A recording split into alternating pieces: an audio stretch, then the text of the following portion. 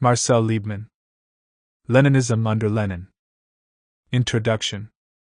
50 years after the death of one of the men who did most to shape the world of today, everyone interested in Lenin is confronted with a body of writing about him that, though abundant, is to a very large extent sterile. This lamentable situation in the field of political and historical research is doubtless due to the very nature of the task that Lenin undertook. Since in the last analysis he had no other aim but to overthrow society as we know it, and since the struggle he began has not yet ceased to produce its effects, the subject continues to be surrounded by acute controversy and intense feeling. By taking sides on Lenin and Leninism, a writer is not only declaring his view in an academic dispute but also, very often, proclaiming a political choice he has made in relation to political conflicts.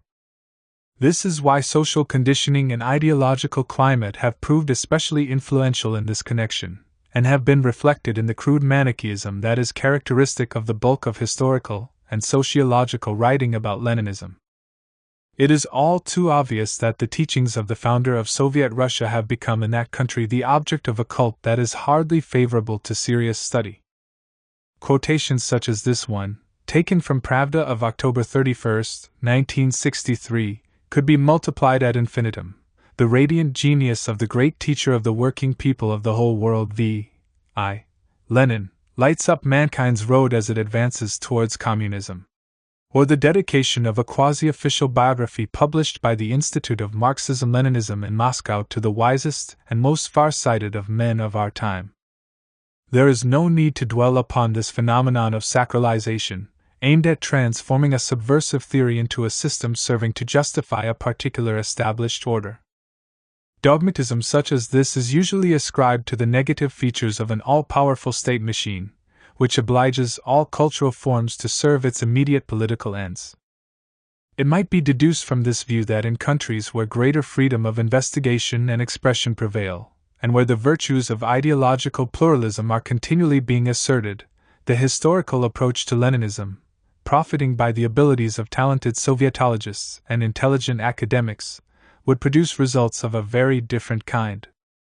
The truth of the matter is unfortunately most disappointing. In many ways, Western writing on Lenin and Leninism is not so much the opposite of Soviet writing on this subject as a mirror image of it, in which the prejudice shown, albeit with more subtlety and elegance, is hardly any less marked. I will say nothing about the frequent errors of method, projecting into the past phenomena that belong to the present, and endowing Leninism and Lenin's Russia with characteristics that made their appearance only in subsequent periods. I will also say nothing about the tendency shown even by writers considered as reputable and serious to attribute as a matter of course the whole of Lenin's political activity to purely cynical motives. The artificial and mechanical nature of such an approach hinders analysis and distorts the conclusions drawn. It is worthwhile, though, querying the legitimacy of the methods sometimes resorted to, where Lenin is concerned, by writers whose academic standing is high and who in some cases enjoy considerable prestige. By Professor Kaplan, of Michigan University, who, in a book about the conditions of the Russian workers during the first years of the Soviet regime, while describing throughout his 400 pages their sufferings and miseries, almost ignores the civil war that devastated the country and, when he does mention it, says that the Bolsheviks were making war on the workers. By George Katkoff, author of a work on the Revolution of February 1917, and engaged in research at Oxford University, who says that in order to understand Lenin's attitude in 1917 we need to resort to psychiatric analysis. By Professor Adam Ulam, of Harvard, who attributes to Lenin the idea that socialism has but little to do with the workers. Or by the American historian James Bunyan, whose occupation as an archivist might suggest a special degree of serenity, and yet who in a book, which is nevertheless a valuable one, on the Civil War in Russia devotes a long chapter to the Red Terror and not one paragraph to the White Terror. Or by Professor Alfred Meyer, to whom we owe an important commentary on Leninism, but for whom Lenin's political practice was based on a deep-seated hostility towards everything that exists. And finally, by Professor Leonard Shapiro, one of the most eminent of Sovietologists, who in his learned history of the Communist Party of the Soviet Union comes close to suggesting that Lenin acted, before the revolution of 1917, as accomplice to a provocateur in the service of the Tsarist police.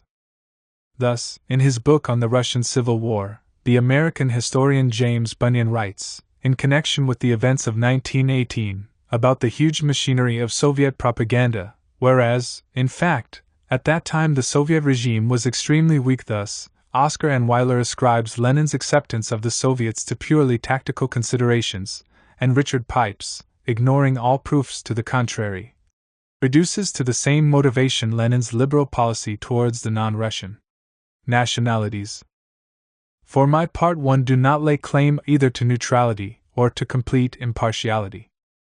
I do not hide my socialist beliefs, nor do I regard these as unrelated to the analysis that I make of the phenomenon of Leninism.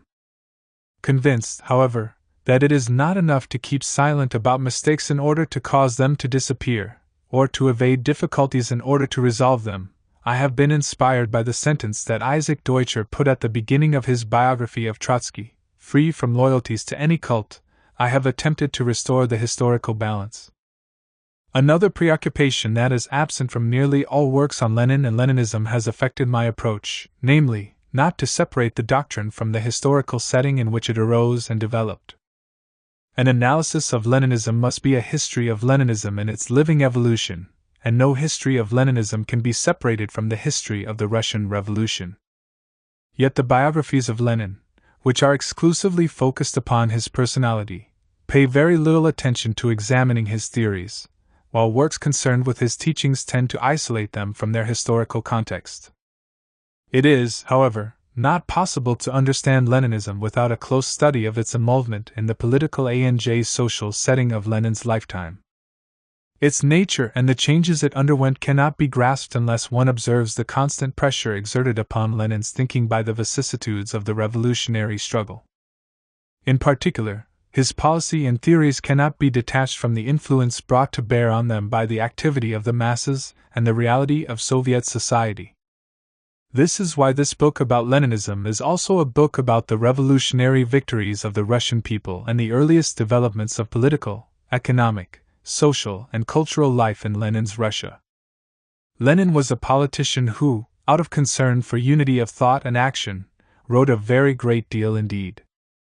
As a result, moreover, of his victory in 1917, a large number of his extremely numerous speeches, reports, and articles were recorded and published.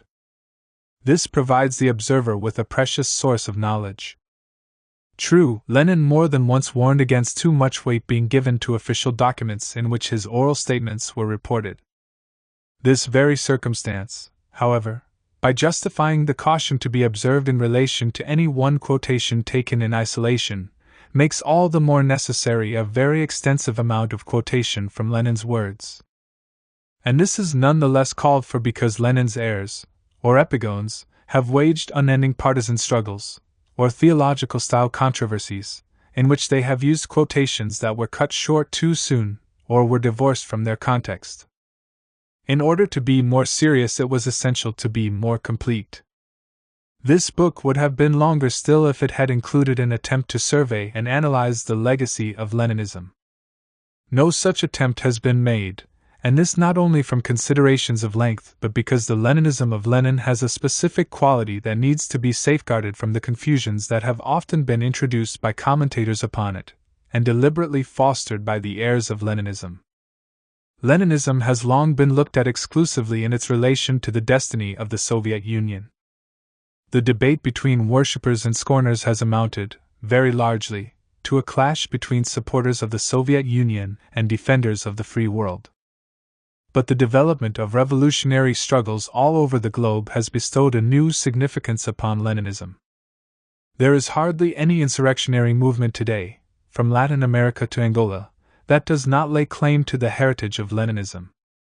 It has ceased to be merely a matter for historical study or for apologetical and quasi-religious exegesis. It serves as one of the brightest torches available to aid our observation of present-day political phenomena. Western Europe itself, which not so long ago was thought to be sunk in a doze of sluggish and cozy satisfaction, has seen the appearance since 1968 of a new left that is radical in spirit and revolutionary in vocation, and whose obsession with Leninism, whether the reality or a mythical notion of it, and whether as something to be conformed to or something to be shunned, is now obvious.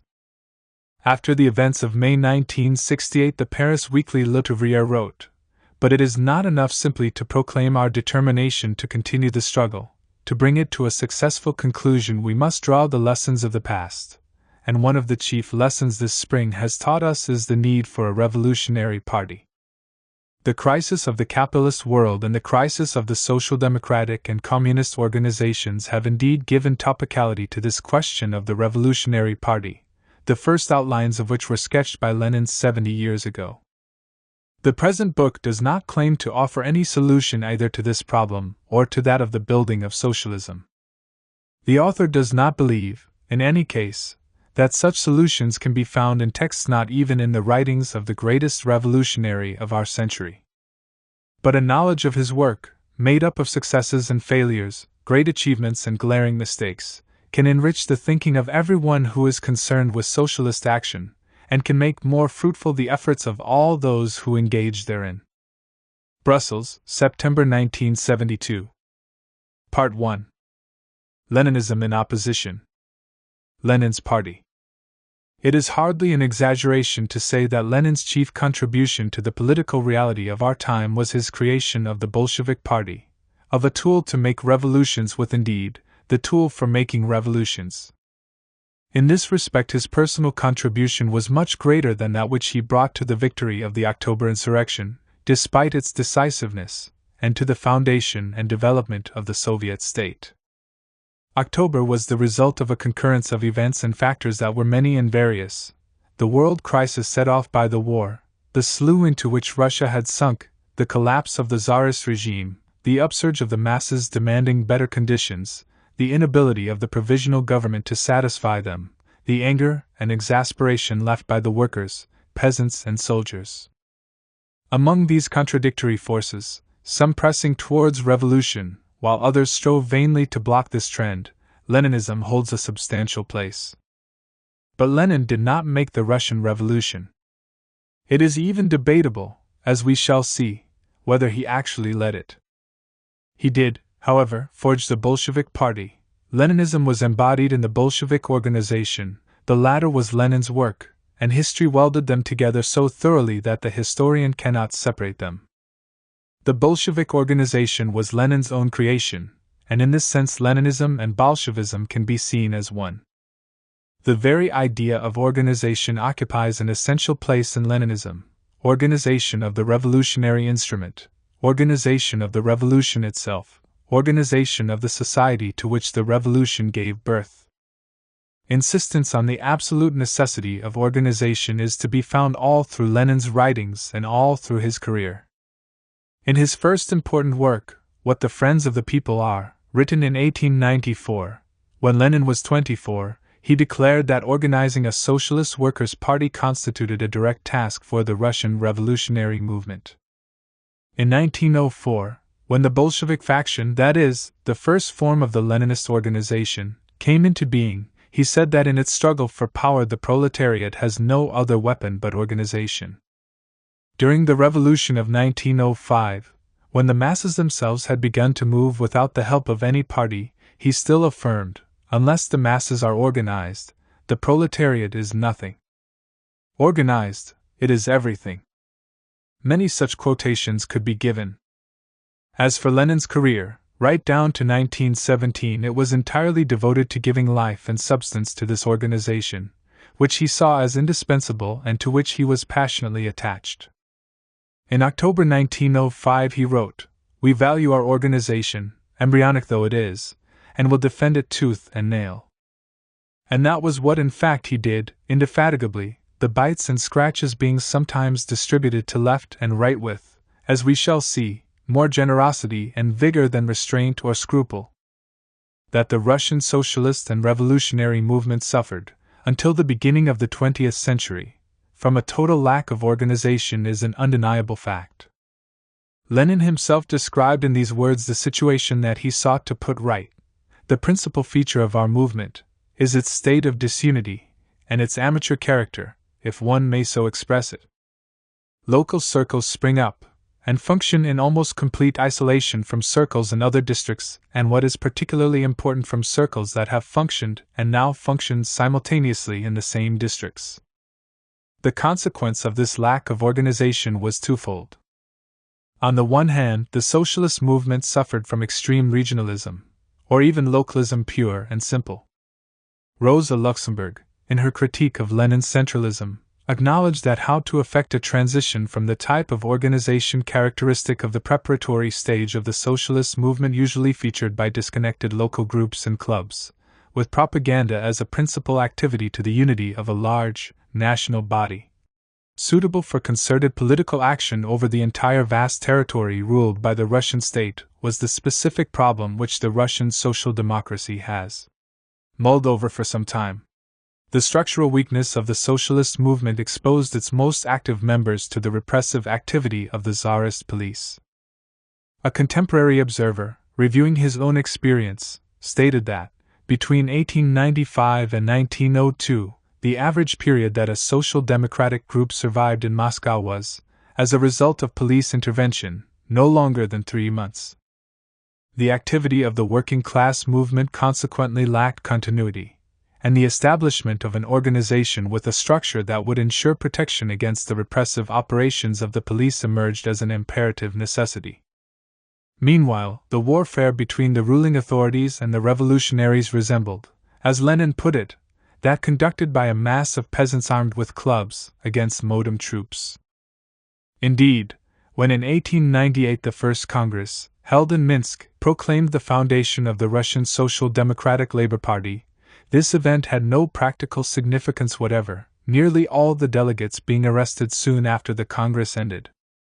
Autonomy that amounted to atomization, and craft workshop amateurism that made the socialist groups easy prey for the police, were the evils that the principles of party organization worked out and progressively perfected by Lenin were intended to combat.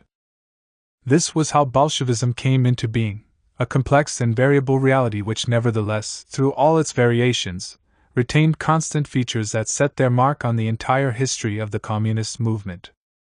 The birth and the development of Bolshevism were historically determined in the sense that each stage was a response to the way that history unfolded, and to the surprises that it brought. The birth of Bolshevism. Schematizing a little, it is possible to sum up like this the first part of Lenin's career, before the 1905 revolution. In 1895 he took part in the activities of one of those social democratic groups of which there were then a number in Russia. His arrest and exile, between 1895 and 1900, were the price paid for the organizational weaknesses of the movement to which he belonged, and which, at the end of the century, found itself, especially in Petersburg, in a state of acute crisis owing to the many arrests of militants. When, in 1900, he returned from exile and left Russia, he applied himself at once to the task of creating the party organization that the revolutionary movement in his country lacked. And while the real foundation of the RSDLP dates from 1903, the 3 years preceding this were wholly devoted by Lenin to working out his ideas on organization, and to the creation and development of an enterprise which, though apparently journalistic, was in fact the first sketch for the Leninist party. When exiled in Siberia, he had addressed to his comrades in Europe an urgent appeal declaring that we must have as our immediate aim the founding of a party organ that will appear regularly, and be closely connected with all the local groups. And again, only the establishment of a common party organ can give the worker in a given field of revolutionary activity the consciousness that he is marching with the rank and file. It was in Iskra that Lenin was to develop his ideas about the requirements that the revolutionary organization must satisfy in order to acquire, at last, a degree of efficiency. As he wrote, however, a newspaper is not only a collective propagandist and a collective agitator, it is also a collective organizer. The modest dimensions of the network of agents that Iskra established in Russia suffice to reveal how difficult were the tasks that the Russian socialist movement had to accomplish in order to attain real existence. The number of revolutionary militants directly linked with this network and paid by the organization was always small, about 10 when the newspaper began, a dozen in 1901, 30 at most in 1903. Even these figures fluctuated a lot, for arrests decimated the ranks of the distributors of Iskra. At the end of 1902 only 4 were still at large, and in January 1903 Lenin wrote to one of his correspondents, "We do not know whether people are alive or not. We are compelled, simply compelled, to consider them almost non-existent." The fact that, under these conditions, Iskra was able to assemble the Congress that, in 1903, gave birth to the organized socialist movement in Russia shows what a weak state the latter had been in. The fact that, at this Congress, the delegates from Iskra's groups were in the majority bears witness, furthermore, to the effectiveness of the agitational work they had carried on among Russia's revolutionaries. This activity consisted, when the existing groups refused to collaborate and resisted all attempts at centralization, in reducing their leaders to a minority position, or even in setting up dissident committees which waged ruthless struggle against the previously established ones. Martov, Lenin's principal collaborator at this time, admitted that this struggle between the Tsarist agents and the opponents of centralization sometimes took the form of guerrilla warfare in which subversive tactics had to be employed, and in which in the end the law of the strongest was what prevailed. So it was that the militants got their first lessons in the ruthless art of faction fighting. In any case, these efforts were crowned with success. When the Party Congress met, in July 1903, Lenin could rightly declare that this party was being formed on the basis of the principles and organizational ideas that had been advanced and elaborated by Iskra. It was indeed in the columns of that journal, filled by the outstanding figures of Russian Marxism Plekhanov, Martov, Axelrod, Lenin, Trotsky that between December 1900 and October 1903 were developed the ideas which, when systematized and perfected, were destined to form the essence of Lenin's theory of organization. This idea itself, and the need to put it into practice, was expressed first and foremost in Iskra.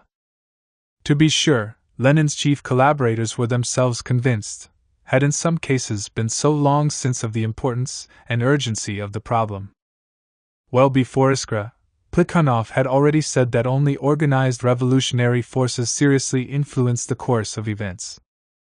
And Martov had been convinced since the very start of his career that in the code of revolutionary behavior the demands of organizational rules and discipline should overrule all personal feelings. Plekhanov and Martov were also agreed in considering that, in the circumstances prevailing in Russia, any revolutionary, or indeed any political organization must depend for its strength upon centralization. For them, the need for cohesion and secrecy had to be given priority over the desire for large-scale recruiting. Martov was later to abandon these principles and to criticize the work that he himself had carried out as one of the editors of Iskra, rejecting in his History of Russian Social Democracy the centralizing and authoritarian tendencies of that journal. Iskra employed a polemical style that was destined to enjoy a brilliant future in the Bolshevik Party, and in which Lenin was especially to excel. As Martov testified, the editors strove to make sure that all that is ridiculous appears in a ridiculous form, and to expose the very embryo of a reactionary idea hidden behind a revolutionary phrase. On all sides, Iskra's opponents condemned the polemical methods of this journal, which was accused, to quote Trotsky's testimony at the time, of fighting not so much against the autocracy as against the other factions in the revolutionary movement. All this, though, was only by way of being an introduction or d'oeuvres, so to speak. The main dish was to be cooked by Lenin himself, who, in dozens of articles and speeches, pamphlets and discussions, developed and sharpened the basic principles of Bolshevism. These amounted, in the last analysis, to 2 themes: the vanguard party and centralization. The elitist conception of the party, the proletarian vanguard. In March 1902 a fairly stout booklet was published in Stuttgart, which was to mark a stage in the political history of our times. What else to be done? Is a condensation of Lenin's ideas on organization and also the most coherent exposition of the ideas of a Marxist endeavoring to create the tool by means of which to carry through a plan for revolution. It must be noted that the subjects examined in What is to be done were also touched on in articles, pamphlets, speeches or letters of Lenin belonging to roughly the same period, and these need to be studied along with What is to be done. Lenin's conviction that the revolution in Russia must necessarily be the work of a vanguard group rather than of a mass party was based not merely on the circumstances characteristic of the Russia of that time but also on the way that he conceived the relation between the working class and the proletarian party. To be more precise, it followed from his general views regarding the class consciousness that the proletariat possessed, or did not possess. In Chapter 2 of What Is to Be Done, drawing lessons from the social history of his country and from the attitude of the working masses, Lenin declares that the spontaneous element, in essence, represents nothing more nor less than consciousness in an embryonic form, that transition from one to the other is possible, but that the workers were not, and could not be, conscious of the irreconcilable antagonism of their interests to the whole of the modern political and social system, i.e., theirs was not yet social democratic consciousness. In so far as they spontaneously learn from their own experiences, the workers are incapable of anything more than trade unionist activity in opposition to the employers, or even merely to individual employers. Furthermore, this trade unionism, typical of the British labour movement, is likely to confine itself to the common striving of all workers to secure from the government measures for alleviating the distress to which their condition gives rise, but which do not abolish that condition, i.e., which do not remove the subjection of labor to capital. Lenin's determined fight against economism was to a large extent an attack directed against the conception of spontaneity. Lenin and several others among the editors of Iskra rejected the theory, called by them economism, according to which, working-class activity being spontaneously economic, trade union, in character, it was futile, or at least premature, to try and politicize it. It was best to introduce a division of labor into the work of opposition. The workers themselves would fight for the amelioration of their economic conditions, for potatoes, as Bielinsky had put it, while the progressive bourgeoisie, which alone showed any real interest in political and constitutional problems, fought for political democracy. Left to themselves, the proletariat are in practice incapable, so Lenin considered, of anything more than a reaction of instinctive opposition. He denied that the labor movement pure and simple can elaborate, and will elaborate, an independent ideology for itself, especially since it was necessary to reckon with the influence wielded by bourgeois ideology, which is far older in origin than socialist ideology, is more fully developed, and has at its disposal immeasurably more means of dissemination. This was why class political consciousness can be brought to the workers only from without, that is, only from outside the sphere of relations between workers and employers. Ideas such as these may strike us as pessimistic, since Marxism declares that the emancipation of the working class is the task of the workers themselves. However, socialist thinkers had never been led by this proposition to underestimate the role played by renegades from the bourgeoisie, a category to which, indeed, many of themselves belong. Rosa Luxemburg in person, while confident in the capacities of the working class for revolutionary spontaneity, acknowledged that this class, even though instinctively and spontaneously revolutionary, could be influenced from without. In the case of the revisionist tendencies that she vigorously opposed, this outside influence was certainly a baneful one. A revolutionary party, however, must work out a clear and definite scheme how to develop the mass movements which it has itself called into being. Street demonstrations, like military demonstrations, are only the start of a battle. The expression "off the holy optimisms" in a political struggle must be heightened, must be sharpened, take on new and more effective forms. Lenin would have come close to subscribing to a formulation like this, for his own conception of the spontaneity of the masses, though usually regarded as the direct opposite of Rosa Luxemburg's, was in fact less univocal and less pessimistic than is supposed. To be sure, in What Else to Be Done, he denigrated the spontaneous, trade unionist consciousness of the proletariat, and even stressed the need to fight against this spontaneous, trade unionists striving to come under the wing of the bourgeoisie. Lenin's criticism was directed, however, not so much towards the spontaneous activity of the working class as towards its consciousness, as being elemental, instinctive, and consequently deficient. It is important also to observe that the circumstances in which his idea was expressed probably had a certain effect on the idea itself. At the 1903 Congress of the Russian Social Democrats, Lenin himself said about what else to be done, "We all now know that the economists have gone to one extreme.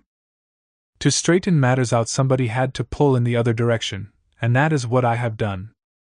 It is necessary, therefore, to allow for the polemical purpose that inspired Lenin when he wrote his famous book. The essence of the matter nevertheless lies elsewhere. A number of passages in What Else to Be Done show that the author was above all concerned to make fully effective the spontaneous activity undertaken by the masses.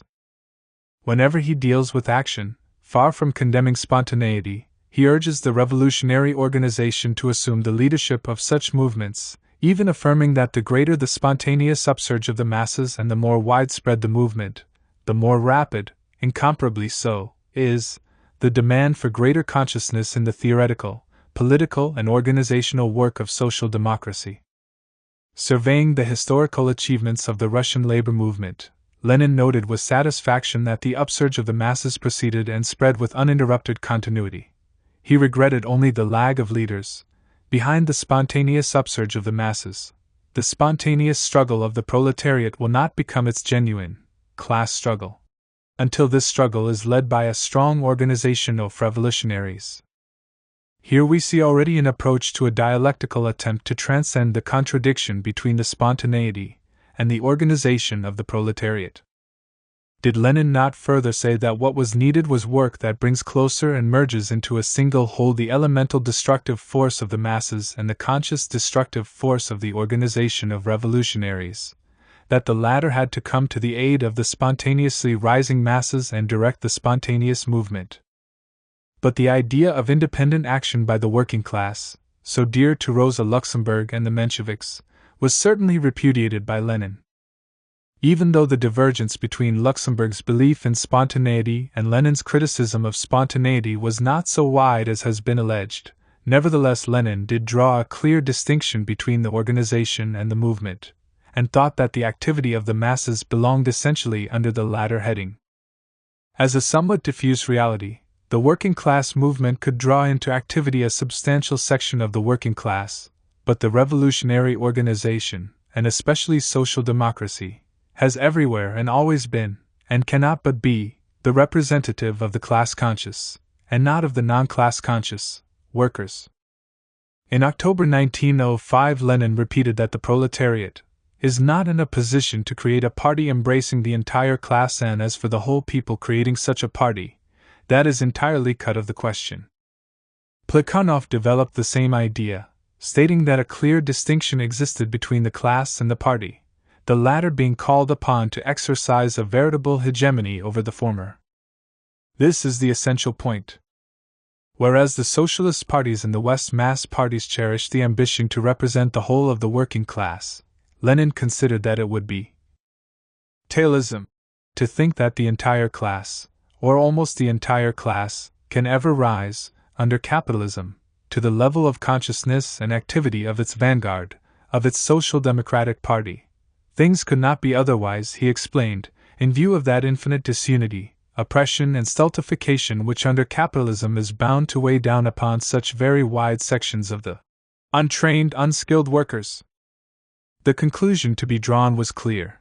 The party must be only the vanguard of the vast masses of the working class, the whole of which does not and should not belong to a party.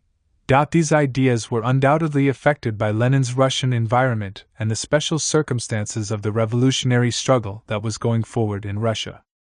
But it is nevertheless certain, and it is important to underline this, that Lenin's theory of the relations between party and class, and his critique of the cult of spontaneity have general application, that the ideas thus worked out did not apply, in their author's view, merely to the proletariat of Russia only recently born and in some ways very backward, but also to the developed proletariat of Western Europe, richer as that was in experience and consciousness.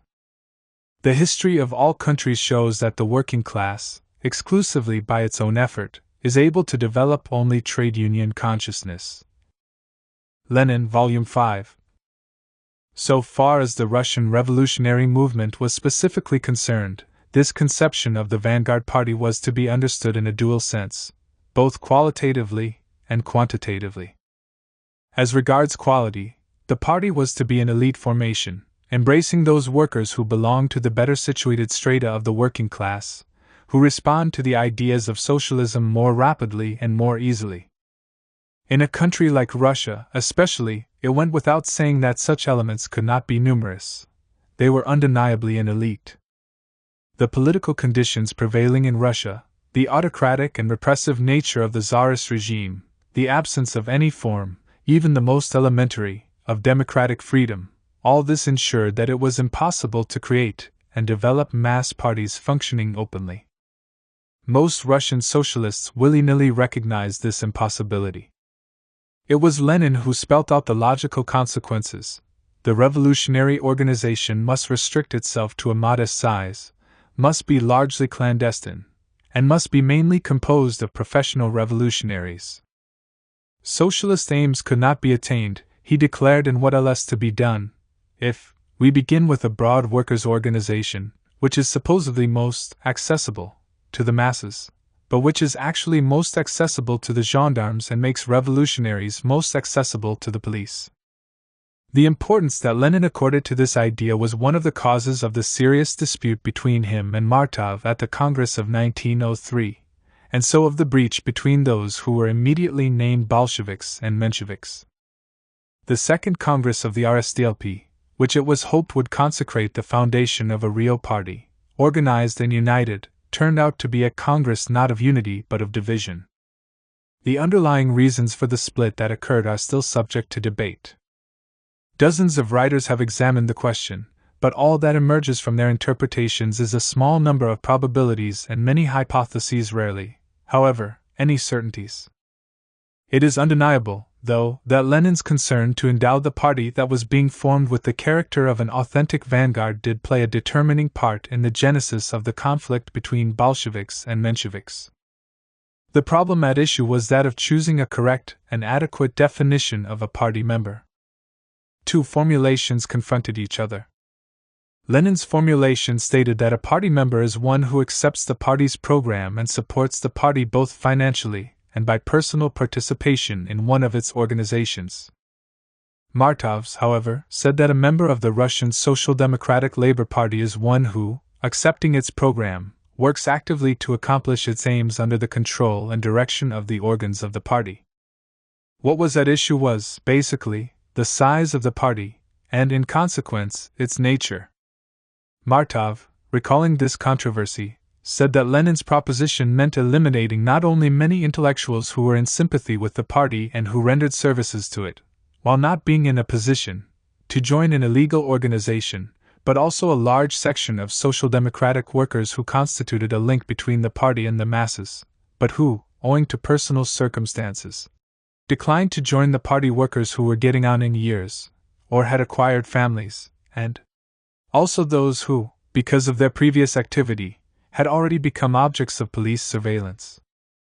For his part, Lenin never concealed his intention of restricting the membership of the revolutionary organization, and the terms of his formulation had been carefully calculated to ensure this effect. In the speech he made to the Congress, he blamed Martov for the elasticity of his definition. It is just this elasticity that undoubtedly opens the door to all elements of confusion, vacillation, and opportunism. And he added, this formulation of Martov's necessarily tends to make party members of all and sundry. For Lenin, on the contrary, it would be better if 10 who do work should not call themselves party members, real workers don't hunt after titles, than that one who only talks should have the right and opportunity to be a party member. Lenin's own definition, according to him, was aimed at setting up a bulwark against invasion of the party by every kind of representative of opportunism. Martov's text was adopted by 28 votes to 22, with 1 abstention. As Lenin later explained, however, after paragraph 1 of the rules had been spoilt in this way, we had to bind the broken pot as tightly as possible with a double knot.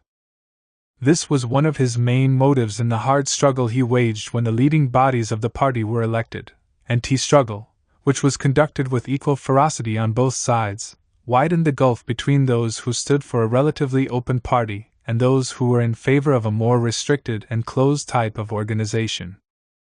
The appearance of Bolshevism was thus bound up with the need, proclaimed by its founder, for a vanguard organization, in other words, the elite conception of the party. Limited in numbers, the party should also be mainly clandestine in character.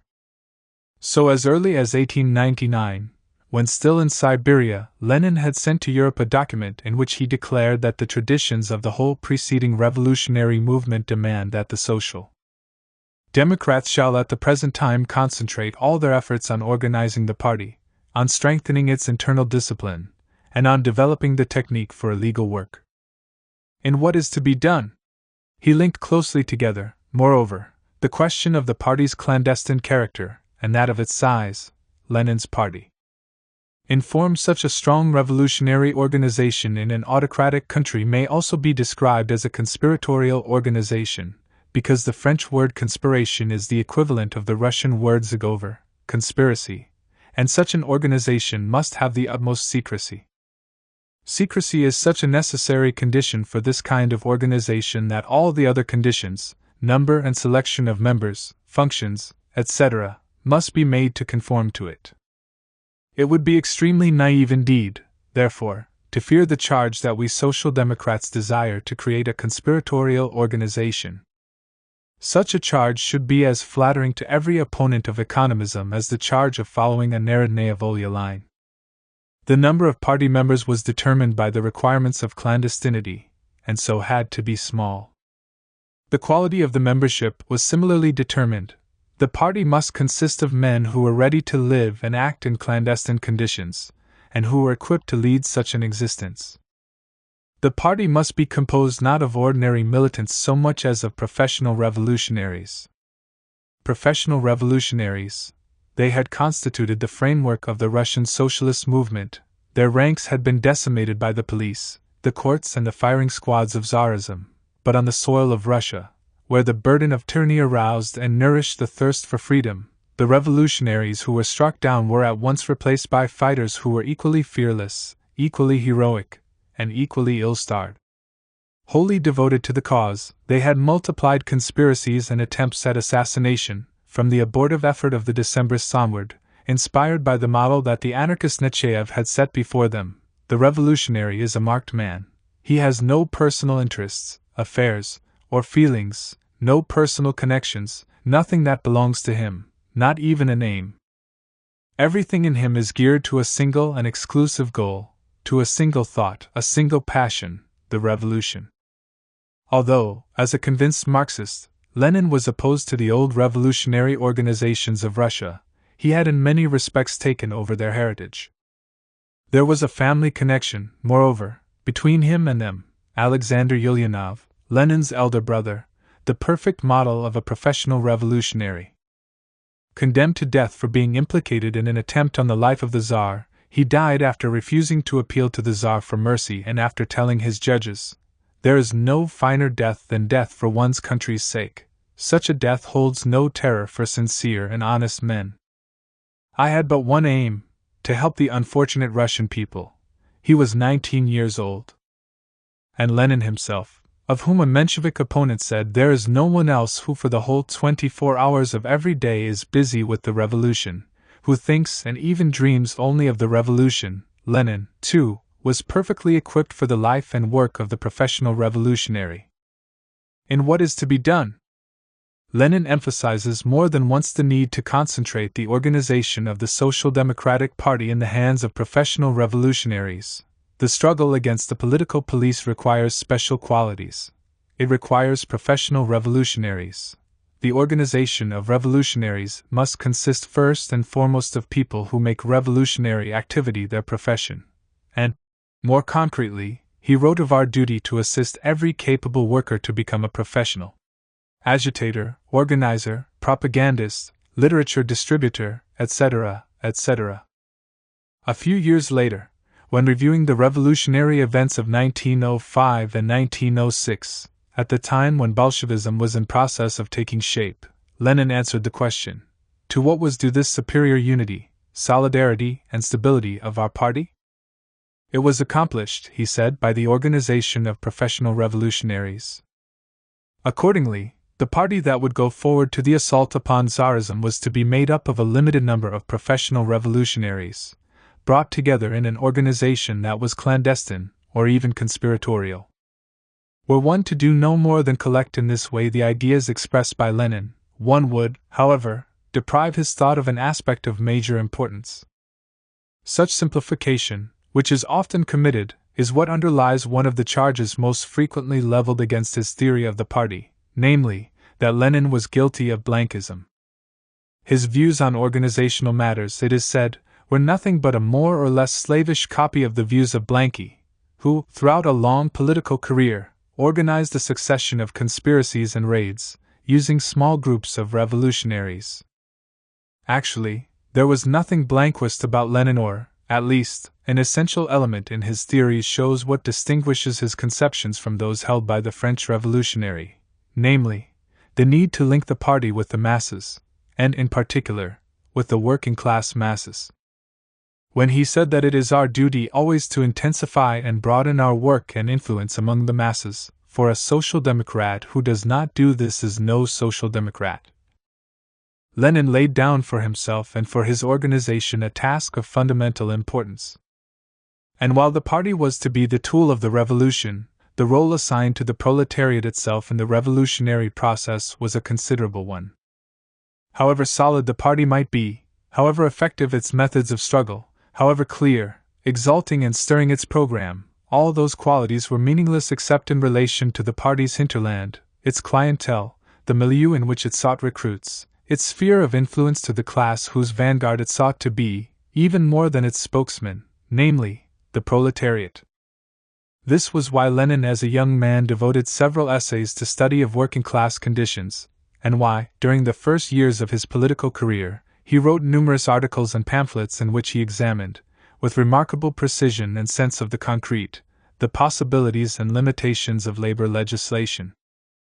A revolutionary party is worthy of its name only when it guides indeed the movement of a revolutionary class. Adherence to Marxism meant, of course, that the industrial proletariat was seen as being, by its position in society, the maker of the revolution. This axiom did not automatically solve all problems, though in particular, that of the method by which it would be possible to push on the activity of the masses, as Lenin expressed it. Lenin's strategic preoccupations were to become clear when, from 1905 onward, he set forth his ideas about the distinction between the bourgeois and the proletarian revolutions, the way in which one was to follow the other, and what the link was between them. When he criticized Trotsky's notion of permanent revolution, he justified his skepticism regarding the possibility of a socialist revolution in Russia by saying that the emancipation of the workers can only be accomplished by the workers themselves, and concluding that a socialist revolution is out of the question unless the masses become class-conscious and organized, trained and educated in an open class struggle against the entire bourgeoisie. Moreover, it was because of this same concern of Lenin's that he rejected the ideas of the socialist revolutionaries, and in particular their resort to terrorism, since this tactic of theirs was not connected in any way with work among the masses, for the masses or together with the masses. It was not the principle of terror that he rejected, nor that of violence, but he considered that it was necessary to work for the preparation of such forms of violence as were calculated to bring about the participation of the masses and which guaranteed that participation. Centralization and internal democracy. In one of his first pamphlets, written in 1897 and published in Geneva in the following year, Lenin ended thus a passage devoted to the tasks of Russian social democrats. And so, to work, comrades. Russian social democrats have much to do to unite the workers' circles and social democratic groups scattered all over Russia into a single social democratic labor party. And in 1899, in an article for a socialist paper, to effect this unification, and to get rid completely of narrow local isolation, such is the immediate and most urgent task of the Russian social democrats. Isker's purpose was to bring about this gathering together of scattered groups. Lenin's centralism was, however, much more than a striving to unite. It was a conception of the relations obtaining within an organization between the leadership and the base, between the center and the sections dependent upon it, a definition of the rules of hierarchy prevailing in the organization, a whole number of elements, in fact, that bring up the question of democracy in the party. In what did the centralism advocated by Lenin actually consist, and what were its implications? The answer was given by Lenin himself. The organizational principle of revolutionary social democracy strives to proceed from the top downward, and upholds an extension of the rights and powers of the center in relation to the parts. In other words, basically the contrast is bureaucracy versus democracy, centralism versus autonomism. In itself, centralism appeared obviously necessary. Marx's doctrine favors centralism, and is clearly opposed to any federalist tendency.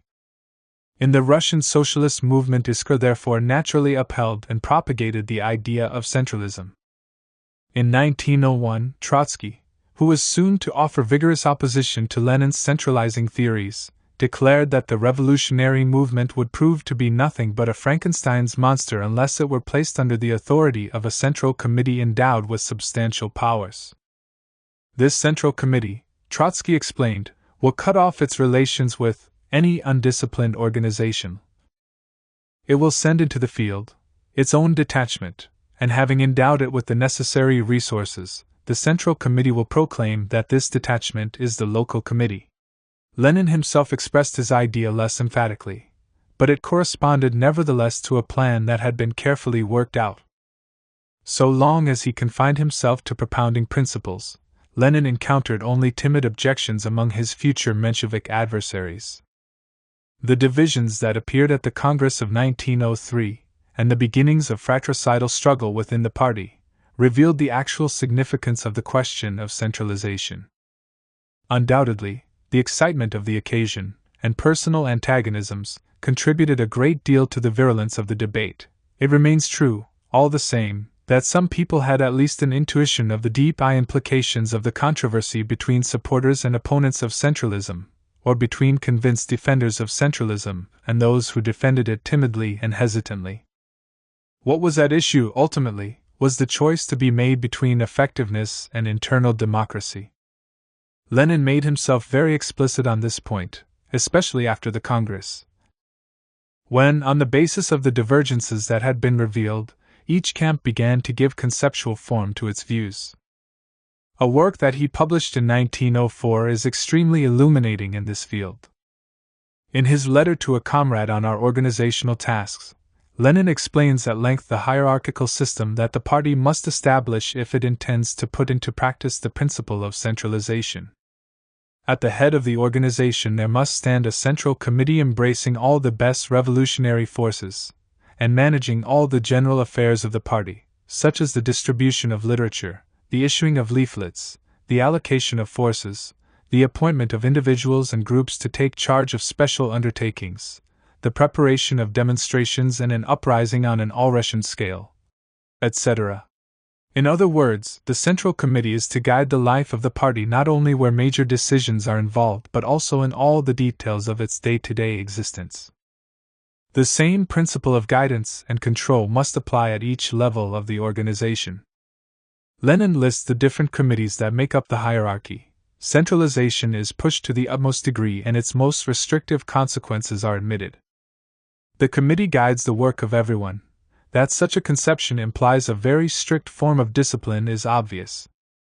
Above all, by assigning all power to the executive bodies, it takes little account of the requirements of democracy, or rather, it ignores them completely. Employing a metaphor thought up by Martov, which, while giving excessive force to Lenin's idea, serves admirably to illuminate it, Lenin declared during the Congress of 1903, all our party rules, the whole system of centralism now endorsed by the Congress, are nothing but a state of siege, in respect to the numerous sources of political vagueness. Lenin had not waited for the Congress to express his view that the party could not afford the luxury of establishing democratic rules to govern its inner working. He explained that the broad democratic principle presupposes the two following conditions: first, full publicity, and secondly, election to all offices. Owing, however, to the demands of security, and so of clandestinity, these conditions could not be met by the Russian revolutionary movement. To call for the application of the rules of democracy in the party was not merely utopian but also harmful. Only the police would benefit. Not long before the Congress, Trotsky questioned Lenin about his organizational plans. "We are the stable center," Lenin said. "We are stronger in ideas, and we must exercise the guidance from here." "Then this will mean a complete dictatorship of the editorial board?" I asked.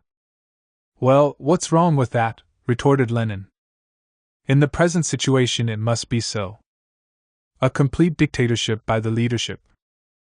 The expression certainly went farther than Lenin's actual conception. There was never really any question of dictatorship in the Bolshevik Party before 1917. But when, during and after the 1903 Congress, Lenin's old comrades in arms rose up against him, it was indeed the charge of dictatorship that, in one form or another, they hurled against his proposals. For example, Martov wrote in Iskra, when this had fallen into the hands of the Mensheviks, that Lenin's supercentralism must inevitably lead to the formation of a bureaucratic, putschist organization, run by a leader and divorced from the masses. Nor was Plekhanov behindhand. Scrutinizing the prerogatives that Lenin proposed should be given to the central leading organs of the party, he declared that the Congress, while supposedly sovereign, would henceforth consist only of creatures of the Central Committee, and that Lenin's conception of centralism amounted to imposing upon social democracy a new edition of the theory of the hero and the crowd. To which was added, almost as a logical consequence, the epithet Bonapartist, applied to the Bolshevik leader. One of the founders of Iskra, Vera Zasulik, even compared Lenin to Louis XIV.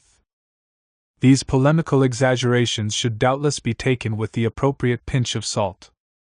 Greater attention and weight are due, however, to the observations of Rosa Luxemburg, who denounced the pitiless, Rücksichts/OS centralism advocated by Lenin, whose thesis was that the Central Committee should have the privilege of naming all the local committees of the party. She stressed the difference between the centralization that was recognized by Marxism as legitimate and indeed indispensable, and the unwarranted interpretation that, in her view, Lenin had given to this. His conception of centralization, she alleged, meant the absolute and blind submission of the party sections to the will of the center.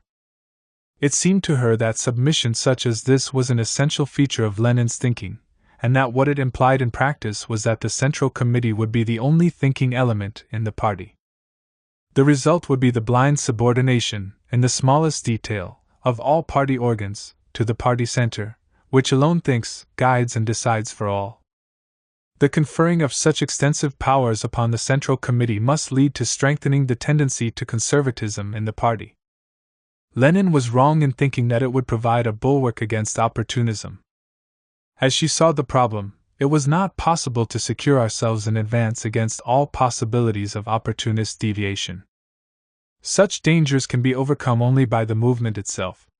Rosa Luxemburg did not deny the need for a strong organization, but she believed that this would come into being in proportion as, by a continuous, parallel process, the proletariat itself developed its revolutionary activity and proceeded to set up its own class institutions. Answering her, Lenin was to say, in 1905, that her theory vulgarized and prostituted Marxism. Trotsky treated Lenin's proposals no less roughly. Already at the rostrum of the Congress of 1903 he had had this to say to the man who only— this was only one dart among many others hurled at Lenin by Trotsky on this occasion. He wrote of Maximilian, i.e. Robespierre, Lenin, who was trying to subject the proletariat to a theoretical terror, and described him as the leader of the reactionary wing of our party. Against the author of What Else to be Done, Trotsky rose up in opposition to the regime of Baroque discipline that Lenin, it seemed to him, sought to impose upon the workers. Yet nothing about the Bolshevik organization, as it actually existed at that time, justified Trotsky in talking of dictatorship. True, the absolute necessity of the hierarchical principle was affirmed in that group, along with authoritarian centralization and what Lenin called, without beating about the bush, military discipline. True, there was no internal democracy in the Russian Social Democratic Party of that time, but this fact was quite unconnected with Leninism. In their day-to-day actual political practice there was little to choose in this respect between the Bolsheviks and the Mensheviks. Down to the revolution of 1905 they both employed the same methods, in which co-option of leaders was the rule and election the exception. For example, the Menshevik Garvey admitted that the Moscow committee of his faction was built from the top to the bottom on the principle of co-option.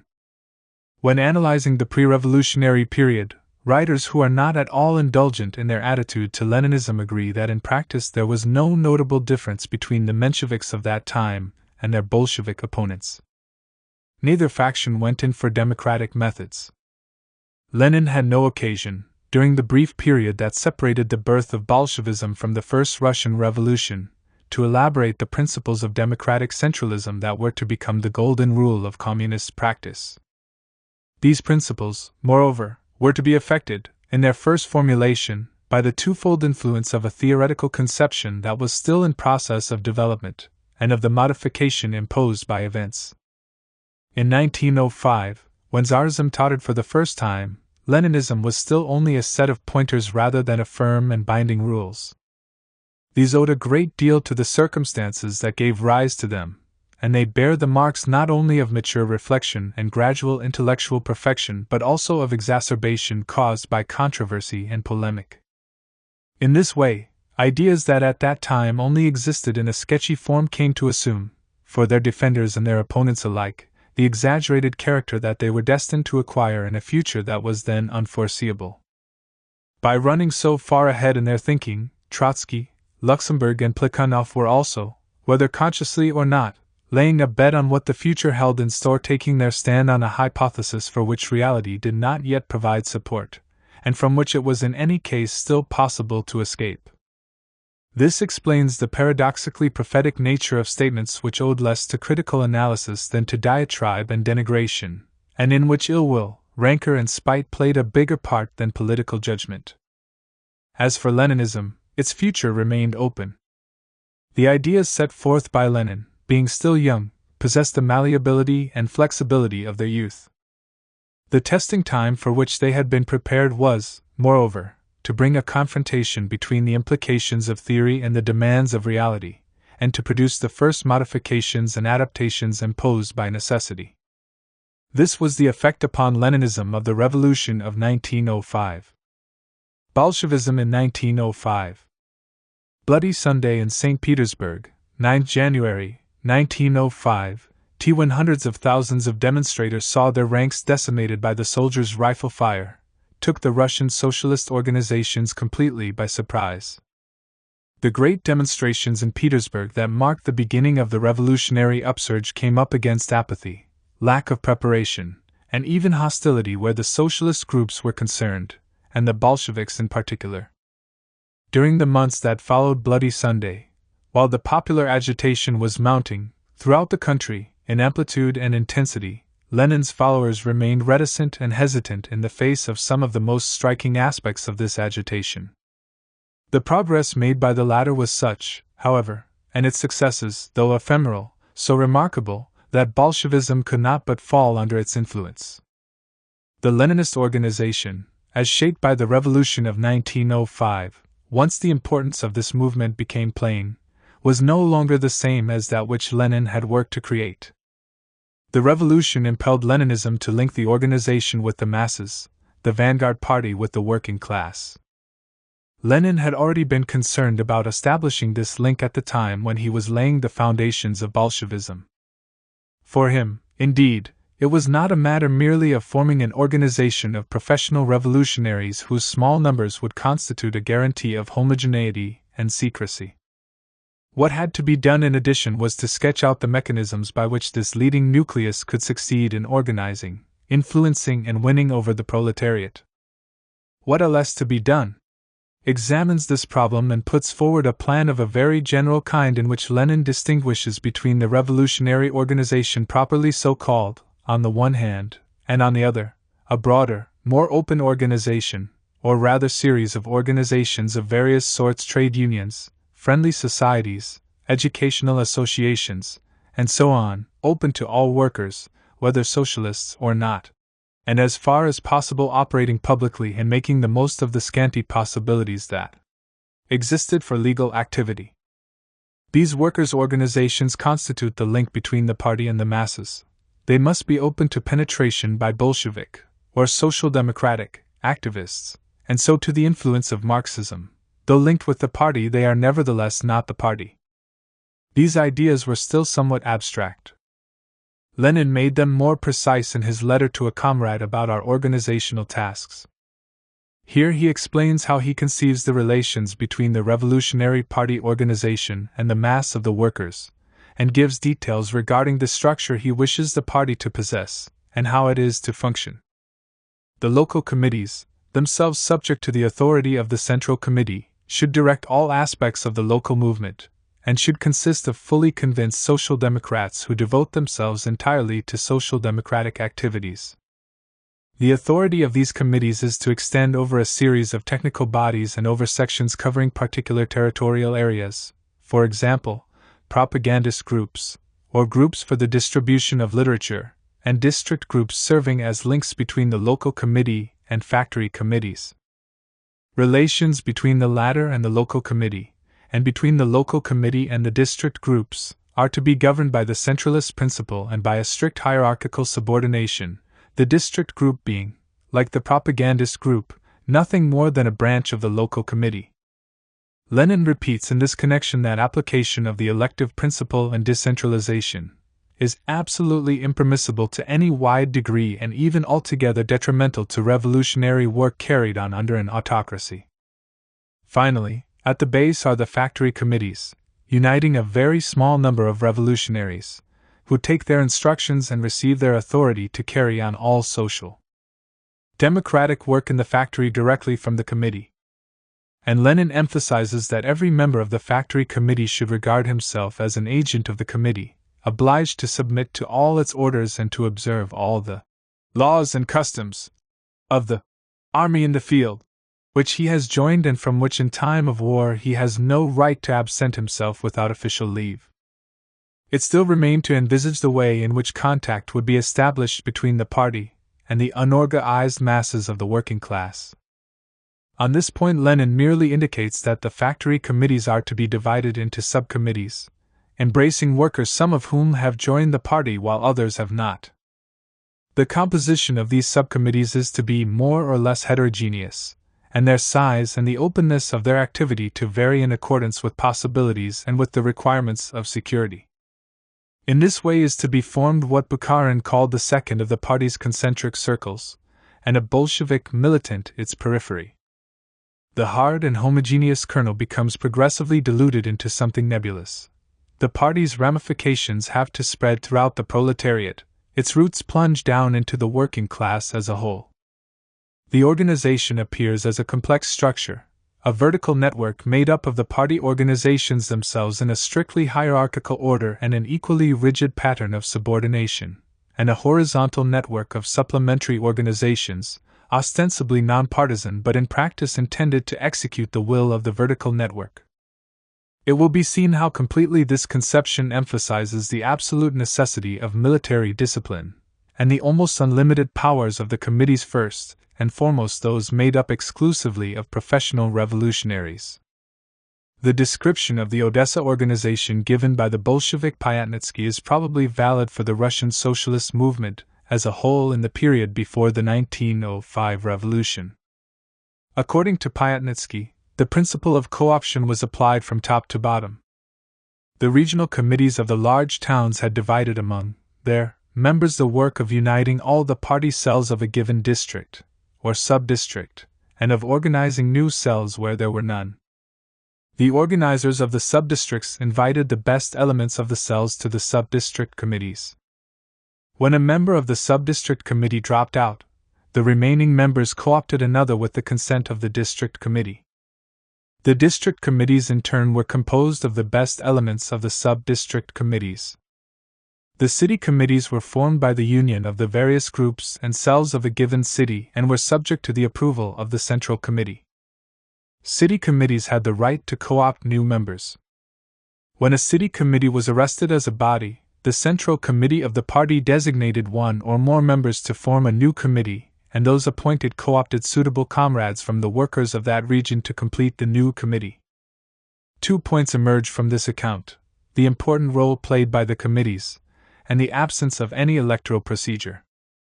This situation was characteristic of all Russia's socialist organizations down to 1905. Obviously, it was bound to undergo profound changes as a result of the revolutionary events in Russia in that year. In moving from exile into Russia itself, going over from doctrinal conflicts to real struggle, from internal quarrels to an onslaught, at last, upon the class enemy, from clandestine activities to an open offensive, Bolshevism was to experience substantial alterations, and this in 2 spheres of special importance, namely, the linking of the party with the masses, and inter-party democracy. The time for distrust was past. The great upsurge of the masses was opening new horizons before the socialist movement. Only this new climate of politics explains how it was that, in a social democratic party that had recovered its sense of unity and realized the immense resources that were at its disposal, the Bolsheviks, and Lenin in particular, now came to give a different cast to their idea of organization. From the elite party to the mass party. In 1902, Lenin considered, as he put it in What Else to Be Done, that by making the party accessible to the masses, what in fact one did was to make revolutionaries accessible to the police. In 1905, however, everything took on a fresh significance. Opening the party to the masses became a necessity. This would make it accessible to the revolutionary blast, giving it a chance to keep at the head of a mass offensive, or at least to follow this offensive. Hardly a month after Bloody Sunday, Lenin had realized this necessity. He wrote in the Bolshevik organ period, now the open propaganda of democratic ideas and demands, no longer persecuted by the weakened government, has spread so widely that we must learn to adjust ourselves to this entirely new scope of the movement. This adaptation to events meant that the distinction between the organization and the movement, between the horizontal network and the vertical network, and finally, between the vanguard and the working class, began to grow more tenuous. We must considerably increase the membership of all party and party-connected organizations in order to be able to keep up to some extent with the stream of popular revolutionary energy which has been 100-fold strengthened. Recruit more young workers, extend the normal framework of all party organizations from committees to factory groups, craft unions and student circles. Hundreds of new organizations should be set up for the purpose without a moment's delay. Yes, hundreds. This is no hyperbole. This desire to bring a larger number of members into the party was focused upon youth in particular, and especially working-class youth. It is important in this connection to emphasize the extent to which intellectual elements predominated, especially among the leaders, in the Russian Social Democratic Labor Party, and this among the Bolsheviks as well as among the Mensheviks. Despite certain arrierist tendencies that showed themselves in the Menshevik camp, Martov admitted that the leadership of the Social Democratic organization was in the hands of a special little world of intellectuals. The statistics available allow us to sustain and extend the application of this statement, especially as regards the social composition of the successive congresses of Russian social democracy before 1914. The first of these, held at Minsk in 1898, hardly justifies the drawing of any valid conclusions, in view of the small number of delegates present, 9, only one of whom was a worker. The figures for the 1903 Congress are more conclusive. Out of the 60-odd delegates who took part, only 3 or 4 were workers. At the Congress in 1905, none of the delegates present was a worker. During the discussions, very useful information was given regarding the social composition of the Bolshevik committees in Russia. The Petrograd Committee had not a single worker among its members, and in the Northern Committee only 1 out of the 8 members was a worker, while in most of the committees of the Caucasian towns, with the exception of Tiflis, the number of worker was either very small or else 0. A situation like this did not fail to give rise to acute dissatisfaction in the ranks of the party, which was manifested in the course of the debates at the London Congress. Several delegates complained of the overrepresentation of the intelligentsia, adding that these committeemen showed a distrustful attitude towards workers and avoided giving them posts of responsibility. Thus, While about 62% of the Bolshevik membership in 1905 belonged to the working class, this element is found to have been represented less and less as one ascends the hierarchy of the organization, and is sometimes entirely missing at and above the level of the local committee. Lenin insisted at the Congress of April 1905 that the proportion of workers in the committees be raised to 80%. 6 months later he declared that now we must wish for the new party organizations to have one social democratic intellectual to several hundred social democratic workers. The efforts being made by the Bolsheviks and the Mensheviks were reinforced by the effects of the revolutionary events themselves, and results were not lacking.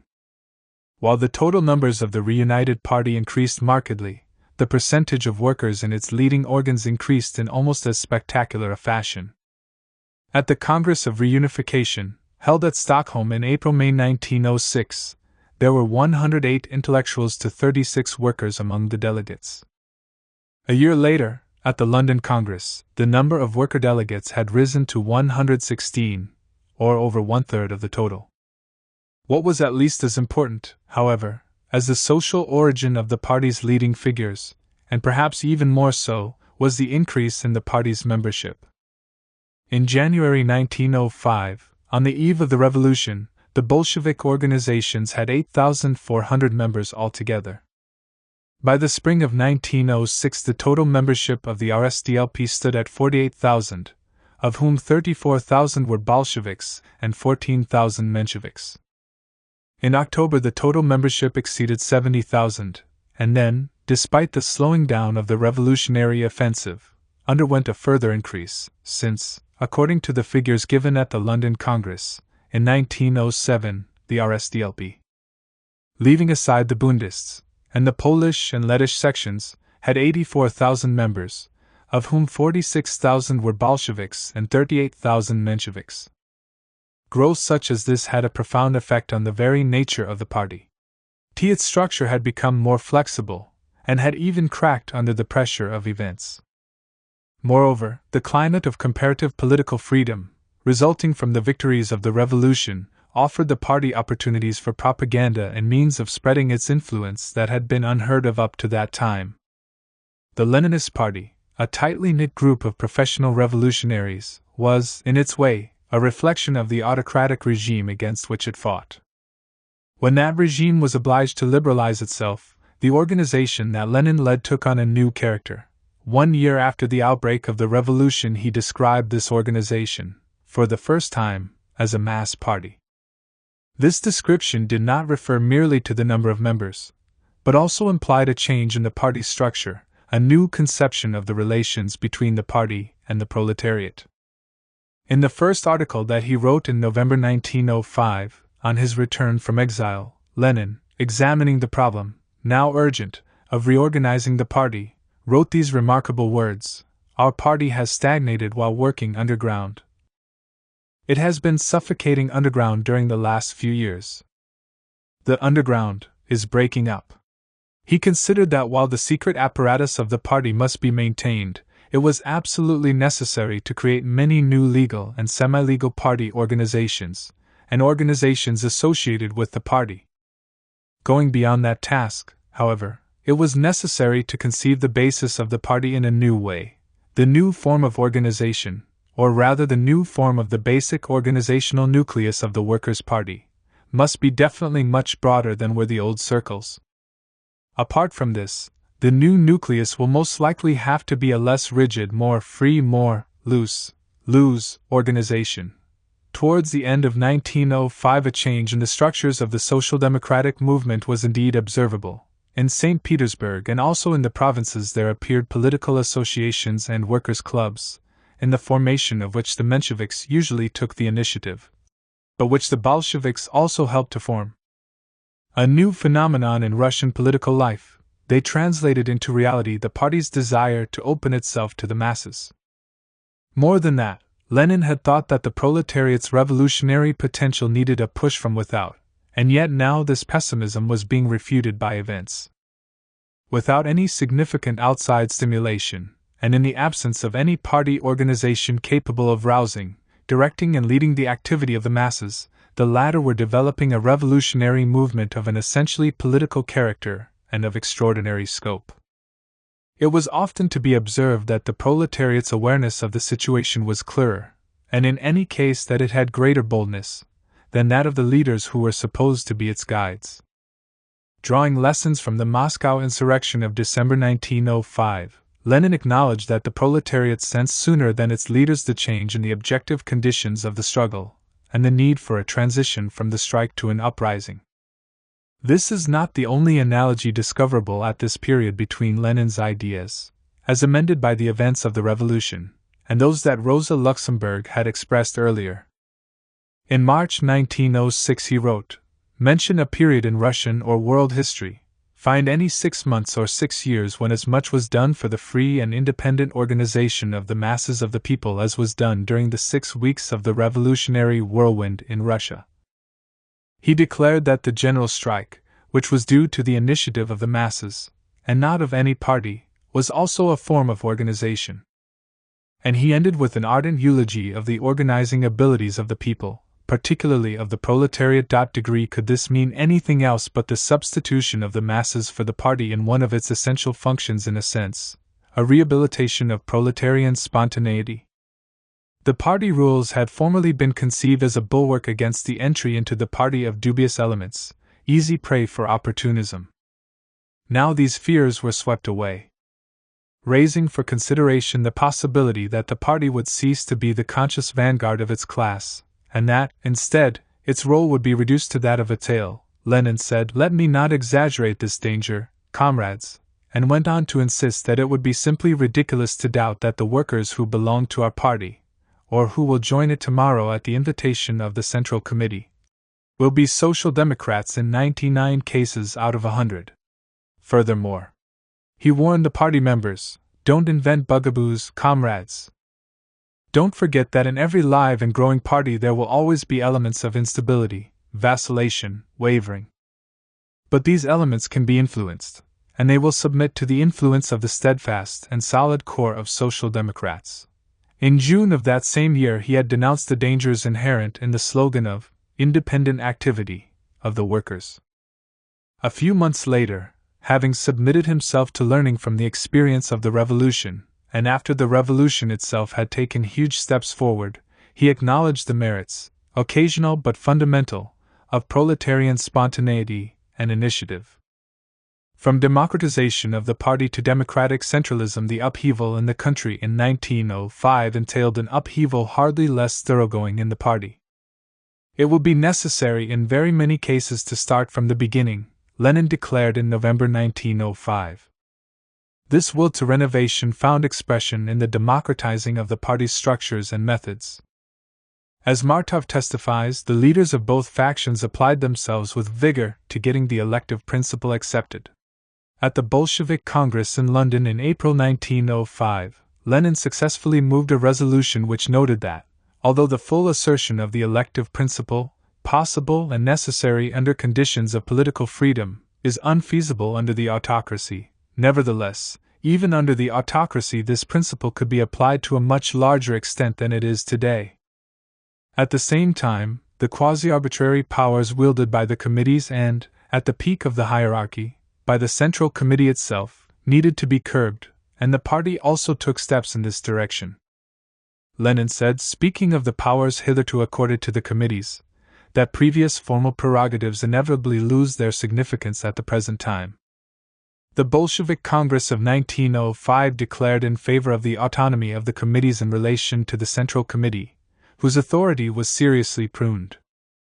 Talking of the organization in Russia's capital, Lenin said, "The St. Petersburg worker Social Democrats know that the whole party organization is now built on a democratic basis. This means that all the party members take part in the election of officials, committee members and so forth, that all the party members discuss and decide questions concerning the political campaigns of the proletariat, and that all the party members determine the line of tactics of the party organizations." At the head of the socialist movement in Petersburg a conference was placed, an elected body, meeting at least twice a month, subject to re-election every 6 months, and itself electing the party committee in the capital. Lenin said of this arrangement that it makes possible and inevitable the participation of the majority of outstanding workers in the guidance of all the affairs of the entire local organization. That the party members did participate on a large scale in the discussion of major political problems, and that they took a hand in the decisions made by Russian social democracy, is proved by the fact that, in the capital alone, group meetings were devoted to preparing for the elections to the First Duma. The decision to boycott these elections resulted from a fairly large vote, 1,168 for the boycott, 926 against. Lenin recommended that, as a general rule, a referendum in the party should be carried out where any important political question was concerned. In the Moscow organization, the elective principle was likewise introduced and applied, a system of elections at different levels, factory committees, district committees, town committees, ensured the representative character of the local leadership, down to nearly the end of 1907. In Odessa, at a meeting of the town's Bolsheviks in October 1905, it was decided to democratize the structure of the party organization, making use of the model provided by the German Social Democratic Party. At the same time, Lenin showed himself favorable to a liberal interpretation of the right of expression in the party, especially through the press. There is no question, he declared in November 1905, that literature is least of all subject to mechanical adjustment, or leveling, to the rule of the majority over the minority. There is no question, either, that in this field greater scope must undoubtedly be allowed for personal initiative, individual inclination, thought and fantasy. What was the concrete meaning of this notion? In this connection, a statement made by Lenin in a report he gave on the Stockholm Congress is especially important. He said that there was still work to be done really to apply the principles of democratic centralism in party organization, to work tirelessly to make the local organizations the principal organizational units of the party in fact and not merely in name, and to see to it that all the higher standing bodies are elected, accountable, and subject to recall. This, however, was only a first approximation. Democratic centralism had further implications. Paradoxically, perhaps, it brought into party life a greater autonomy for the regional sections. Moreover, its application implies universal and full freedom to criticize, so long as this does not disturb the unity of a definite action. It rules out all criticism which disrupts or makes difficult the unity of an action decided on by the party. And again, on the same theme, if we have really and seriously decided to introduce democratic centralism in our party, and if we have resolved to draw the masses of the workers into intelligent decision of party questions, we must have these questions discussed in the press, at meetings, in circles and at group meetings. Alluding to the discussion that was then going on in the socialist movement about the opportuneness of armed insurrection and its implications, Lenin declared, in the heat of battle, when the proletarian army is straining every nerve, no criticism whatever can be permitted in its ranks. But before the call for action is issued, there should be the broadest and freest discussion and appraisal of the resolution, of its arguments, and its various propositions. Freedom of discussion, unity of action. What still needed to be clarified was, who was to have the power to issue these calls for action which had the effect of suspending the right to free criticism. Lenin's answer was clear: only the Party Congress possessed such power. At the same time, however, Lenin thought it was legitimate, in certain circumstances, to fight ideologically against those decisions of the Congress which we regard as erroneous. The conclusion that followed was that the criterion distinguishing the field in which it was legitimate to criticize and that in which unanimity was obligatory depended on something rather vague. Was the party engaged in action on the given issue or not? According to Lenin, it was up to the Party Congress to clarify that point. It happened, in any case, on several occasions that the Bolsheviks refused to put into effect decisions taken by the Central Committee appointed by the Stockholm Congress, which had a Menshevik majority. They argued that these decisions were not in conformity with those of the Congress, and they invoked the principles of democratic centralism. Thus, after the Central Committee had ruled that guerrilla actions were repudiated by the party, Lenin openly advised all the numerous fighting groups of our party to, undertake a number of guerrilla actions in strict conformity with the decisions of the Congress. And on another occasion he said that it is clear that if there is a new Duma campaign, the party will have to fight against the Central Committee's Duma slogans. The definition of democratic centralism includes one final aspect. It implies the right to existence and to freedom of expression for a minority in the party. Lenin had indeed already spoken of minority rights in 1903 and in 1904, but it was from 1905 onward that he became particularly explicit on this subject. At the Bolshevik Congress of 1905, for instance, it was resolved that the minority now has the unconditional right, guaranteed by the party rules, to advocate its views and to carry on an ideological struggle, so long as the disputes and differences do not lead to disorganization, split our forces, or hinder the concerted struggle against the autocracy and the capitalists. When the RSDLP was reunited, the presence of Bolsheviks and Mensheviks within the same organization gave new significance to the problem of minority rights. These rights were defined by Lenin in a very generous spirit.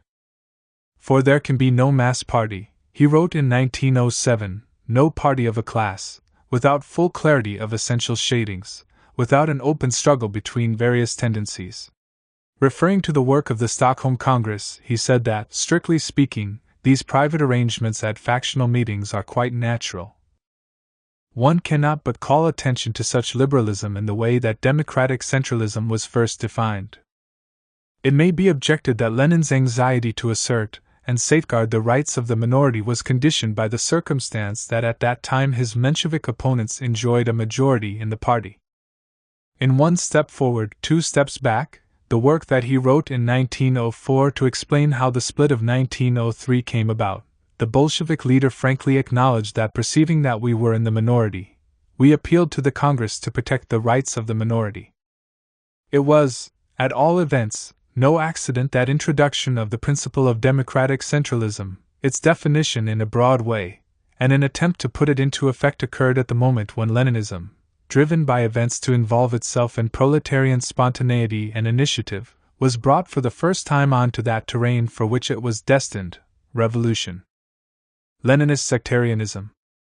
The years 1905 to 1907 show the extent to which the Bolshevik organization, and more generally, the organization of the socialist movement in Russia, owed their expansion and transformation into a mass party to the revolutionary outburst, with its unleashing of latent energies and the realization of hopes that had long seemed very remote. The period beginning in 1908, which was marked by the triumph of reaction in Russia, with, first, stagnation, and then retreat and collapse of the revolutionary movement, produced the opposite effect. The advance of the revolution had raised the quasi-embryonic organization of Russian social democracy to the level of a party that embraced tens of thousands of members. Defeat of the revolution brought degeneration of the newborn party into a sectarian organization. This period of reaction is particularly important in the shaping of Leninism and Bolshevism.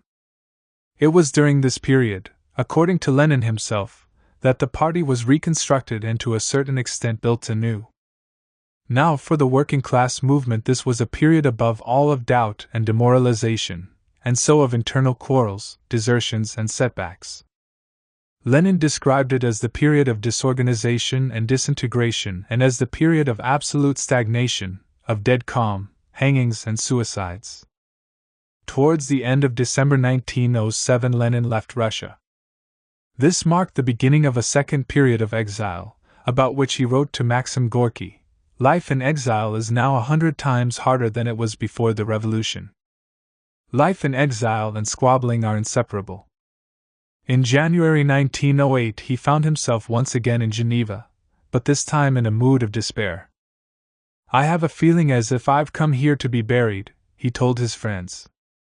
The decline that the Leninist organization suffered in this period cannot be understood unless account is taken of the circumstances surrounding it. Krupskaya sums them up in these words: during the years of reaction the number of political emigrants from Russia increased tremendously. People fled abroad to escape the savage persecutions of the Tsarist regime, people with frayed and shattered nerves, without prospects for the future, without a penny to their name, and without any help from Russia. We had more than enough of squabbling and bickering. This time of crisis brought about complete moral collapse in the case of some of the émigrés. Describing the atmosphere that prevailed among Russian revolutionaries in Paris, about 1910, Pyatnitsky records that the exiles were not always able to earn a living. Some of them sank so low that they refused to look for work altogether, preferring to live at other people's expense, resorting to trickery, swindling their compatriots or Frenchmen. Things went so far that not a single evening arranged by the Russian colony in aid of the émigrés fund passed off without scandals or brawls.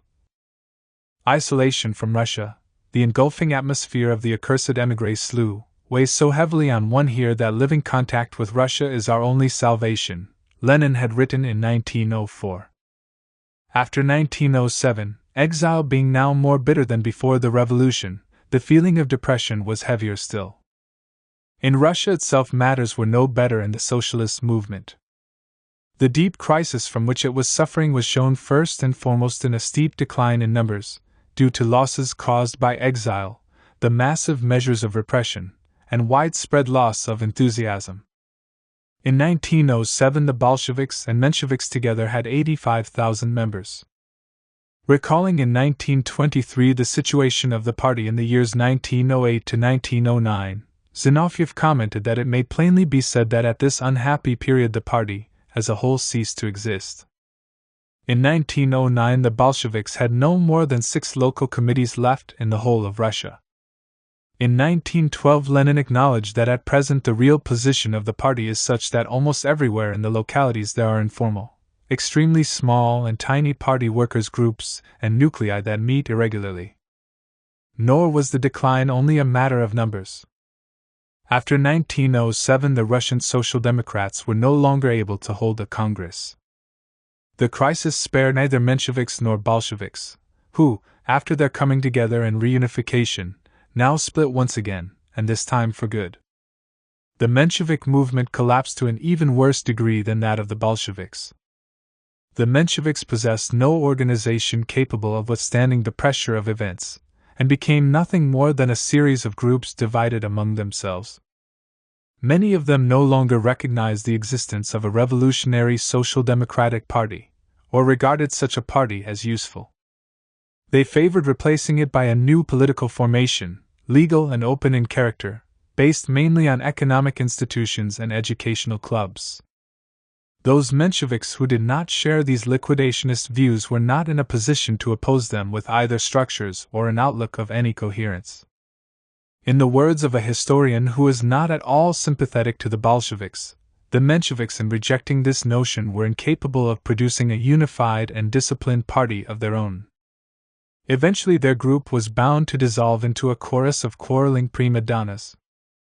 On their part, the Bolsheviks also experienced internal divisions and fratricidal conflicts. They had their Otsevists and Ultimatimists, forming the left wing of the Leninist organization, and their conciliators on the right.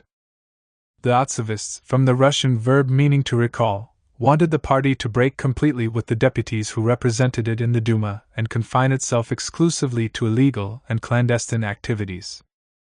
The Ultimatimists called for the party's parliamentary group to be made more strictly subject to the party.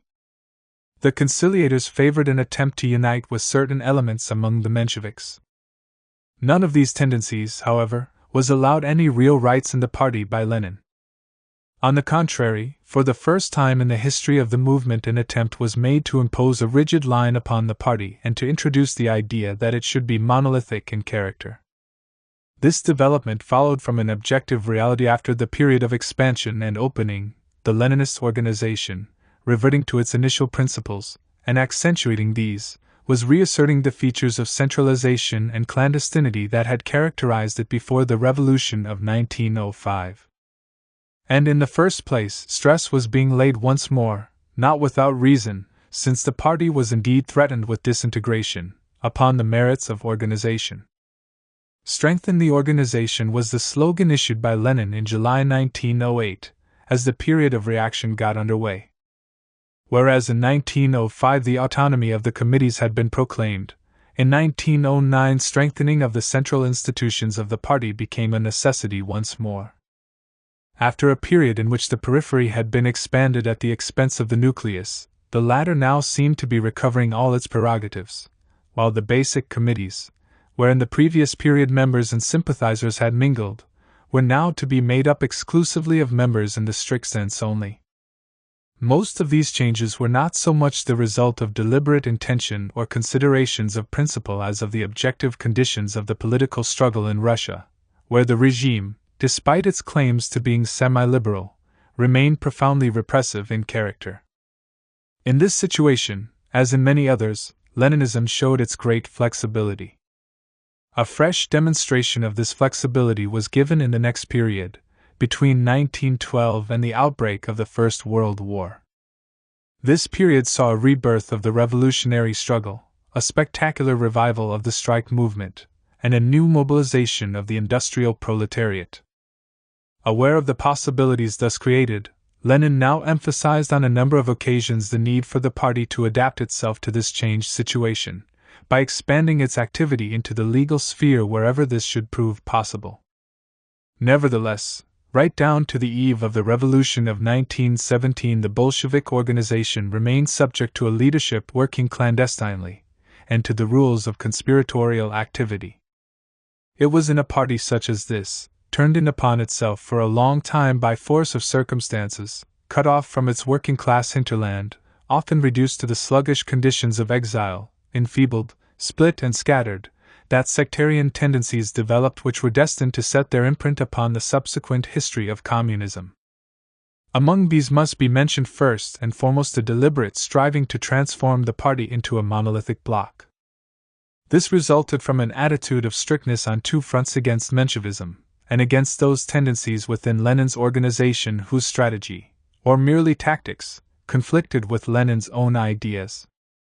The struggle against the Mensheviks was doubtless not lacking in justification, since the defeat of the revolution had convinced the Leninists that that undertaking had suffered from weakness in preparation, coordination, and organization. Most of the Mensheviks drew the contrary conclusion, namely, that the defeat of the attempted revolution proved that a reformist policy was the right one, especially as such a policy seemed to them to be favored by the relaxation in the autocratic regime.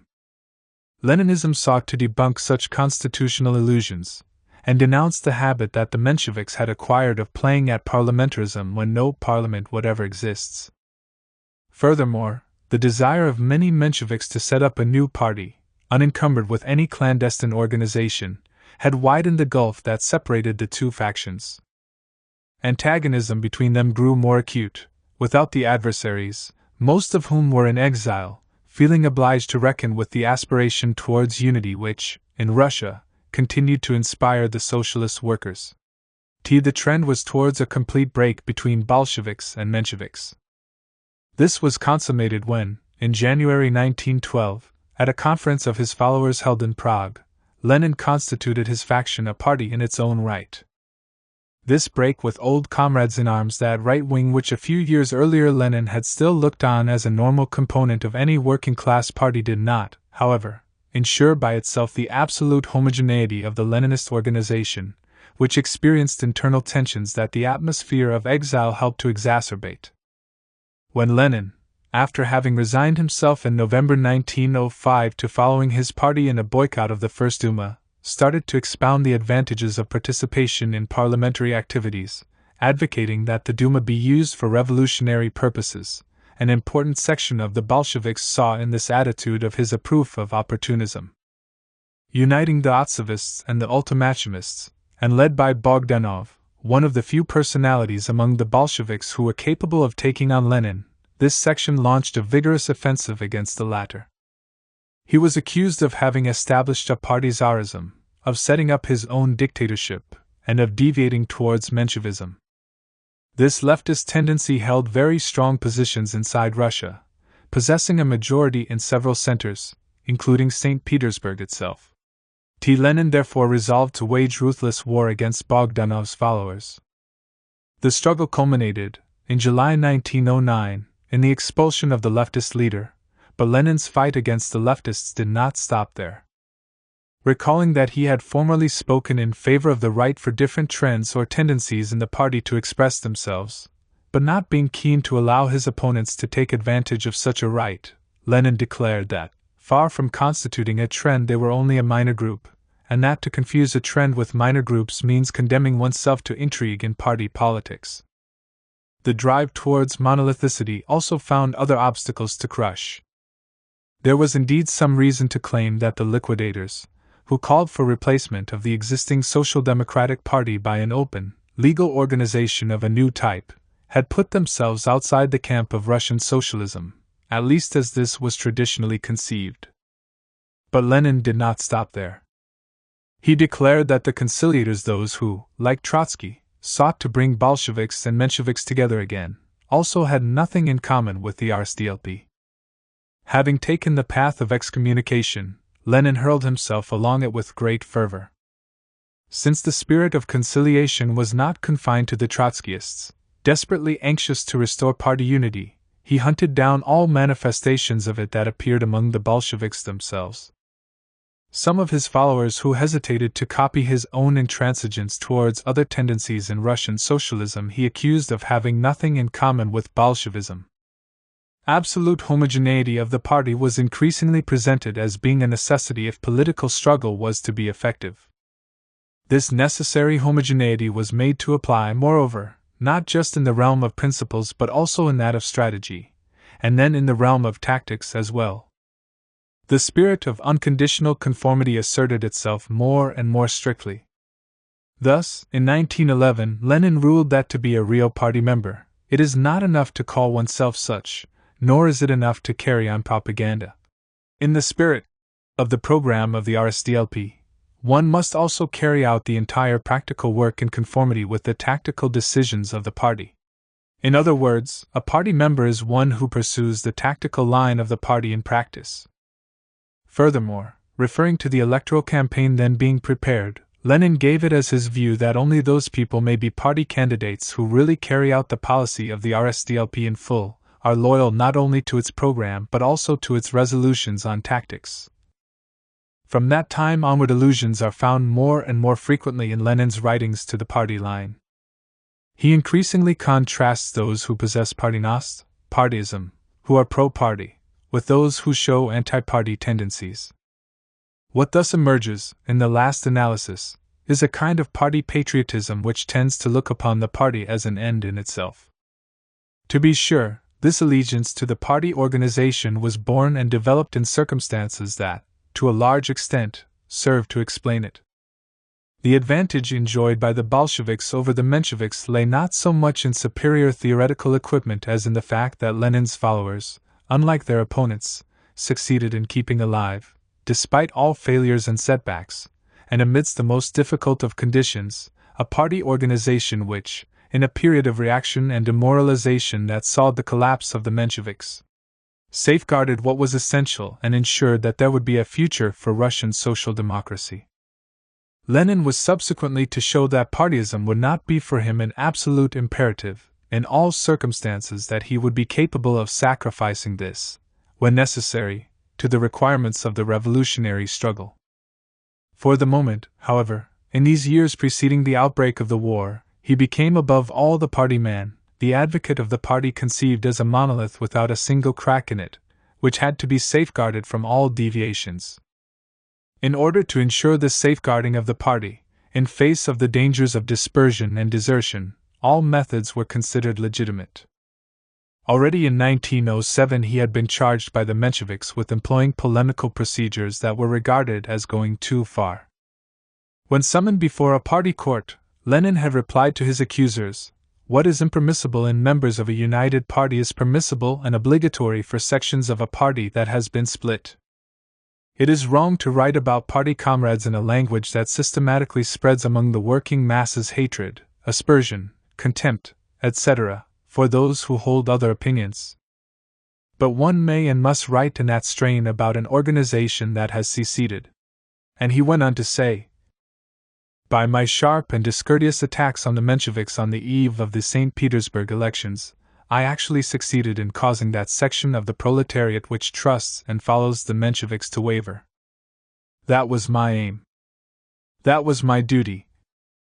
Because, after the split, it was necessary, to rout the ranks of the Mensheviks, who were leading the proletariat in the footsteps of the cadets, it was necessary to carry confusion into their ranks.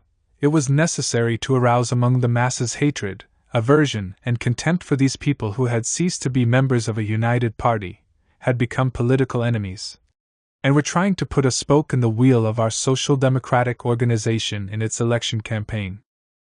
Against such political enemies I then conducted, and in the event of a repetition or development of a split shall always conduct a struggle of extermination.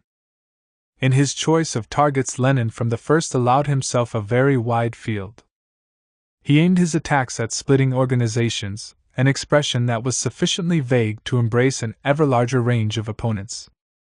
He did not hesitate from now on to describe as a violation of the duty deriving from party membership the mere attempt to bring about unification, or even rapprochement, between Bolsheviks and Mensheviks. As for those who advocated a legalization of the party, they were to be called Stalopinites, the equivalent of Versaillais in 1871. One could go on indefinitely accumulating examples of the invective indulged in by Lenin in his pursuit of what he himself called an implacable campaign. He went farthest of all in the treatment he inflicted upon Trotsky. Once he described the latter as Judas Trotsky. Though Lenin himself had sufficient sense of decency not to make public the text in which this expression appears, Stalin's historical dispensary showed less restraint and brought this document out of the archives, for publication in Pravda in January 1932, and it adds nothing to the glory of its author. Martov, for whom Lenin had felt deep friendship, and for whom, Gorky tells us, he always retained some kindly feeling, was also subjected to his thunderbolts. Lenin even went so far as to insinuate that Martov was, at least objectively, in the service of the Tsar's police. When, however, this same Martov denounced, in the Menshevik press, the Bolshevik deputy Malinovsky as an agent provocateur, Lenin, who held this worker, this Russian Bibi, in high esteem, became furiously angry. Martov, he wrote, was indulging in base slander. And yet, at the time when Lenin attacked the Menshevik leader in this way, he was already aware that some at least of the rumors about Malinovsky were well-founded. Unrestrained in his invective which, however, did not prevent him from declaring that the advanced workers must keep careful watch to prevent the inevitable controversies, the inevitable conflict of opinions, from degenerating into recrimination, intrigues, squabbling and slander. Lenin also carried intolerance and sectarianism to absurd lengths in this period. A few years after having had Bogdanov expelled from the Bolshevik faction, he attacked in Pravda the peer group to which Bogdanov belonged. The leftist leader sent the Bolshevik paper a reply, which it published in its issue of 26 May 1913. Lenin, on learning that Pravda had published his opponent's article, wrote to the editors a letter in which he told them that what they had done was so scandalous that, to tell the truth, one does not know whether it is possible after this to remain a contributor. And yet Pravda, in publishing Bogdanov's reply, had preceded it with a note supporting Lenin against him. Polemic is, of course, a classical weapon in the battle of ideas and between men in politics, and is both indispensable and legitimate. During this period of Lenin's life, however, more than any other, what we observe is not just polemic in that sense. His invective, only a few examples have been quoted from a very rich collection, was accompanied by insinuations and accusations that are all the more striking as coming from a man who had just been recommending to his followers the merits of free discussion and the broadest confrontation between ideas. It is not Lenin alone that this behavior of his concerns, but Leninism, which is more than a doctrine and a theoretical system, being also a praxis, or, to use the expression adopted by the Leninists themselves, a guide to action. When a man's theories and methods become, in the movement that accepts his leadership, not merely a source of inspiration but also a code of law and a model, his failings and mistakes may also be elevated to the status of virtues. And that was what actually happened in the case of Leninism. These various sectarian features that Leninism displayed during the last years before the war were undoubtedly consequences of the period in which they arose, and it would be artificial to try to analyze them without reference to their context. Leninism possessed Lenin's own flexibility and proved able, once the years of retreat, defeat, and demoralization had been succeeded by a new revolutionary upsurge of unprecedented power to shake off this dross. The river that during the dry season had been only mud was then once more flowing broad and full of life. But Leninism, a complex and contradictory phenomenon, was to remain marked by the after-effects of its most barren and difficult period. And when, in the period that saw revolutionary Russia withdrawing into a citadel where rich promises of future progress were mingled with so many disappointments that already left a bitter taste, Stalinism succeeded to Leninism. The new doctrine, which was not entirely made up of innovations, took over from Lenin's heritage the sectarianism that had for a few years existed as a caricatural form of Leninism. 2. The policy and strategy of Leninism. Lenin and bourgeois democracy. The breach between Bolsheviks and Mensheviks occurred over a question of organization. The first controversies between them related to the structures of the socialist movement and the consequences that Lenin's centralizing ideas would entail for inter-party democracy and for the connection between the party and the masses. Not until the end of 1904, and in the main not until the 1905 revolution, did the quarrel between Bolsheviks and Mensheviks spread to a new sphere, namely, the question of how to define the strategy of the revolution.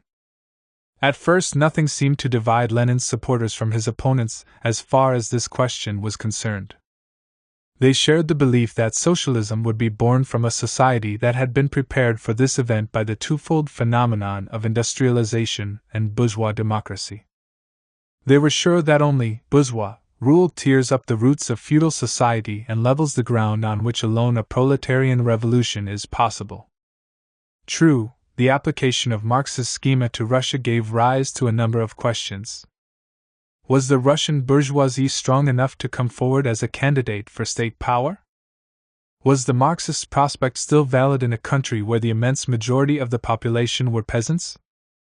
Would capitalism possess the same features in Russia as in Western Europe, where its dynamism had largely dispensed with state intervention?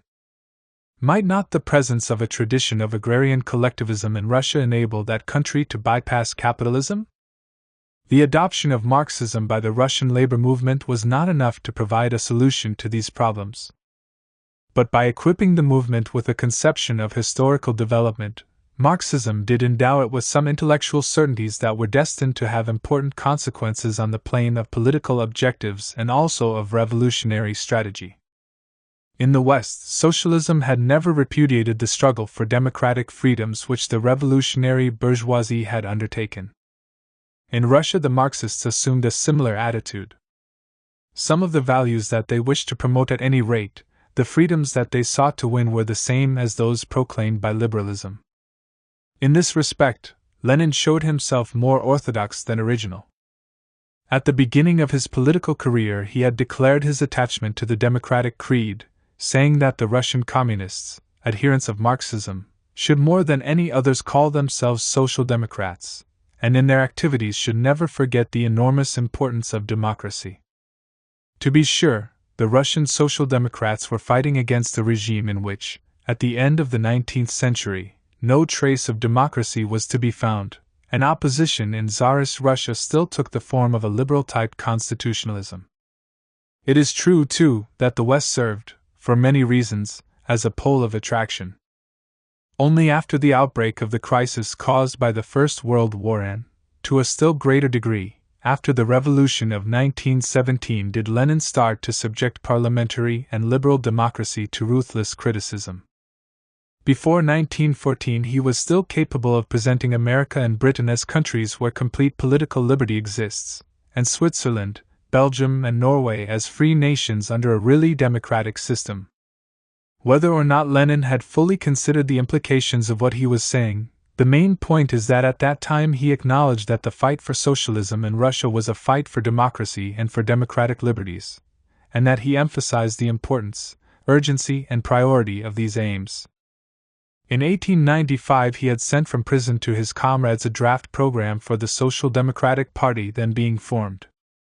In this document he declared that the struggle of the Russian working class for its emancipation is a political struggle, and its first aim is to achieve political liberty.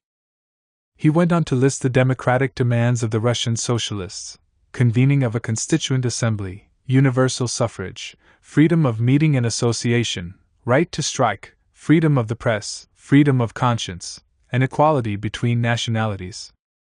Part of Lenin's work in that period consisted in denouncing the Tsarist regime, describing its arbitrary methods and constantly opposing to it the demand that the rights of the citizen be respected.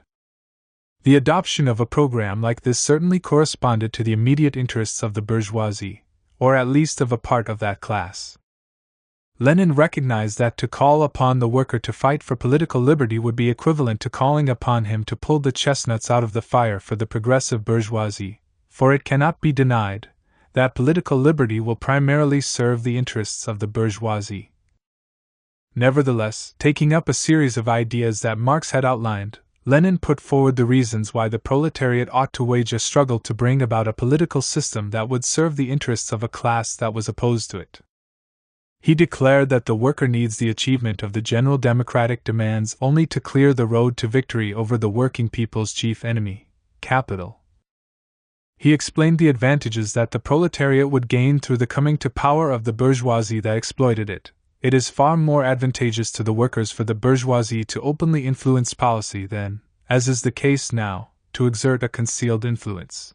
And he insisted that only under conditions of political liberty, when there is an extensive mass struggle, can the Russian working class develop organizations for the final victory of socialism.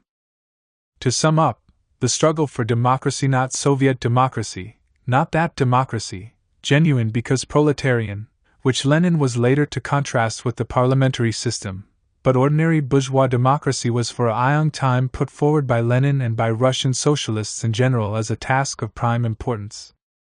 Success in the struggle would open the way to all the conquests by the proletariat that would undermine the power of the bourgeoisie and eventually lead to workers' power. Although it was mainly at the outset of his career that Lenin expounded these ideas, he did not abandon them after his break with the Mensheviks. In 1905, the program of demands he set forth drew largely upon them. There was no great difference in this respect between Lenin and the Mensheviks. They parted company, however, when the question arose of determining what the alliances were that the socialist movement ought to conclude in order to secure these democratic achievements. What was involved here was the problem of the relations between the classes of society, and the role assigned to each in day-to-day tactics and in the strategy of the revolution. The problem of alliances, Lenin and liberalism. Nobody denied that the Russian proletariat needed to find allies for its struggle. And if in Western Europe the social democratic parties accepted the necessity of making certain agreements with the liberal bourgeoisie, how could it be otherwise in Russia? Isolation of the socialist movement would reduce it to total impotence.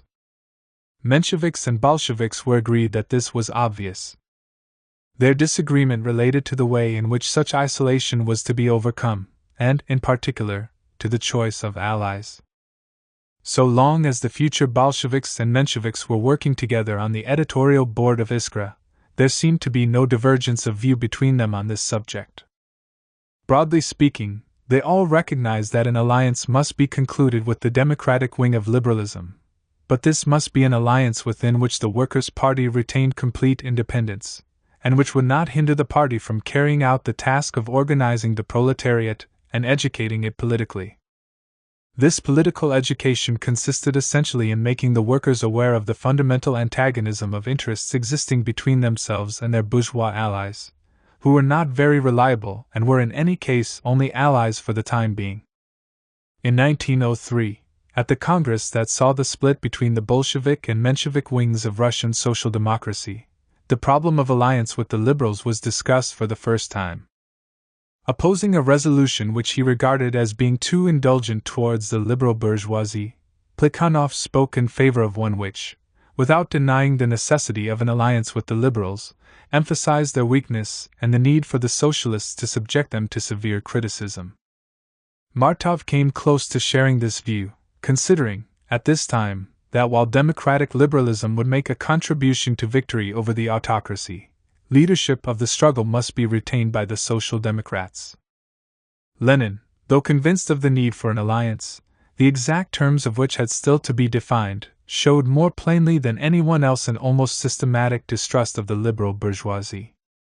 Thus, in 1897, while affirming that the Social Democrats support the progressive social classes against the reactionary classes, the bourgeoisie against the representatives of the privileged landowning estate, he added immediately that this support does not presuppose, nor does it call for, any compromise with non-social democratic programs and principles. Similarly, although in what is to be done, he declared that the bourgeois Democrats are natural and desirable allies of social democracy, he also noted that an essential condition for such an alliance must be the full opportunity for the socialists to reveal to the working class that its interests are diametrically opposed to the interests of the bourgeoisie. In fact, in Lenin's attitude towards even the liberal element in the bourgeoisie, distrust was definitely the preponderant feature. As long as the Russian Marxists remained united, their attitude towards the liberals seemed to form part of a common body of principles and views regarding tactics and strategy.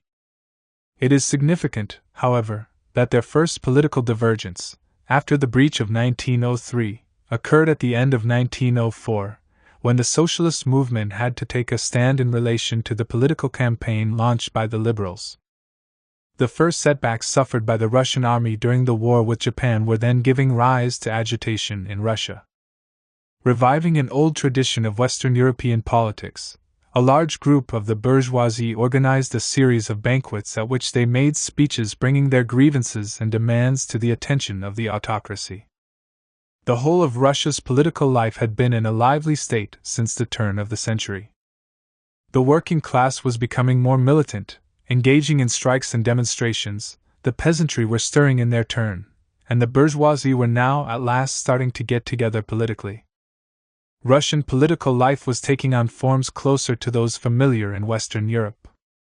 Now that, for the first time, political organizations were in being that represented the different classes of the population, and that were moved by desire for reform or revolution, the problem of alliances between them arose in concrete terms.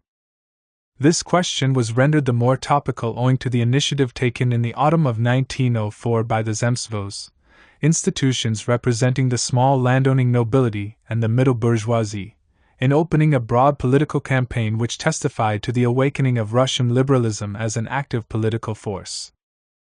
The various trends in the socialist movement were obliged to decide what their attitude should be towards this new and important phenomenon. The Mensheviks decided in favor of support for the Zemstvo campaign, and invited the working class to demonstrate their support for the liberals. They warned the workers to avoid doing anything that might frighten their liberal allies. The pressure brought to bear on the liberals ought therefore to be characterized by moderation and prudence. Lenin came out strongly against such a line. The inanity of the Mensheviks seemed to him all the more detestable because he believed in alliance of the moderate Zemstvoists and the government to fight the revolutionary proletariat to be only too clearly possible and probable.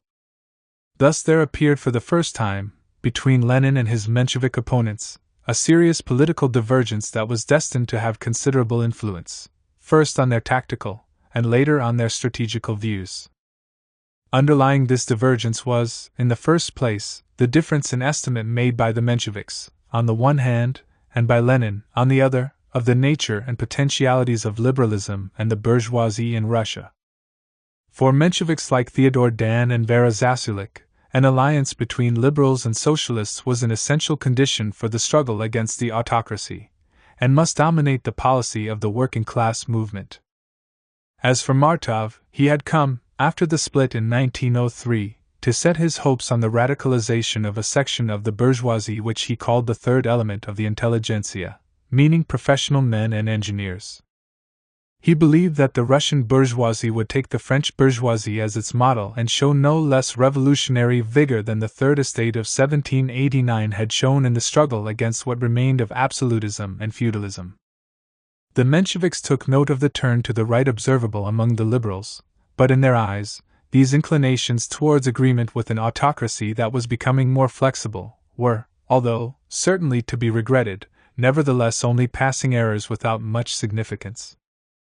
Since Tsarism and liberalism remained in opposition to each other down to the outbreak of the World War, the Mensheviks continued to be inspired by the hope of seeing the Russian bourgeoisie launch and lead the offensive that would result in overthrow of the autocracy. This only slightly qualified optimism on the part of the Mensheviks was opposed by Lenin with a scarcely qualified pessimism. Whereas the Mensheviks believed, despite some reservations, in the revolutionary role of the bourgeoisie, Lenin, on the contrary, declared, the bourgeoisie is counter-revolutionary. In the first months of the 1905 revolution, he said, the bourgeoisie will be more fearful of the proletarian revolution and will throw itself more readily into the arms of reaction. When, during the Zemstvo campaign, the problem of alliance with the liberal bourgeoisie came on to the agenda, Lenin warned his followers against this notoriously conditional, problematic, unreliable, half-hearted ally. And when, in the opening phase of the revolutionary offensive, the Russian liberals seemed to be becoming more radical, Lenin explained that this was in part simply because the police, for all their unlimited powers, cannot crush the working-class movement. Even when the Russian bourgeoisie manifested more democratic moods, Lenin's distrust of them was not mitigated. On one point his opinion remained fixed and his verdict irrevocable: the Russian bourgeoisie, lacking as it was in any dynamism whatsoever, was incapable of playing a revolutionary role. He depicted the liberals as flunkies of Tsarism, and the founders of the Constitutional Democratic Party as the bourgeois liberal prostitutes. He said of them, mingling contempt with indignation, when a liberal is abused, he says, "Thank God they didn't beat me." When he is beaten, he thanks God they didn't kill him. When he is killed, he will thank God that his immortal soul has been delivered from its mortal clay. No doubt it was necessary to exert pressure on the bourgeoisie, exploiting the contradictions of a situation that caused this class sometimes to protest against Tsarism and sometimes to seek to make terms with it, and to force the bourgeoisie leftward. But while Lenin agreed with the Mensheviks on that point, his agreement with them went no further. The Mensheviks, to be sure, did not propose to abstain from all and any criticism of the liberals, but what they wanted above all was to secure, in exchange for their support, promises and undertakings, to be given them by these liberals. On this aspiration Lenin commented that under the pressure of material class interests, all pledges will go by the board. In his view, pressure on the bourgeoisie should assume quite different forms. It was necessary to engage in criticizing the half-heartedness of the liberal Democrats, and to relentlessly expose every false step that they took. As the 1905 revolution progressed, Lenin subjected alliance with the bourgeoisie to conditions so strict that it was made practically impossible. When in 1906 the question of making an electoral pact with the liberals came up, Lenin said that temporary fighting agreements are possible and advisable at the present time only with those elements which recognize armed uprising as a means of struggle, and are actually assisting to bring it about. The fact was that the revolution had finally convinced him of the falsity of the Menshevik line and, in particular, of the hopes that his opponents still placed in the bourgeoisie. The Mensheviks tended to draw from the setbacks suffered by the revolution the conclusion that only the reformist path, the path of peaceful and gradual progress, offered any prospect of success for socialism, and that attainment of this success must depend upon a closer, firmer agreement with the liberals of the Constitutional Democratic Party. Lenin, on the contrary, said, as early as September 1905, that the farther the revolution advances, the more liberalism exposes itself. When, after the 1905 revolution was over, Lenin reviewed its outcome and drew the lessons to be learned from it, the verdict he pronounced upon the bourgeoisie was most severe. Nowhere else in the world, probably, has the bourgeoisie revealed in the bourgeois revolution such reactionary brutality, such a close alliance with the old regime, such freedom from anything remotely resembling sincere sympathy towards culture, towards progress, towards the preservation of human dignity. As it has with us, so let our proletariat derive from the Russian bourgeois revolution a triple hatred of the bourgeoisie and a determination to fight it. Nevertheless, Lenin did make a distinction between the republican and revolutionary bourgeoisie, on the one hand, and on the other, the liberal and the monarchist bourgeoisie, between the compromising, treacherous bourgeoisie, which is obviously preparing to make a deal with the autocracy, and the toiling petty bourgeoisie, who are incredibly downtrodden, who dream of an equalized division of land and who are capable of waging a resolute and self-sacrificing struggle, into which they are being driven by the whole course of events and by the whole conduct of the government. These ideas were not merely theoretical or incidental, they assumed a quite concrete meaning, and are of capital importance in the history of Leninism. The distinction that Lenin drew between bourgeoisie and petty bourgeoisie, and more particularly, the way he identified the latter concept with the Russian peasantry, lay at the very heart of his revolutionary strategy, which, after he had worked it out theoretically, he then applied, though in an amended version, in 1917.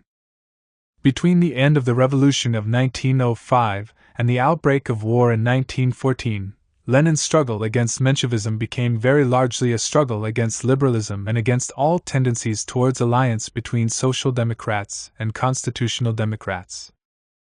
Most of the clashes that occurred between Bolsheviks and Mensheviks in this period were, indeed, due to disputes over the attitude to be taken up towards the liberal bourgeoisie and its political representative, the Constitutional Democratic Party. In May 1906, for example, the Mensheviks upheld the idea of a government based on the Duma, in other words, a team of ministers led by liberals. Lenin dissociated himself sharply from any such policy. This controversy came to nothing, however, and was left, so to speak, hanging in the air, since Tsarism never contemplated entrusting the executive power, or even merely the administration of public affairs, to a parliamentary cabinet.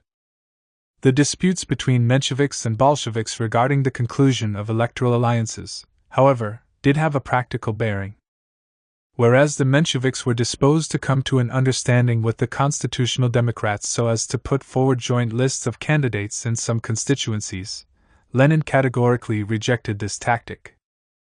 The conflict on this terrain between the two factions of a party that had been reunited in 1906 led to a very serious crisis in the Petersburg section of the party, and marked a decisive stage along the road to the second, and this time final split.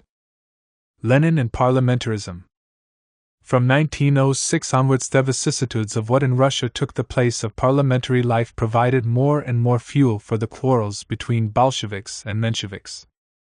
What they were divided about was, on the one hand, the attitude that ought to be maintained towards the parliamentary group of the Constitutional Democrats, and, on the other, the role to be played by the group of socialist deputies in the Duma. What was ultimately at issue was the definition of a revolutionary policy towards parliamentary institutions, with Bolshevism and Menshevism appearing as two wholly different styles of socialist strategy in a non-revolutionary period. The implications inherent in the arguments exchanged by the opposing groups gave their dispute a significance that went beyond the limits of Russian politics. Without ignoring or underestimating the narrowness of the limits within which Tsarism confined the activity and competence of the Duma, the Mensheviks considered that this assembly could constitute the beginning of popular representation, and that it was therefore necessary to support it whenever a conflict or a mere difference of opinion set the Duma in opposition to the government, and to do everything possible to increase its prerogatives. At the Social Democratic Congress held in Stockholm in 1906, Plekhanov, Axelrod and Dan successfully moved, against the will of the Bolshevik minority, a resolution by which the Duma, although endowed only with powers that were very limited and often fictitious, was held to be capable of being made to play a progressive role. Later, when the Menshevik organizations had disintegrated and a number of their leaders were advocating the formation of a legal party, the idea arose of making the group of socialist deputies in the Duma the political center of a reorganized socialist movement.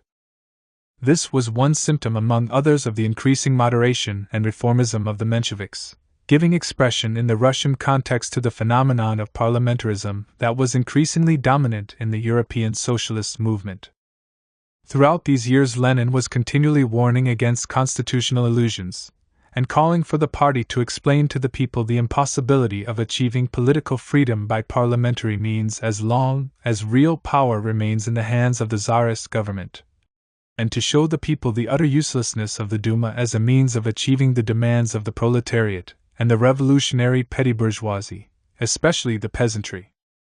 While opposing the opportunism of the Mensheviks, Lenin was no less opposed to the tendency frequently apparent among the Bolsheviks to disregard the possibilities offered by the Duma to a party that stoutly safeguarded itself against the danger of right-wing deviation. In general, Lenin considered that the ability to use parliamentarism has proved to be a symptom of exemplary organization of the entire socialist movement. And although he saw the Duma as having only modest importance, he judged it necessary to combat vigorously all those who called for a boycott pure and simple of that institution. What was the importance of the Duma? Lenin's ideas on the subject were those that found general expression at that time in the left factions of the socialist parties of the West. Participation by socialists in parliamentary activity was to serve first and foremost to amplify the party's political agitation among the workers. All the opportunities presented for socialist propaganda either from the rostrum of the Duma or in election campaigns were to be exploited to the full. Declaring that those seats, in the Duma, are important only because and in so far as they can serve to develop the political consciousness of the masses, Lenin explained that the Social Democratic Party wants to use the elections in order again to drive home to the masses the idea of the need for revolution. The task was, in other words, to participate in the institution of parliament only so as to carry out a debunking of parliamentarism. If we Bolsheviks gave any pledge at all, it was only by our assurance that the Duma was the spawn of counter-revolution, and that no real good could be expected from it. Lenin stressed that the primary function of the Social Democratic group in the Duma should be to carry on work of criticism, propaganda, agitation and organization, adding that this, and not immediate, legislative, objectives should be the purpose of the bills the Social Democratic group will introduce in the Duma. He thus expected nothing from the Duma itself, and when in June 1906 the Mensheviks called on the proletariat of St. Petersburg to demonstrate in support of it on the day the session opened, and to organize a solidarity strike on this occasion, the Bolshevik press protested, and urged the workers not to leave work. Furthermore, while Lenin thought it possible and desirable to make use of the Duma to expand the party's revolutionary activity, this could be done only given two conditions: that the socialist deputies be preserved from contamination by their bourgeois parliamentary colleagues, so that any agreements between social democrats and constitutional democrats must be forbidden, and, as a corollary to this, that the freedom of maneuver allowed to the socialist deputies be kept to the minimum. These militants of a proletarian organization, carrying out a mission in a sphere that was totally alien to them, were at great risk of falling under the influence of bourgeois society, and even being seduced by it. This was why Lenin opposed the Mensheviks when the latter wanted to arrange joint meetings between Constitutional Democrat and Social Democrat deputies. He protested energetically when the Menshevik deputies decided to vote for the Constitutional Democrats' candidate for the Duma Presidium. Whereas the Mensheviks sought whenever possible to form electoral alliances with the Constitutional Democrats, for Lenin such alliances could only be made in exceptional cases. When the fight against right-wing candidates rendered an electoral coalition indispensable, agreement should be effected, according to Lenin, only with the parties that represented the small peasants. In some cases he even favored making a bloc with these groups against the liberal candidates, so as to prevent liberals from being elected. There remained the question of the status to be accorded to the socialist group in the Duma. This was an important question, for everywhere in Europe, the left minorities in the socialist parties were protesting against the increasing autonomy and political weight of the social democratic parliamentarians, in which they saw, not without justification, a first symptom of integration into the institutions of bourgeois democracy. From this standpoint, the dispute between Bolsheviks and Mensheviks reproduced that between right and left trends in the labor movement as a whole. Aware of the danger, Lenin supported, against the views of the Mensheviks, a motion passed by the London Congress of 1907 providing that the party's Central Committee be empowered to give directives to the Duma group. The conflict between Mensheviks and Bolsheviks thus acquired a new dimension. Between 1906 and 1914, Lenin fought with tenacity to ensure that the parliamentary group be brought under the strictest control by the party, justifying his attitude by saying that the aim of the proletarian party is not to do deals or haggle with the powers that be, but to develop in every way the class consciousness, the socialist clarity of thought. the revolutionary determination and all-round organization of the mass of the workers. Every step in the activity of the Duma group must serve this fundamental aim. Bolsheviks and Mensheviks clashed frequently on this issue. In 1908, the parliamentary group, in which the Mensheviks predominated, passed a resolution constituting itself an autonomous body in the party. The Central Committee, in which the Bolsheviks were predominant, replied by adopting decisions that put the parliamentary group under the party's authority. The weakness of the party at this time helped, however, to allow the socialist deputies a wide freedom of maneuver. Lenin never resigned himself to this situation, while his Menshevik opponents welcomed it, often seeing in it a means to bringing about legalization of the social democratic organization in Russia. Lenin declared that the revolutionary social democrats in Europe have very serious grounds for demanding this triple control over their members of parliament. When, during the last years before the war, in the circumstances created by the complete split between Bolsheviks and Mensheviks, Lenin was at last in a position to wield complete authority over his supporters in the Duma, it was he who, so as to make control effective, wrote most of their speeches.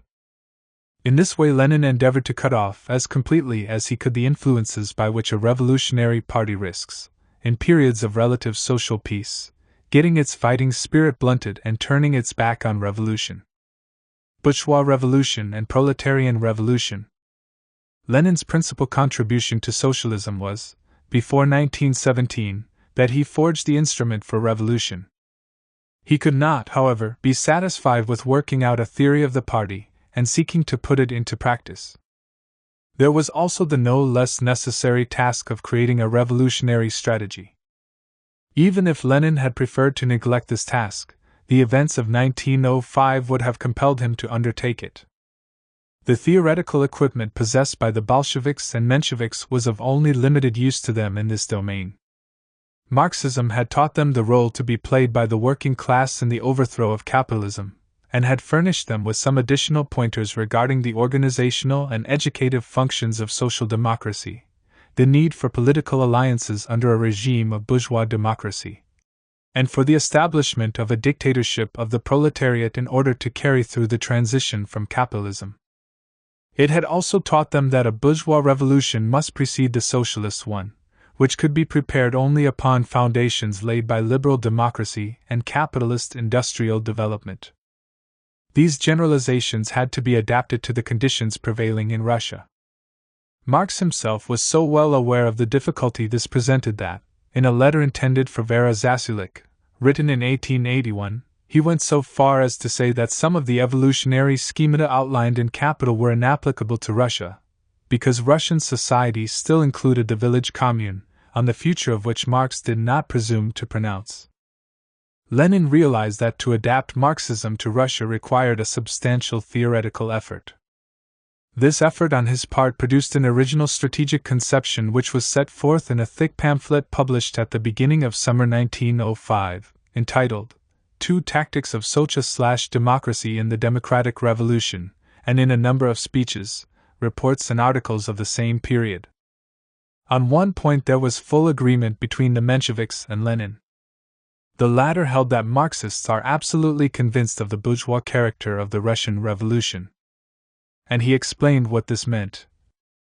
It means that the democratic reforms in the political system, and the social and economic reforms that have become a necessity for Russia, do not in themselves imply the undermining of capitalism, the undermining of bourgeois rule. On the contrary, they will, for the first time, really clear the ground for a wide and rapid, European and not Asiatic, development of capitalism. They will, for the first time, make it possible for the bourgeoisie to rule as a class. But that was the full extent of the agreement between Lenin and the Mensheviks, who considered, logically enough, that a bourgeois revolution would be led by the bourgeoisie itself, with the working class playing only a supporting role. It was in any case out of the question, so Martov thought, that the working class should profit by the revolutionary crisis in order to seize power for itself.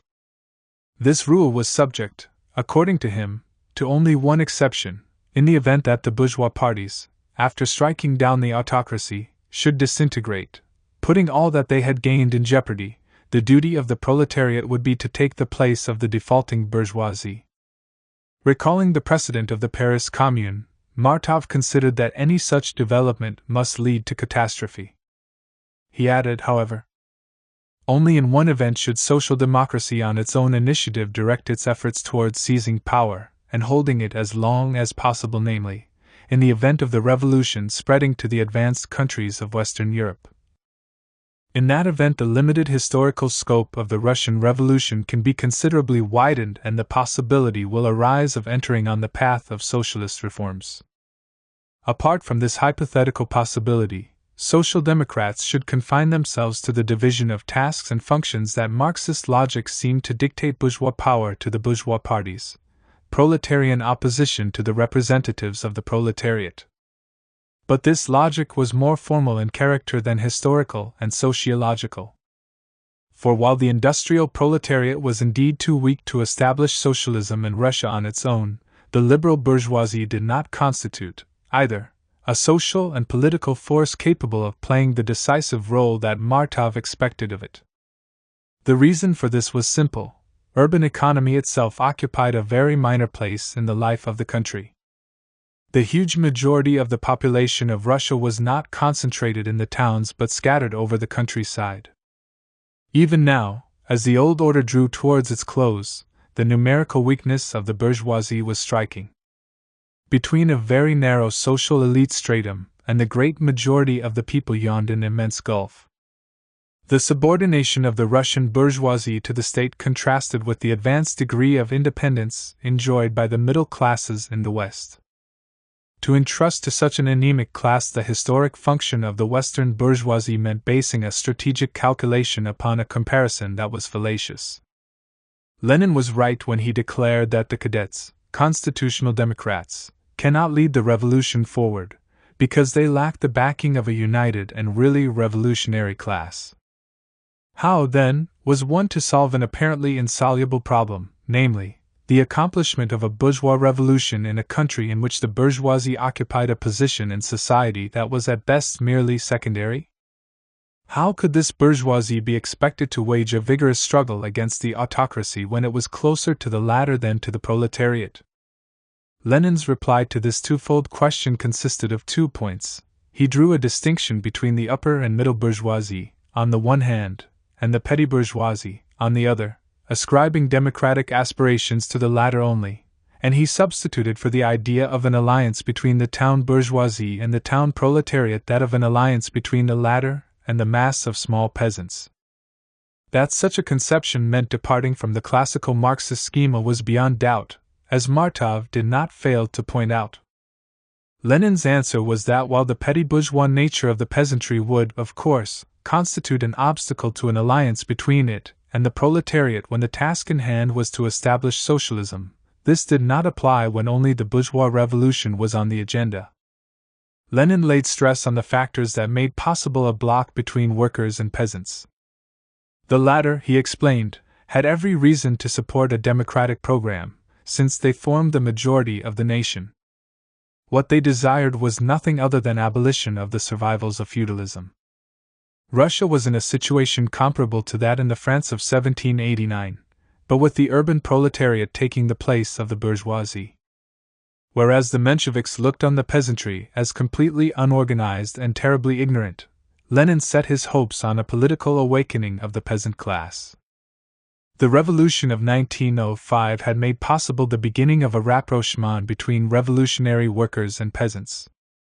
True, the army, which meant the peasantry, had contributed to putting down the insurrection, but the agitation in the countryside had taken the authorities by surprise, and the Bolsheviks had made their first attempt to carry their propaganda into that milieu.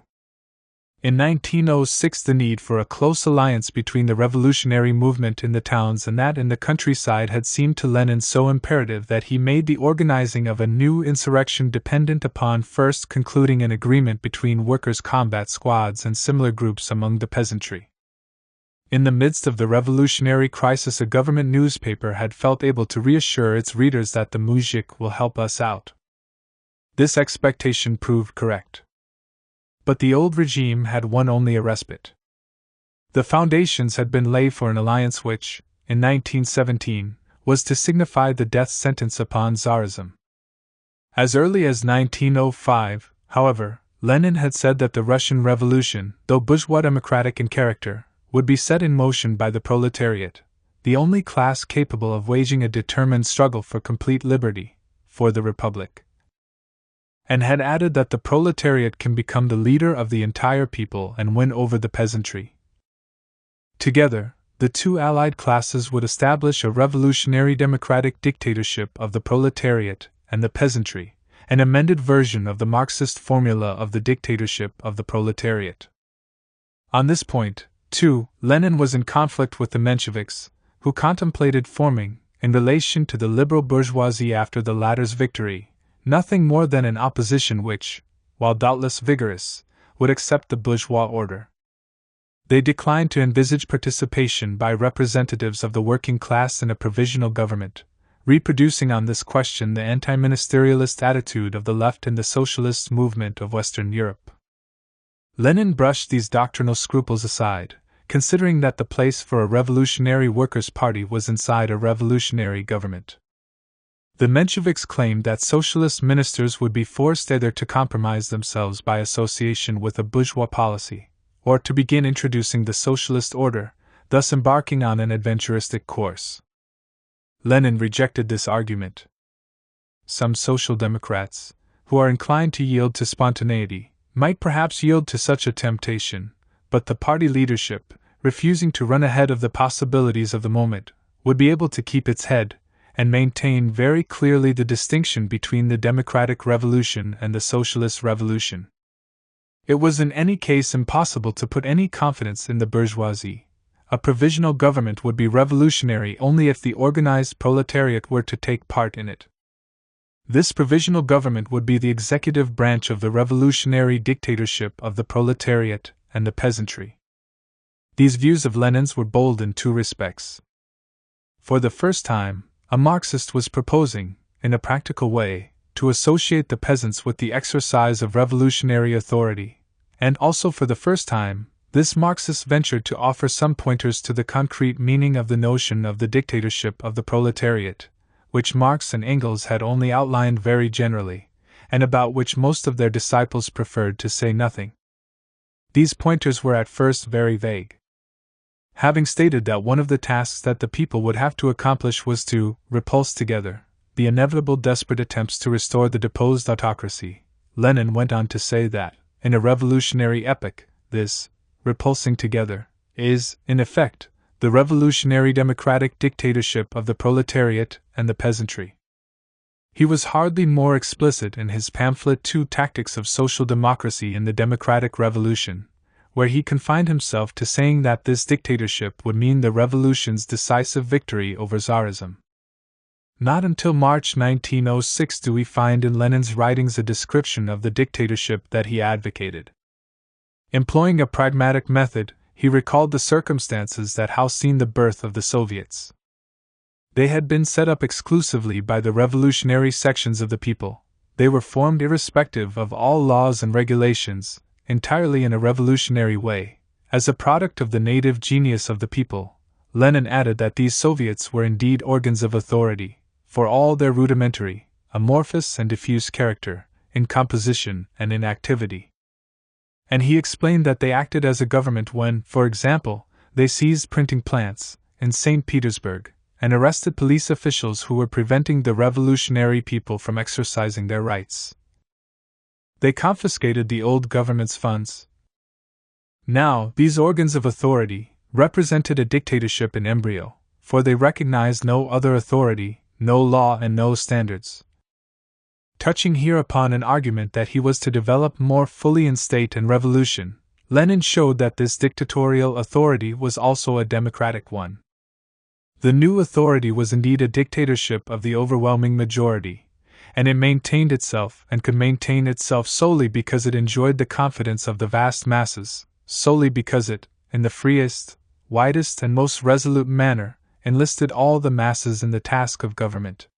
Like Engels when he described the Paris Commune as the dictatorship of the proletariat, Lenin was employing a purely empirical method in a sphere where particularly rigorous thinking was needed. history was to expose the inadequacy of such an approach.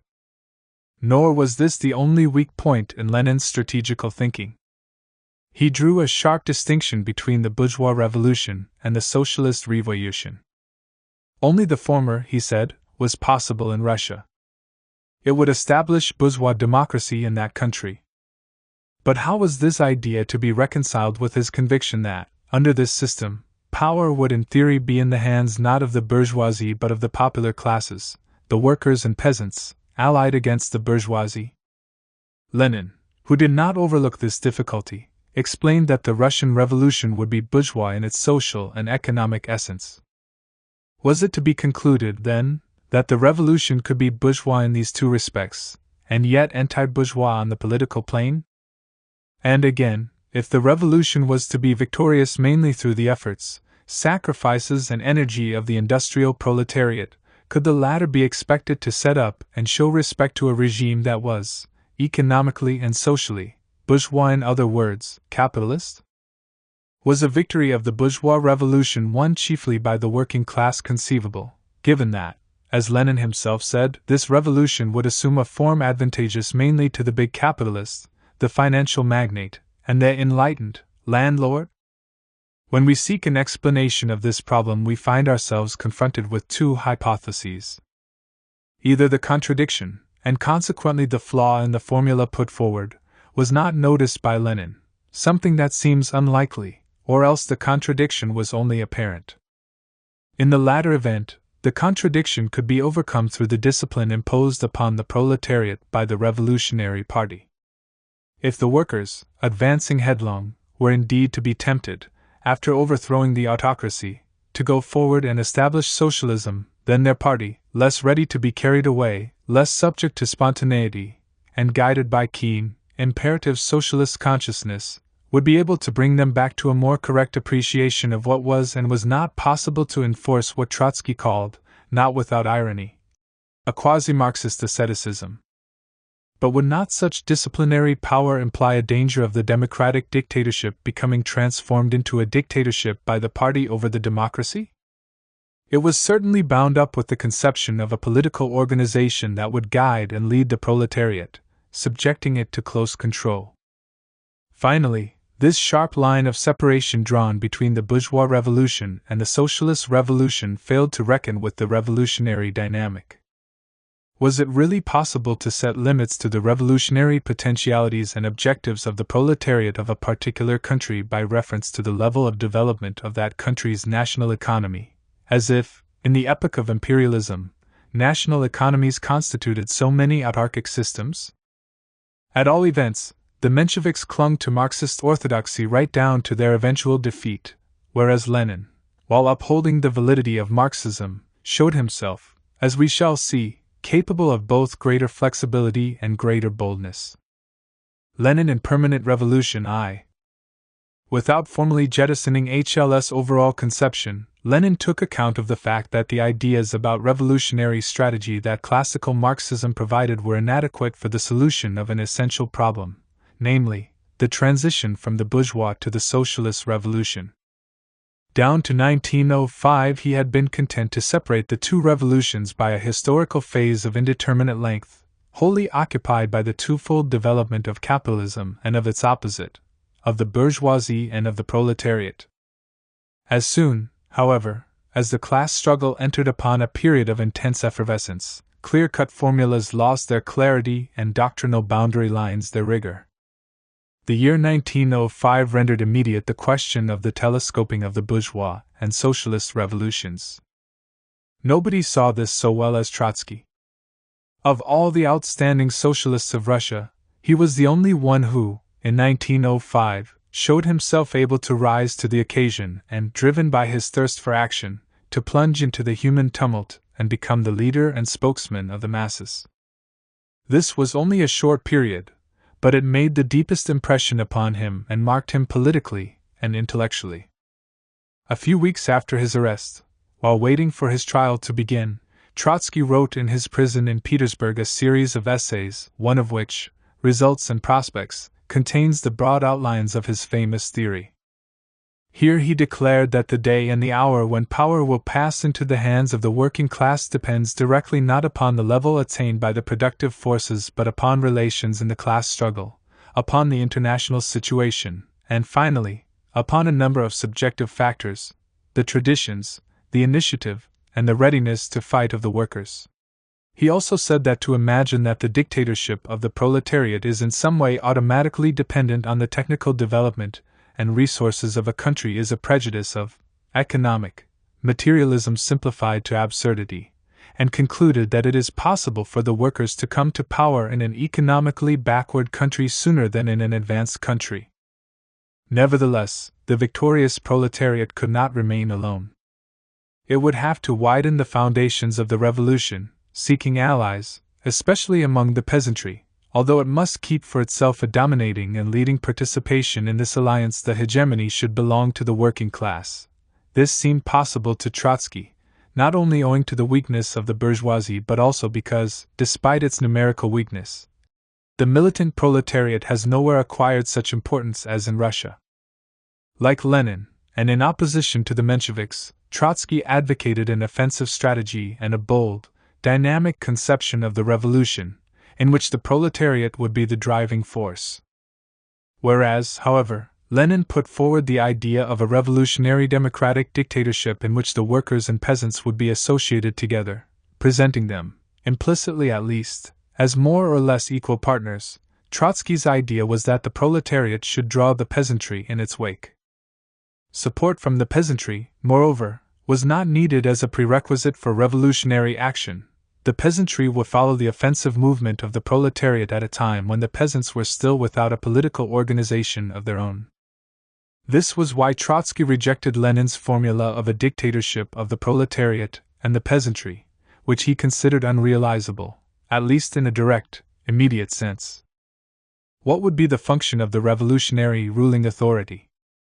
According to Lenin, it would amount mainly to establishing bourgeois democracy and facilitating capitalist development. Trotsky, however, considered that it would be the greatest utopianism to think that the proletariat, having been raised to political domination by the internal mechanism of a bourgeois revolution, can, even if it so desires, limit its mission to the creation of republican democratic conditions for the social domination of the bourgeoisie. The economic situation would inevitably lead to a clash between bourgeoisie and proletariat, and the state power, conquered by the proletariat, would have to take sides against the employers, and would thereby be led to adopt socialization measures. However, this socialist policy will come up against political obstacles much sooner than it will stumble over the technical backwardness of our country. Two features, especially, in the socialist program would give rise to opposition from the peasantry, namely, collectivization and internationalism, and the conflict thus caused could end victoriously for the proletariat only if it were to receive direct state support from the European proletariat. Trotsky added, "There cannot be any doubt that a socialist revolution in the West will enable us directly to convert the temporary domination of the working class into a socialist dictatorship." In an article published in 1909 he returned to this idea, declaring, "There is no way out from this contradiction within the framework of a national revolution. The workers' government will from the start be faced with the task of uniting its forces with those of the socialist proletariat of Western Europe." Commenting on these ideas in 1909, Lenin claimed that Trotsky's major mistake is that he ignores the bourgeois character of the revolution and has no clear conception of the transition from this revolution to the socialist revolution. Must we see in this statement a proof of Lenin's rejection of the theory of permanent revolution? According to the official Soviet interpreters of Lenin's thought, there can in any case be no doubt about this rejection. The problem, however, is too important to be disposed of by means of this one very brief quotation. What must first be noticed is the moderate tone used by Lenin when he criticizes Trotsky's revolutionary strategy. This moderation is too rare in the polemics which the two future leaders of the October Revolution were waging against each other at this time for it not to be seen as significant. Commenting on Trotsky's ideas about the role of the liberal bourgeoisie, Lenin declared, during the discussion at the London Congress of 1907, that Trotsky has come closer to our views. True, he added immediately that, quite apart from the question of uninterrupted revolution, we have here solidarity on fundamental points in the question of the attitude towards bourgeois parties. But Lenin's reference to the theory of permanent revolution was so brief an allusion rather than a critique that there is good reason to follow Isaac Deutscher when he says that it seems established that it was not until 1919 that Lenin actually read Trotsky's Results and Prospects, of which until then he had had only partial and indirect knowledge. To this can be added the statement to be found in the letter that the Bolshevik leader Joff wrote to Trotsky before committing suicide in November 1927. I have often told you that with my own ears I have heard Lenin admit that in 1905 it was not he but you who were right. In the face of death one does not lie, and I repeat this to you now. All this matters less than the ideas that Lenin himself developed during the revolution of 1905, which mark a modification in his general conception of two clearly distinct revolutions. The change is sometimes so pronounced that it is a quasi-Trotskyist standpoint that we find revealed in Lenin's writings of this time. Alluding to the Marxist thesis about the bourgeois and socialist phases of the revolution, Lenin declared in the spring of 1905, but if we interpret this correct Marxist scheme of three stages to mean that we must measure off in advance, before any ascent begins, a very modest part, let us say, not more than one step, if, in keeping with this scheme and before any ascent begins, we sought to draw up a plan of action in the revolutionary epoch, we should be virtuosi of Philistinism. What had become, then, of Lenin's idea of the transition from the bourgeois to the socialist revolution? In two tactics he had indicated that the transition period could be brief, and that the party's attitude should be such as to actively promote this transition, its entire policy being focused on preparing for it. Continuing his analysis, he had added, in the same work, that there was no real breach of continuity between the bourgeois and socialist phases of the revolution. The complete victory of the present revolution will mark the end of the democratic revolution and the beginning of a determined struggle for a socialist revolution.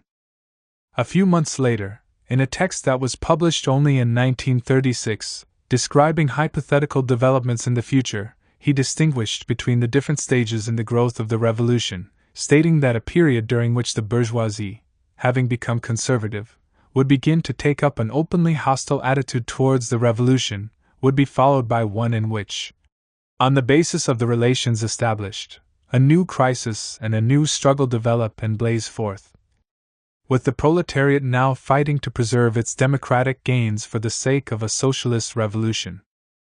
This struggle would have been almost hopeless for the Russian proletariat alone, and its defeat would have been as inevitable as the defeat of the German Revolutionary Party in 1849 to 1850, or of the French proletariat in 1871, had the European socialist proletariat not come to the assistance of the Russian proletariat. He concluded, in such conditions the Russian proletariat can win a second victory. The cause is no longer hopeless. The second victory will be the socialist revolution in Europe, since he seems to have conceived the pace at which these different periods were to succeed one another as a rapid one, and still more, since they appear as parts of a continuous process. This was indeed a scheme very similar to the one that Trotsky had worked out. In an article of September 1905, apparently of no special importance, Lenin wrote this typically Trotskyist sentence: "From the democratic revolution we shall at once, and precisely in accordance with the measure of our strength, the strength of the class-conscious and organized proletariat, begin to pass to the socialist revolution. We stand for uninterrupted revolution. We shall not stop halfway." After the defeat of the proletariat and the restoration of the autocracy, Lenin seems to have abandoned the prospect of uninterrupted revolution which he had glimpsed in 1905. Not until 1917 was this to reemerge, become dominant in his thinking, and triumph as his policy. 3. Lenin in 1905. It is in the course of the 1905 revolution that we can observe for the first time the flexibility of Lenin's views, the malleability of his theories, and what finally constitutes his exceptional genius as a revolutionary, namely, his capacity to grasp the meaning of events and their implications, to appreciate the dialectical potentialities that emerge from real life. suddenly shattering schemata that had been thought of as established forever. Last, and most important of all, we see Lenin's will and power to make the very most of mass movements, not out of cynical calculation but, much more fundamentally, because of a profoundly revolutionary belief in the people as the agents of their own liberation. In order to understand Lenin's method, it is not enough to analyze the far-reaching changes undergone by the structures of Bolshevism during the First Russian Revolution. Historical reality must be approached more closely, the highly dialectical relationship between Lenin and his party examined with greater attention, and the flexibility and deeply revolutionary quality of the man compared with the already conservative ponderousness and inertia of the party apparatus, even at the time when it had only recently been formed. The transformation of the party structures. The language of figures and the evidence of facts have shown clearly enough the extent to which the structures of the RSDLP, and of its Bolshevik faction in particular, underwent great changes during the revolutionary events of 1905 and 1906. These events, however, were not capable of bringing about unaided the changes in question. Lenin was among the most active agents in the transformation that took place, and the resistance that he encountered within his organization was vigorous. Thus, the Congress that the Bolsheviks held in April 1905 was the scene of a confrontation between supporters and opponents of change, and according to Krupskaya, some violent disputes occurred.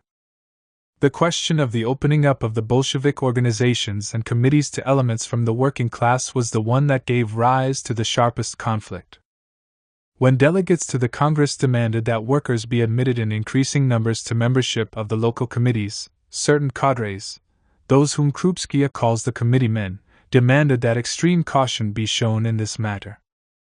They warned the Congress against the temptation of playing at democracy. In opposition to the committeemen, the advocates of change called upon the Bolsheviks to plunge down to the lower depths, declaring their belief that a social transformation of this kind would help to cleanse the atmosphere of intrigue and promote healthier relations between the leaders and the rank and file. A spokesman of this reforming tendency tabled an amendment by which the Central Committee was empowered to dissolve a local committee on the request of 2/3 of the members of its periphery. Lenin supported this proposal, and tried to give it an even more arriériste character by excluding intellectual elements from the reckoning of the necessary 2/3. It was on the question of the proletarianization of Russian social democracy that he intervened most strongly. When one delegate said that the criteria for admission to the committees were such that workers were in practice excluded from them, he was subjected to numerous hostile interruptions, but Lenin loudly applauded him. In face of the sectarianism revealed by some participants in the Congress, he burst out, "I could hardly keep my seat when it was said here that there are no workers fit to sit on the committees," and added, "Obviously there is something the matter with the party." Jointly with Bogdanov, he put forward an amendment to the party rules which imposed an obligation to increase the number of working-class members of the Bolshevik committees. This amendment was rejected. If we are to believe Krupskaya, Lenin was not greatly upset at this rebuff. He really said that the approaching revolution was bound to radically cure the party of this incapacity to give the committees a more pronounced worker makeup. And this was what in fact happened. From the London Congress of 1905 onwards, Lenin redoubled his appeals to his supporters inside Russia to take advantage of the new conditions in order to enlarge the party organizations. The tone of these appeals tells us much about the resistance that he came up against. In a letter to a Petersburg Bolshevik in February 1905, Lenin writes, "Be sure to put us in direct touch with the new forces, with the youth, with newly formed circles. So far not one of these St. Petersburgers, shame on them, has given us a single new Russian connection. It's a scandal, our undoing, our ruin. Take a lesson from the Mensheviks, for Christ's sake." In the same month, in another letter to correspondents inside Russia, he vehemently attacked the conservatism and inertia of the Bolshevik leaders there. "You must be sure to organize hundreds of circles, completely pushing into the background the customary, well-meant committee, hierarchic, stupidities. This is a time of war.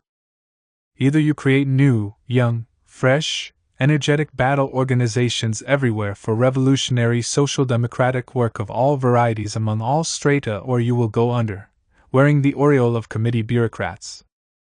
When some Bolsheviks invoked the principles of what is to be done against its author, Lenin hit out at them, declaring that all these schemes, all these plans of organization, create the impression of red tape. Do not demand any formalities, and for heaven's sake, forget all these schemes and send all functions, rights, and privileges to the devil. A large proportion of the functions, rights, and privileges of the committeemen were indeed abolished, as the outcome of a hard struggle in which Lenin faced on several fronts the hesitations, reticences, and fears of his comrades, and succeeded in shaking them. Lenin, the Bolsheviks, and the Soviets. It was not so much surprise that marked the reaction of the Bolsheviks to the outbreak of the 1905 revolution as skepticism, incomprehension, and even sometimes outright hostility. This was especially the case in Petersburg, where the Soviet enjoyed the highest prestige and made the biggest impression. Uniting delegates who represented 250,000 workers in the capital, the Petersburg Soviet was set up on October 13, 1905, the day after the general strike was proclaimed, with the active participation of a number of Menshevik militants, who popularized the idea of the Soviet among the workers. Commenting on this development, Krasikov, an outstanding Bolshevik militant in Petersburg, said the Mensheviks have started a new intrigue. They're electing a non-party Zabatovite committee. And Voidinsky, another prominent Bolshevik, who reports this statement, adds, I think that at the time almost all Bolsheviks shared this view of the Menshevik enterprise. There was in this unfavorable reaction, which saw in the Soviet nothing but a committee of yellow trade unionists, more than just a symptom of sectarianism towards the Mensheviks. In several ways the establishment of the Soviets clashed with the political creed of Lenin's supporters.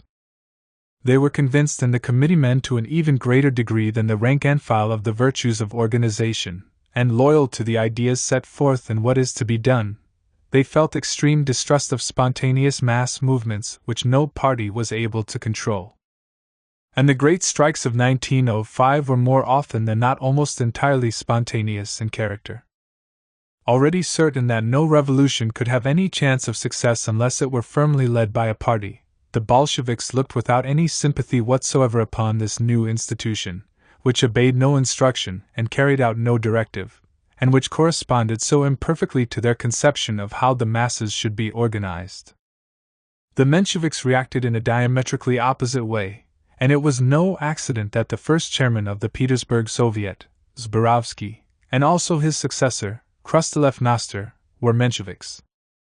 The spontaneous nature of the movement that led to the formation of Soviets made a strong appeal to them.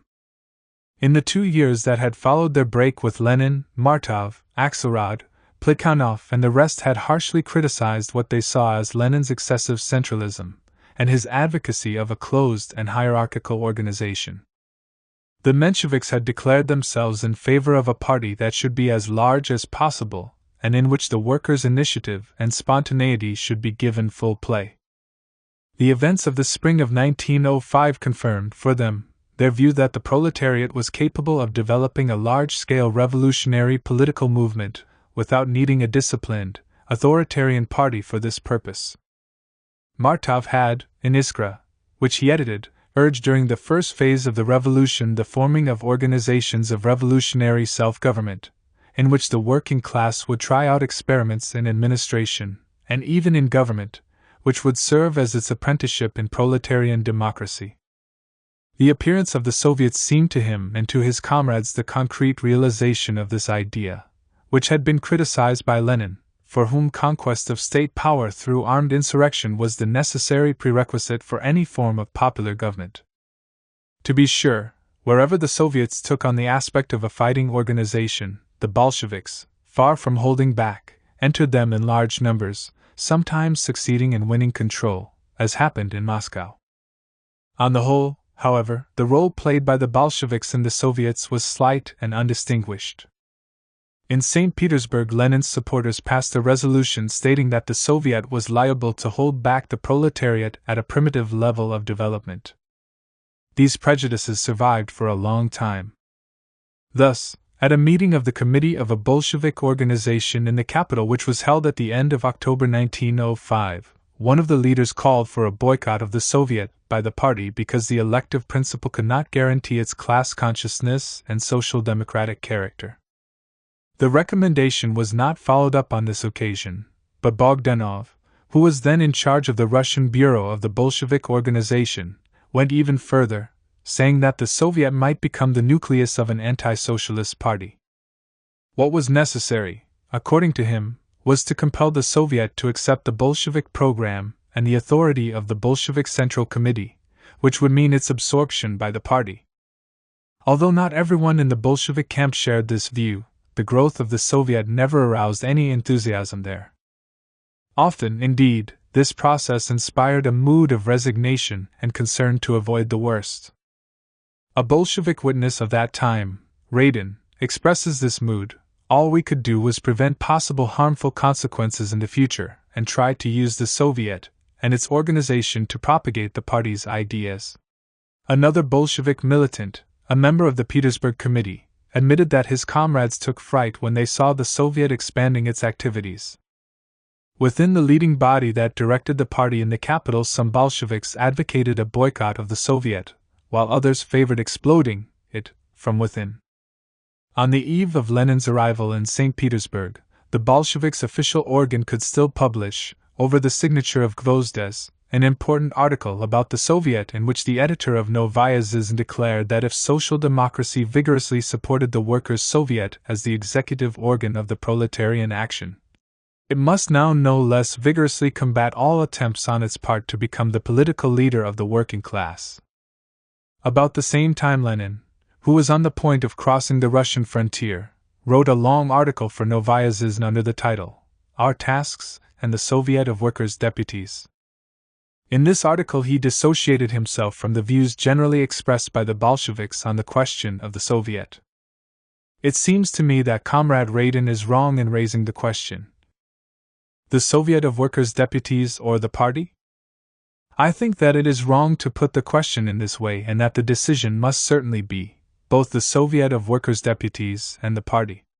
Contradicting the view advocated by the Bolshevik organization in the capital, Lenin further declared, I think it inadvisable to demand that the Soviet of Workers' Deputies should accept the Social Democratic program and join the Russian Social Democratic Labor Party, adding that the Soviet should be regarded as the embryo of a provisional revolutionary government.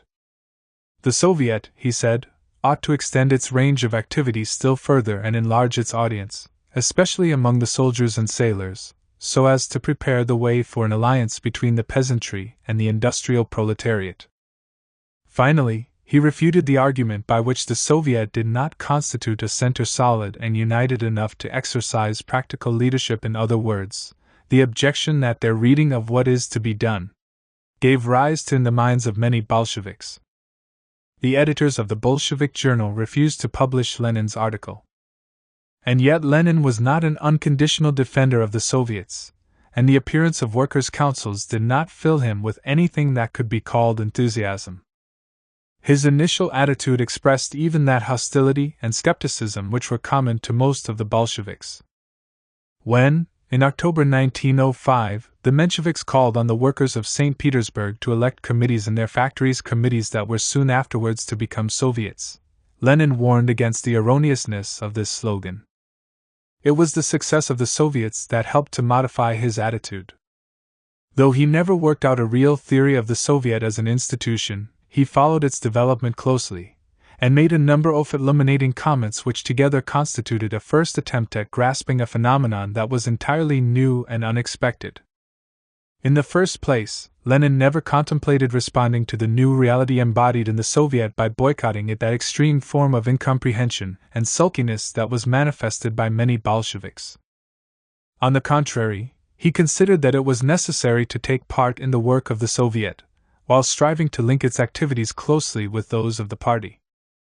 This participation in a body, the political significance of which was far from clear, by militants who were attached mainly, and in some cases exclusively, to a highly structured party, was, however, to remain something exceptional, justified only by fortuitous circumstances of periods of more or less intense revolutionary upheaval. This reservation was due to the weaknesses that Lenin saw in the Soviet organization, in particular its excessively dispersed character, the lack of a central authority. The All-Russia Congress of Soviets was not to come on the scene, crowning the network of Soviets, until 1917. It remained the case, however, that the Soviets, which originated as merely organs of the strike struggle, had progressively become transformed into organs of an uprising, and therefore the tremendous prestige that they enjoyed was fully deserved. Lenin thus came, as we have seen, to bring together the function fulfilled by the Soviets with his idea of the revolutionary democratic dictatorship of the proletariat and the peasantry. It was, of course, not accidental that, in periods of revolutionary upsurge in 1905, and especially in 1917, Lenin should have concerned himself with defining the role of institutions that were very much broader than the party organization. A party man, indeed a man of the party, he remained sensitive to the weaknesses of heterogeneous gatherings and movements that lacked authoritative guidance. But being a revolutionary no less, and even more, than a party man, he appreciated the tremendous reservoir of energy, enthusiasm, and creativity that the Soviets contained. Consequently, he sought to reconcile these contradictory elements, and to deduce an operational synthesis from them. To a much greater extent than the other Bolsheviks, and sometimes in opposition to them, Lenin, while criticizing the fetishism that the Soviets inspired in their strongest supporters, nevertheless recognized in the formation of these organs a bold attempt to resolve the dialectical contradiction between the party and the masses, transcending the narrow bounds of the formulas which he had propounded earlier. Finally, although he disagreed with Trotsky on many points, he saw in the Soviets, just as Trotsky did, a workers' government in embryo. In this way the rapprochements and alliances were prepared which in 1917 were to determine the outcome of the revolution. Lenin, the Bolsheviks, and the revolutionary activity of the masses, a vast strike movement was in progress, some unknown tremendous wave was rising. But the Bolshevik Committee was living its own segregated life. Thus a Bolshevik witness describes the passivity shown by his organization during the decisive events of January 1905 in St. Petersburg. The socialist forces were certainly weak at this time, as a result of the recent split between Bolsheviks and Mensheviks. Agitation grew more intense in the factories of the capital and especially in the Putilov works, where the workers responded to the propaganda carried on by the priest Gapon, a strange individual in whom an agent provocateur was combined with an idealist, and who, having been entrusted by the authorities with a mission to be carried out among the workers, was now in the process of breaking away from his master's control. This agitation, which developed into a mass strike, gave rise to a feeling of mistrust among both Bolsheviks and Mensheviks. When the idea was put forward and spread around that a demonstration should be held on Sunday, January 9th, to go to the Tsar and submit a petition to him, the reaction of the socialist militants of both wings was even frankly hostile. And with good reason. How could they support a march that seemed to be conceived as a religious procession at least as much as it was to be a political demonstration? Besides, the Social Democrats, and especially the Bolsheviks, were completely isolated in the Putilov works. Before January 9th, the workers' feelings towards the committee were extremely hostile. Our agitators were beaten up, our leaflets destroyed. The Bolsheviks and the Mensheviks soon found themselves in disagreement on the attitude to be taken towards the demonstration. The former, reckoning with the state of mind of the masses, decided on a moderate line, and refrained from actually calling for a boycott of the affair. Further than that they could not go. The Mensheviks, however, issued the slogan of participation. When a Bolshevik delegate tried to explain his organization's point of view to the Putilov workers, he was unable to get a hearing. Hardly had he begun his speech when he was interrupted by the workers. "Enough, go away, don't interfere." The would-be speaker had to take to his heels.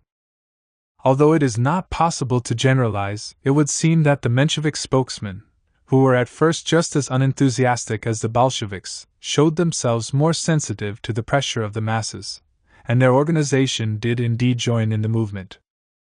The Bolsheviks, however, although at their meeting on January 8 they retracted their original decision, decided to remain together as a separate unit within the procession, not merging with the mass of demonstrators. The decision was put into practice. The Bolsheviks, who in this way marched through St. Petersburg on January 9, when the revolution of 1905 broke out, numbered about 15. We know little regarding Lenin's attitude during these crucial days, enough, however, to observe a noticeable difference, on this question too, between his reactions and those of his supporters in Petersburg.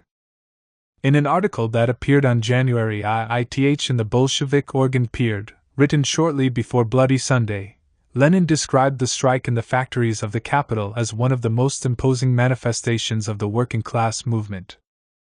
He also refrained from criticizing the fact that the projected demonstration was intended to culminate in the presenting of a petition to the Tsar.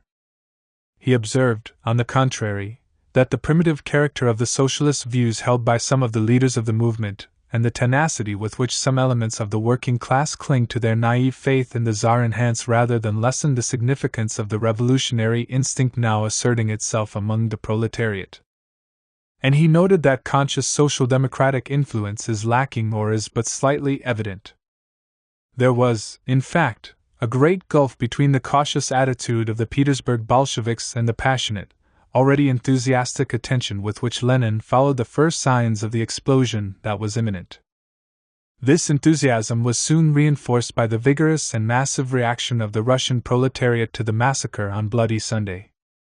On Wednesday, January 12, Lenin wrote, in an article entitled The Beginning of the Revolution in Russia, that the working class has received a momentous lesson in civil war. The revolutionary education of the proletariat made more progress in one day than it could have made in months and years of drab, humdrum, wretched existence. As regards Father Gapon, Lenin noted with satisfaction the statement he had made on the morrow of the demonstration. We no longer have a Tsar. A river of blood divides the Tsar from the people. Lenin showed, moreover, a certain indulgence, perhaps even liking, where this Gapon was concerned, which contrasted with the suspicion and enmity that were the only feelings he evoked in the Leninists of the capital. One of Lenin's correspondents reproached him, in a letter dated January 1905, with being too lenient with Gapon. 2 months later the priest went to Switzerland, to try and bring together in a new way the groups of Russian socialist émigrés. Whereas Plekhanov received him icily, Lenin showed great interest and much warmth.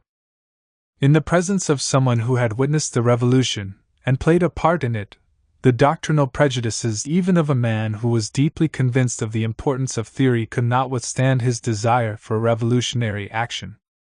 Lenin urged Gapon, in order to help him acquire clarity of revolutionary outlook, to read the works of Plekhanov.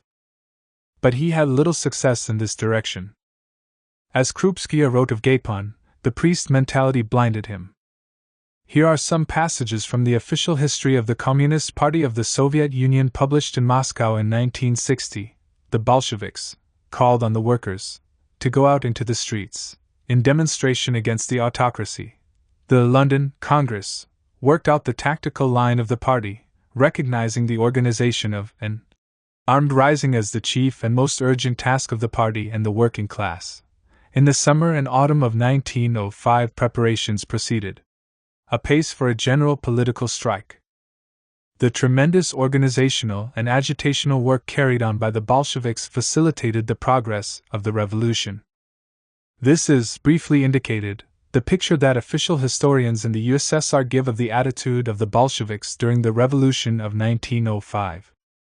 It expresses and keeps alive a twofold legend: on the one hand, a flawless party, homogeneous and closely united, and on the other, this party firm and constant in pursuit of a policy of urging the masses towards ever bolder and more revolutionary action.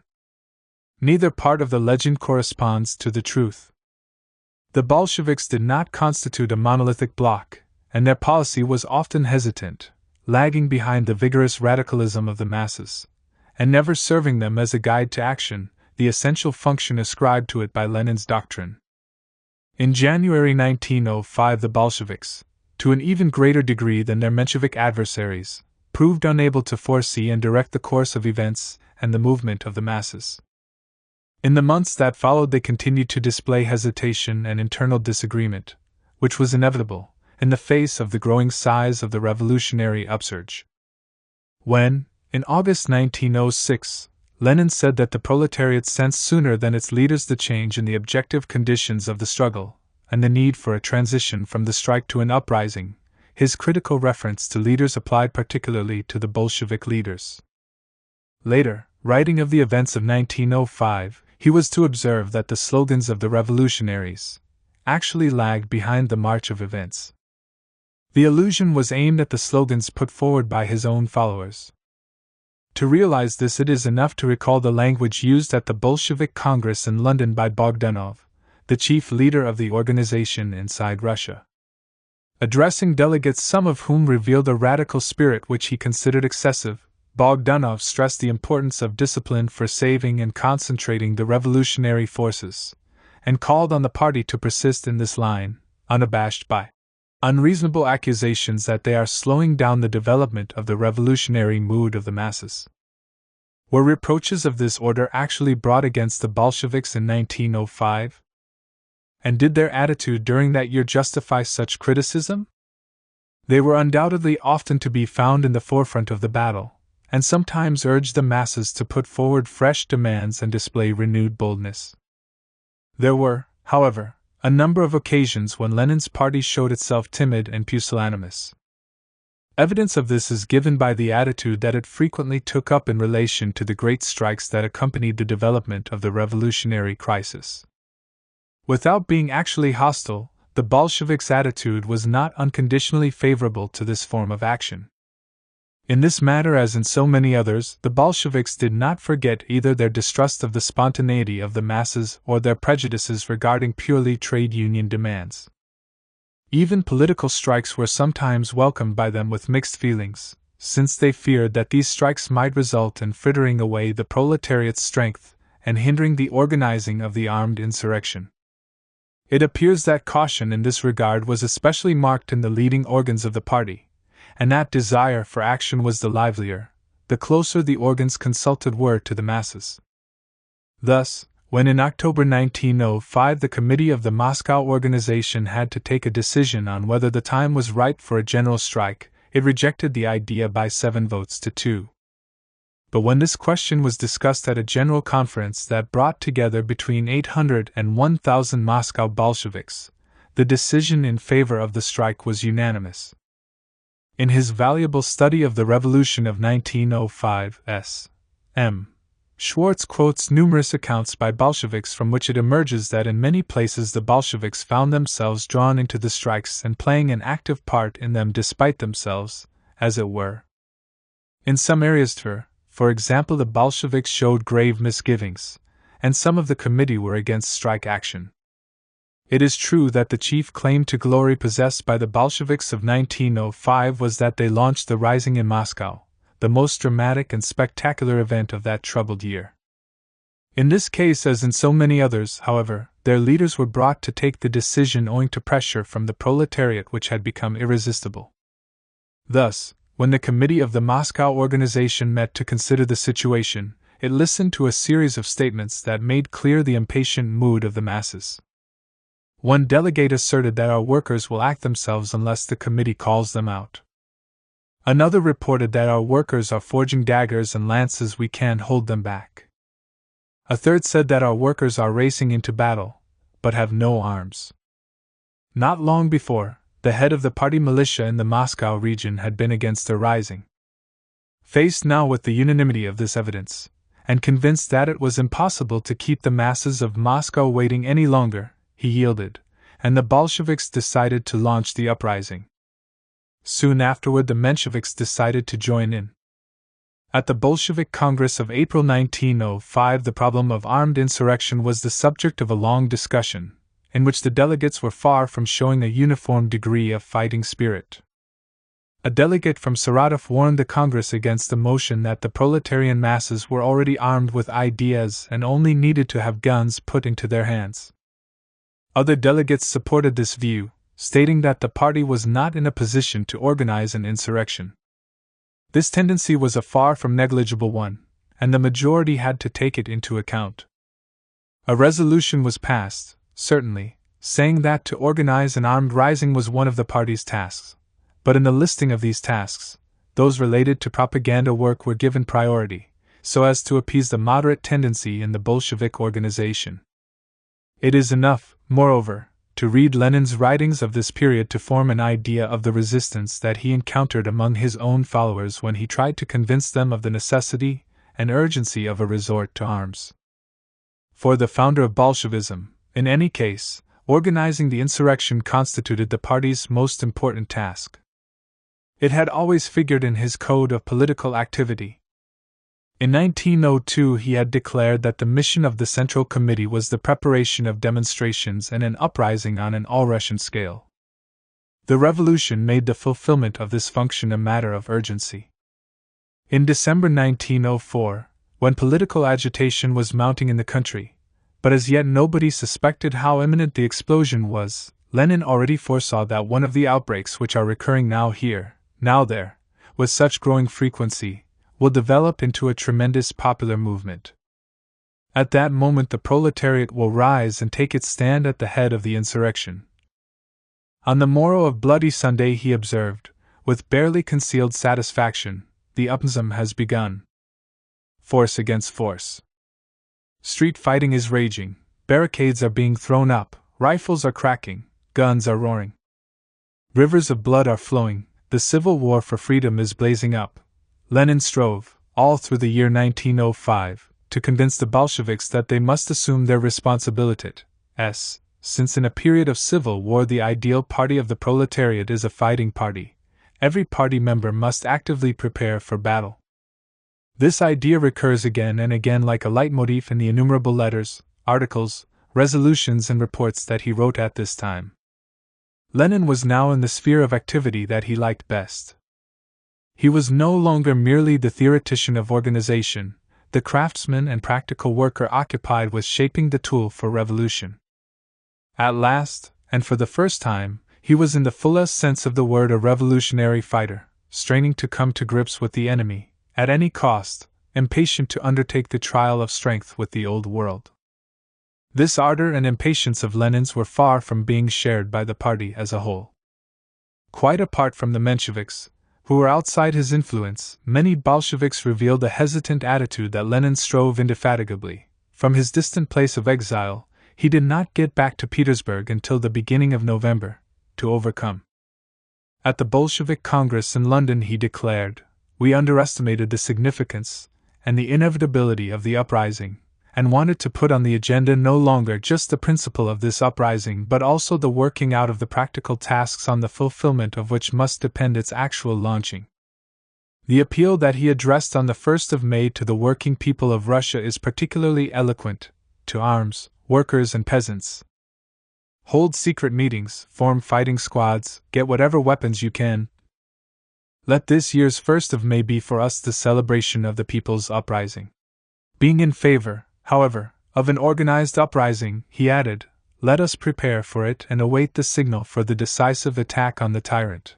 And it was to the leading organs and cadres of the Bolshevik faction that he then turned, for the signal to be given. To judge from Lenin's style, the response he met with does not seem to have come up to his expectations.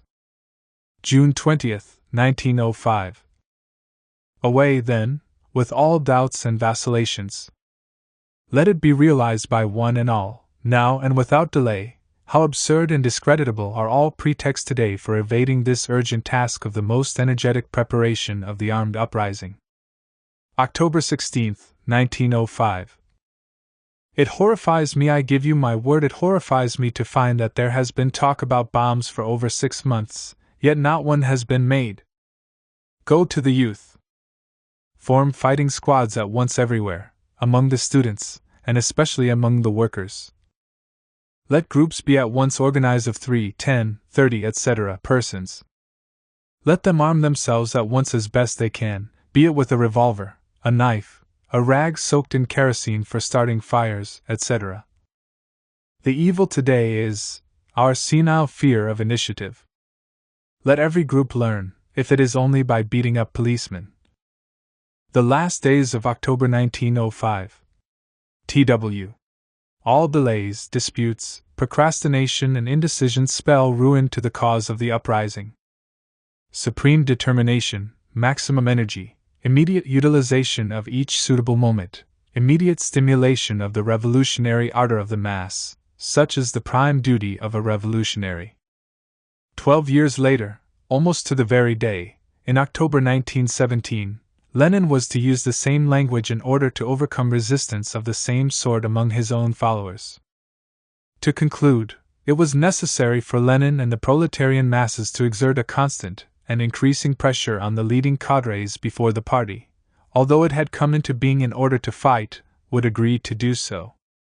In this sphere, as in many others, Lenin, using his immense power of persuasion, pressed his party to abandon its rigid structures, to open itself up to the masses, and in particular to the workers. He pressed his party to adopt a policy of collaboration with the Soviets. He pressed it to show greater confidence in the often anarchical activity of the proletariat in revolt, and to drop the hesitancy that it often revealed in face of the development of the strike wave. Finally, and above all, Lenin pressed his party to carry out its ultimate responsibility by leading the armed insurrection that was to enable the revolution to go forward. It is true, then, in the last analysis, that the Bolshevik organization was profoundly transformed during the events of 1905. But this transformation was often effected despite the Bolsheviks themselves, despite those, especially, who had accepted most submissively the ideas and writings of Lenin. Lenin himself, however, gave in 1905 a first demonstration of that sense of revolution, his possession of which was to be confirmed, and its full brilliance displayed, in 1917. 4. The first results of Leninism. On the eve of the revolution of 1917, Lenin was still merely one Russian socialist leader among others, caught up in the fratricidal strife that gave occupation to émigrés cut off from political activity. Among all the leading socialists of Europe, however, he was the only one in whom the qualities of the theoretician were combined to such an extent with those of the practical politician, the only one to have actually created a party. Others, before and after him, busied themselves with developing the organization to which they belong. But Lenin started from scratch in this field, and already before the revolution his work revealed an element of continuity that was characteristic of Leninism. Lenin was already the organization man, and no doctrine paid so much attention as Leninism did to the demands of organization. The imperatives of centralism and discipline, of hierarchy and underground work, some of which ran counter to the most profound implications of the Marxist outlook, were for Lenin so many corollaries of a basic principle, namely, the need for a strong and vigorous organization, inspiring its supporters with loyalty and trust, and its enemies with a repulsion that was mingled with fear. A strong party does not, however, mean a rigid one. It must possess in equal measure both exceptional vigor and exceptional power of adaptation. In a bourgeois society in which the proletariat is subject to domination and its interests suffer fundamental injury, the very existence of this class being radically denied while at the same time it is continually being recreated, a society wherein the proletariat's own institutions are inevitably meager and poor, the initiative is held, as a rule, by the dominant class. Only in periods of revolution does the proletariat break free from conditioning by this situation. Most of the time the socialist movement is in the disadvantageous position of having to reply either to the enemy's attacks or to his efforts to bring this opposition under control, to intimidate it, appease it, or seduce it. These are all so many operations, complementary or simultaneous, in which the bourgeoisie takes the initiative, and which the revolutionary party has to be able to answer. To the requirements of this situation correspond two major features of Leninism, namely, the flexibility typical of Lenin's policy, and the discipline imposed upon the Bolshevik organization. Lenin's flexibility comes close to being a pragmatism that seems surprising in a man almost fanatically devoted to a doctrine, Marxism, and an idea, the revolution. In reality, however, they were indispensable complements to that devotion of his, smoothing its rough edges and moderating its rigidity. Lenin's flexibility explains the fundamental contribution which he made to Marxism by Russifying it, and also his constant readiness to reject deviations either to right or left which signified not a permanent centrism on his part but rather a transition, sometimes brusque, and often skillful and, as we shall see, dialectical, from a left policy to a right one, or vice versa. The Russification of Marxism consisted essentially in the perfecting of an organization adapted to the conditions of Tsarist Russia and differing profoundly from the workers' parties of Western Europe, and of a revolutionary strategy which assigned an important role to the peasantry. In this respect there was a far-reaching difference between Bolshevism and Menshevism. It also endowed the Russian Workers' Party with structures and a role similar to those of the social democratic parties of Western Europe. Martov, for example, made it a reproach to the socialist movement of his country that it spoke too zealously in Russian. Axelrod defined the task of the Mensheviks as being to Europeanize, i.e., radically change the character of the Russian social democratic movement, and organize it on the same principles on which the European social democratic party system is based. As the Bolshevik Radek put it, Western Europe begins with the Mensheviks. Lenin waxed ironical about this aspect of Menshevism. A naked savage who put on a top hat, and imagined himself therefore to be a European would look rather ridiculous. Axelrod looked no less ridiculous when he puts on a top hat inscribed, "I am a European Social Democrat." Lenin's flexibility was thus shown first and foremost in his independent attitude to the interpretation of Marxism that was current in those days.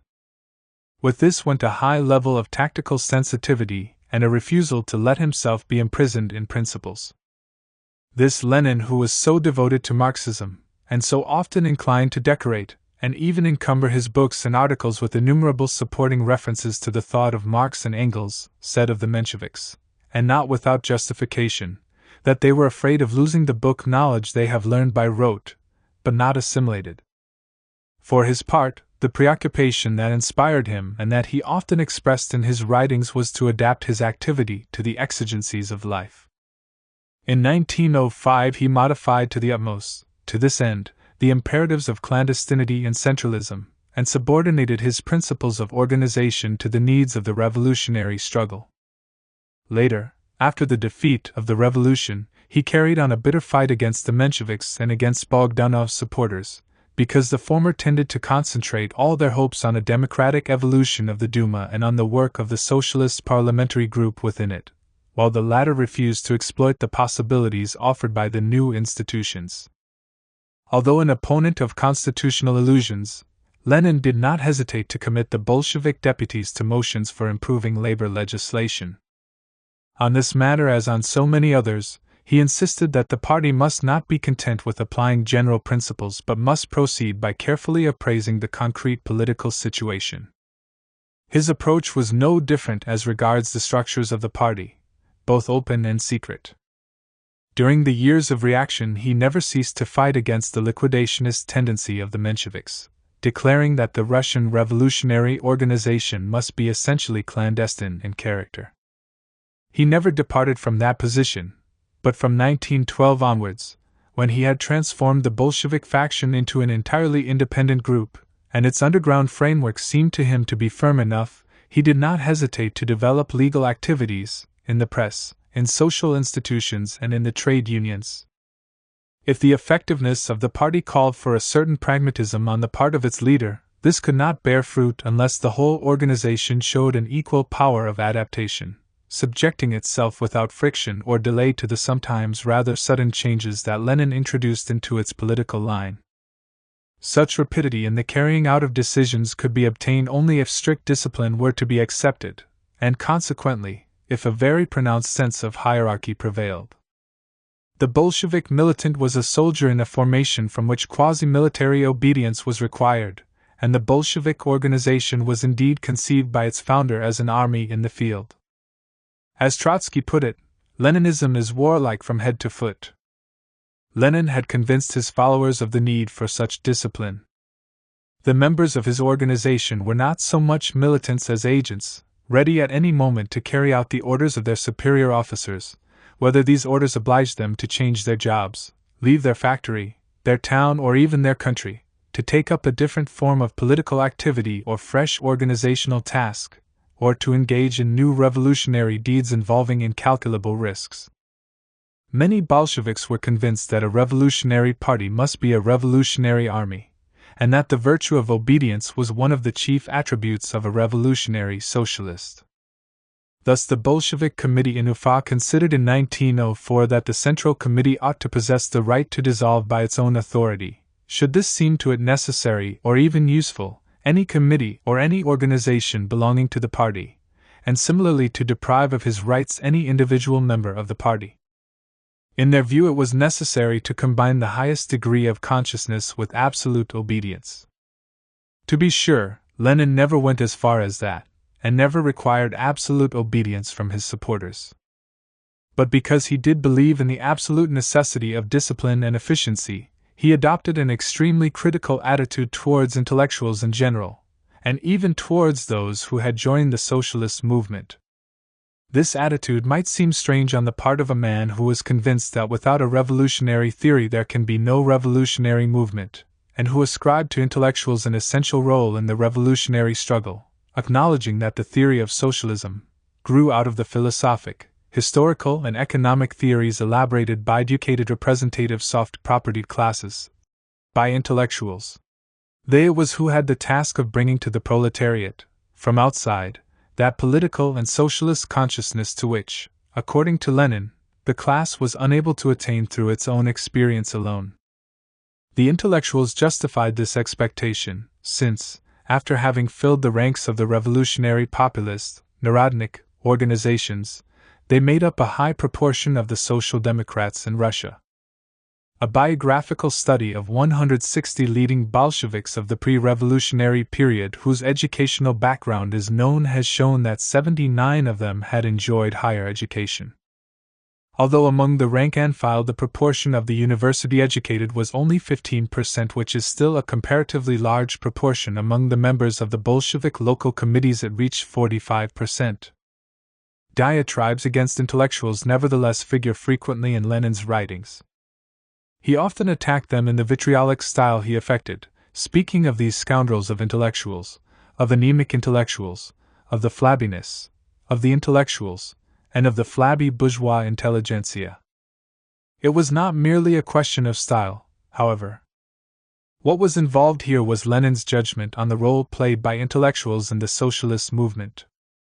He attributed to their petty bourgeois social origin the defect that he mainly blamed in them, namely, their inaptitude for discipline and rejection of organization, and he was continually contrasting bourgeois intellectual individualism with the supporters of proletarian organization and discipline. It was not only their inclination towards individualism that he denounced, moreover, but also their opportunism.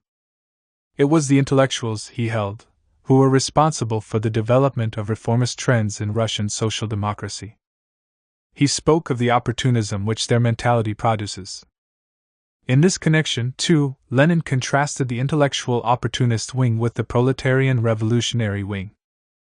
How unfortunate were those representatives of the Russian intelligentsia who had found their way in such large numbers into the socialist movement.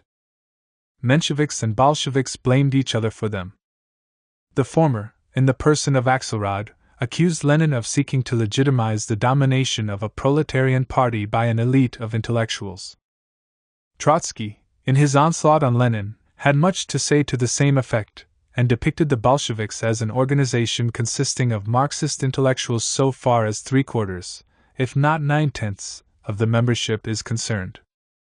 Lenin claimed that, on the contrary, at the time of the split in 1903 the opposition between Bolsheviks and Mensheviks was equivalent to one between working-class elements and intellectual elements. Later, when a substantial number of Mensheviks had declared in favor of transforming the Social Democratic Party into an open, legal organization, Lenin once again presented this liquidationist tendency as a typical manifestation of the intellectual mentality. I have already mentioned the efforts he made to open up his party, and its committees in particular, to proletarians, during the revolutionary period of 1905 to 1906. These efforts resulted in a change in the social composition of the social democratic cadres. Although the proportion of intellectuals continued to be very high, among the Bolsheviks even more than among the Mensheviks, workers became increasingly numerous, occupying higher positions in the organization. In 1908, Lenin noted, in a letter to Gorky, that the significance of the intellectuals in our party is declining. News comes from all sides that the intelligentsia is fleeing the party. And a good riddance to these scoundrels. The party is purging itself from petty bourgeois dross. The workers are having a bigger say in things. The role of the worker professionals is increasing. All this is wonderful. Leaving aside the question of Lenin's personal characteristics, this snarling attitude of his can only be understood in the light of the role that the intelligentsia had played in the Russian revolutionary movement. This role had undergone a profound change since the beginning of the 20th century. Whereas until then the very concept of the intelligentsia had possessed a mainly subjective meaning indicating not so much a specific position in society and a particular economic function as a certain kind of outlook, it now assumed a more and more objective meaning, in closer correlation with occupational criteria. Members of the intelligentsia became increasingly numerous in the administration and in industry and business. Before this period, the intelligentsia had been characterized psychologically by a lofty idealism that kept it remote from reality, and politically by an attraction towards extremism, but now it took up new attitudes in society and in the world of politics. It showed growing interest in concrete achievements, especially in scientific and juridical associations, and in day-to-day politics, turning away from the revolutionary lures to which it had formerly been susceptible. There was something else, though, in Lenin's attitude to the intellectuals besides a reaction to the way that large numbers of them were becoming integrated into Russian society. His antipathy to the intelligentsia was aimed not only at the new generation of intellectuals, interested in reforms and fearful of extremism. Lenin's attitude was also determined by everything that he objected to in the traditional outlook of the Russian intelligentsia, as revealed throughout the 19th century. His diatribes expressed his hatred of carelessness, vagueness, inefficiency, shilly-shallying, phrase-making, and of those endless discussions without results that were so typical of Russian intellectuals. What exasperated Lenin, the practical worker, the organizer, who devoted himself to fulfilling all the tasks of the professional revolutionary, even the most menial and thankless ones, was the propensity of Russian intellectuals, so numerous among the socialist émigrés, to lose themselves in theoretical discussions, wander among abstractions, and burden themselves with a paralyzing sentimentality. Lenin's anti-intellectualism was thus not motiveless. Whatever justification it might possess, however, there were in this attitude dangers, intensified by the style of invective employed, of which Lenin, himself an intellectual, and of no mean stature, was doubtless unaware, but which the subsequent evolution of Bolshevism was to reveal in all their magnitude. In any case, Leninism contained a pernicious anti-intellectualism which was the seamy side of its will to efficiency, the consequence of the character it sought to give to the Russian socialist movement, namely, that of an organization capable of carrying on a realistic policy, capable above all of waging the revolutionary battle, that is to say, in the last analysis, leading an armed uprising of the proletariat against Tsarism.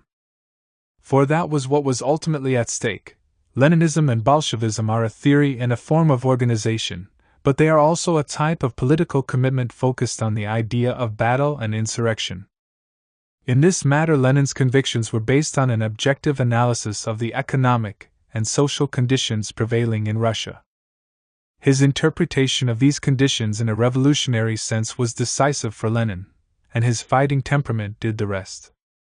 It is impossible to understand anything about Leninism if one ignores the fact that it accords primordial importance to the idea of armed, organized insurrection as an indispensable, decisive form of political struggle, its highest form.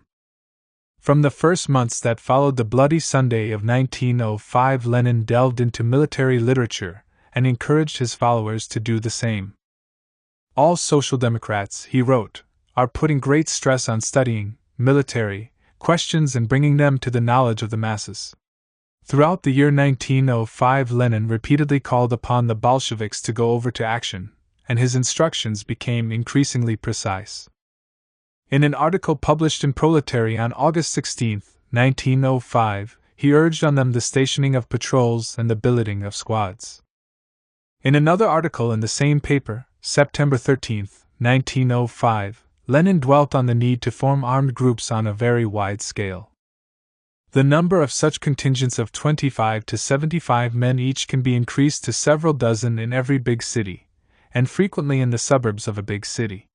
Further, he demanded that they be armed with all sorts of weapons, ranging from knives and revolvers to bombs. Finally, he stressed the need for serious study of how to put up barricades and defend them. 29th on October 16, 1905. Squads must at once begin military training by launching operations immediately, at once. Some may at once undertake to kill a spy or blow up a police station, others to raid a bank to confiscate funds for the insurrection. Let groups be at once organized of 3, 10, 30, etc. persons. Let them arm themselves at once as best they can, be it with a revolver, a knife, a rag soaked in kerosene for starting fires, etc. When at last the armed rising broke out, mainly in Moscow, and ended in the defeat of the revolutionaries, Lenin, unlike the Mensheviks, who saw in this a proof of the vanity of insurrectionary methods, remained convinced of their necessity. Drawing the lessons of the Revolution of 1905 a few years later, he declared, "The Revolution of 1905 was defeated not because it had gone too far, or because the December uprising was artificial. On the contrary, the cause of the defeat was that the uprising did not go far enough, that the uprising was not concerted, resolute, organized, simultaneous, aggressive." The experience of the years 1905 and 1906 illuminates the profound difference separating Bolsheviks from Mensheviks, not only in the sphere of revolutionary strategy and in their attitudes towards the bourgeoisie but also in their style of action. The caution characteristic of the Mensheviks contrasted with the fighting spirit of the Bolsheviks, and especially with Lenin's will to struggle. Lenin was deeply aware of the contrast, and he attacked the Mensheviks on this ground as well. He ridiculed them for using the language not of political leaders but of archive fogies, and addressed them thus: "O you, who call yourselves supporters of the toiling masses. It's not for you to go to a rendezvous with the revolution. Stay at home. Really, it will be quieter there." In disagreement during the revolutionary years on the question of whether the time had come for an organized general rising, the Leninists and their opponents disagreed again during the years of reaction, on the question of guerrilla struggle. The revolution had given birth to combat groups with a wide scope of activity, organizing defense against pogroms, attacks on armories, assassinations of spies, manufacture of bombs, and expropriation operations aimed at acquiring large sums of money belonging to banks or the state treasury. As the revolutionary offensive ran out of steam, however, these guerrilla actions degenerated and came increasingly to resemble acts of banditry, forging banknotes, selling weapons to robber bands, financial scandals, and so on. In 1906, at the Stockholm Congress, Bolsheviks and Mensheviks opposed each other on the problem of this method of struggle, with the former defending guerrilla activities and the latter showing themselves more and more hostile to them. When reunified Russian social democracy was led by a central committee with a Menshevik majority, the latter tried to put an end to the doings of the combat groups and to the expropriations, whereas Lenin called for their continuance, thus entering into open revolt against the party leadership. He did certainly acknowledge that, as a result of poverty, hunger and unemployment, this form of struggle was adopted as the preferable and even exclusive form of social struggle by the vagabond elements of the population.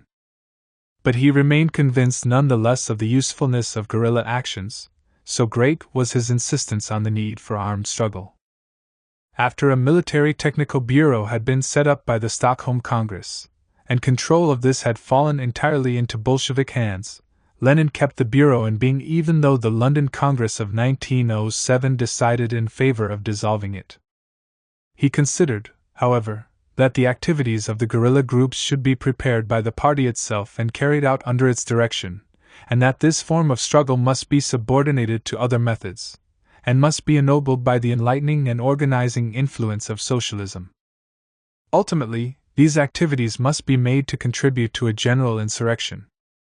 Thus, The 1905 revolution and its consequences helped to form a type of militant who was oriented no longer merely towards underground work and the acceptance of discipline and a rule of obedience, but also towards open struggle and various forms of direct action. A militant of this type needed more than ever to possess courage that was proof against any trial and also to be endowed with boldness, a mentality directed towards practical action, caring little about doctrinal or moral scruples, to be someone for whom the demands of organization were supplemented by those of warfare. Of this category of Bolsheviks, Simon Petrosyan, known as Kamo, Stalin's comrade in arms and enterprises of expropriation, offers the most perfect example. Boris Suvarin has provided us with a striking portrait of him. The leader of a combat group and responsible for some especially spectacular actions, Kamo was arrested in September 1907 by the German police, and in order to avoid being handed over to the Tsarist authorities he pretended to be mad, his masquerade being protracted for 4 years. He stamped, shouted, tore his clothes, refused food and struck his keeper. He was shut up naked in an icy cell, but did not yield. He stood upright for 4 months, refused food, was forcibly fed at the expense of several broken teeth, tore out his hair, hanged himself, counting on intervention at the last moment, opened blood vessels with a sharpened bit of bone. In order to test his pretended insensibility, needles were stuck under his nails and he was touched with red-hot irons. The professors concluded that his malady was real. Despite this, the Germans turned him over to the Tsarist police. Once again he simulated madness. Shut up in a lunatic asylum, he brought off, in August 1911, a marvelous escape after having spent 3 months in sawing through his chains and the window bars. He met Lenin in Paris and doubtless drew from this encounter fresh reasons for hope. Having resumed his activities, he was again arrested in 1912, after a particularly audacious expropriation. 4 times condemned to death, he owed his life only to the amnesty proclaimed in 1913 by the Tsar on the occasion of the tercentenary of the Romanov dynasty. A quasi-legendary figure in the Bolshevik movement, exceptional both in his caliber and in his tragic fate, Petrosyan nevertheless represented a type of revolutionary that was to be found in considerable numbers in the Leninist organization. The revolution of 1905 had thus transformed quite a few committee men into heroes. To be sure, the Bolsheviks had no monopoly of such devotion and heroism. Drawn, however, by their founder into a political enterprise that was to be crowned by insurrection, and the day-to-day vicissitudes of which always involved risks of death, the Bolsheviks constituted a phalanx that united, alongside brilliant intellectuals such as Kamenev, Bogdanov, Lunacharsky and Bukharin, not to mention Lenin himself, men for whom nothing mattered any more but the demands of the revolution. From this resulted a fundamental difference between the Bolshevik organization and the socialist parties of the West, for the great workers' parties grew up for the most part in periods when the problem of revolution was only conceived as influencing programs in a theoretical way rather than as something which informed all the actions of daily life. The opposite was true of Lenin's supporters. And this brings us back to Leninism itself, as it was on the eve of 1917, on which the time has come to conclude my observations. It was undoubtedly conditioned by its will to organize and striving for efficiency, and marked by its insistence on the merits of hierarchy and discipline, on the need for centralization of authority within the party and subjection of the masses and all working-class institutions to party leadership. It showed tendencies towards the monolithic ideal. In its organizational expression it bore the imprint of the personality of its founder and of the authority of an unchallenged leader. Let there be no misconception, however, the authority that Lenin enjoyed had nothing dictatorial about it, and if he sometimes sought to impose on his followers an attitude of unconditional acceptance, he aimed in doing this not so much at ensuring allegiance to himself personally as at obtaining unity around the theory that he believed to be correct. The history of Bolshevism before 1917 was in many ways a history of clashes and conflicts between different movements among the Bolsheviks, whose divergences were, as we have seen, public and substantial. The debates that took place at party congresses were lively, and the resistances that Lenin encountered among his supporters were obstinate. Yet his hold upon them was strong, as many witnesses attest. The Soviet historian Pokrovsky describes as follows the power that Lenin had over him. There was above all his enormous capacity to see to the root of things, a capacity which finally aroused a sort of superstitious feeling in me. I frequently had occasion to differ from him on practical questions, but I came off badly every time. When this experience had been repeated about 7 times, I ceased to dispute and submitted to Lenin, even if logic told me that one should act otherwise. Quoted in Philip Miller, Lunacharsky, who ranked among the most outstanding Bolsheviks and whose mental capacities were great, admitted that, nevertheless, when he was going to make an important speech at a congress, he submitted his draft to the party leader. Lenin attentively read through my MS and returned it with 2 or 3 insignificant corrections, which was not surprising considering that, so far as I remember, I took his most precise and detailed instructions as my starting point. What is of greatest importance in Leninism, in the last analysis, is that, as regards both organization and strategy, it is wholly and basically oriented towards revolution, meaning the seizure of power through an armed rising. This is what gives to Lenin's work and career a coherence and unity that are lacking from those of his opponents. This is what determined increasingly, as their respective choices became clear, the difference between Bolshevism and Menshevism. This difference was clear-cut not only because the political characteristics of Bolshevism and Menshevism diverged, from this period onwards, on some essential points, but also because, organizationally, they had cut all the ties that once bound them together. In the labor movement of the West, the presence of revolutionary and reformist trends within the same parties blurred the frontiers separating these trends. Such coexistence ceased to be possible when a period of social and political upheaval opened, compelling everyone to make decisive choices. But the Western socialists were ill-prepared to meet such a test. The need, and the outward appearance, of unity that marked their movement down to 1914 prevented the elaboration and perfection within it of a theory of action and a formula of organization oriented towards revolution and clearly distinguished from reformism. In Russia, however, although the complete break between Bolsheviks and Mensheviks certainly fostered sectarianism, Bolshevism was armed thereby, even in its sectarian phase, with a clarity, a cohesion and a cutting edge without which it would not have been able to play its role of 1917. Unconcerned with those preoccupations about unity which almost inevitably lead to the making of compromises, Lenin was able to give a sharp outline to his doctrine, using the incisive language that he preferred and, as he often stressed, Aussprechen was ist, to say what is, i.e., to describe things frankly as he saw them, without having to worry about the feelings of any partners. This absence of ambiguity not only helped to separate the revolutionary trend from the reformist one, it also maintained and reinforced the distinction between the Russian socialist movement and bourgeois ideology. No doubt the weakness of liberalism in Russia limited its power of attraction, not sufficiently, though, to prevent the Mensheviks from becoming susceptible to it. Leninism, however, by its twofold opposition to bourgeois liberalism and socialist reformism, accentuated the split between the world of the bourgeoisie and that of the proletariat, in a period when social democracy was weaving ever stronger bonds between them. The concurrence of circumstances which Lenin had helped to create, and which he systematically exploited, enabled him at last to show himself in his true light, not just as a theoretician of organization and a careful practitioner of political action, but also and above all as a revolutionary. The spirit of revolution inspired his calculations and fired his imagination. His head and his heart were alike committed to the revolution.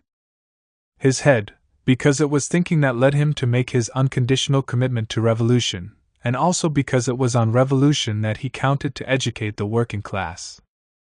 His heart, because revolutions are the festivals of the oppressed and the exploited.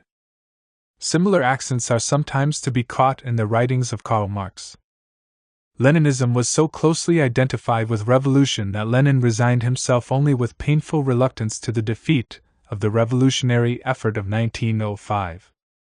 In December 1906, when defeat was obvious, he was still writing, "We shall keep to our revolutionary slogans, We shall make the utmost use of all revolutionary possibilities. We shall take pride in the fact that we were the first to take the path of an uprising and will be the last to abandon it, if this path in fact becomes possible. Only in March 1908 did he admit that reaction had won the day. It is no less characteristic that already in 1910, very prematurely, he thought he could claim that the 3-year period of the golden days of the counter-revolution, 1908 to 1910, is evidently coming to a close and being replaced by a period of incipient upsurge. This desperate refusal to accept that the revolution had been defeated, and this persistent wish to discern, in the political and social situation, the slightest sign that might justify hope for a new outbreak are highly revelatory of the nature of Leninism. The structures that Lenin had conceived for his party were dictated by the needs of revolution. The advances recorded by his organization became possible, in 1905 and after 1912, only because the revolution had become a reality, or a hope. Contrariwise, the decline of the organization, between 1908 and 1912, reflected the triumph of the counter-revolution, of which it was the result. George Lukács was right, therefore, when he wrote, Lenin's concept of party organization presupposes the fact the actuality of the revolution. In the face of current criticism of Leninism, it is important to stress that, while Lenin was, in some ways, dominated by the idea of organization, this was organization in the service of the revolution. And what is true of Lenin's concept of party organization is equally true of Leninism as a whole. In Lenin's implacable, necessary, clear-sighted struggle against the Mensheviks, which was so often marked by unfairness, in the attacks he hurled against them, so legitimate and politically intelligent and yet frequently so crude, there was at bottom, perhaps, not merely political passion but also an element of sadness. I am hurt by this degradation of the most revolutionary doctrine in the world, he once said, referring to his opponents on the right in the social democratic movement. Lenin's bitterness and anger was due in part to his disappointment at seeing former comrades in arms, Marxists like himself, declining to keep that appointment which justified all the sacrifices consented to and all the hopes cherished the appointment with revolution. Part 2. The Leninist Revolution. Introduction. After 1912, the Russian labor movement, which had been decimated in 1906 and forced onto the defensive, in a nearly exhausted condition, demoralized and scattered, struggling desperately to keep its organizations in being, now experienced a fresh upsurge. Strikes and demonstrations became frequent, the latter reaching their highest point in July 1914, when St. Petersburg bristled with barricades and Russia seemed on the eve of new revolutionary convulsions. From Poronino, near Krakow, Lenin followed the developing situation and compared it to that of January 1905. Was the rendezvous with revolution about to take place? On the contrary, war broke out, interrupting the proletarian offensive and replacing for a time the confrontation of classes by that of nations. Europe was swept by a wave of patriotic fervor to which most of the socialists who had been internationalists only the day before now gave themselves up with complete abandon. The threats they had uttered against the bourgeoisie and imperialism were forgotten. This bankruptcy of the International made a very big impression on Lenin, and influenced Leninism profoundly. All Lenin's actions were thenceforth dominated by the will to break with social patriotism. The final years of his exile, spent in Switzerland, were devoted to industrious preparation for this break. They are of considerable importance in the development of Leninism. Between 1914 and 1917, Lenin began applying himself to new problems. Almost entirely cut off from the Russian socialist movement, which the war had in any case disorganized and weakened, he concentrated his studies and his efforts in fresh directions. It was in this period that he studied the question of imperialism, and gave more thorough attention to the questions of nationalism and of the right of nations to self-determination. Furthermore, and most important of all, it was during the First World War that Leninism and its founder acquired an international dimension. The breakdown of international relations in the European socialist movement, and the retreat or realignment effected by the chief personages of the movement obliged those who would not accept the triumph of social patriotism to come forward and take their place. At the same time, the restrictions on freedom of action and expression that were imposed in the belligerent countries cut down the role that some of the socialists living in those countries, Rosa Luxemburg, for example, might otherwise have played. Neutral Switzerland was one of the rallying centers of the minority trends which, after the catastrophic surprise of August 1914, strove to recover from their initial setback. Among these trends, the extreme left wing found a leader in the person of Lenin. Already a model of intransigence in his fight against the Mensheviks, he now became even more intransigent still and made this attitude his platform.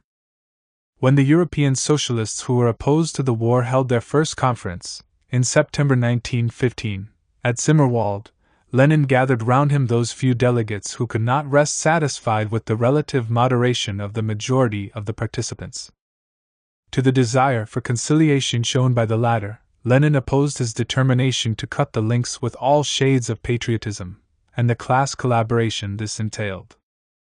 From that moment onwards he devoted himself to a task of all-European scale, the establishment of a new international, in other words, and without Lenin's perceiving at the time all the implications of this, the creation of the worldwide communist movement. What is paradoxical is that Lenin attained in this way a higher standing than before at a moment when his isolation was almost total. To be sure, not a few Russian socialists were against the war. But among them were hardly any who were prepared to adopt Lenin's extreme conclusions. Even among the Bolsheviks there were not many who dared to proclaim Lenin's principle of revolutionary defeatism, which, not content merely with repudiating the patriotic wave, affirmed that there cannot be the slightest doubt that, from the standpoint of the working class and of the toiling masses of all the nations of Russia, the defeat of the Tsarist monarchy would be the lesser evil. On the international plane his hatred of centrism and contempt for pacifism were no better calculated to bring support, or even sympathy, Lenin's way. At the Zimmerwald conference even the Spartakists refused to side with him. Lenin's isolation was so complete that he began to take a close interest in the problems of the Swiss labor movement, and to occupy himself actively in organizing its left wing. These activities, engaged in for lack of opportunity for anything better, were unable, however, to safeguard him against the doubts that during these dark years of his life sometimes filled Lenin with bitterness. Not at by what he called the corrosion of émigré life, at the end of 1916 and the beginning of 1917 Lenin was not far from losing heart. The revolutionary movement grows extremely slowly and with difficulty, he wrote to Inessa Armand on December 25, 1916. In an almost resigned way he added, "This has to be put up with." And soon afterwards he declared, in a public lecture, "We of the older generation may not live to see the decisive battles of this coming revolution." That was said on January 22, 1917. A month later, Tsarism collapsed, and the triumph of the proletariat of Petersburg opened before Leninism, Russia and the world a period of upheavals and hopes that had been totally unexpected.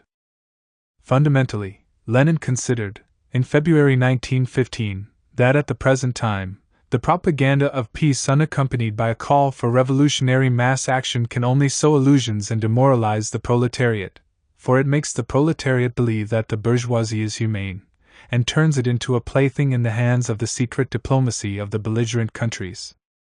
In particular, the idea of a so-called democratic peace being possible without a series of revolutions is profoundly erroneous. In September 1916 he wrote, "An oppressed class which does not strive to learn to use arms, to acquire arms, only deserves to be treated like slaves."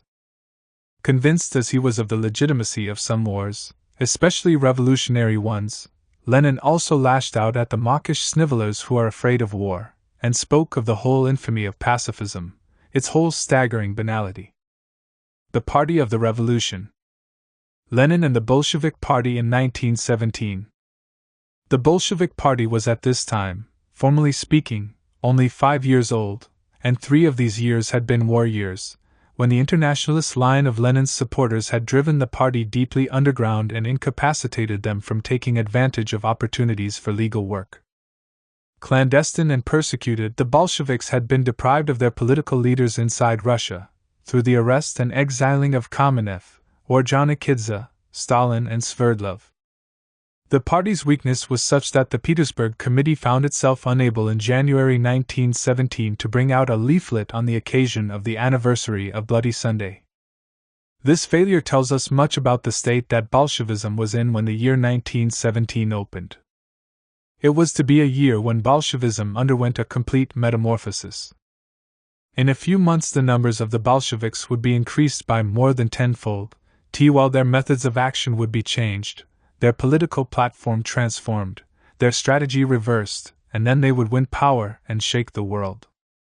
But the year 1917, the year of the Russian proletariat's struggle against the bourgeoisie, was also the year of Lenin's struggle to free his party from the grip of an orthodoxy and cautiousness that threatened to paralyze it just as they were paralyzing its Menshevik and SR rivals.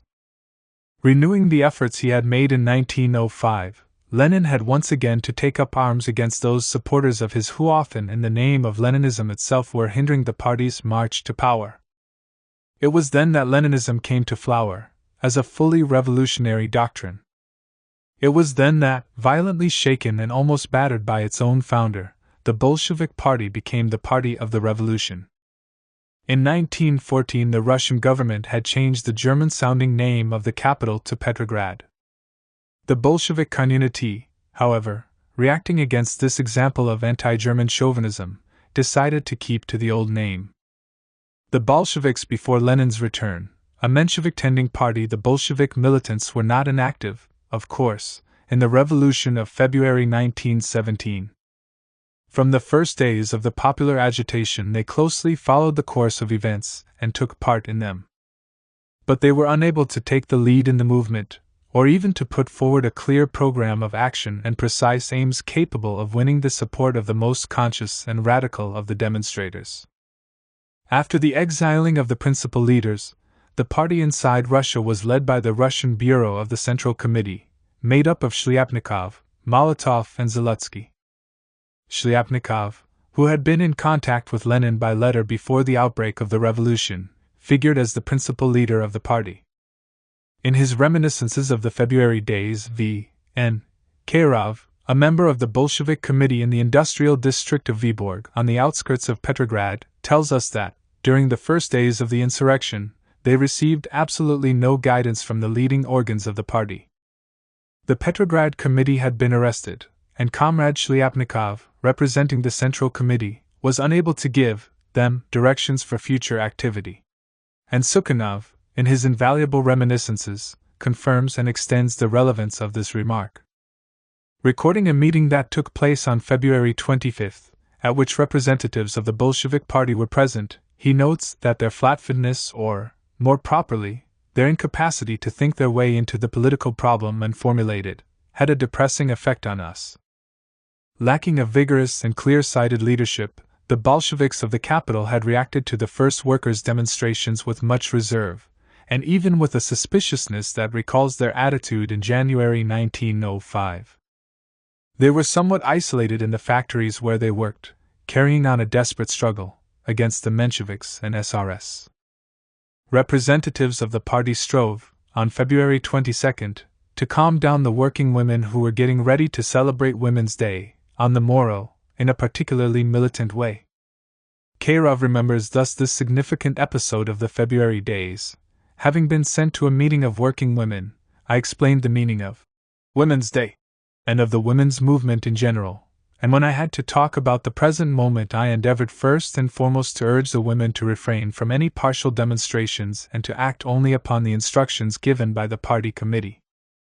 The temporizing slogans of the party were not followed, however, as Kayrov learnt with astonishment and indignation.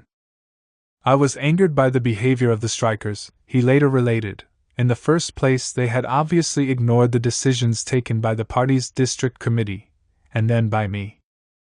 The previous evening I had called on the working women to show restraint and discipline, and now, out of the blue, there was this strike. After some discussion, however, the Bolsheviks decided to support the strike which had begun in this way, and to try to extend it. The day after that, February 24th, half of the proletariat of Petersburg, about 200,000 workers, were on strike, and street demonstrations were becoming ever larger and bolder. On February 25th there was a general strike and an insurrection, with the first shedding of blood. On that day, the Bolsheviks were the main organizers of the strikes and parades, and it was they too who raised the question of setting up a Soviet. But also on that day, the Bolshevik leaders, when appealed to for arms by the demonstrators, refused to issue them. Shliapnikov, who was mainly responsible for the refusal, considered that a rash use of arms thus supplied could only harm the cause. In the evening of February 26 the first mutinies occurred among the troops, heralding the imminent downfall of Tsarism. Among the Bolshevik leaders, however, as Kharov records, some comrades made skeptical comments and wondered whether the time had not come to call on the masses to end the strike. In general, in the opinion of Mark Farrow, a careful and illuminating historian of the Revolution of 1917, at this time the Bolsheviks had little confidence in this movement, which they had not entirely incited, but only followed, because it was alien to the method of armed insurrection which alone, according to them, could succeed. The spread of the mutinies sealed, on February 27, the fate of Tsarism, and candidates for the succession emerged in the afternoon of that day, in the shapes of the Provisional Committee of the Duma and the Petrograd Soviet. It was only on February 27 that the Bolshevik organization published its first leaflet. This leaflet declared that the job of the working class and the revolutionary army is to create a provisional revolutionary government, which will lead the new regime, the new republican regime. It was said that a constituent assembly must be convened, on the basis of direct, equal, and secret universal suffrage. This document was of interest from two angles. It took up again the formula that Lenin had shaped during the Revolution of 1905, calling for the formation of a provisional revolutionary government, and it made no mention of Soviets, towards which some of the Bolsheviks seemed not to have lost their former distrust. That same day the Leninist leaders in Petrograd returned a twofold refusal to the demonstrators who applied to them. They declined, for lack of sufficient copies, to give leaflets to workers who asked for these, and they again sent away empty-handed those who asked for weapons. This hesitation and reserve, in which caution was mingled with skepticism, is easily understandable. The beginnings of revolutions, and especially of mass movements which bring into action against the established order, at first uncertainly, great numbers of people driven by resentment and anger, and later by enthusiasm, always ignore the directives issued by organizations and the expectations of revolutionaries. This general truth applies to the case of Russia in 1917 as well, even though there existed in the Tsarist Empire a political party which had assumed the mission of preparing a people's insurrection, all the tactics and operational rules of which were concentrated towards this end. That the Bolsheviks should have been taken by surprise by the February events is thus in conformity with the logic of social dynamics. One might at least, though, have expected them to reveal a certain aptitude for adapting themselves to the events taking place, a readiness to guide the activity of the crowds, show them the implications of their success, and give them a clear awareness of the new possibilities, a will and power to carry on an independent policy, preventing the victory won by the proletariat from being exploited by a bourgeoisie which had played no part in the action. Yet, as long as Lenin was still absent from the scene, the party's leaders proved incapable of framing a policy that was clearly different from that of its right-wing socialist opponents. On the contrary, despite the radicalism and dissatisfaction of many party members, there was a tendency for the Bolsheviks to accept the platform of the Mensheviks and SRS, or at least not to challenge it. This failure of independent leadership was all the more serious because the Mensheviks and SRS were deferring to the bourgeoisie and leaving the latter to form the provisional government. There was no room for any illusions about the intentions of this government, representing the interests of a class which had just demonstrated its counter-revolutionary spirit. The provisional government originated in the Provisional Committee of the Duma which, at the moment when the revolt was winning substantial victories but Tsarism had not yet surrendered, had given itself a title that revealed its philosophy and program, Committee for the Re-establishment of Order and Relations with Public Institutions and Personages. One of its most prominent members was Mikhail Rodzianko, former Speaker of the Duma, who, in his own words, contemplated the possibility of Nicholas H's abdication with unspeakable sadness, and who had, only the day before, advised the Tsarist authorities to use fire hoses to disperse the demonstrating crowds. His friend and colleague Shulgin, a prominent figure in the Progressive Bloc, who was doubtless endowed with greater energy, pointed out that if we do not take power, others will take it for us, those rotters who have already elected all sorts of scoundrels in the factories. He wished machine guns had been available to him, to deal with the mob. For their part, the ministers Milyukov and Guchkov did everything they could to preserve the monarchy, despite the agreement they had just made with the representatives of the Soviet, providing that the question of the form of state should be settled by a constituent assembly. The attitude of these front-rank members of the provisional government towards the revolution was especially characteristic, the former considering, when the crowds moved against the Taurida Palace on February 27, that they should be resisted, and the latter acknowledging, after the February days which had brought to power the political group to which he belonged, that we have been beaten by Petrograd. The leaders of the Soviet who had negotiated with the political leaders of the Russian bourgeoisie about the formation of the provisional government were quite well aware of what their feelings were. One of the Soviet leaders, Sukhanov, a left-wing Menshevik who was very influential during the first weeks of the revolution, considered that on February 27 the leaders of the Progressive Bloc stubbornly continued their refusal, not only to adhere to the revolution, not only to attempt to lead it, but even to acknowledge it as an accomplished fact. On March 7, however, Rabakai Gazeta, the Menshevik organ in the capital, wrote, "Members of the provisional government, the proletariat and the army await your orders to consolidate the revolution and make Russia a democracy."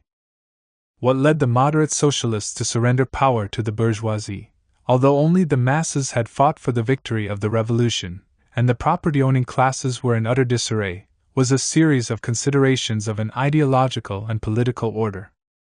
At the moment when the Soviet was formed in Petrograd and when its leaders, who in practice were self-elected, handed over legal authority to the bourgeois parties, it was not out of the question that there might be a backlash by the reactionary forces. The streets of Petrograd were in the hands of the people, but it was still possible that the front and the provinces might turn against the capital. How would the bourgeoisie react if that should happen? In order to rescue it from the temptation to ally with Tsarism, would it not be best to persuade the bourgeoisie to take power itself? Accordingly, the Soviet delegates yielded power to the bourgeois parties without, as they did so, being certain that the latter would accept the gift being offered them. Other factors also played a part, more profound ones, of a doctrinal nature. The men who at that moment held the country's fate in their hands belonged to the variant of European socialism which, although concerned for the interests of the proletariat and sincerely devoted to its cause, had never believed in the possibility of entrusting political power to this class. Such a development seemed to them to be conceivable only after a long period of preparation and education. The sentiments of these social democrats in relation to the bourgeoisie were a mixture of hostility and respect, in which the respect often outweighed the hostility. The Menshevik Potrasov expressed a belief common to many socialists in Russia and the West when he declared that, at the moment of the bourgeois revolution, the class best prepared, socially and psychologically, to solve national problems is the bourgeoisie. In reality, despite all proclamations of faith in socialism, many socialists believed that the bourgeoisie would continue, for an indefinite period, to be the necessary and almost natural wielder of political and social authority. As for the proletariat, if Sukhanov was to be believed, isolated as it was from other classes, it could create only fighting organizations which, while representing a real force in the class struggle, were not a genuine element of state power. This almost deferential attitude towards the bourgeoisie was backed, in the case of many Russian Marxists, by theoretical arguments which finally stifled any radical inclinations they might entertain. Loyal to Marxist orthodoxy, they considered that, when Tsarism lay in ruins, economic, social and political power ought as a matter of course to pass to the bourgeoisie, whose reign would constitute the necessary prelude to socialism. The moderation shown by the Mensheviks and their SR colleagues was therefore quite understandable. But what was the matter with the Bolsheviks, who, for years on end, had been denouncing the opportunism of their rivals, their indulgent attitude towards the bourgeoisie, and their blameworthy weakness in relation to the liberals? Surely one might have expected a very much more critical, bold, demanding attitude on their part? For years Lenin had worked to convince them of the lifelessness, duplicity, and conservatism of the Russian bourgeoisie. If the moderate leaders of the Soviet were inclined to put their trust in the liberals, they ought, in so doing, to have provoked the wrath and aroused the virulent opposition of the Bolsheviks of the capital. Yet the Leninist leadership showed no sign of wrath or virulence, and indeed put up no serious opposition at all to the right-wing policy of the leaders of the Soviets. When the principle that was to govern for a certain period the relations between the Provisional Government and the Petrograd Soviet was being decided, the executive committee of the latter body spent a long time deciding upon it. Some members were in favor of delegates from the Soviet entering the government. The majority, however, headed by the Mensheviks Keats and Sukhanov, were for a line of non-participation and conditional support. Sukhanov tells us that, during this discussion, as far as I remember, not one voice was raised against it on behalf of a democratic regime. Yet there were present at the meeting from the very beginning the official Bolshevik Zalutsky and the unofficial one Krassikov, and a little later Shliapnikov, who was going about here and there on party business, presented the new Bolshevik representative Molotov to the ex-com. This attitude was confirmed at other meetings of the same body, in which the Bolsheviks had 11 representatives or sympathizers out of the total of 39 members. This line up with the right-wing socialist parties and acceptance of a government that was conservative in tendency was not approved of by everyone in the Bolshevik organization in Petrograd. When, however, the young Molotov, acting in the name of the Bureau of the Central Committee, put before the Petersburg Bolshevik Committee, which was by far the most important of the party bodies functioning in Russia, a motion criticizing the provisional government, denouncing its counter-revolutionary policy and calling for its replacement by a democratic government, he was rebuffed. The Petersburg Committee passed, on the contrary, a motion in which it undertook to refrain from attacking the provisional government so long as its actions correspond to the interests of the proletariat and of the broad democratic masses of the people. This document is dated March 3, 1917. 2 days later, Pravda began to appear again. Under the control of the Bureau of the Central Committee, and Molotov in particular, representing at that time the left wing in the party, the official Bolshevik organ revealed a more critical attitude than that of the Petersburg Committee towards the provisional government. Nevertheless, in the issue of March 10, it was possible to read an article in which Alminsky declared that the bourgeois revolution is not yet completed. We live under the slogan of striking together. In party affairs, each party for itself, but all as one man for the common cause. An end was put to this uncertain policy when, on March 12, Stalin and Kamenev, returning from Siberian exile, arrived in Petrograd and took over leadership of the party. As the only members of the Central Committee present in the capital, they were able to give a more definite character to the party line. But the bias that they introduced was markedly rightward. On March 14, 2 days after the return of the two leaders, Pravda sounded the keynote. Stalin published there a short article in which he called on the workers to rally round the Soviets because the rights won must be upheld so as to destroy completely the old forces and further advance the Russian Revolution. There was nothing in this article that implied the slightest criticism of the conciliatory leadership of the Soviet and of the provisional government. In the same issue, Kamenev wrote an editorial in which he asked, what purpose would it serve to speed things up, when events were already taking place at such a rapid pace? Next day he took up his pen to comment on a call by the Soviet in which Kerensky's Russia assured the world that it would proudly defend its freedom and would not retreat before the bayonets of the aggressors.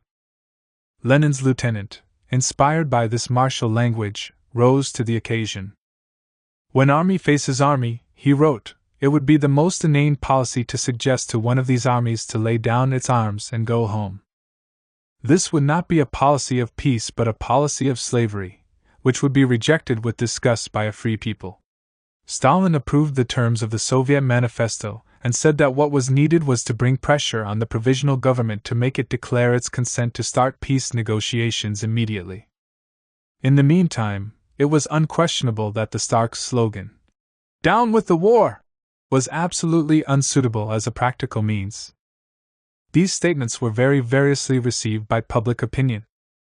According to Shliapnikov, the whole of the Tauride Palace, from the members of the Committee of the Duma to the Executive Committee, the heart of revolutionary democracy, i.e., the moderate majority in the Soviets, ML, was full of the news the victory of the moderate, reasonable Bolsheviks over the extremists. On the other hand, some of the Bolshevik militants were indignant at the tone adopted by the editors of Pravda. The Petersburg section even called for Kamenev's expulsion, and in the Vyborg quarter Stalin's expulsion was demanded as well. The Bolsheviks held their first national conference on March 29 in Petrograd, with 58 organizations represented. It became apparent that while the policy of Kamenev and Stalin was criticized by the left in the party, the latter also contained elements that were even more cautious, conciliatory, and moderate than the leadership. The radical elements put forward in opposition to the centrist line a conception that was unambiguously revolutionary and internationalist. The Russian Revolution, they declared, can secure for the people of Russia a maximum of democratic liberties and social reforms only if it becomes the point of departure for the revolutionary movement of the West European proletariat against their bourgeois governments. It was necessary to prepare for a struggle against the what was published in Pravda was extremely interesting, but of no less importance was what was not published there. When Alexandra Kollontai brought to Petrograd, in the last days of March, the two first of Lenin's letters from afar, the editorial board hesitated for several days before publishing only one of them and then suppressed the passages in which Lenin opposed any agreement with the Mensheviks. Provisional government. A workers' Red Guard was the means that they urged to this end, and they hailed the Soviets as the embryo of revolutionary power. The party leadership had to reckon with this left tendency. During the conference it amended the views it had hitherto upheld, separating itself from a definitely right-wing tendency which called for the strict application of a policy of national defense. Stalin introduced the discussion with a report in which he essentially declined to take up a line of opposition to the provisional government. The latter, he said, has in fact assumed the role of consolidator of the conquests of the revolutionary people, and he went on to declare that we need to gain time by holding back the process of rupture with the middle bourgeois strata, so as to prepare ourselves for struggle against the provisional government. Furthermore, we must give our support to the provisional government in so far as it is consolidating the steps forward taken by the revolution, while regarding as inadmissible any support for the provisional government in so far as it acts in a counter-revolutionary way. This abstruse language served, without challenging the tactics followed up to that time by the party's leading group, to disarm the suspicions of the left-wing delegates. In the resolution passed by the conference, the party declared unanimously for exercising vigilant control over the provisional government and for support of the Petrograd Soviet, whose Menshevik and SR orientation was left uncriticized. This care to avoid conflict with the moderate socialists was accompanied by a desire on the part of many delegates to re-establish unity between Bolsheviks and Mensheviks. While the right-wing element were unconditionally for reunification, Stalin contented himself with supporting the idea of talks with the Mensheviks, saying that unity is possible on the basis of the Zimmerwald-Kienthal line. The conference set up a commission entrusted with the task of negotiating with the Mensheviks, and studying along with them the possibility of healing the split in Russian social democracy. At the end of March, the left-wing Menshevik Sukhanov noted, regarding Kamenev's political behavior, that all the actions of the then leader of the Bolshevik party had a kind of possibilist, sometimes too moderate character. Kamenev represented the center-right tendency which continued to dominate the Bolshevik party even when the euphoria of the first days of February had had time to disperse. Then Lenin arrived in Russia, to turn the party face about, putting an end to Bolshevik possibilism and compelling the adoption of a revolutionary line. Lenin reconquers the party.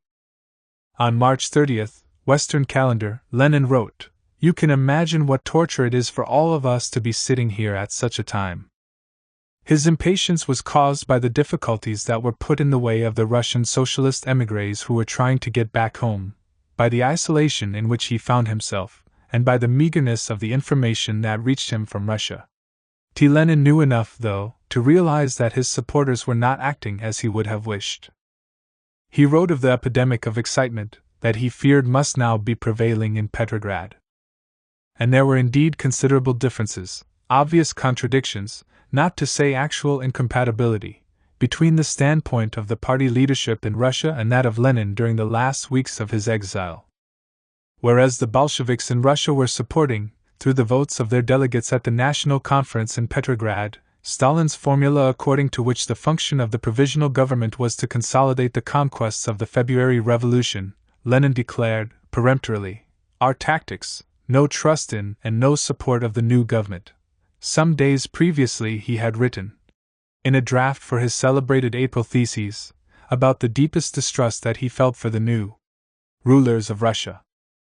He accused the provisional government of having wrested power from the proletariat, and denounced the political and social character of the new ministry, which he saw as representing the class of capitalist landlords and bourgeoisie. He pointed out that the provisional government's first declaration kept silence on the main economic and social problems, and concluded that this government would be unable to avoid collapse. Its incapacity was especially plain where peace was concerned. It cannot give the people peace, because it represents the capitalists and landlords and because it is tied to the English and French capitalists by treaties and financial commitments. And while Lenin's supporters in Petrograd sought to bring pressure to bear on the provisional government to initiate negotiations between the warring powers, Lenin himself considered that to urge that government to conclude a democratic peace is like preaching virtue to brothel keepers. The root of the matter lay in 2 points. First, according to Lenin, he who says that the workers must support the new government in the interests of the struggle against Tsarist reaction is a traitor to the workers. Yet this was, broadly speaking, the line of the Bolshevik leaders in Petrograd. Second, according to Lenin, one of the immediate tasks of the revolutionary proletariat in Russia was to find the surest road to the next stage of the revolution, or to the second revolution, which must transfer political power from the government of landlords and capitalists to a government of the workers and poorest peasants. Yet the Bolshevik leaders on the spot were thinking only of consolidating the gains of February. The divergence was no less marked as regards the attitude to be taken up towards the leaders of the Soviet. Lenin supported, of course, the setting up of Soviets in Russia, but this support implied, for him, no indulgence towards the policy being followed by the most important Soviet, that of the capital, and still less towards the moderate socialist parties which dominated it. Finally, while the Bolsheviks' National Conference was promoting talks with a view not merely to closer relations with the Mensheviks but actual unification with them, Lenin declared firmly that the main thing now is not to let oneself get entangled in stupid unification attempts. There could be no question of any rapprochement with the Mensheviks or the other parties. Attacking specifically the Menshevik leader Chkits, the first chairman of the Petrograd Soviet, who was nevertheless not a representative of the right wing among the Mensheviks, Lenin declared that any rapprochement with Chkits and company is, I am deeply convinced, harmful for the working class, dangerous, inadmissible. The party's duty was, on the contrary, to carry on the most stubborn, the most highly principled, the most pressing and most merciless struggle against the Chkits tendency.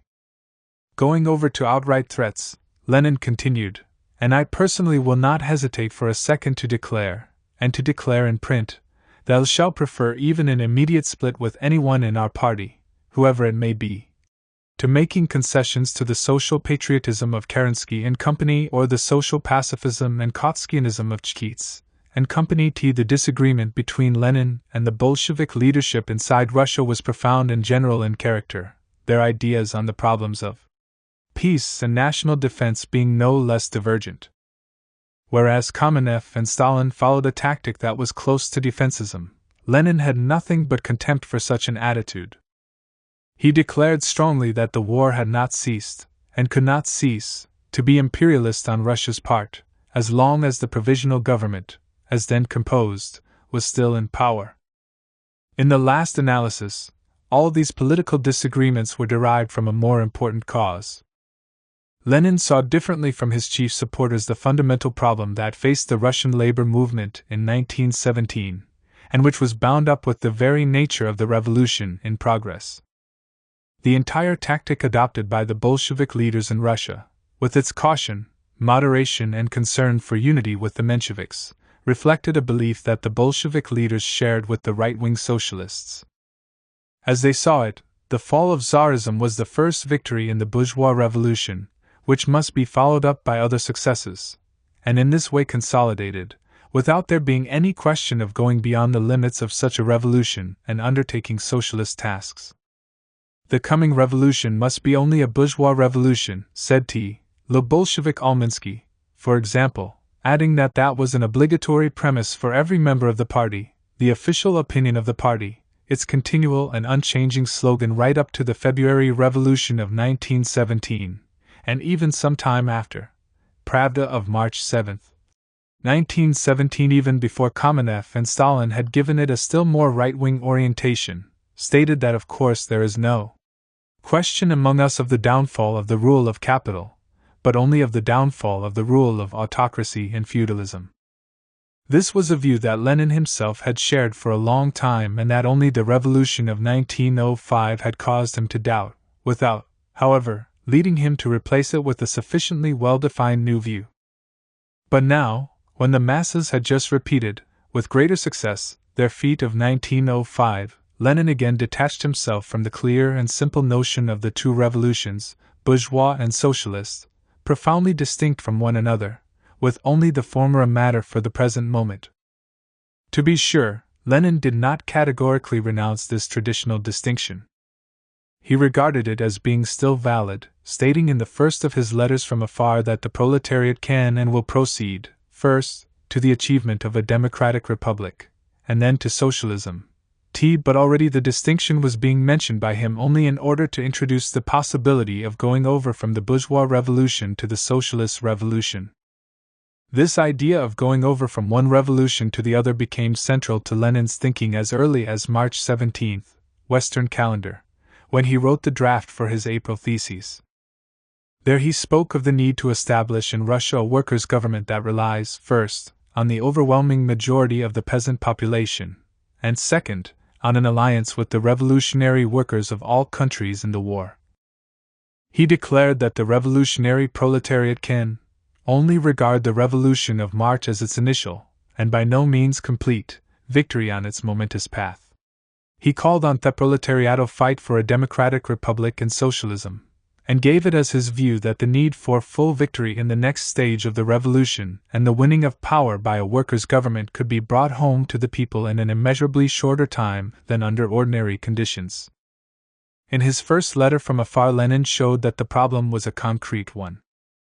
Not only did the peculiarity of the present situation consist in this transition from the first stage of the revolution to the second, but it was the duty of the working class to prepare the way for its victory in the second stage of the revolution.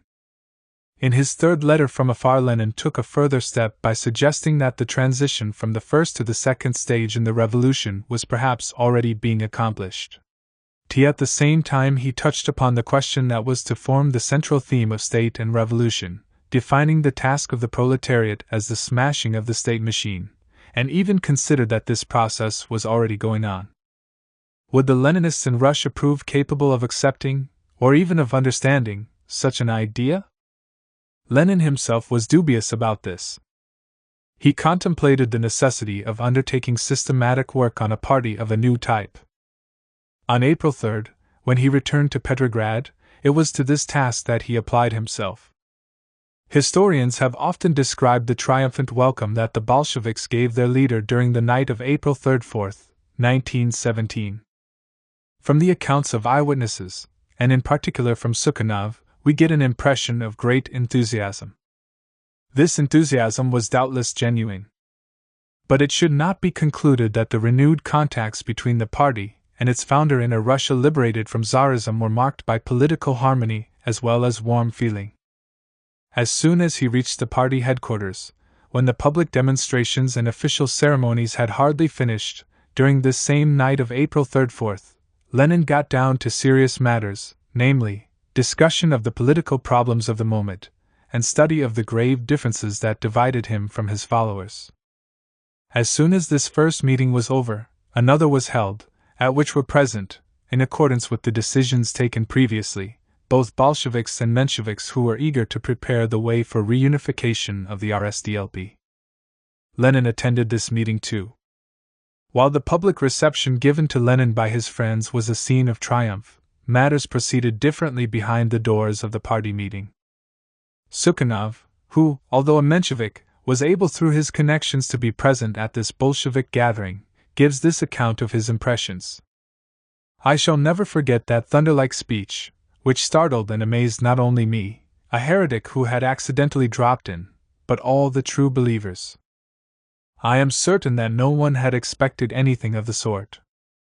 It seemed as though all the elements had risen from their abodes, and the spirit of universal destruction, knowing neither barriers nor doubts, either human difficulties nor human calculations, was hovering around Kshasinskia's reception room above the heads of the bewitched disciples.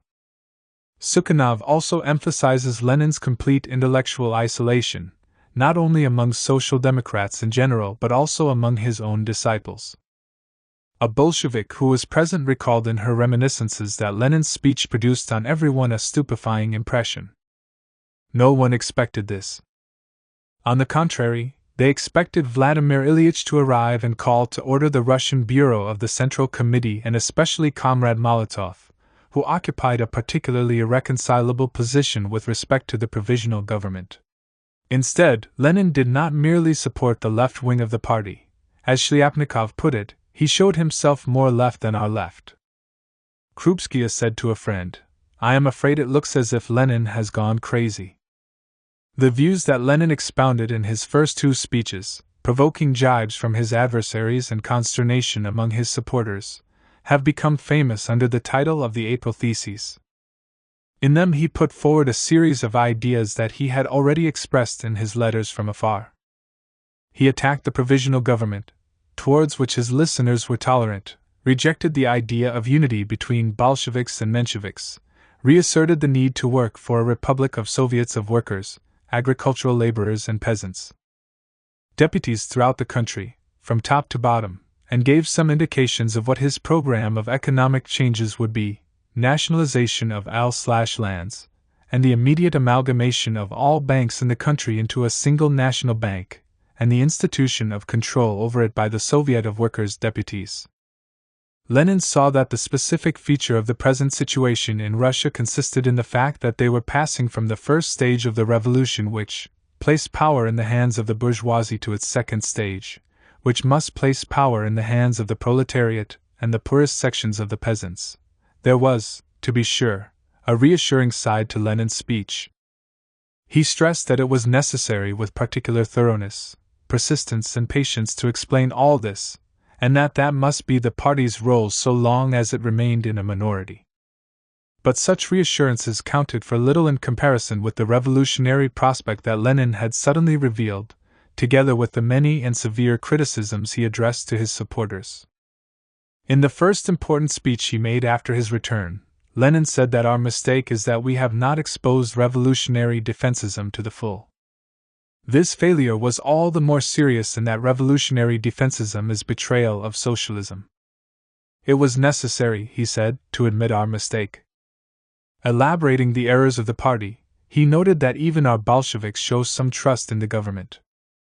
This can be explained only by the intoxication of the revolution. It is the death of socialism. He blamed his friends because, instead of exposing the provisional government, they demanded that it give a series of undertakings, which merely meant sowing illusions about this government. Pravda demands of the government that it should renounce annexations. To demand of a government of capitalists that it should renounce annexations is nonsense, a crying mockery.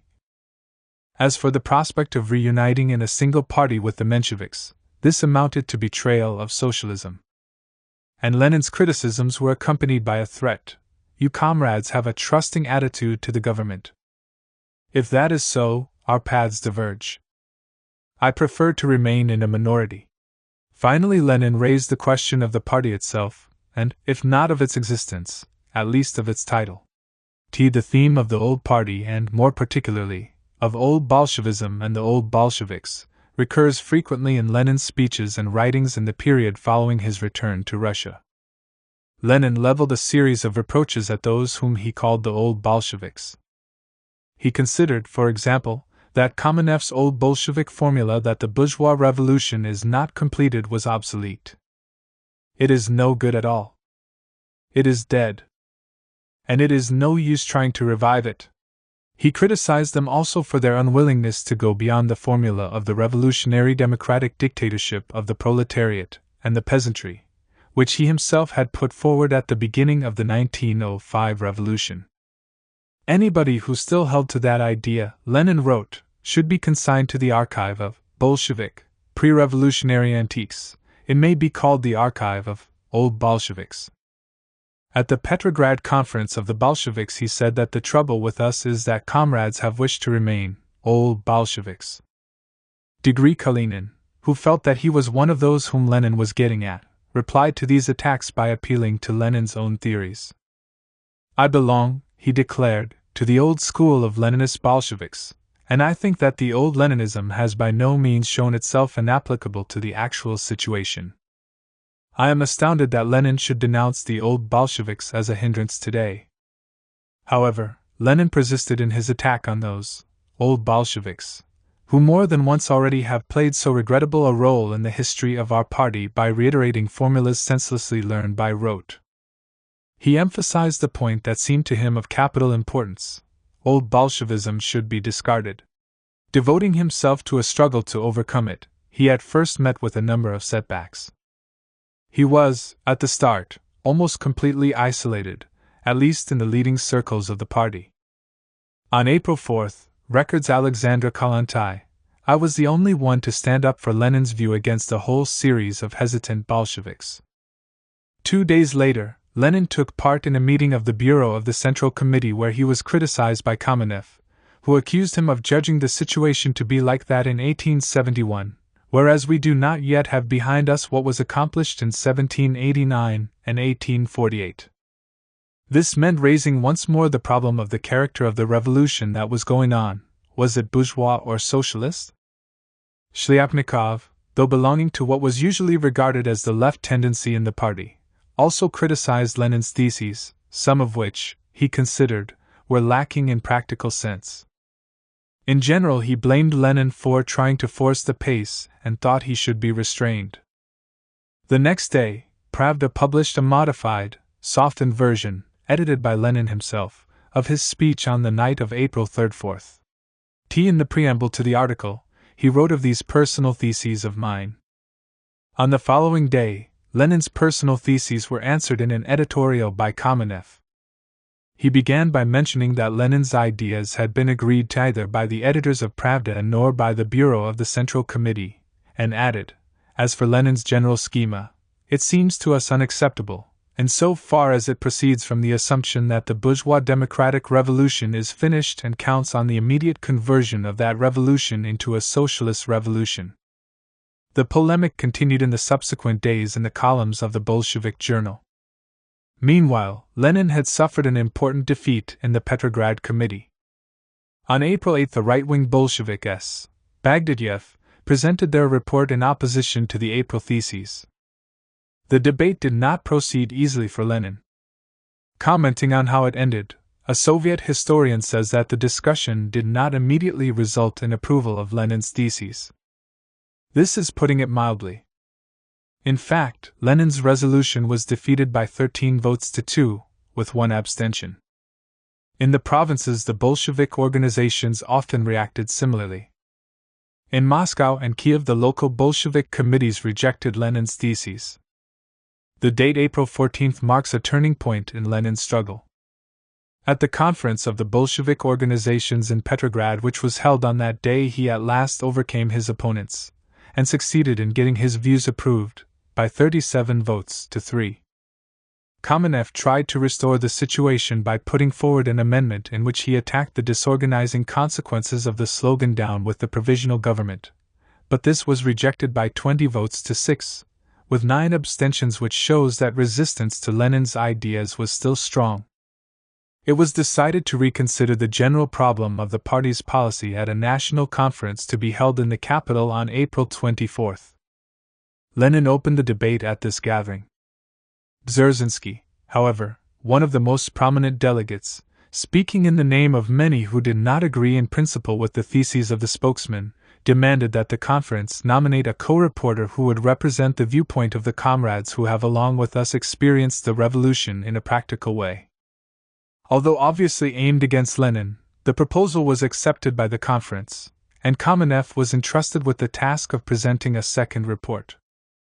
In this he declared that it is too early to say that bourgeois democracy has exhausted all of its possibilities, stressed the need for cooperation between the petty bourgeoisie and the proletariat, and concluded by saying that the party should organize, control, by the revolutionaries over the actions of a necessarily bourgeois government.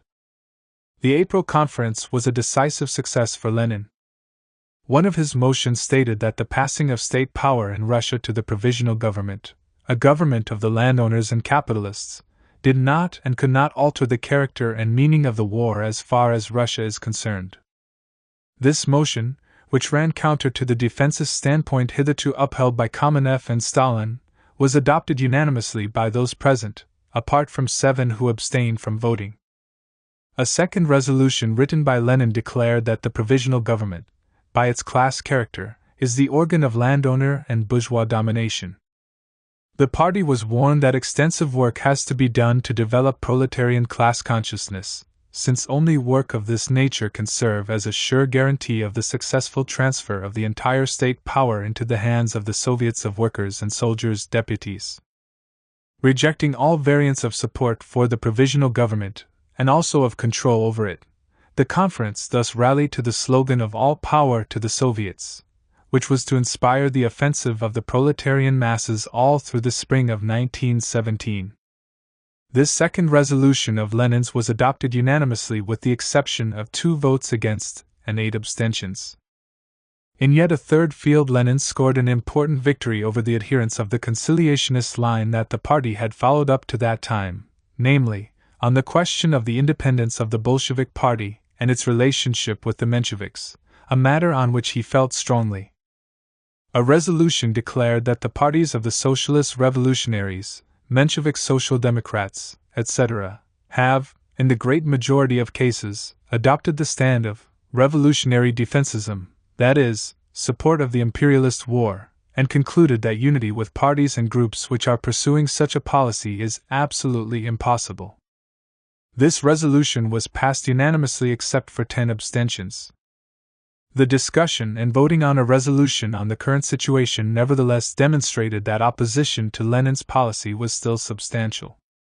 This resolution did indeed state that, operating as it does in one of the most backward countries of Europe amidst a vast population of small peasants, the proletariat of Russia cannot aim at immediately putting into effect socialist changes.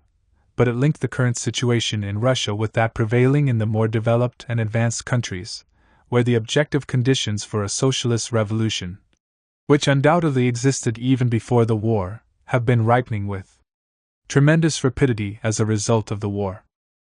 And Lenin, the author of this resolution, claimed that the Russian Revolution is only the first stage of the first of the proletarian revolutions which are the inevitable result of the war. As regards Russia more specifically, the resolution stressed again that it was impossible for the working class to keep its activities within limits acceptable to the petty bourgeoisie, and pointed to the urgency of taking a number of practical steps towards socialism for which the time is now ripe. This amounted to saying, or at least to suggesting, that it was possible to begin the process that would lead the Russian Revolution from its bourgeois into its socialist phase, and clashed head-on with one of the theses most firmly embedded in the minds of the party's right wing, among the supporters of old Bolshevism. The numbers of this latter group remained large. Lenin's resolution was passed, but only by 71 to 39, with 8 abstaining. Lenin's victory, an historic feat with decisive consequences, was certainly attributable to his extraordinary personality, for the standing he enjoyed among the Bolsheviks did not alone account for it. Sukhanov, an astounded observer of Lenin's successful efforts, was unable, in those crucial weeks, to hide the admiration he felt for Lenin's amazing force and his superhuman power of attack. But other factors also played a part. In particular, the fact that, beginning in April 1917, the Bolshevik Party was reinforced by a steady and large-scale influx of new members. This influx had the effect of crushing the nucleus of old Bolsheviks who claimed to be guardians of Leninist orthodoxy, submerging them under the weight of new members who had been radicalized by the revolutionary events and were not paralyzed by the principles of that orthodoxy. At the same time, the weakness and conservatism shown by the provisional government, its manifest inability to improve the economic situation prevailing in Russia, dissipated the illusions about it and the confidence in it that had at first been felt by part of the proletariat and by some of the Bolsheviks. One last point deserves comment. Throughout these weeks, Lenin reiterated that a Bolshevik conquest of the Soviets could be accomplished only through patient efforts of explanation and persuasion, with the exercise of great care and discretion. Many Bolsheviks who in April 1917 gave their support to Lenin's theses were therefore able to think of the overthrow of the provisional government, and with it of the bourgeoisie, as a long-term business that did not imply any immediate risks for the party, and to be confident that Lenin himself would soon become aware of the tremendous difficulties involved. When, a few months later, they saw the issue of overthrowing the provisional government put by Lenin on the order of the day, presented as an immediate task, they tried again to hold him back. Once more, in the weeks leading up to the October insurrection, the party's founder was to be obliged to conquer it. The Party of Insurrection. At the end of April 1917, Lenin had emerged as the champion of a policy that can be summed up as follows. The provisional government, representing the interests of the capitalists and landlords, was to be combated with maximum energy, so as to bring about the transfer of power to the Soviets. This struggle, which was essentially revolutionary in character, had, however, to employ legal methods. The situation in Russia was an exceptional one, in which it was possible to envisage a peaceful conquest of state power. The events of May seemed to justify this view of how the revolution would develop. The popularity that the provisional government had enjoyed in March did not survive the revelation of its shortcomings.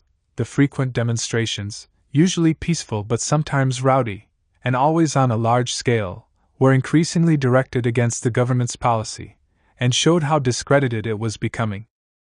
Lenin's strategy, the correctness of which was now apparent to a growing number of his associates, nevertheless stumbled against one obstacle. It was based on the slogan "All Power to the Soviets," which gave it summary and popular currency among the workers _:_, but the Soviets themselves seemed not at all desirous of taking power. They were dominated by a very solid majority of Mensheviks and SRS who supported the provisional government, and had no thought of challenging it. This circumstance showed the increasing gap between the radicalization of the masses and the ever more pronounced conservatism of the Soviets as an institution. This constituted another factor in favor of the only party that refused to discredit itself by a mediocre and ineffectual policy made up of precarious agreements and patched-up compromises.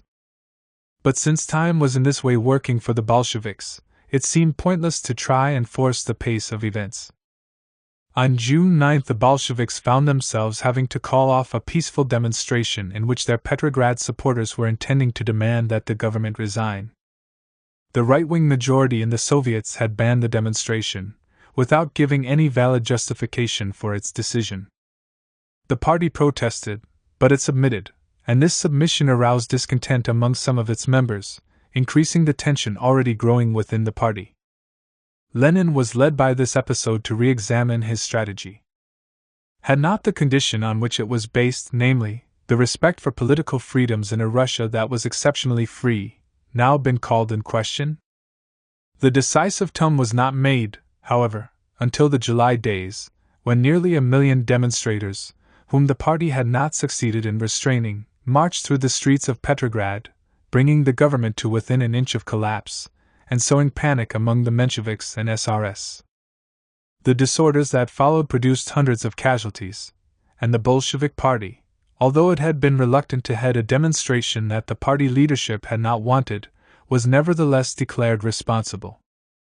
With half-hearted support from the Soviet majority, the provisional government launched a policy of repression against the Bolsheviks. To avoid arrest, Lenin had to leave the capital and take refuge in Finland. Numerous leading members of the party were thrown into prison, and the Bolshevik organization was reduced for a few weeks to a semi-underground existence. Lenin at once drew the most radical conclusions from this new and apparently disastrous situation. On July 10 he wrote an article in which he abandoned the strategy he had pursued since the start of the February Revolution. He declared that all hopes for a peaceful development of the Russian Revolution have vanished for good. This is the objective situation, either complete victory for the military dictatorship, or victory for the workers' armed uprising. Lenin emphasized this point: let us have no constitutional or republican illusions about a peaceful path. There is nothing to show that Lenin himself believed in July 1917 that it would become necessary in the very near future to organize and carry through an armed rising. The possibility of going over to a practical execution of his ideas depended on the progress of rebellious feelings among the masses, and July and August saw a slowing down of the process of radicalization that had marked the spring of 1917. A certain mood of discouragement among the proletariat was intensified by the crisis that the Bolshevik party itself was undergoing. Between July 10 and the beginning of September, Lenin said no more about the problem of insurrection. He devoted himself, in his Finnish retreat, to writing State and Revolution. Then, in the last days of August and the first days of September, the action of the Petrograd proletariat, now already organized and led by the Bolsheviks, contributed decisively to the defeat of Komalov's attempted coup d'état. On September 1 the Petrograd Soviet passed a resolution moved by Lenin's supporters, and on September 5 the Moscow Soviet did the same, events that heralded the imminent downfall of the majority hitherto dominant in the popular institutions, and the conquest of the latter by the Bolsheviks. On September 9 leadership of the Soviet of the capital passed to the Bolsheviks, with Trotsky's election as chairman. Almost immediately, the Moscow Soviet followed suit. At the same time, discontent and agitation grew in a number of cities. Disorders broke out, for example, on August 30 and September 1 in Astrakhan and Tashkent. Finally, and most important, a powerful movement of unrest began to sweep over the countryside, which had so far remained relatively peaceful. It was in these circumstances that Lenin suddenly launched an offensive in the party which was to result, after 6 weeks of determined struggle, in the uprising and seizure of power. With 2 letters written between September 12 and 14, Lenin called on the party to begin concrete preparation and practical organization under the slogan of armed insurrection as an immediate objective. The first of these letters of Lenin's began: the Bolsheviks, having obtained a majority in the Soviet of Workers' and Soldiers' deputies of both capitals, can and must take state power into their own hands.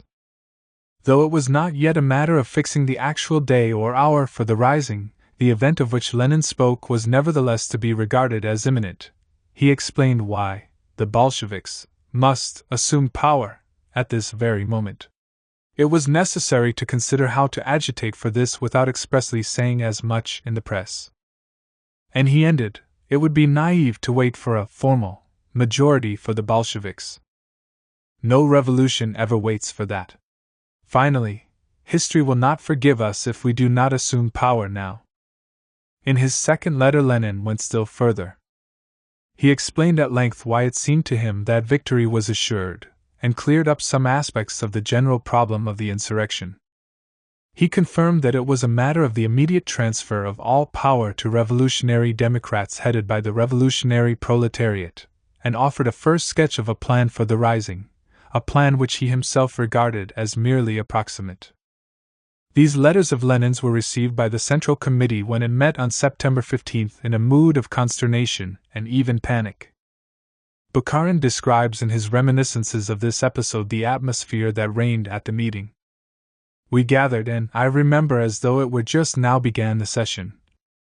When I entered, Milyudin came suddenly to meet me and said, "You know, Comrade Bukharin, we've received a little letter here." The letter was read, we all gasped. No one had yet put the question so sharply. No one knew what to do. Everyone was at a loss for a while. Then we deliberated and came to a decision. Perhaps this was the only time in the history of our party when the Central Committee decided to burn a letter of Comrade Lenin's.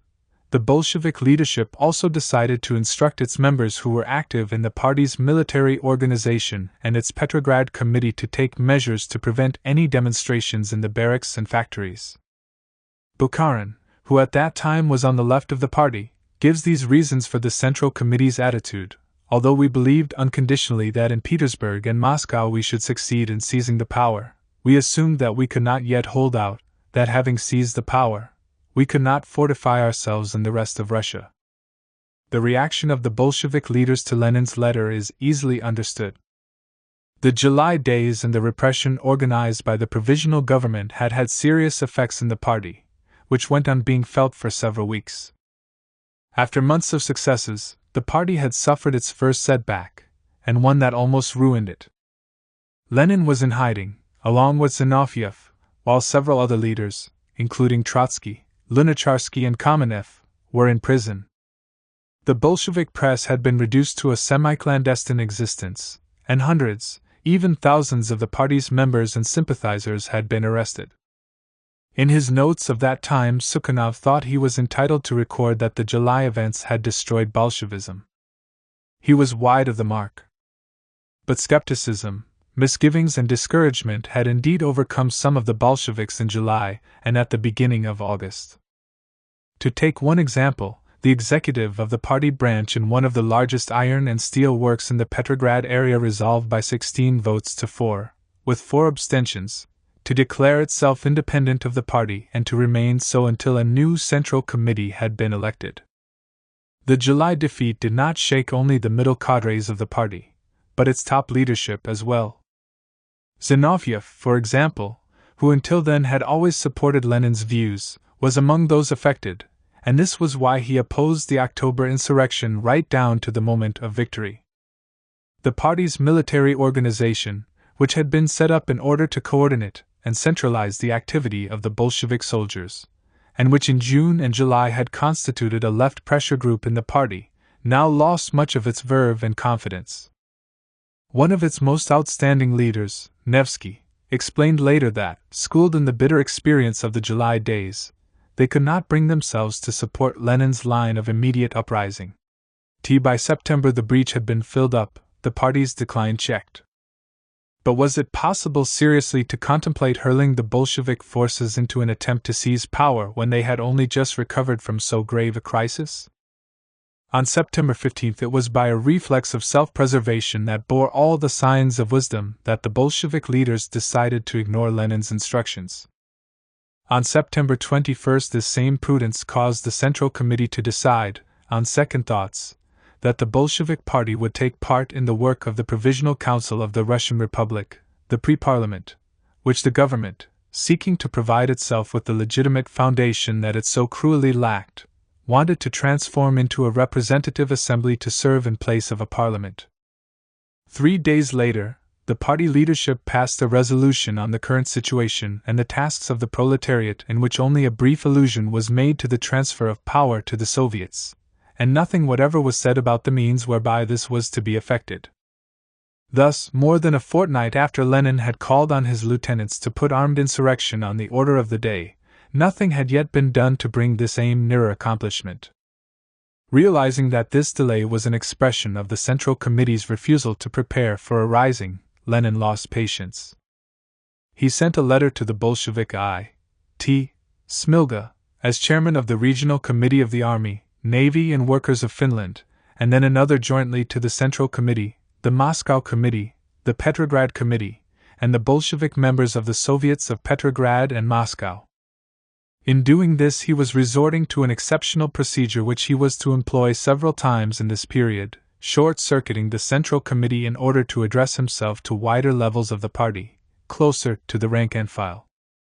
In his letter of September 27th, Lenin stated that the general political situation was causing him great anxiety.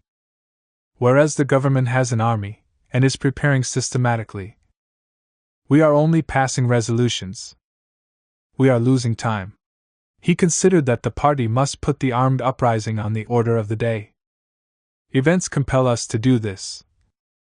I am afraid that the Bolsheviks forget this, which may prove criminal on the part of the party of the revolutionary proletariat.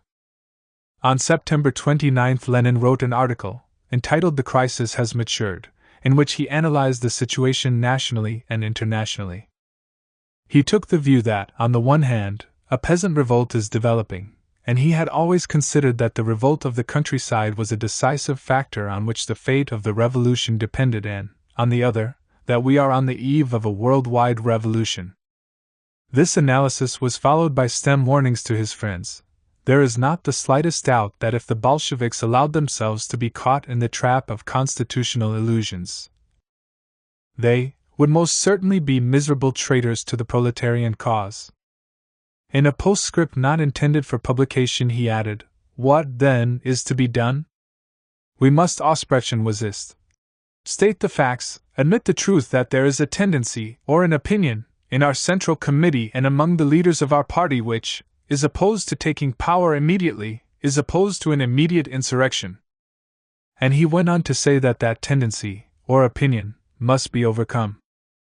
Otherwise, the Bolsheviks will cover themselves with eternal shame and destroy themselves as a party. For to miss such a moment would be utter idiocy, or sheer treachery to the German workers. It would be sheer treachery to the peasants. All Lenin is in these lines, feverish, ardent, indignant, the Lenin who, as theoretician and practitioner of revolution, had put the revolutionary party together almost by hand, like a craftsman, had dreamed, imagined, conceived and prepared, 24 hours a day, as his Menshevik opponent Dan had said, this rendezvous with the revolt of the masses and the people's uprising. All Lenin is here a Lenin who now, in his Finnish exile where he was stifling, as he had stifled in exile in Switzerland, England, Poland, France and Germany, knew that only a few dozen kilometers separated him from the scene of operations, from which, nevertheless, he was so remote, a Lenin who felt that his supporters, whom he had only a few months before persuaded that the proletarian revolution was possible, were now drifting away from him again, dragging their feet and retreating, and that they were going to miss the opportunity that had been looked forward to by a whole generation of revolutionary Marxists. Anger and fear together took hold of Lenin. In those days and weeks he seethed with as much passion, and more, as in 20 years of passionate fighting and violent polemics. The revolution was there, at the muzzles of the guns of the workers of Petrograd, at the tip of Lenin's pen. After the admonitions, the calls to action, and the untiringly repeated scoldings, now came the threat, in view of the fact that the Central Committee has even left unanswered the persistent demands I have been making. In view of the fact that the central organ is deleting from my articles all references to such glaring errors on the part of the Bolsheviks as the shameful decision to participate in the pre-parliament, I am compelled to regard this as a subtle hint at the unwillingness of the Central Committee even to consider this question, i.e., of insurrection, a subtle hint that I should keep my mouth shut, and as a proposal for me to retire. And Lenin ended, I am compelled to tender my resignation from the Central Committee, which I hereby do, reserving for myself freedom to campaign among the rank and file of the party and at the party congress. For it is my profound conviction that if we let the present moment pass, we shall ruin the revolution. On October 1st, Lenin returned to the charge in a brief letter in which the ceaseless repetition of a formula seems almost to suggest obsession. Procrastination is becoming positively criminal. Under such circumstances, to wait would be a crime. Delay is criminal. To wait would be a crime to the revolution. This letter urged that the insurrection be begun in Moscow, where the Bolshevik left was stronger than in Petrograd, but Lenin's appeals met with no greater echo there than in the capital. In Petrograd, the Bolshevik Committee held an important meeting on October 5th at which one of its members, Volodarsky, declared that, amid the present ruinous conditions, it would be hard for us to take power, adding that if we were to go to war against imperialism, the army would not follow us. We should come to power at a moment when all enthusiasm was completely dead in the army, which would not be willing to wage a revolutionary war. It seems to me that we, as a party of real revolutionaries, cannot take power just in order to hold it for only a month or two. And Lashevich, a member of the Bolshevik military organization, who spoke after him, said, "Certainly, power is coming closer to us. That is a fact, and we must take power. But must we take power now?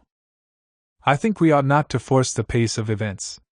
Many of the Bolshevik leaders, and not the least important among them, wanted to wait until the Second All-Russia Congress of Soviets, which was to open on October 20th.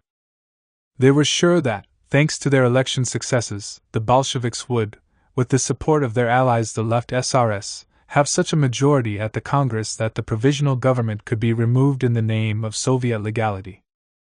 If necessary, armed force would be used, but in any case the call to action should be issued by the Soviets, with their Bolshevik majority, and not by the party. Among others, Trotsky, who was convinced that the Bolshevik organization by itself did not possess sufficient authority to be capable of mobilizing the masses, was in favor of such a plan. Lenin, however, rejected the idea very firmly, seeing in it a last vestige of legalism. So far, the discussion between Lenin and his lieutenants had been conducted by letter. Things could not go on like this any longer. On October 7th, Lenin, disguised as a mechanic, returned to Petrograd and took up lodgings secretly in the working-class quarter of Vyborg, where he was to remain hidden until the eve of the insurrection, his movements being subject to the orders and authorizations of the Central Committee. On October 8th he issued a fresh call for insurrection, addressing it once more, over the head of the Central Committee, to a wider audience, namely, the Bolshevik delegation to the Congress of Soviets of the Northern region. In this appeal he analyzed the international situation and the rural upheaval, declaring that the growth of a world revolution is beyond dispute.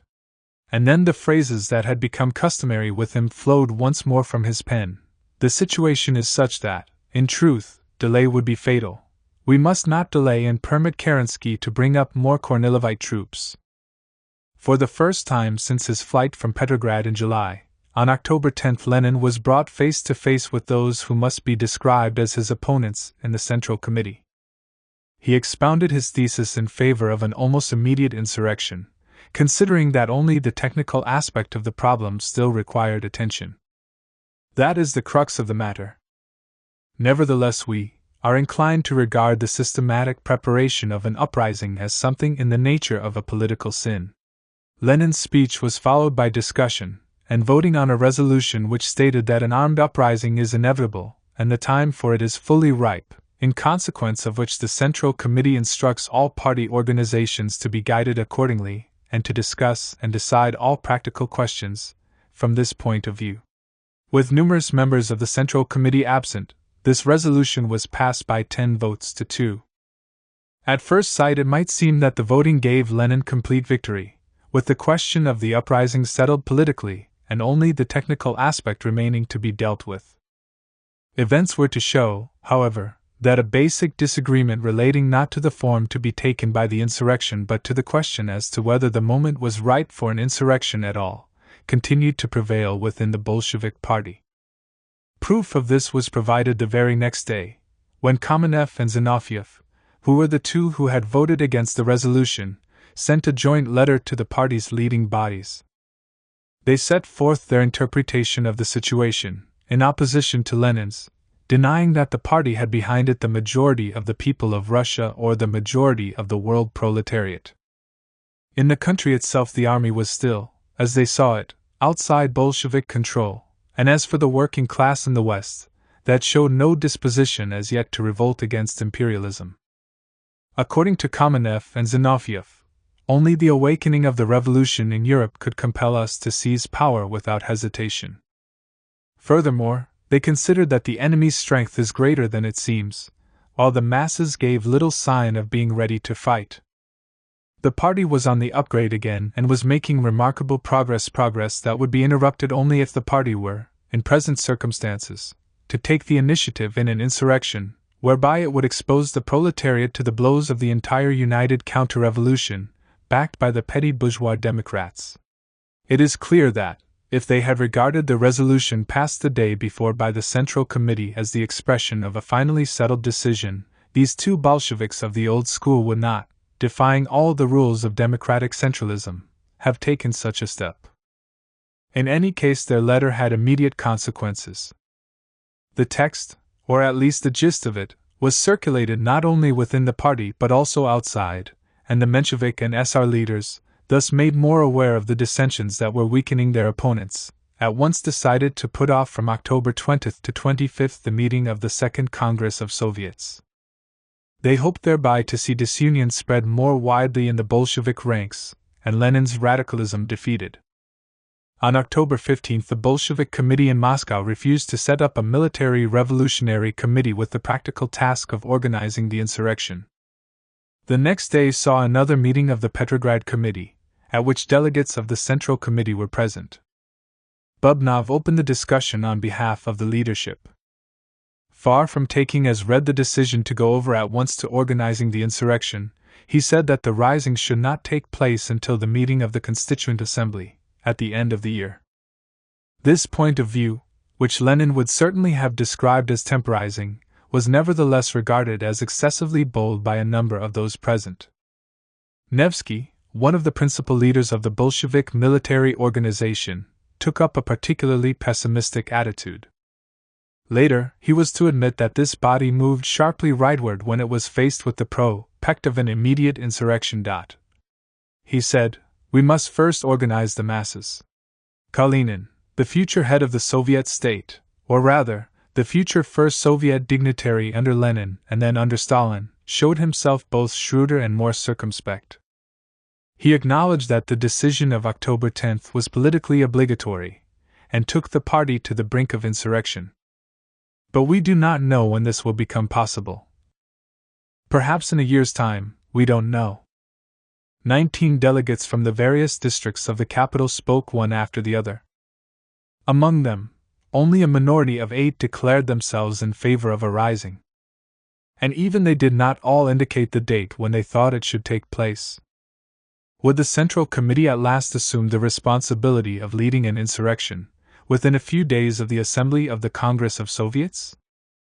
On October 16th there was another meeting of the party leadership, reinforced by members of a number of important party bodies, the Executive Committee of the Petrograd Committee, the Bolshevik Military Organization, delegates from the trade unions and the factory committees, and a number of other local militants. Speaking after Lenin, Kamenev and Zinoviev expounded their argument afresh, denying that the resolution of October 10th was binding on the party. Another member of the Central Committee, Milyutin, spoke in the same sense: "We are not ready to strike the first blow. We are not capable of overthrowing the government and arresting its members in the period that lies immediately ahead of us." A representative of the Petrograd Committee summed up in these words the opinion of his committee: "We are not ready to begin such an action."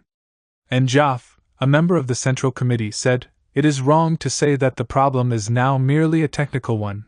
Today the moment for insurrection still needs to be examined from the political standpoint." The reports given by the delegates from the localities about the attitude of the masses in Petrograd provided only a confused idea of the political climate that prevailed in the capital. Optimistic impressions alternated with much less optimistic ones, and the latter were certainly more numerous. When the final resolution was voted on, 2 texts were put before the meeting. The first was from Lenin's pen.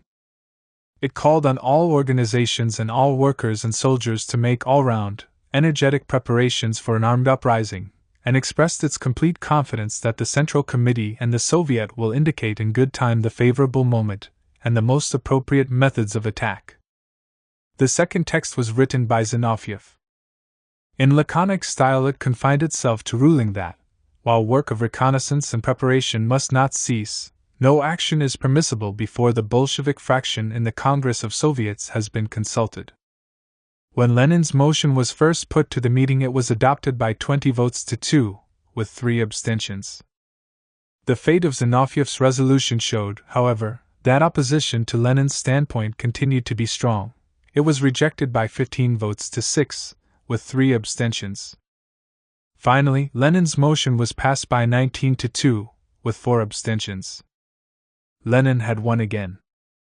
But he had still not succeeded in laying down a definite date for the rising. The tendency that wanted to wait upon events had certainly suffered a defeat, and it was this that Kamenev showed he understood when he proceeded to offer his resignation from the Central Committee. But for Lenin the struggle, which he saw as still undecided, had to continue to be fought out inside his party. On October 17 he took up his pen again, and wrote a letter to comrades.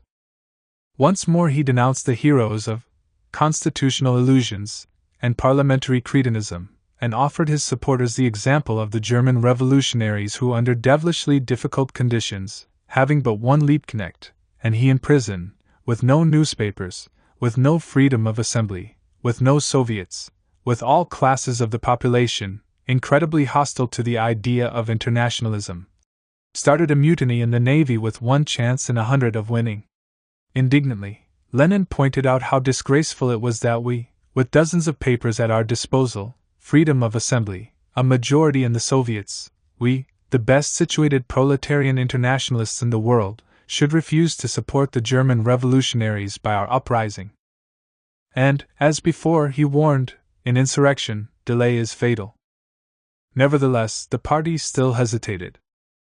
On October 17 a conference of the Petrograd Bolshevik Committee and the military organization was held, with delegates present from the different districts of the capital. In principle, the purpose of the meeting was to convey to some 150 Bolshevik cadres the decisions that had been taken the previous day by the Central Committee.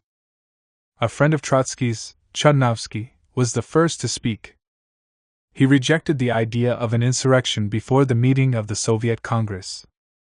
He was supported by Volodarsky, Ryazanov, and Larin. Podvosky and Nevsky admitted that the Bolshevik military organization, whose spokesmen they were, was reluctant to give support to the idea of a rising. Another member of the military organization then spoke. He declared against a rising, but his speech was interrupted by Sverdlov. The decision of the Central Committee on the uprising has been made. I am speaking here in the name of the Central Committee, and I will allow no one to reconsider a decision that has been made. We have not gathered to set aside a decision of the Central Committee, but to consider how we ought to carry it out. This vigorous language had the effect of reducing opponents to silence, and the gathering passed a motion approving the policy of the Central Committee. As for carrying out this decision and the technical arrangements for the insurrection, nothing was ready yet on October 17, only a week before the seizure of power. On that day Lenin met the leaders of the Bolshevik military organization, Nevsky, Podvosky, and Antonov. Ovsienko, together with Rakovsky. According to Podvosky's account, everyone was agreed on postponing the insurrection for several weeks. Everyone, that is, except Lenin. It is important to emphasize the degree of unpreparedness of the Bolshevik organization as a whole, at a date so close to the meeting of the Congress of Soviets. It was only on the afternoon of October 24, the day before the actual insurrection, that the Military Revolutionary Committee entrusted with the leadership of the insurrection appointed a subcommittee with responsibility for drawing up a final and precise plan. On October 18 Kamenev and Zinoviev made a final attempt to counter the plan for an insurrection. Maxim Gorky's paper Novaya Zhizn, which was extremely hostile to the Bolsheviks, had in its issue of the previous day alluded to the letter that the two opponents of Lenin's policy had addressed to the party on October 11. On October 19 Kamenev published in this paper a statement in which he revealed the divisions within the Bolshevik leadership. He referred to the protests made by Zinoviev and himself against our party's intention to take the initiative in the very near future in some armed rising. Lenin reacted, in a letter to Bolshevik party members, and not merely to his colleagues on the Central Committee, with great anger against the publication of Kamenev's strike-breaking letter. Associating Zinoviev with Kamenev in this matter, he wrote, "I declare outright that I no longer consider either of them comrades and that I will fight with all my might, both in the Central Committee and at the Congress, to secure the expulsion of both of them from the party." The next day he declared to the Central Committee, "If that is tolerated, the party will become impossible, the party will be destroyed." There can and must be only one answer to that, an immediate decision of the Central Committee to expel Kamenev and Zinoviev. However, the party did not expel the strikebreakers. On October 20, the Central Committee considered Lenin's letter. Stalin took the view that expulsion from the party is not a recipe, and we must keep the unity of the party intact. What was involved here was not so much a concern for unity on Stalin's part as a degree of political solidarity with the men whom Lenin looked upon as strikebreakers. In the party organ which he was chiefly responsible for, he had published a communication from Zinoviev wherein the latter had alluded to an article in which, without actually giving his name, Lenin had argued against him. Stalin had accompanied this contribution by Zinoviev with an editorial note in which he said that the sharp tone of Comrade Lenin's article does not alter the fact that we remain in solidarity as political comrades, still comrades, that is, with those whom Lenin wanted to expel from the party. On October 24, Lenin addressed a final letter to the members of the Central Committee. Written in a style that was perhaps not so much menacing as moving, the letter began thus: I am writing these lines on the evening of the 24th. The situation is critical in the extreme. In fact, it is now absolutely clear that to delay the uprising would be fatal. With all my might I urge comrades to realize that everything now hangs by a thread, that we are confronted by problems which are not to be solved by conferences or congresses, even congresses of Soviets, but exclusively by peoples, by the masses, by the struggle of the armed people. At the moment when Lenin wrote this letter, he was unaware that the die had at last been cast. But it was doubtless no accident that the spark which exploded the powder magazine of Petrograd was struck by the provisional government, and not by the Bolshevik revolutionaries. During the night of October 24-25, the ministers decided to take action against their enemies, and ordered that the offices of 2 Bolshevik papers be sealed up. The general staff of the insurrection reacted to this measure. That night the revolutionary forces moved into battle at last, settling the fate of the provisional government and of bourgeois Russia. At that moment, Lenin was still biting his nails in the flat in the Vyborg district that was his hiding place. He had several times asked the Central Committee for permission to go to the Smolny Institute, where the Petrograd Soviet and the Military Revolutionary Committee had their headquarters. Not being anxious to create difficulties for themselves by the presence of such a compromising personage, the Central Committee had refused. At last, defying discipline, the cardinal virtue of Bolshevism, its founder, escaping from the vigilance of his landlady, wrote these words in a note he left for her, the last he was to put on paper before the conquest of power: I am going where you did not want me to go. Goodbye. It is useless to ask what would have happened in Russia if, in 1917, there had not been a party like the Bolshevik Party, and in it a man like Lenin, with as determined a revolutionary will as his, as persuasive and effective a leader as he was. Without wishing to underestimate the weight of economic conditions in deciding the course of political and social evolution, one must take account of the evidence, when, acting in the direction of history, that is, in the narrow margin that social reality allows to human freedom, an individual possessing exceptional powers intervenes, then facts, institutions, and states may all find themselves turned topsy-turvy. The pace of events is accelerated, and the impossible, or what has been thought to be impossible, suddenly becomes reality. Historical necessities, crouching for the moment in the shadows, doubtless await, impassive and patient, the moment for taking their revenge, as indeed happened in Russia. But what has been achieved nevertheless remains, in this case, the mightiest of modern political upheavals, achieved by Lenin, who, as we shall see, relying upon the masses, and sometimes urged on by them, opposed by a coalition of states and of the conservative forces in Russia, fighting against the hostility of some and the inertia of others, often against the leadership of his own party, drove his country forward onto the road of socialist revolution. Metamorphosis of the Bolshevik Party. An historical survey of the activity of the Bolshevik Party in 1917 confirms something that the first part of this study had enabled us to perceive, namely, that the relation between Lenin and his party was often a difficult one, involving conflict, and rarely harmonious.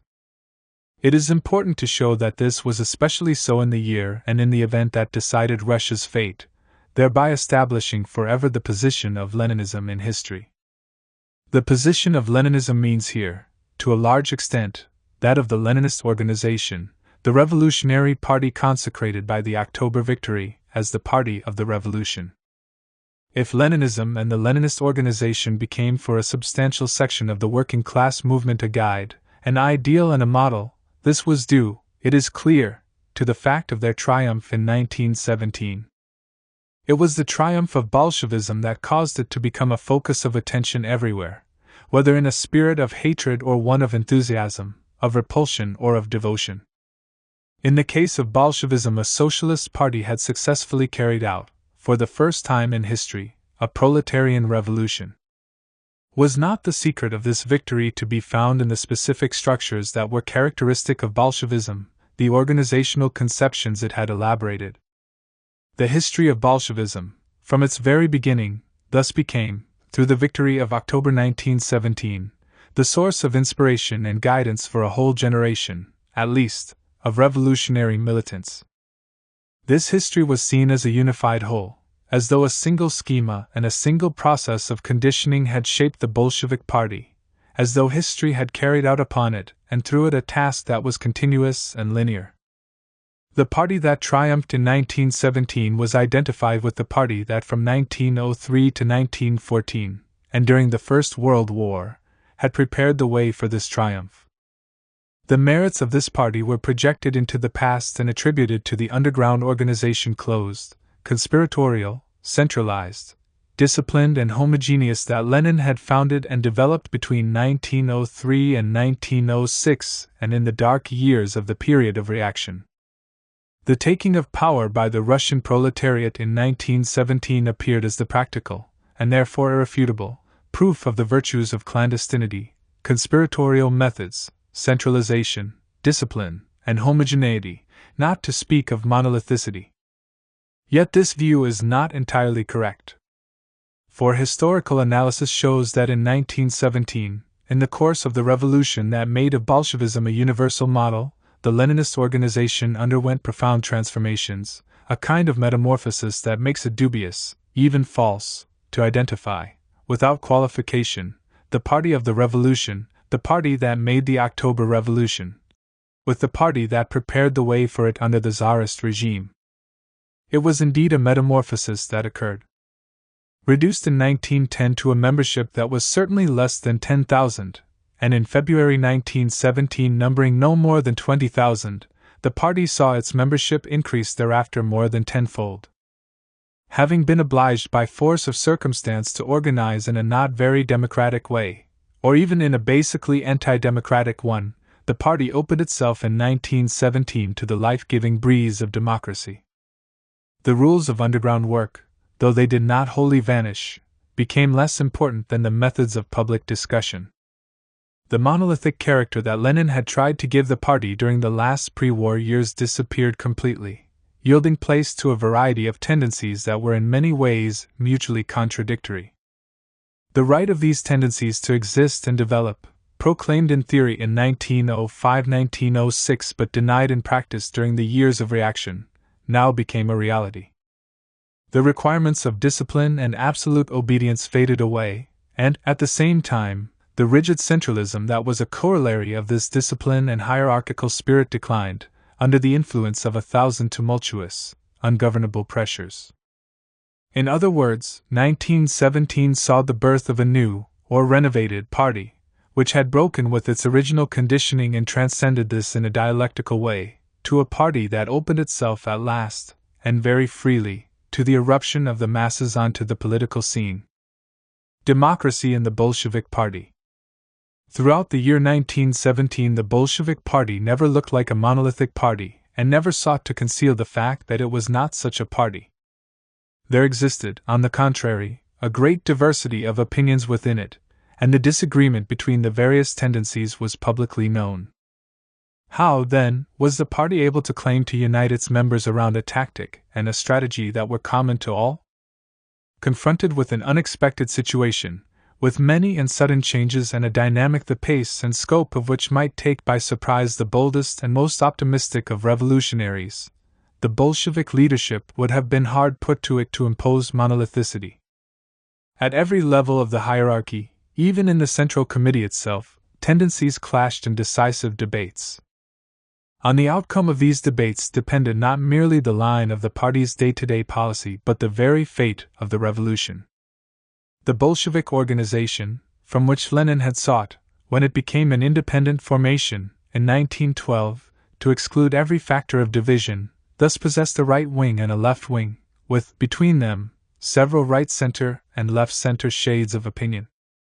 The Bolshevik right, the moderate, conciliatory, cautious, reformist tendency in the party, we have already seen at work, constantly striving to restrain the impetuosity of the masses, to master their impatience, and, inside the party itself, to hold Lenin back.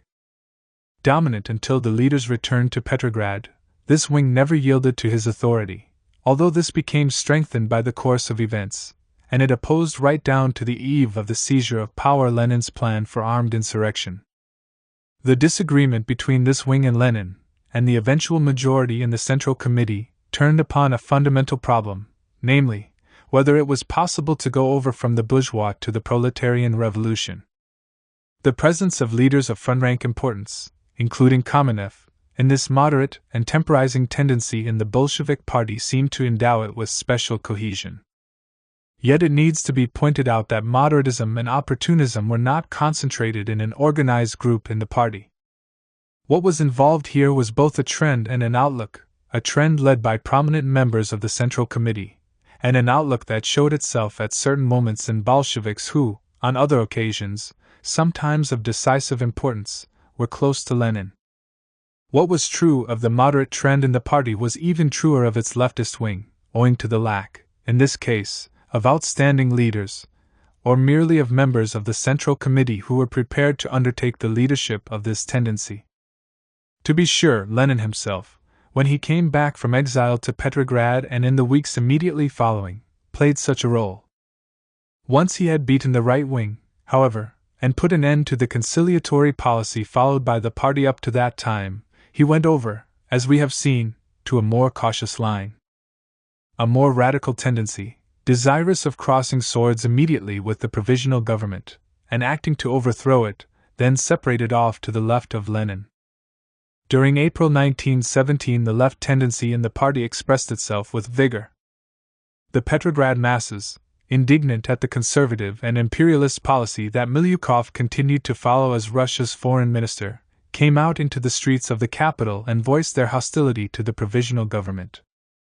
The Petrograd Soviet called for an end to this demonstration, which was turning into a riot, and the Bolshevik Central Committee supported this decision. The party leadership had been subjected to strong pressure by militants who wanted to hasten the course of events and bring down the provisional government. This was the case with several members of the Bolshevik military organization, entrusted with coordinating and promoting party activities in the army. One of these, Nevsky, who played a highly important role all through the year 1917, speaking in the name of the military organization, called publicly for an armed mobilization. In the Petrograd Committee of the party other leftists voiced the same demand. The June days were preceded in the party by a clash between right and left, with the latter urging that an armed demonstration be organized and the former hesitating to encourage the masses to advance, and in any case ruling out the possibility of violent action.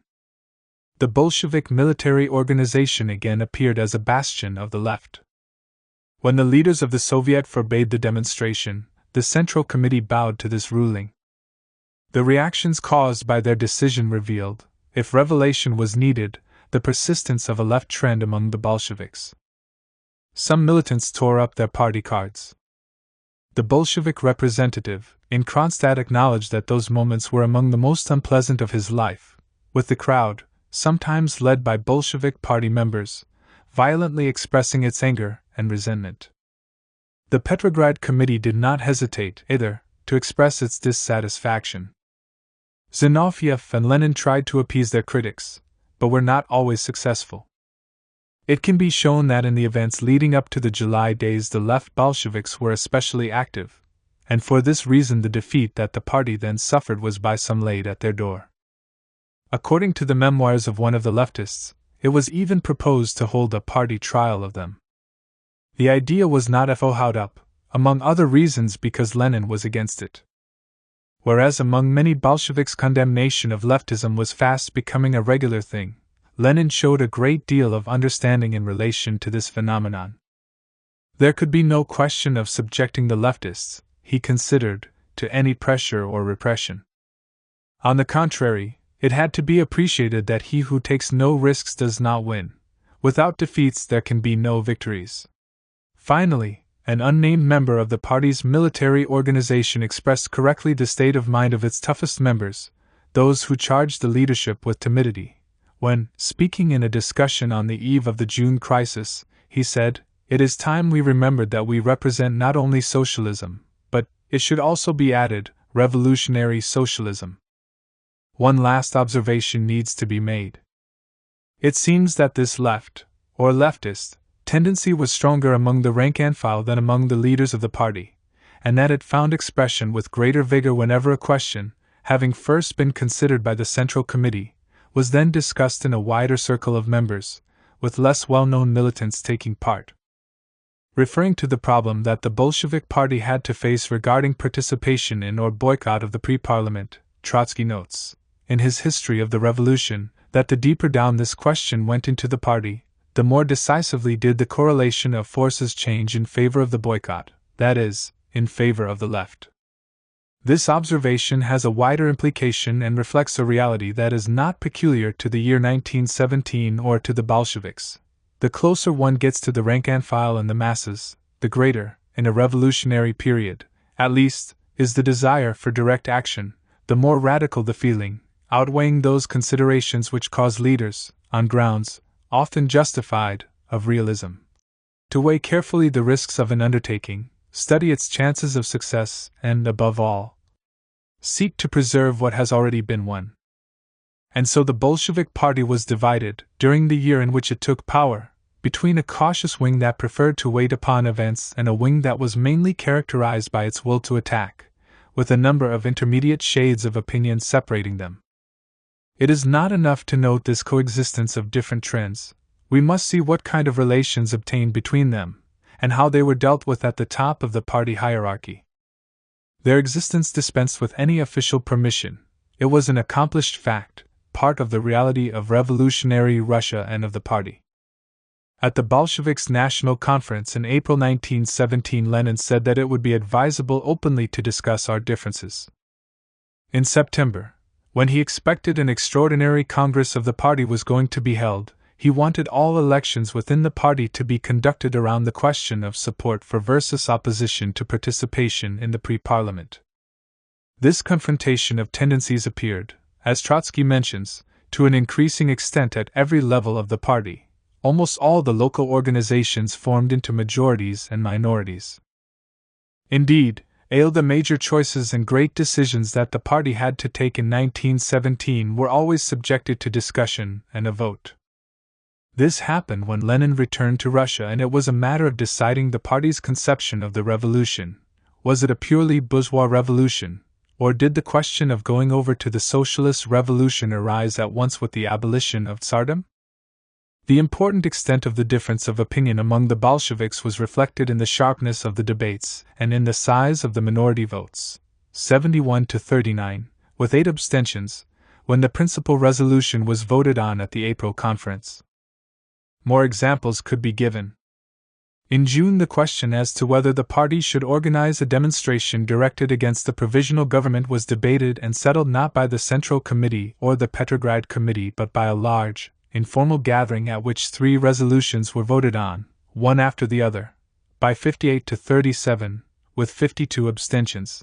The meeting noted the masses' desire to give expression to their will in a street demonstration, and by 47 to 42, with 80 abstentions, it declared that the proletariat of the capital would demonstrate even if the Soviet were to forbid this. A procedure of the same kind was followed in September when it became necessary to decide whether or not to boycott the pre-parliament, it was not the Central Committee but a broader grouping, the Bolshevik delegation to the pre-parliament, that, reversing the decision originally taken by the Central Committee, decided by 77 to 50 to reject the idea of a boycott.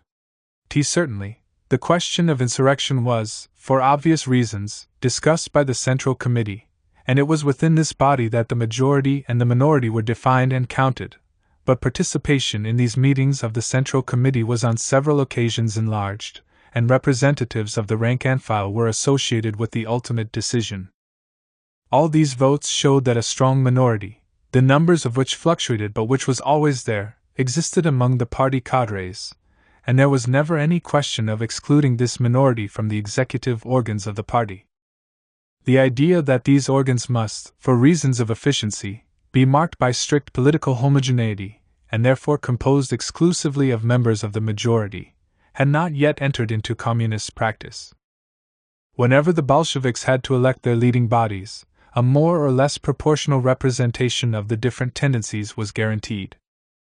This occurred when the Central Committee was elected at the National Conference of April 1917.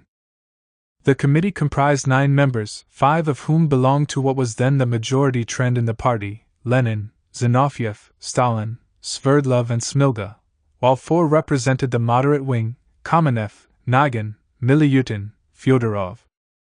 In order that Kamenev might be elected, Lenin had to make a public statement declaring that the presence in the Central Committee of the leader of the right wing would be very valuable for the party. This right tendency was relatively less numerous in the Central Committee that was elected at the Party Congress held in August 1917, after the first phase of radicalization of the masses and the party, but, even so, out of 21 members it could count on a group of 6 more or less avowed right-wingers: Dzerzhinsky, Rykov, Miliutin, Nagin, Kamenev and Zinoviev. While the Central Committee was a deliberative body, it was also, in the absence of a political bureau, an executive organ which was called upon to put into effect the party's policy, as decided at congresses and conferences. In October, within a few days of the insurrection, the Bolsheviks decided to form a smaller body, a political bureau, the origin of the Politburo that was to become so famous, charged with the responsibility, in those days of decision, for day-to-day leadership of the party, and consequently, of the insurrection. To this bureau were assigned Lenin, Trotsky, Stalin, Sokolnikov and Bubnov, but also Kamenev and Zinoviev, those determined opponents of the armed rising and chief representatives of the minority.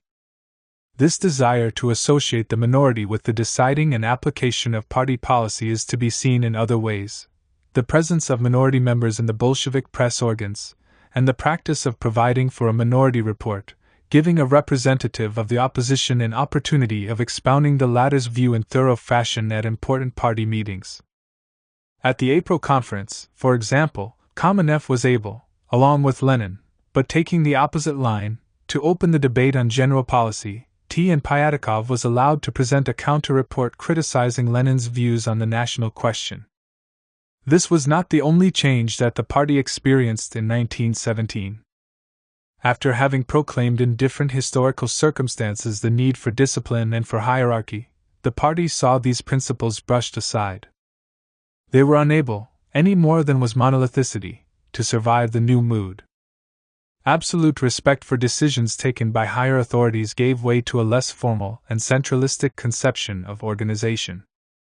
The example was set by Lenin himself when, on several occasions, including those of greatest importance, he interpreted in a very flexible way the prerogatives of the Central Committee, and did not shrink from addressing himself to organs that were closer to the rank and file, without using the leadership as his channel of communication.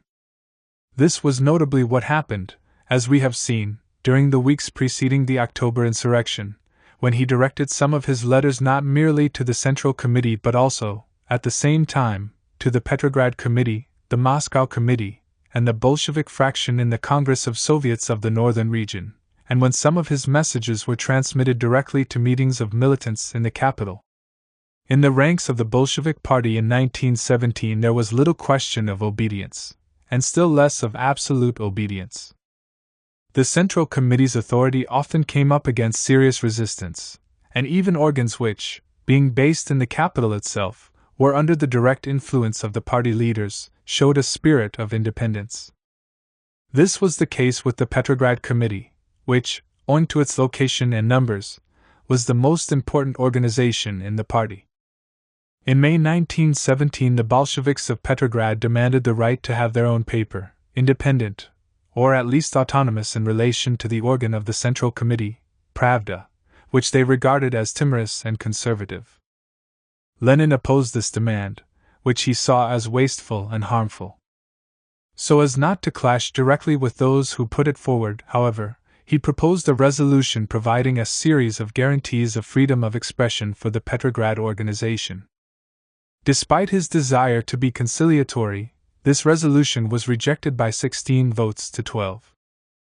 Although he reiterated his view that the decision of the Petrograd Committee's executive to establish a special newspaper in Petrograd is utterly wrong and undesirable, he proved unable to overcome the opposition of the Petrograd Bolsheviks.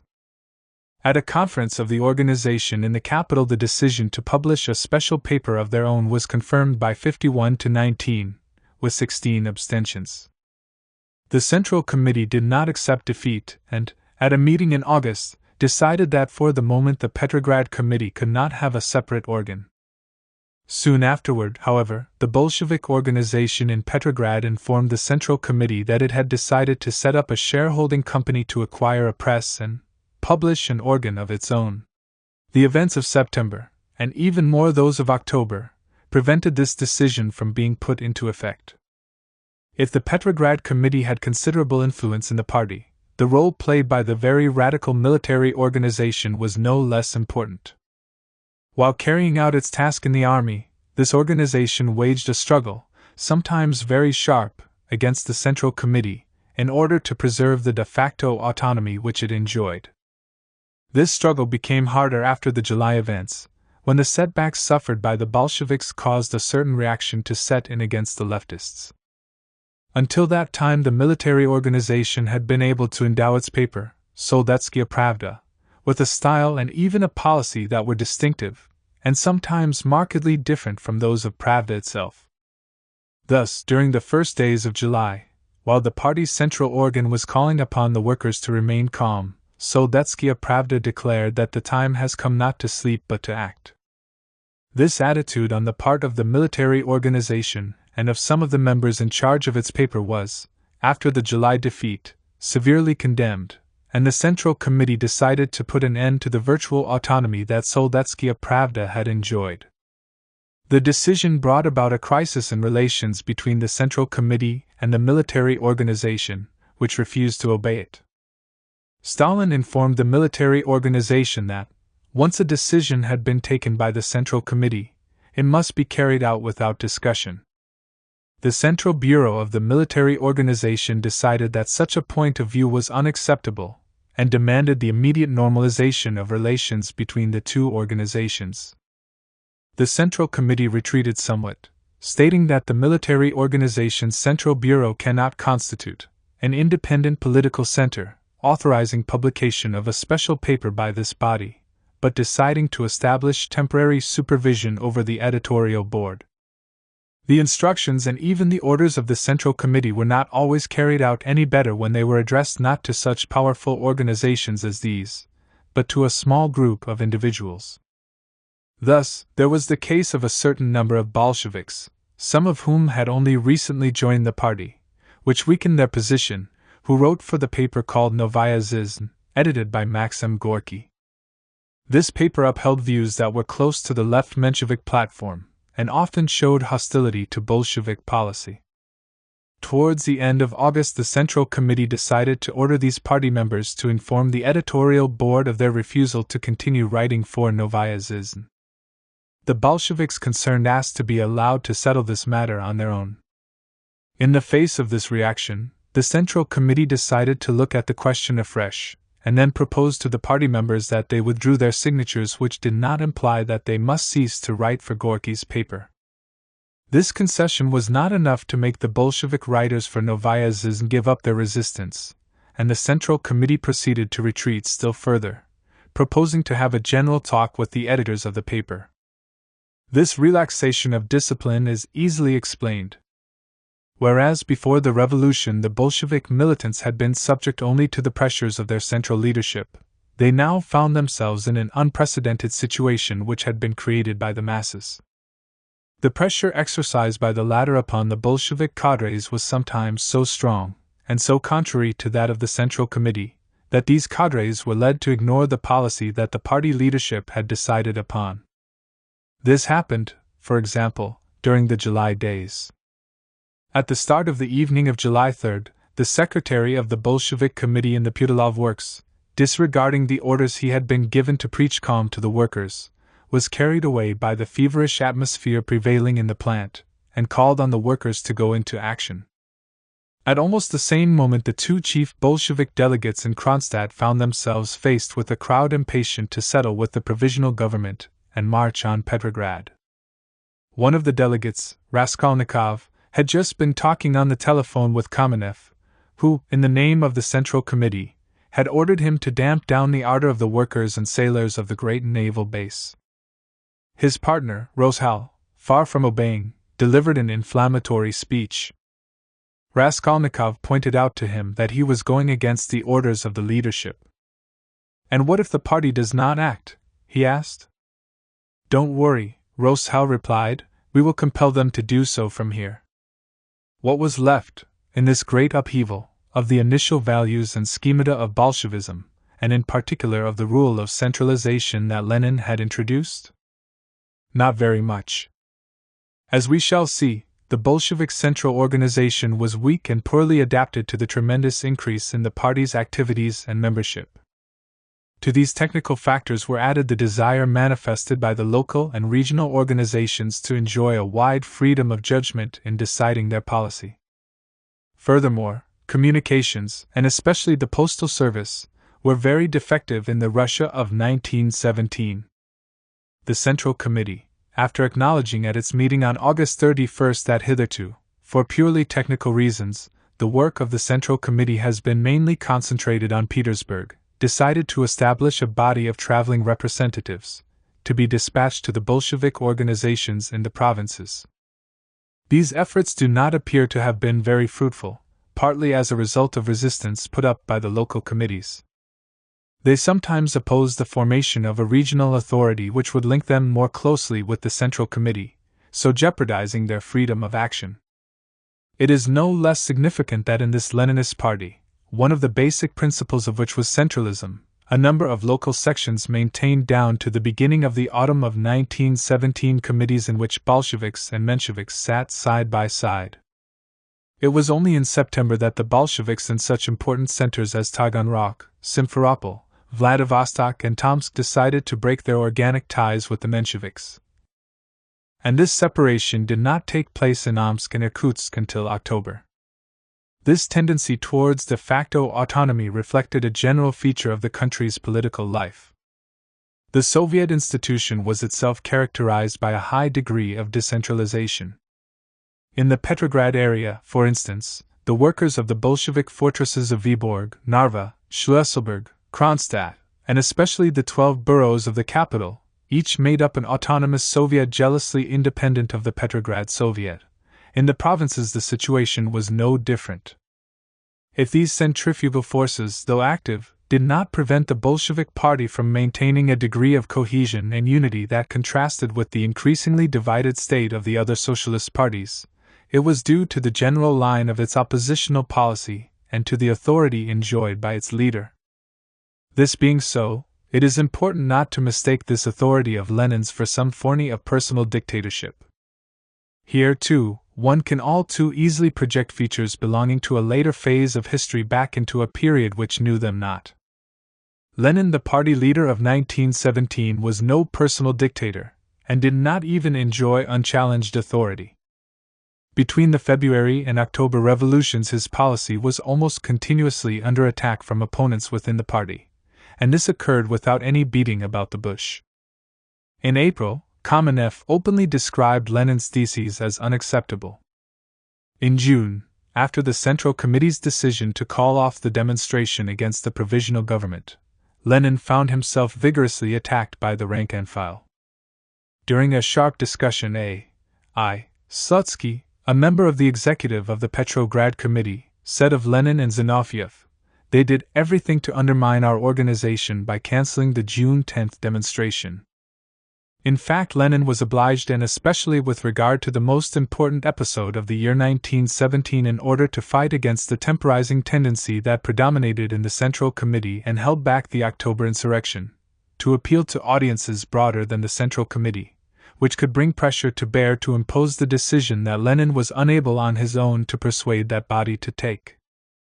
Opening up and de-Bolshevizing the party. The challenging within his own organization of the leader who had been thought unchallengeable, the criticism of the founder of Bolshevism and chief creator of the Bolshevik Party, were due to other factors besides the political transformations caused by the revolutionary events of 1917. If the spirit reigning in the party underwent profound change, this also resulted from the fact that the composition of the party was subjected in that year to a veritable upheaval, which affected it at every level, from the bottom to the topmost leadership. Party membership increased considerably. On the eve of the fall of Tsardom, it numbered 23,600.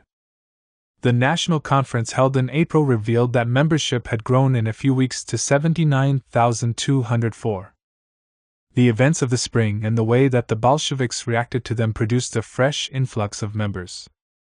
"These figures are minimum figures," said Sverdlov, indicating that the total membership of the party now numbered 240,000. The numbers continued to grow during the weeks leading up to the October insurrection. Sukhanov, describing the progress achieved by the Bolsheviks in September 1917, wrote in his memoirs that their army was growing hour by hour. At the Central Committee meeting of October 16, Sverdlov said that the growth of the party has reached gigantic proportions. At the present time it must be estimated at 400,000 at least, and the minutes add that he produced proof of this. The writer who has most systematically studied the evolution of Bolshevik party membership nevertheless regards the figure of 400,000 as slightly exaggerated, and thinks that Sverdlov adduced it in order to demonstrate the party's strength, and in this way to support Lenin's argument in favor of insurrection. These figures must indeed not be taken too literally. Lenin acknowledged in September 1917 the absence of any statistics concerning the fluctuation of the party membership. And it is hardly likely that the party secretariat, with its tiny staff, would have been in a position to follow and record the rapid growth of the organization. It remains clear, however, that the increase in Bolshevik membership in 1917 was so great that, at the time of the October Revolution, of every 20 members, only one had been a member of the old organization, only one had been formed in the hard school of the closed, conspiratorial and centralized organization of the Tsarist period.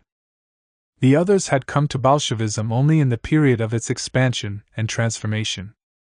This transformation was, moreover, not merely quantitative in character, nor did it affect only the rank and file.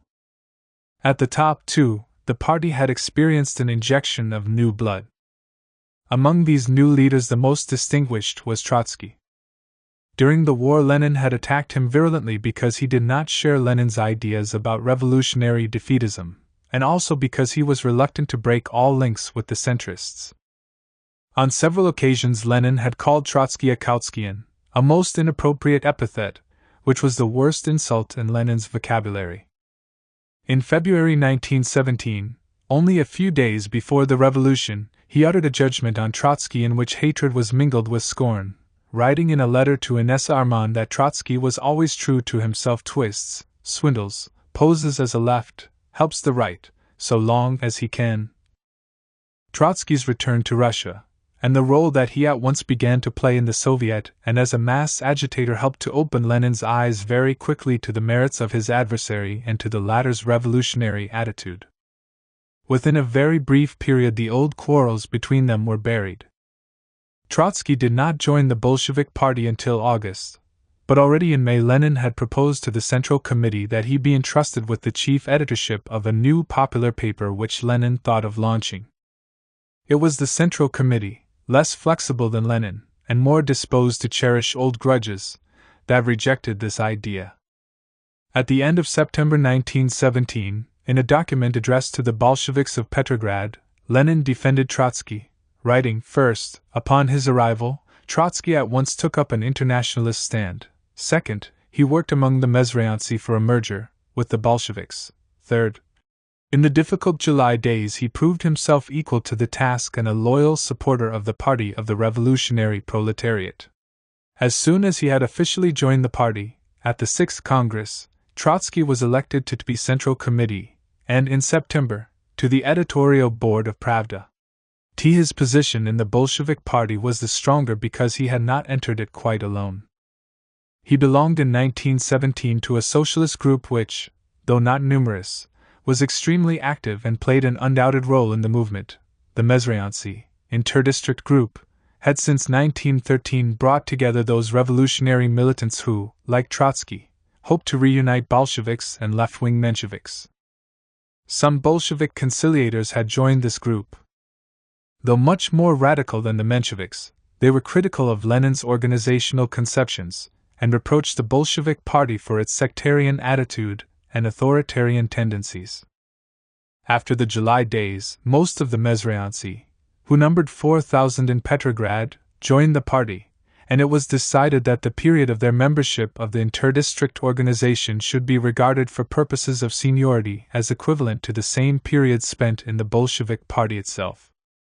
The difficulties that arose during the negotiations were due to the hesitation shown by some of the Mezrayancy who were still suspicious of the Leninists. Trotsky himself, however, came out strongly for unification, declaring that Lenin's party had, through the effects of the revolution, become de-Bolshevized. A de-Bolshevized party. Later on, when anxious to present himself, in his struggle with Stalin, as an unconditional Leninist, and to take upon himself the whole heritage of the dead leader, Trotsky, yielding through tactical calculation or political weakness to the growing orthodoxy and the cult of Lenin, was to refrain from ever taking up again this thesis of the de-Bolshevized party. And yet, although schematic, perhaps apologetical in purpose, and certainly undialectical, this thesis of the de-Bolshevization of the Bolshevik party as a result of the February Revolution of 1917 and all through its most turbulent and most triumphant phase has much to be said for it. The contribution made by the dozen years that Lenin and his followers had devoted to building the party, did not of course evaporate in 1917, far from that. But if Bolshevism in its original form meant, above all, on the organizational plane, centralism, discipline and the party spirit, then the formula of de-Bolshevization, whatever its shortcomings, does indeed illuminate the process of genuine transformation that Lenin's party underwent in the great revolutionary period opening with the fall of Tsardom in February 1917. The thesis of de-Bolshevization has been carried to its most extreme consequences by the American historian Robert Daniels, who writes that it was on the lines of this new division, defensism v. internationalism, not according to pre-1914 loyalties, that the Bolshevik party took shape and struck for power in 1917.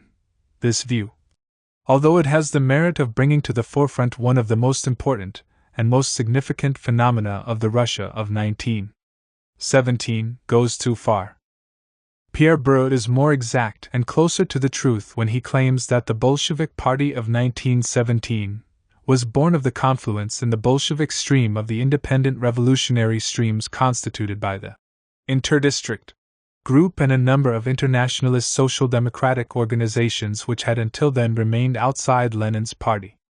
Karl Radek wrote of the importance of these streams and rivulets which joined the Bolshevik river during the revolution. This influx enriched the party, bringing to it some of those who were to become its most admired and effective leaders. It is not sufficient, in order to show this, to mention the leading Bolsheviks who obtained their initial experience elsewhere than in Lenin's party among the Mensheviks, as with Alexander Kollontai or Shishirin, or in small independent groups, as in Trotsky's case. The general staff of the revolution was also made up to a large extent of men who had at different periods of their careers opposed Lenin, either within the Bolshevik faction itself or else in one or other of the left or right groups, ultimaturists or Otsevists on the one hand, conciliators on the other, which had hived off from it.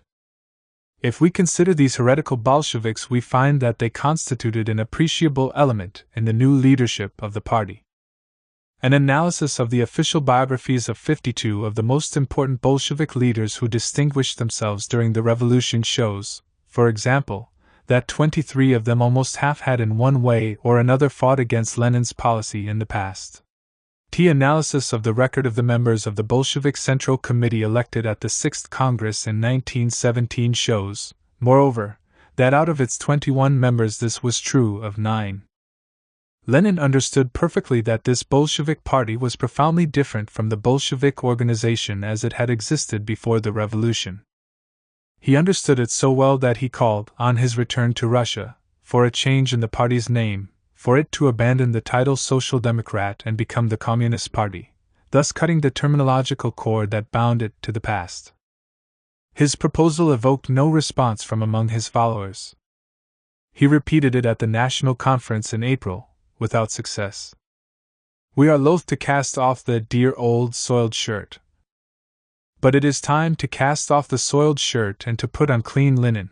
Not until March 1918 did the Bolsheviks agree to drop the old name of the party, consecrating in this way a metamorphosis that helped to make Russia the first workers' state in history.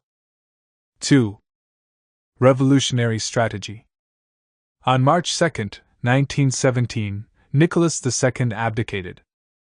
Some liberals turned towards his brother, the Grand Duke Michael, appealing to him to become regent. This attempt to save the Romanov dynasty failed, however, as Michael declined the perilous honor that was offered him. The news of the Tsar's abdication and that of his brother's refusal to take over were announced simultaneously to the people of Russia. In Petrograd the response was an outburst of joy. In the midst of the crowd that was cheering the people's victory, a prominent SR whispered to a friend, "Now it is finished." But a woman bystander who heard this remark commented, in a very low voice, "You are wrong, little father. Not enough blood has flowed." The reason given by this anonymous and casual observer was crudely put, but her view that the revolution was not over and done with was a sound one. Lenin would have seen in it a proof of popular wisdom and an example of proletarian determination. It was, in any case, this correct idea, namely, that the revolution had not been completed, that inspired all his activity throughout 1917.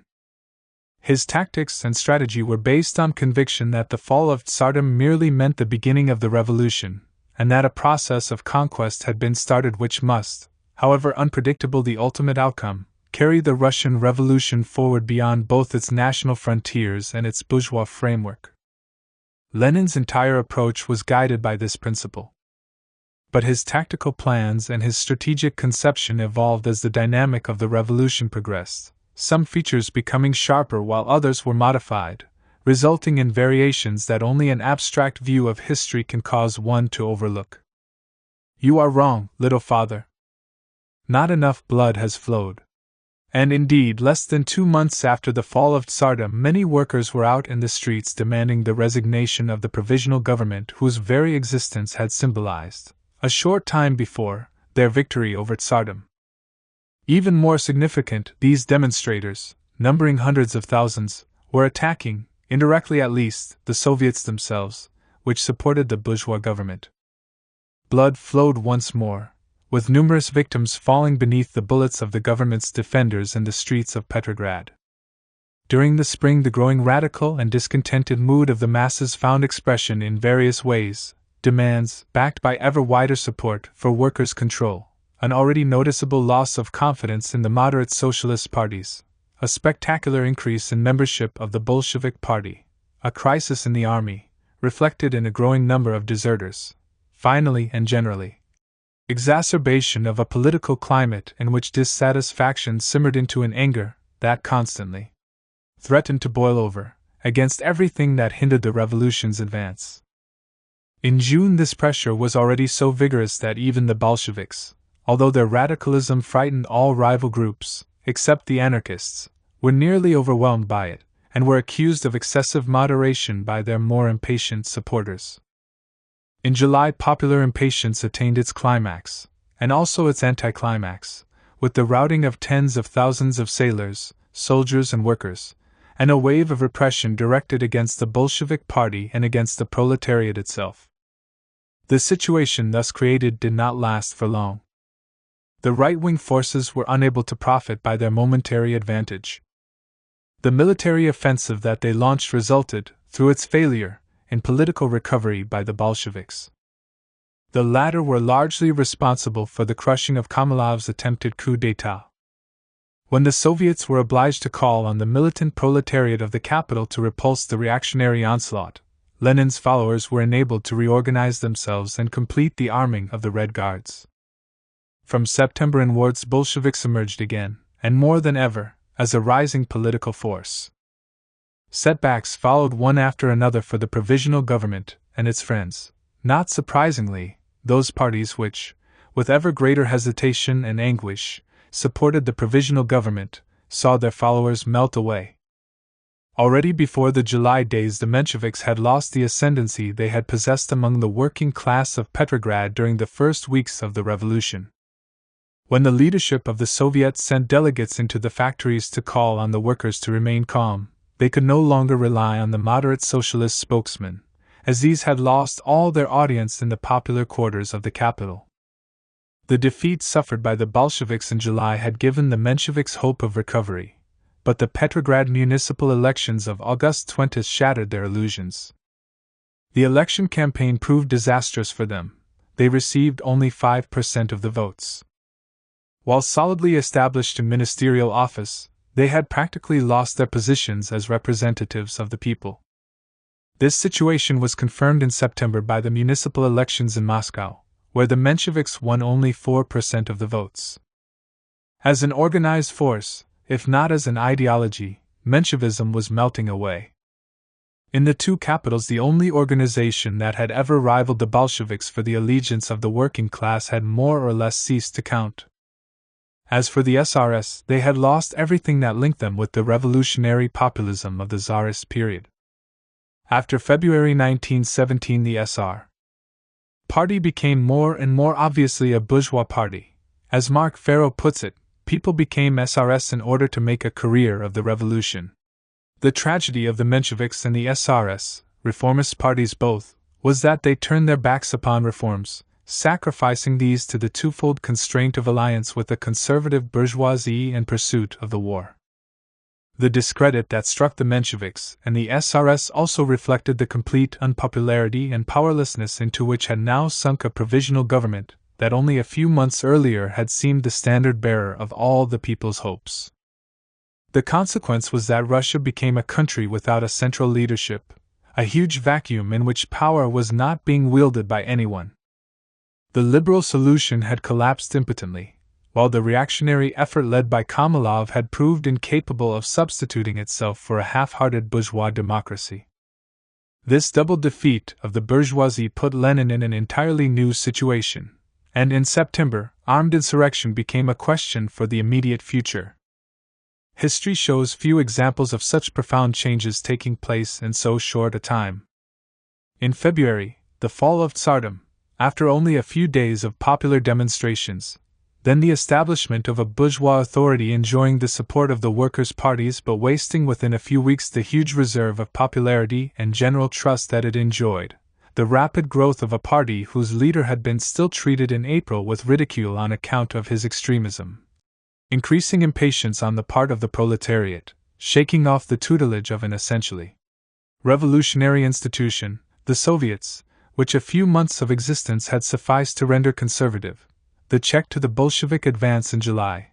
With Lenin forced into exile once more, the July events had destroyed Bolshevism, wrote Sukhanov. Then, at last, from September onwards, with agitation and disorder sweeping over the countryside, the Bolsheviks, mounting over the ruins of the reactionary offensive, started along a road that was to lead them, in fewer than 50 days, to the seizure of power. Less than 8 months was needed to pass from survivals of feudalism to the antechamber of socialism. How could Lenin possibly, amid such a whirlwind as this, have laid down a rigorously defined policy and carried through a precise plan? On the contrary, we see in his line of conduct a number of turns, which, however, do not affect its strategic coherence as transition from the bourgeois revolution to the socialist revolution. The mere manifestation of his will to bring about that transition in the first days, perhaps the first hours, that followed the announcement of the fall of Tsardom, was a flash of genius that decided the fate of the revolution. This determination of Lenin's defined and decided the continuity of Leninist policy throughout the year 1917. But once the possibility of a victory of the socialist revolution had been glimpsed, and once the plan outlined that would make progress in that direction feasible, the way that events developed brought hesitations, and necessitated gropings and maneuvers in which we are able to see a Lenin bold but flexible, daring yet circumspect even in his daring, a Lenin who, while clinging firmly to one idea, took care in all circumstances to observe reality, to examine every factor governing the realization of this idea, so as to cope with the manifold surprises and snares and false hopes that made up the history of the revolution. From February to July 1917, a peaceful revolution? It is important to see the variations in tactics within the strategically constant framework of Lenin's revolutionary policy in 1917. As has been said, throughout March and most of April, Lenin stood on the extreme left of the party, fighting for recognition of the idea that it was possible and necessary to transcend the purely democratic phase of the revolution. Lenin's isolated position in his own organization during the first weeks of his return to Russia testified eloquently enough to the boldness of his stand. His attitude in the next phase, the April days, proves, however, the extent to which his extreme attitude was combined with a prudence and cool-headedness that set a certain distance between him and the most radical elements of the Petrograd masses. Despite demonstrations in which hundreds of thousands of workers and soldiers participated, many of them armed, despite the slogan "Down with the Provisional Government," taken up by tens of thousands of voices, Lenin refused to make a move towards insurrection. When the Petrograd Soviet ordered the workers to call a halt to their movement, Lenin put before the Central Committee of his party a motion stating that the resolution of the Petrograd Soviet of April 21 banning all street meetings and demonstrations for 2 days must be unconditionally obeyed by every member of our party.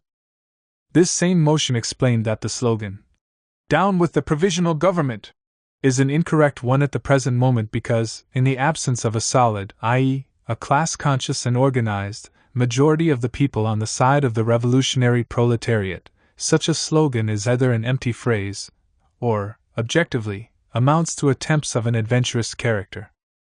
A few days later, during the April conference, Lenin said, "All we wanted was a peaceful reconnoitering of the enemy's forces. We did not want to give battle." But the Petrograd Committee turned a trifle more to the left, which in this case is certainly a very grave crime. And Lenin, who at this same conference had just succeeded in establishing, in conflict with Kamenev and his supporters, a left-wing point of view, added, at the time of action, to go a trifle more to the left was wrong. Had we deliberately allowed such an act, I would not have remained in the Central Committee for one moment. Finally, while this first trial of strength was taking place between the revolutionary proletariat and the bourgeoisie, Lenin remained faithful to the tactic that he had advocated ever since his return to Russia. Based on the conception of a peaceful passing of power to the Soviets, it was summed up in 3 points which Lenin repeatedly stressed: the need to win a majority, the need to persuade and explain, and renunciation of violent methods. In one of the first articles that he published in Pravda after his return to Petrograd, he declared that to become a power the class-conscious workers must win the majority to their side. We are not Blanquists, wrongly given as Blancists. In the Collected Works translation, we do not stand for the seizure of power by a minority. On another occasion, Lenin wrote that only by taking with the support of the majority of the people the whole power of the state into its own hands will the revolutionary proletariat, together with the revolutionary soldiers, create, in the shape of the Soviets of Workers' and Soldiers' Deputies, a government, which will alone be capable of quickly putting an end to the war. Quotations of a similar kind could be multiplied. None of these passages, nor the whole lot taken together, has prevented some apparently very serious critics from stating, as does, for example, John Plamenatz, that Lenin made a proletarian revolution without greatly caring what the workers thought. The majority of the working class could, moreover, only be won by means of explanation and persuasion. This task of persuading and explaining, over and over again, was the task that the leader of the Bolshevik Party put before his supporters in the spring of 1917. When expounding his April theses, he said, speaking of the broad sections, that it is necessary with particular thoroughness, persistence, and patience to explain their error to them, to explain the inseparable connection existing between capital and the imperialist war, and to prove that without overthrowing capital it is impossible to end the war by a truly democratic peace, a peace not imposed by violence. This task of explanation was presented as what all our work should be focused on. This pedagogical attitude was not just window dressing. In the course of a stormy discussion that took place inside the party itself, Lenin passed over a note to an old Bolshevik militant, Lyudmila Stahl, who had just lost her temper, in which he advised her, benignly, not to speak so vehemently. We must explain and clarify. We must persuade. We have to win a majority among the workers. The employment of such means clearly ruled out any resort to violence. Lenin frequently stressed this, stating, for example, in Pravda of April 15, 1917, "We not only have not been guilty, directly or indirectly, of any threats of violence against individuals, but, on the contrary, we have always maintained that our task is to explain our views to all the people." On a number of occasions he emphasized that it was not for the revolutionary proletariat to take the initiative in violence. For instance, our party will preach abstention from violence, as long as the capitalists have not started using violence against the Soviets of workers, soldiers, peasants, agricultural laborers, and other deputies. Our party will fight against the profound and fatal error of revolutionary defensism, solely by means of comradely persuasion. When he thus put forward, for the first time, the prospect of a peaceful conquest of state power, Lenin based himself on two considerations. He referred, in the first place, to the inadequately developed political consciousness of the Russian masses, saying that a gigantic petty bourgeois wave has swept over everything and overwhelmed the class-conscious proletariat. That is, it has infected and imbued very wide circles of workers with the petty bourgeois political outlook, and adding, an attitude of unreasoning trust in the capitalists, characterizes the politics of the popular masses in Russia at the present moment. This situation could be corrected only through the tireless effort at fraternal persuasion which Lenin urged upon his followers. Such an effort could be made, and a peaceful road to socialism be then opened, because, as a result of the democratic victory won in February, nowhere else is there such freedom as exists in Russia. In circumstances like these it seemed to Lenin that any thought of civil war would be naive, senseless, preposterous. The attitude that Lenin maintained during the April days was thus, while quite an exceptional one during his career, in conformity with the forecast, inherent in the tactic he advocated, of a relatively slow development of the Russian Revolution. The events of June helped to modify this cautious estimate. At the beginning of the month the Bolshevik leaders found themselves subjected to vigorous pressure by the party's military organization and by the Petrograd Committee, which urged them to put themselves at the head of a street demonstration that was being called for by a large number of soldiers in the capital. The Bolshevik leadership held a meeting on June 6 at which two tendencies made themselves felt. One, headed by Kamenev, Nagin and Zinoviev, declared against the demonstration, whereas the other, to which Lenin belonged, wanted the party to organize it. Some even went further, demanding that the demonstration be armed. Nevsky, one of the leaders of the Bolshevik military organization, said, for instance, that a peaceful demonstration would be unimposing and amateurish. It was decided to reconsider the situation at a larger meeting. With 200 cadres present, the decision was then adopted, by an overwhelming majority, for the party to take the lead in the demonstration. Nevertheless, the line decided upon was a fairly cautious one, since the idea of an armed demonstration was rejected. On the eve of the day when the demonstration was to take place, the executive of the Petrograd Soviet resolved to ban it. The Central Committee at once decided to flout this ban. One of its members, Smilga, went so far as to propose that they should not hesitate to seize the post office, telegraph, an arsenal if events developed to the point of a clash. Whereas Zinoviev and Kamenev remained hostile to the very principle of the demonstration, Lenin's view was that they should allow events to proceed and act in accordance with what might occur. Then, during the night of June 9-10, the All-Russia Congress of Soviets, meeting in full session, added its ban to the Petrograd Soviet's ban on the demonstration. Summoned in haste, 5 members of the Central Committee had to take an immediate decision. Kamenev, Zinoviev and Nagin were for calling the demonstration off. Sverdlov and Lenin abstained from voting, and the moderate tendency carried the day. Throughout this episode, Lenin's attitude seems to have been again a hesitant one. Though not sharing Kamenev's extreme caution, he also separated himself from the leftist line of Smilga. Nor does he seem to have thrown the full weight of his authority into the scales. When, some days later, the Central Committee had to justify its attitude in face of strong criticism by party militants, Lenin did not conceal the ambiguity of his position. Although he affirmed that the cancellation of the demonstration was absolutely necessary, at the same time he acknowledged that the dissatisfaction voiced by most comrades over the cancellation of the demonstration is quite natural. Furthermore, he observed that, today the revolution has entered a new phase of its development.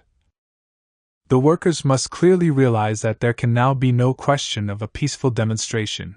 The proletariat must reply by showing that maximum calmness, caution, restraint and organization, and must remember that peaceful processions are a thing of the past.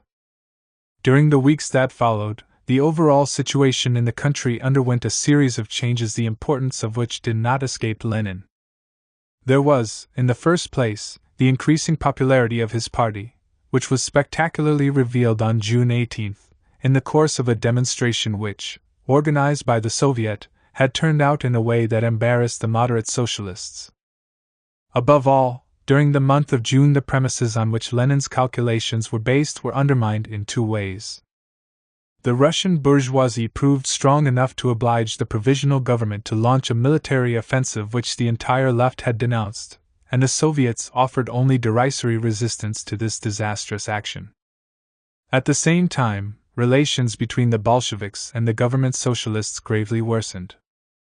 On the morrow of the decision taken by the Bolsheviks to bow to the orders of the Congress of Soviets and call off their demonstration, the Menshevik minister Tseretelli denounced the Bolsheviks as evil plotters, and the Menshevik newspaper wrote, "It is high time to unmask the Leninists as criminals and traitors to the revolution."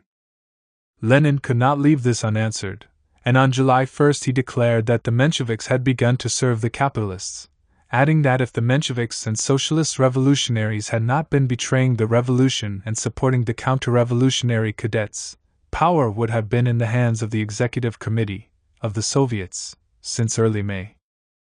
This was not just a rhetorical phrase, it recognized the existence of a new political situation.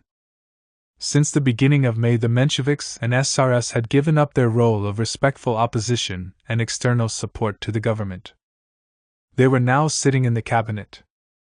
Did not this collaboration within the same government between the liberal bourgeoisie and the parties that held the majority in the Soviets rule out the prospect of a gradual transfer of power to the Soviets, specifically, which had underlain Lenin's tactics since the overthrow of Tsardom?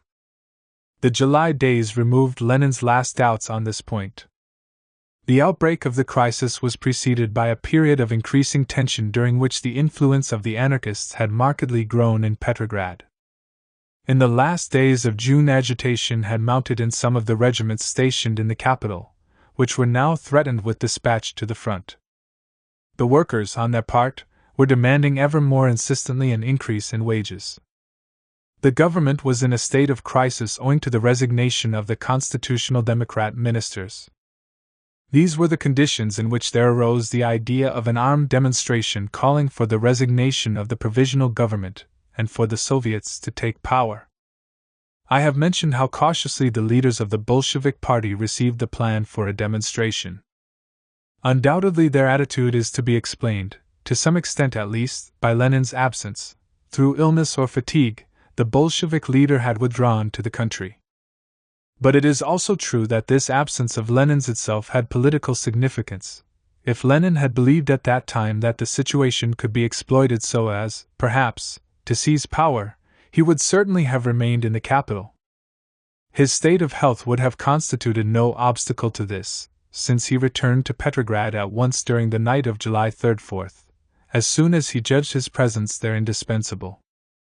The Central Committee then decided, cancelling its previous decisions, to put the party at the head of a demonstration that it had not been able to prevent, while striving to keep this demonstration organized and peaceful in character. On the morning of July 4th, Lenin addressed thousands of soldiers, workers and sailors from the balcony of the Central Committee's headquarters. As the American historian Rabinowitz writes, this speech did not meet the expectations of those who heard it, and many of them were evidently disappointed. Lenin's appeal to the demonstrators to remain calm ignored their desire to settle accounts there and then with the rule of the bourgeoisie. His role in the July days seems to have been confined to this somewhat cautious speech. He then devoted himself to organizing the retreat of the Bolsheviks when the government unleashed its campaign of repression against them. On July 6 the Bureau of the Petrograd Committee discussed whether to call a general strike in the capital to protest against the terror to which the revolutionary vanguard was being subjected. When Lenin was consulted, he rejected out of hand a proposal which he rightly saw as unrealistic. Finally, from the place of refuge to which the course of events had obliged him to withdraw, Lenin expressed the view that, like the events of April and June, the crisis had shown revolution and counter-revolution becoming more acute, and the middle elements being eliminated for a more or less extensive period. Looking back later on, he considered that the party could not have acted differently, for at that time Petrograd could not even have taken power physically, and had it done so, it could not have retained power politically. His opinion coincides in essentials with that of Trotsky, as expressed some years after the revolution. The Bolsheviks could have seized the power in Petrograd at the beginning of July. But if they had done so, they could not have held it. In the last analysis, while this episode shows a reluctance on Lenin's part to follow the movement of the masses and an unwillingness finally to give up a line of action that had for some time seemed to him doubtful, it was of decisive importance in determining Lenin's subsequent tactics. The July defeat and its consequences led him to make an agonizing reappraisal, or, if it be thought that violent struggle for the conquest of power constitutes, in a sense, the classic Leninist line, to go back to the norm of Leninism. Less than a week after the dispersal of the demonstration, Lenin declared, "All hopes for a peaceful development of the Russian Revolution have vanished for good. This is the objective situation, either complete victory for the military dictatorship, or victory for the workers' armed uprising. Accordingly, let us gather forces, reorganize them, and resolutely prepare for the armed uprising." This tactical tome was an amazingly bold one to make in the circumstances of the time. Having underestimated both the revolutionary potential of the masses and the readiness of the moderate socialist parties to obstruct it, Lenin deduced, sharply and clearly, the consequences of his mistake. The organizer of the Bolshevik party then applied himself to a new task, which no Marxist had as yet tackled in a concrete way, preparing for insurrection and the practical seizure of power. Leninism and insurrection. Though they were practical workers in the field of revolution, and even of armed insurrection, when circumstances made this possible, Marx and Engels constructed no theory of insurrection. It was to this meager source, however, that Lenin turned as soon as he had decided that organization of armed struggle for the overthrow of the provisional government had become an urgent task. Now, insurrection is an art quite as much as war or any other, and subject to certain rules of proceeding, said Engels. These rules, plain and simple, he set out as follows. Firstly, never play with insurrection, unless you are fully prepared to face the consequences of your play. Unless you bring strong odds against the forces opposed to you, you are defeated and ruined. Secondly, the insurrectionary career once entered upon, act with the greatest determination, and on the offensive. The defensive is the death of every armed rising. Surprise your antagonists while their forces are scattered, prepare new successes, however small, but daily. Rally thus those vacillating elements to your side which always follow the strongest impulse. Force your enemies to a retreat before they can collect their strength against you. In the words of Danton, the greatest master of revolutionary policy yet known, de l'audace, de/audace, encore de l'audace. Lenin gave no more systematic thought to the art of insurrection than this. Despite, however, the absence of any thorough study on his part of the problems presented by armed revolt, we find in his writings a number of illuminating observations that relate not so much to the practical problems to be solved as to the political conditions that make possible and necessary the resort to force in order to take power. The most important of these observations is certainly that which defines the fundamental distinction between Leninism and any form of blankism. Victory for the workers' armed uprising is only possible when it coincides with a deep mass upheaval. For Lenin it was clear that insurrection must rely upon a revolutionary upsurge of the people, that it must rely upon that turning point in the history of the growing revolution when the activity of the advanced ranks of the people is at its height. Again, if the revolutionary party has no majority in the advanced contingents of the revolutionary classes and in the country, insurrection is out of the question, although, of course, it would be naive to wait for a formal majority for the Bolsheviks. This was why, in the situation that prevailed in Russia in the autumn of 1917, Lenin saw it as necessary for the Bolsheviks to win the majority in the Soviets of Petrograd and Moscow. This condition, support for the forces of the insurrection on the part of the masses, coincidence between the revolt of the vanguard and the offensive movement of the masses was in its time the resultant of a combination of circumstances which together made up a revolutionary situation, a state of political and social disequilibrium, the constituent elements of which were many and complex, but which Lenin reduced to this twofold proposition: our victory is assured, for the people are close to desperation, and we are showing the entire people a sure way out. The people are close to desperation. Let us see to what extent this formula applied to the Russian masses in autumn 1917.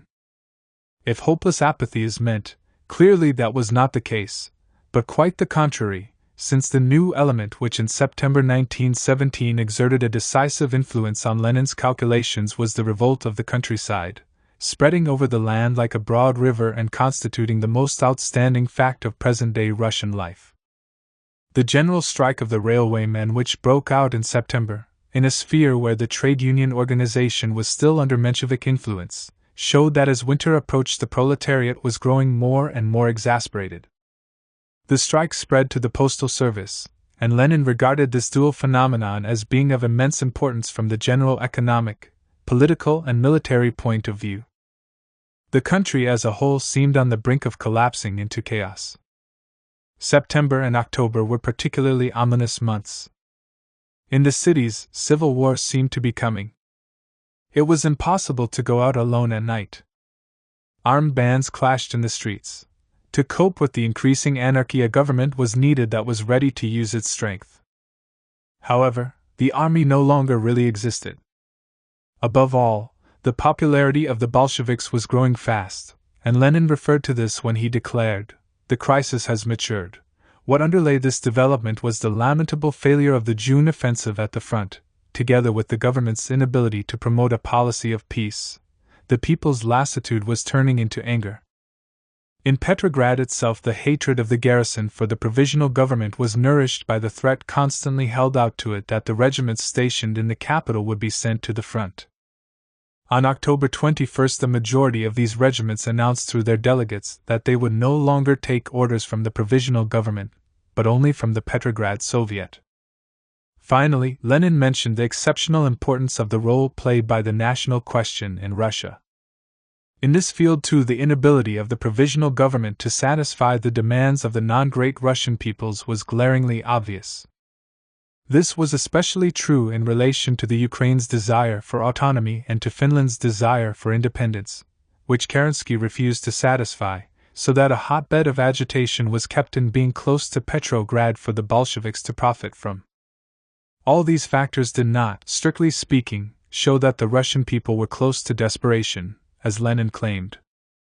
But the fact that, so soon after the fall of Tsardom, only a few months after experiencing the euphoria of that liberation, the people were forced to resort to strike after strike in the towns, and in the country to individual or collective attempts to improve their conditions forcibly, provides sufficient proof of their angry mood and of the precariousness of their situation. Awareness of their misfortunes was coupled with conviction that these were not inevitable.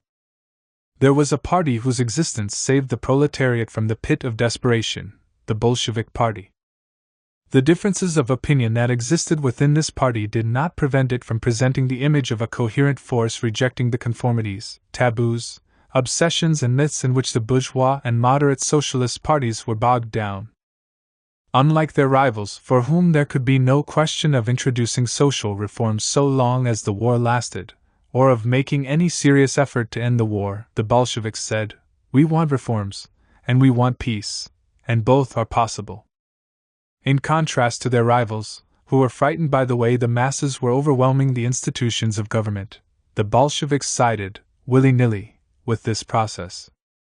While everyone else denounced disorder, they denounced, first and foremost, resistance to change and an attitude of resignation.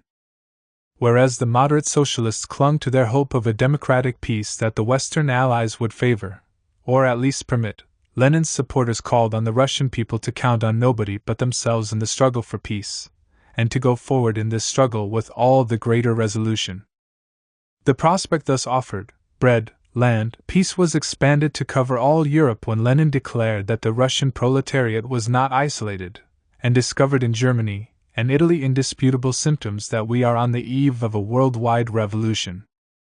On October 16 Lenin expressed his view thus: "The situation is clear, either a Kornilovite dictatorship, or the dictatorship of the proletariat and the poorest strata of the peasantry.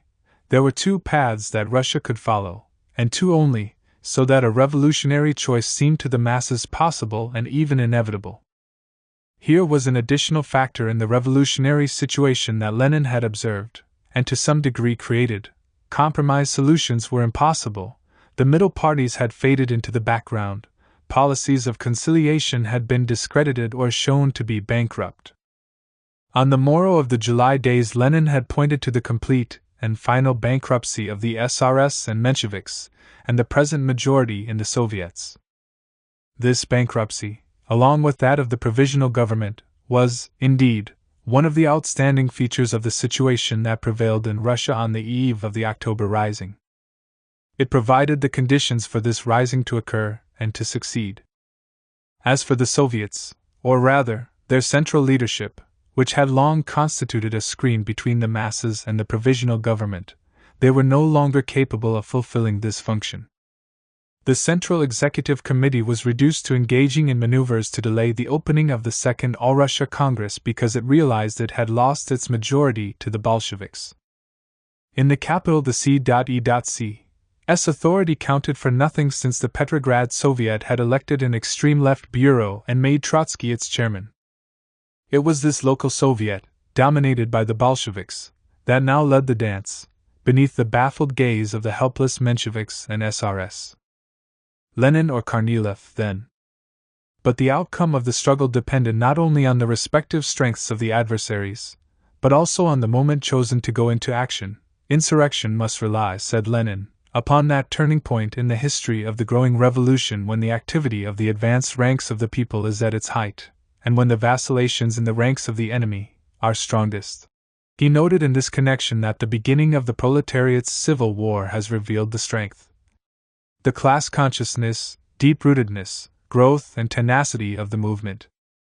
The beginning of the bourgeoisie's civil war has revealed no strength, no class consciousness among the masses, no depth whatsoever, no chance of victory. In addition, the successes of the Bolsheviks at the elections, together with the decline, or even collapse, of their opponents, testified to the dynamism of the former and the lifelessness of the latter.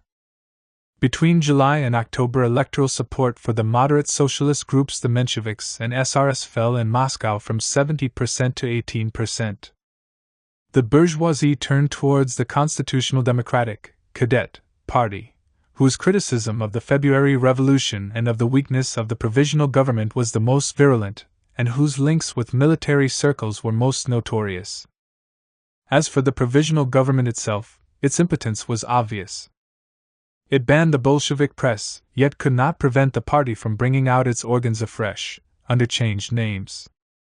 When the government banned Maxim Gorky's paper, Novaya Zhizn, the editorial board imitated the example of the Bolsheviks, and though the paper had no party or other organization behind it, the government did nothing. Not democratic enough to inspire sympathy, it was too anemic to inspire fear. What seems clear today, however, was not so clear at the moment when Lenin was insisting on the necessity of insurrection. He was, moreover, fully aware of the precarious character of the advantages enjoyed by the Bolsheviks. Their superiority might not last long, and the masses might not continue indefinitely ready for action. Not long before the insurrection, the working class was far from burning with zeal for the fight. The Central Committee noted on October 10 that the masses were manifesting absenteeism and indifference, probably owing to the fact that they were tired of talk and resolutions.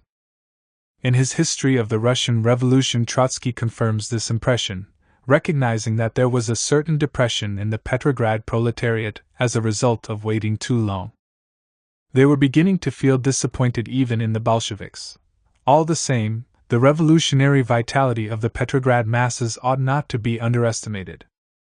Sukhanov, a Menshevik observer who was distressed and yet fascinated by the spectacle of the mobilization of the working class, has left us a description of the enthusiastic meetings that were held in the capital during the last days of the provisional government.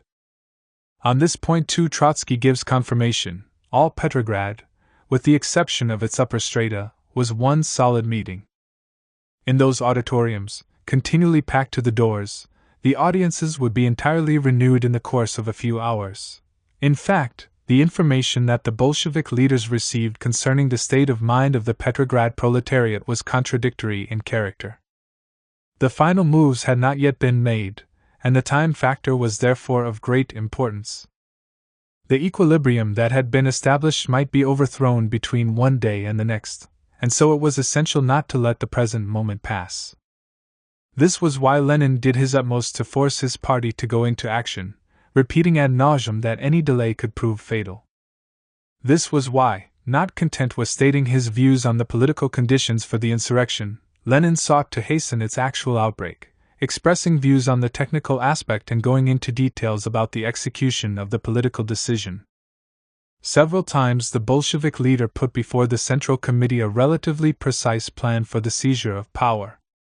Thus, on September 13, he wrote to the party center, "We must at the same time, without losing a single moment, organize the headquarters of the insurgent detachments, distribute our forces, move the reliable regiments to the most important points, surround the Alexandrinsky Theater, to occupy the Peter and Paul Fortress, arrest the General Staff and the government, and move against the officer cadets and the Savage Division, those detachments which would rather die than allow the enemy to approach the strategic points of the city, occupy the telegraph and the telephone exchange at once, move our insurrection headquarters to the central telephone exchange and connect it by telephone with all the factories, all the regiments, all the points of armed fighting, etc." On September 29 he urged that the revolt begin in Petrograd, Moscow and the Baltic Fleet, adding that the Bolsheviks had at their disposal thousands of armed workers and soldiers in Petrograd who could at once seize the Winter Palace, the General Staff Building, the telephone exchange and the large printing presses. His last set of detailed instructions is dated October 8. Our three main forces, the fleet, the workers and the army units, must be so combined as to occupy without fail and to hold at any cost a. the telephone exchange, b. the telegraph office, c. the railway stations, d. and above all, the bridges. Their watchword must be, "Better die to a man than let the enemy pass." These were, of course, only very general guidelines, not amounting to a plan, in the strict sense, for the insurrection. Lenin was not actually at the head of the General Staff entrusted with carrying out this plan. Though remote from the command posts and centers of coordination, Lenin nevertheless strove to keep in contact with the men chiefly responsible for the enterprise, and when he met them he showed great concern for detail and an acute critical sense. As for his own ideas, what is interesting in them is above all that they reveal Lenin's concern to grasp the problems of the insurrection in an all-round way, in their political, strategic, technical, and ideological aspects. He put before his party a many-sided objective: conquest of the centers of political decision-making and state authority, the Winter Palace, where the provisional government was, together with the seat of the pre-parliament and the headquarters of the general staff; conquest of the focal points of technological and strategic power, the railway stations, the telegraph and telephone centers, the bridges ensuring communication between the center of the capital and the working-class districts, and the barracks; conquest, finally, of certain means of exercising ideological power, namely, the printing presses, control of which was important for waging the propaganda battle.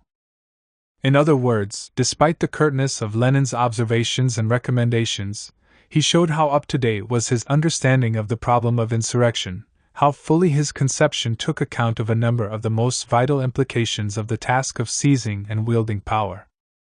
All these positive aspects stand out even more clearly if we compare, for example, the action of the Bolsheviks in October 1917 with that of the Spartakists in Berlin in January 1919.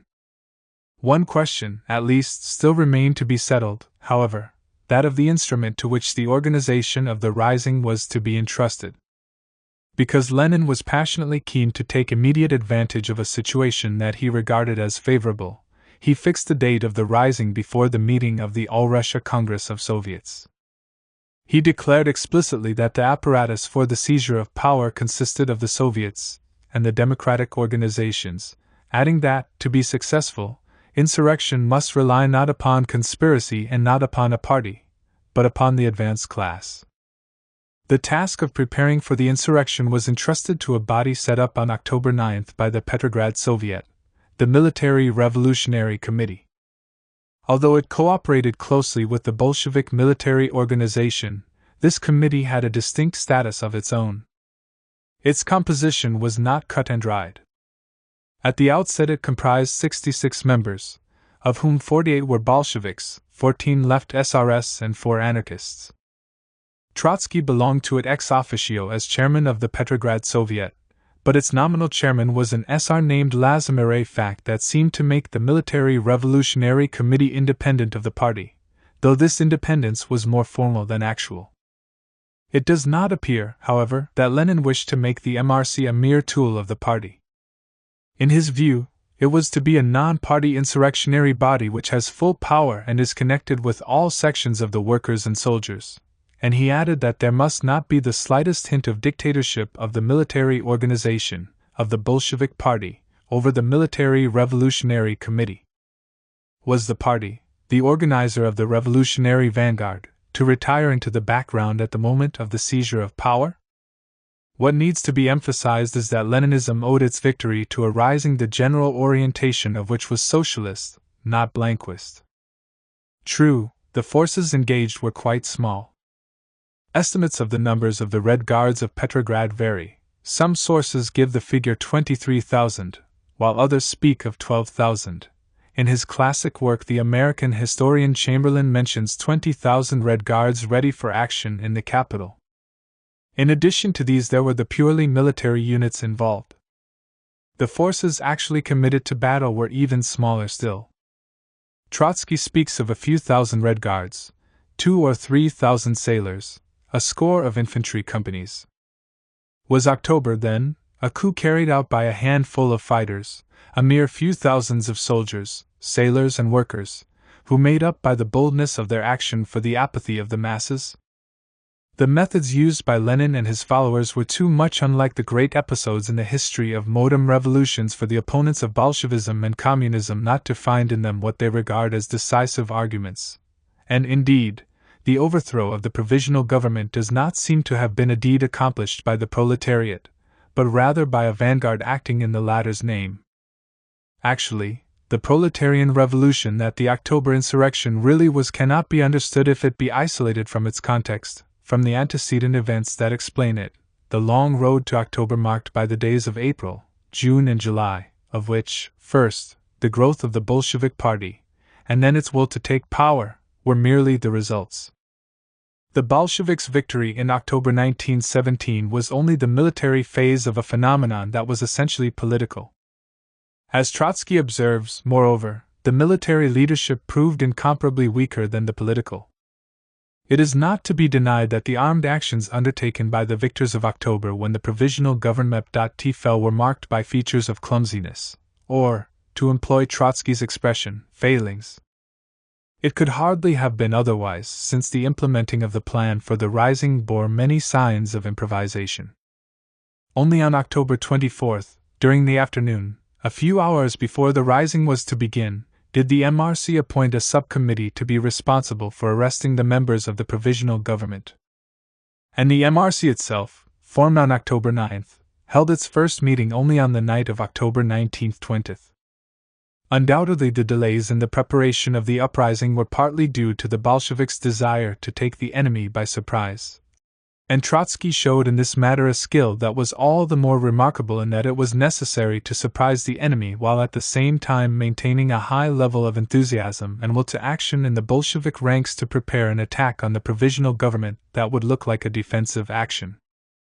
Nevertheless, the operations carried out in Petrograd on October 24th, 25th, and 26th owed their success above all to another factor that was fundamentally political in character, namely, the extraordinary weakness of the provisional government.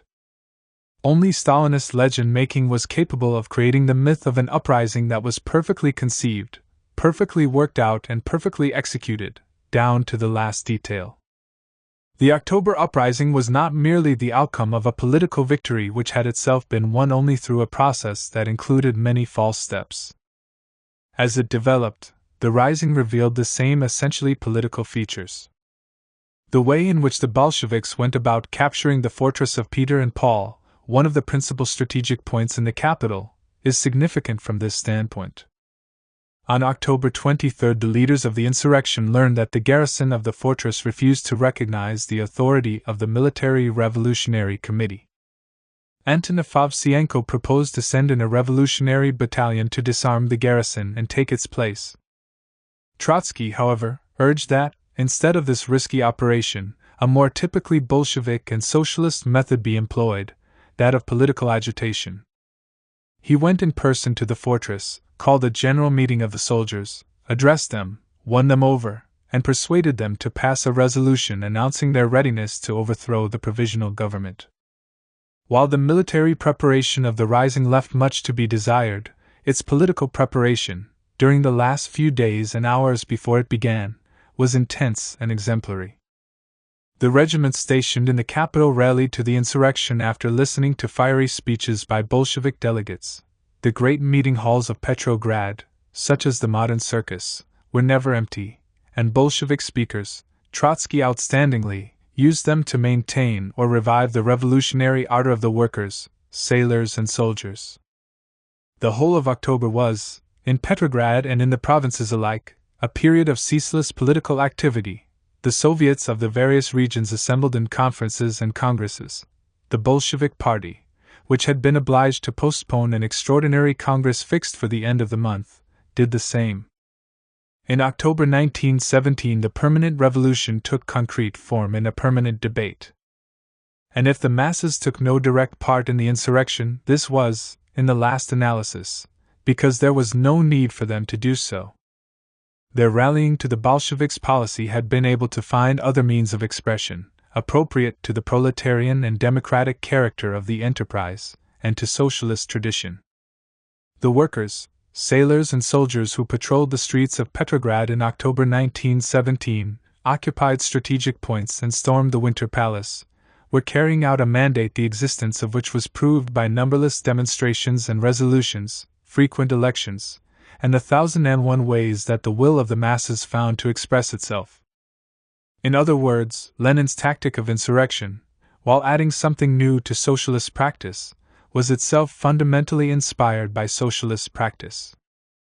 Uniting word and deed, adding a determination to take power here and now to the long-standing socialist ideal, it made of the latter a reality such as socialists had until then only dreamed of. Lenin and permanent revolution, too. On the eve of the fall of Tsardom, Leninist strategy was perfectly unambiguous in the minds of most Bolsheviks. Based upon distinguishing between the bourgeois and the socialist revolutions, it fixed the task of the proletariat as taking the place of the defaulting bourgeoisie in order to establish a liberal democracy, and taking part, to this end, in a revolutionary government that would embody a dictatorship of both the proletariat and the peasantry. The few observations made by Lenin in 1905 and 1906 which, departing from the classical schema set forth in Two Tactics, pointed towards the road that the Russian revolutionary movement was really destined to travel, had hardly attracted any attention among Lenin's followers, and indeed, their significance was not really apparent until it was illuminated by the events of 1917. The World War had a profound effect on Lenin's ideas in the field of revolutionary strategy, as in so many others. At first, of course, he reaffirmed his previous views on the necessarily bourgeois democratic character of the aims of the revolution in Russia. But the prospect was a different one in Western Europe, since in all the advanced countries the war has placed on the order of the day the slogan of socialist revolution. Soon Lenin was to link together the upheaval that he foresaw taking place in backward Russia as a democratic revolution with the socialist revolution he foresaw in industrialized Europe, and perhaps the USA as well. By October 1915, this connection was made in his mind. The task confronting the proletariat of Russia is the consummation of the bourgeois democratic revolution in Russia in order to kindle the socialist revolution in Europe. 1 month later, while reasserting his conception of the revolutionary democratic dictatorship of the proletariat and the peasantry, Lenin ended an article with a conclusion which, heralding the strategy that he was to apply in 1917, had a clearly Trotskyist flavor to it. The proletariat will at once utilize this ridding of bourgeois Russia of Tsarism and the rule of the landowners, not to aid the rich peasants in their struggle against the rural workers, but to bring about the socialist revolution in alliance with the proletarians of Europe. He had returned to the possibilities glimpsed in 1905 and 1906 with an important difference, however: the necessarily international and internationalist character of the Russian Revolution, which Lenin had till then almost ignored, was strongly emphasized. On the eve of his departure from Western Europe to go back to Russia, Lenin repeated, in his farewell letter to the Swiss workers, that the objective circumstances of the imperialist war make it certain that the revolution will not be limited to the first stage of the Russian Revolution, that the revolution will not be limited to Russia. Once more, action absorbed Lenin completely. He interrupted his activity as organizer of the party and the revolution, as publicist and journalist, only when, exiled in Finland, he ended his work on state and revolution, in which problems of strategy are not touched upon. These problems were thus never dealt with by Lenin in a systematic way, and historical analysis has to base itself on a mass of scattered passages from speeches, reports and articles that were composed in relation to events of a kind capable of overturning the best established schemata. These passages taken as a whole are full of approximations, repetitions, contradictions, since their author had never had an opportunity to make a synthesis or theoretical elaboration such as Trotsky subsequently undertook in his book Permanent Revolution. From an analysis of Lenin's writings, together with the events with which they were interwoven, a number of points emerge which together sum up Lenin's revolutionary strategy in 1917. The fall of Tsardom led Lenin at once to consider that Russia was entering a period of history which made possible, not socialism itself, but a transition to socialism. Socialism could not be achieved in Russia directly at one stroke, without transitional measures. Such measures, however, would constitute an advance towards socialism, the abolition of the autocracy having been a by no means complete victory. It was now necessary for the proletariat to prepare the way for its victory in the second stage of the revolution, so that the distinction between the two stages, bourgeois and socialist, of the revolution, lost its sharpness, became blurred and hazy, with an extremely original interlacing of the period of the rule of the bourgeoisie with that of the dictatorship of the proletariat and the peasantry. Lenin indicated his preference for concrete measures, none of which, considered separately, meant the transition to socialism, but which together amounted to gradually taking decisive steps towards the overthrow of capitalism. By meeting many popular demands, they would help to keep up and hasten the dynamic of the revolution. This was the case with the economic program defended by the Bolsheviks between February and October. It included nationalization of the syndicates, i.e., the largest monopolistic associations, sugar, oil, coal, iron and steel, and other syndicates, as well as of banks and insurance companies, publication of all the fabulous profits which the capitalists are making on war supplies, abolition of commercial secrecy, introduction of universal labor service, and a series of measures for state control of the economy made necessary by the country's disastrous situation. In this program, however, there was a point of special importance, namely, the establishment of workers' control, by which the Soviets or the workers' committees would exercise, at the level of the individual factory and also at regional and even central levels, supervision over the activity of commercial and, especially, industrial enterprises. T.F. Lenin did not regard it as opportune for his party to adopt a socialist economic program. This circumspection was even more necessary with regard to the party's agrarian program, in order to realize the indispensable alliance between the proletariat and the peasantry. The Bolshevik agrarian program envisaged mainly the nationalization of A/I lands in the country, the land to be disposed of by the local Soviets of agricultural laborers and peasants' deputies. During the first months that followed the February Revolution, Lenin, without committing himself to precise demands, showed preference for measures tending towards collectivization and, in conformity with Marxist doctrine, expressed very definite reservations about the regime of small-scale land ownership. This meant running counter to the aspirations of the huge majority of the Russian peasantry and their desire to bring about division of the land in the immediate future. During August 1917, Lenin became aware of the large number of imperative mandates held by peasant deputies to the Soviet Russian and modern equivalents of the cahiers of the French States General of 1789, in which the petty bourgeois demands of the Russian peasantry were forcibly expressed. Reading these documents led Lenin to make his ideas on agrarian questions more flexible. At the end of August he wrote, "The peasants want to keep their small farms. Fine. No sensible socialist will differ with the peasant poor over this. The crux of the matter lies in political power passing into the hands of the proletariat. When this task has taken place, everything that is essential, basic, fundamental, in the program set out in the mandates will become feasible." And to justify himself, Lenin added, "We are not doctrinaires. Our theory is a guide to action, not a dogma." Thus, while a phase of the revolution was unfolding which Lenin saw as a transition towards socialism, the Bolshevik Party was led to support a policy which, inspired by the spontaneous action of the peasant masses, far from tending in the direction of the advance to socialism that Lenin spoke of, tended to strengthen the petty bourgeois structures of the country. This was the price that Lenin was ready to pay in order to obtain the indispensable help of the peasants. He had already, in contrast to all the other parties, given approval and encouragement to the agitation and revolt in the countryside.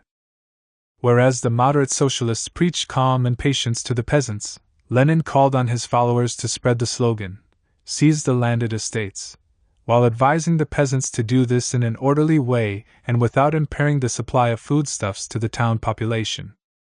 The peasantry ignored this advice, but did not fail to note the support being offered them by the Bolsheviks.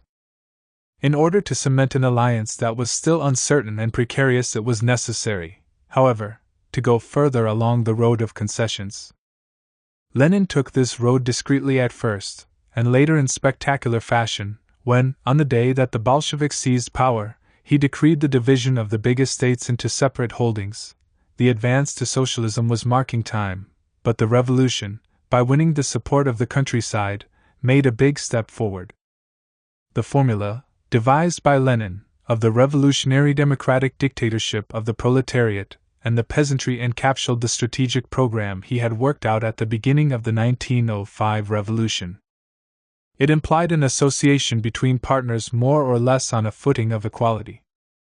Already in March 1917, however, he was affirming the need to establish a workers' government, which would emerge from the seizure of power during the second phase of the revolution, thus emphasizing the primacy of the proletarian forces in relation to the peasant movement, and making it clear that the bloc of revolutionary democratic classes must be headed by the revolutionary proletariat.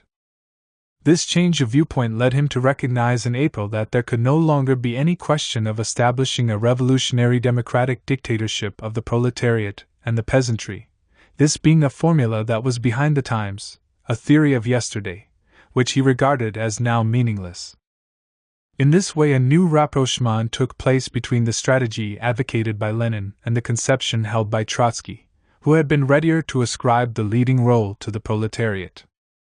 And indeed, while in April 1917, at the party's national conference, Lenin was still rejecting the idea of calling for the establishment of the dictatorship of the proletariat, a demand which he blamed for skipping over the petty bourgeoisie, a dangerous and impracticable line to take. The radicalizing of the revolution during the spring and the resumption of the revolutionary offensive after the setback in July caused him to modify his views. In September he declared, "Our party, like any other political party, is striving after political domination for itself. Our aim is the dictatorship of the revolutionary proletariat." At the beginning of October he modified this formula slightly, by speaking of the dictatorship of the proletariat and poor peasants, but without basically altering it. Meanwhile, it had figured prominently in State and Revolution, which he had finished writing not long before. As has been said, Lenin considered that the victory of February 1917 meant the completion of the bourgeois phase of the revolution, an idea which aroused numerous and serious objections among the Bolsheviks themselves. Yet a series of popular demands, political, or economic and social, still had to be satisfied, which in no way implied going beyond the bourgeois framework of the revolution. This situation, so different from the clear-cut schema with the bourgeois revolution, plainly differentiated from the socialist one that continued to dominate the minds of so many Russian Marxists, obliged Lenin to devise corresponding formulas regarding state power. While still in Switzerland, he called on his supporters to remember the slogan once put forward by Marx, and smash the existing machinery of state, adding 10 days after the fall of Tsardom that this process of smashing was already underway. In other words, the state machine that he wanted to see smashed was not Tsardom, but the regime that was arising upon the ruins of Tsardom, and that everyone expected would take the form of a bourgeois liberal democracy. Lenin formally rejected the latter and called on the Bolsheviks to revise that part of their program which declared in favor of a parliamentary bourgeois democracy. What was to be put in its place? Lenin suggested a series of formulas intended to describe a somewhat vague system which, while no longer one of domination by the bourgeoisie, was not yet one with proletarian hegemony. He spoke of a really democratic workers' and peasants' republic, of a more democratic workers' and peasants' republic, even simply of a people's republic or a democratic republic. But was it possible to define the state that was being born, without referring to that revolutionary institution which dominated the Russian scene in 1917? Lenin therefore spoke of a republic where all state power belongs wholly and exclusively to the Soviets, and of a more democratic workers' and peasants' republic, in which parliamentary representative institutions will be gradually replaced by Soviets of people's representatives, all these vaguely outlined state forms serving, as he saw it, to make possible the least painful transition to socialism. Contradictions were not lacking, however, in the ideas that Lenin set forth in 1917, and the magnitude and rapidity of the changes taking place are sufficient to account for them. There was the contradiction between desire to urge the revolution onwards towards socialism and the obligation to satisfy the petty bourgeois aspirations of the peasantry. There was the contradiction between rejection of the once defended concept of the revolutionary democratic dictatorship of the proletariat and the peasantry and, on the other, the fundamental concessions made to the peasantry by a proletariat to which Lenin nevertheless ascribed the leading role.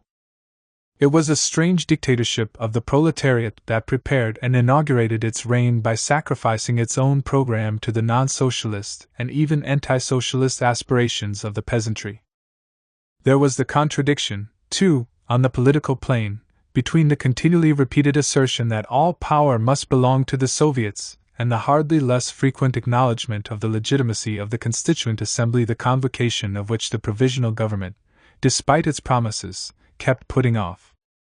Logically, Lenin saw the power that would organize the transition to socialism embodied in the Soviets created by the February Revolution. They did indeed signify a sharp break with the bourgeois parliamentary institutions whose value Lenin denied. As a general rule, however, Lenin spoke throughout 1917 in favor of universal, equal and direct suffrage, which was contrary to the mode of election of the Soviets. While advocating the establishment of a Soviet state, Lenin, in accord with the party program and with the platform of demands regularly defended by the party leaders, put forward the convening of a constituent assembly as a normal and necessary revolutionary demand.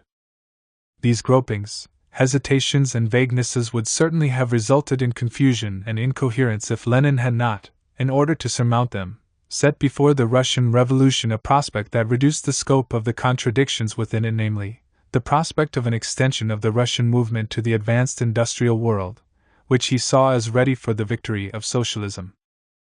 In this field Lenin relied upon some certainties that were at once reassuring and uplifting. The first was a view that the socialist movement had formulated, before the war, in the person of its most authoritative spokesman on matters of doctrine. Had Karl Kautsky not, as early as 1910, thought fit to assert that in Europe there can no longer be any question of a premature revolution, since the proletariat has obtained from the existing political institutions all the strength they can give it? The World War was seen by Lenin as precipitating the arrival of a great social crisis. He had analyzed the causes of this war in his book Imperialism, the purpose of which was to show that the war of 1914-1918 was imperialist, on both sides, and an inevitable consequence of the highest phase of capitalism. Whereas Kautsky thought that imperialism could lead to cooperation between great financial monopolies, Lenin, on the contrary, thought that in the imperialist epoch the struggle for the territorial division of the world becomes extraordinarily sharp, and that capitalism's transition to the stage of monopoly capitalism, to finance capital, is connected with the intensification of the struggle for the partitioning of the world. More generally, this same monopoly capitalism intensified all the contradictions of capitalism. On this question Lenin's scientifically based convictions corresponded to the demands of his political faith. From both sources it followed that imperialism is the eve of the socialist revolution. August 1914 had shown the fallacy of the view that imperialist war would immediately be answered by revolutions in all the countries concerned. But the wear and tear of war had led in due course to a reappearance of pacifist radicalism, with Karl Liebknecht as its standard-bearer, and the organization founded at Zimmerwald as its rallying point. The agitation among the working class and in the army that developed in Germany, especially during the spring of 1917, convinced Lenin that, after the reactionary interval beginning in 1914, history was at last finding its true path again, and the revolution resuming its forward march. Furthermore, both the general evolution of society and the institutional innovations made necessary in the belligerent countries by the operation of a war economy finally persuaded Lenin that capitalism in its imperialist stage leads directly to the most comprehensive socialization of production. Industrialized Europe was on the threshold of socialism. In October 1917, striving to convert the Central Committee to the idea of an uprising, he stressed this point again and again. On October 1st, in Germany the beginning of the revolution is obvious. On October 8th, the growth of a world revolution is beyond dispute. On October 15th, by acting at that moment the Bolsheviks would have all proletarian Europe on their side. The struggle between left and right among the Bolsheviks was ultimately centered on this problem. Lenin, in any case, believed that the party's strategy must be determined by it. Had he not declared, when opening the April conference, the great honor of beginning the revolution has fallen to the Russian proletariat. But the Russian proletariat must not forget that its movement and revolution are only part of a world revolutionary proletarian movement, which in Germany, for example, is gaining momentum with every passing day. Only from this angle can we define our tasks. The right-wing Bolsheviks did not disagree. But whereas Lenin, during the crucial October weeks, staked on the spread of the revolution over the world, and in Europe in particular, the moderate and cautious trend in the party expressed skepticism, denying that the majority of the international proletariat supported the Bolsheviks. Lenin did not confine himself to declaring his confidence in the international socialist revolution. He advocated a policy which, in his view, would help it on and hasten its coming. The peace program that he upheld in Russia, from April 1917 onwards, was governed by this aim.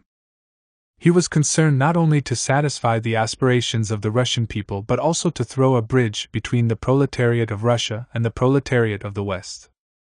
Even before his return to Petrograd, in his farewell letter to the Swiss workers, Lenin had sketched out the main features of his plan for internationalizing the revolution.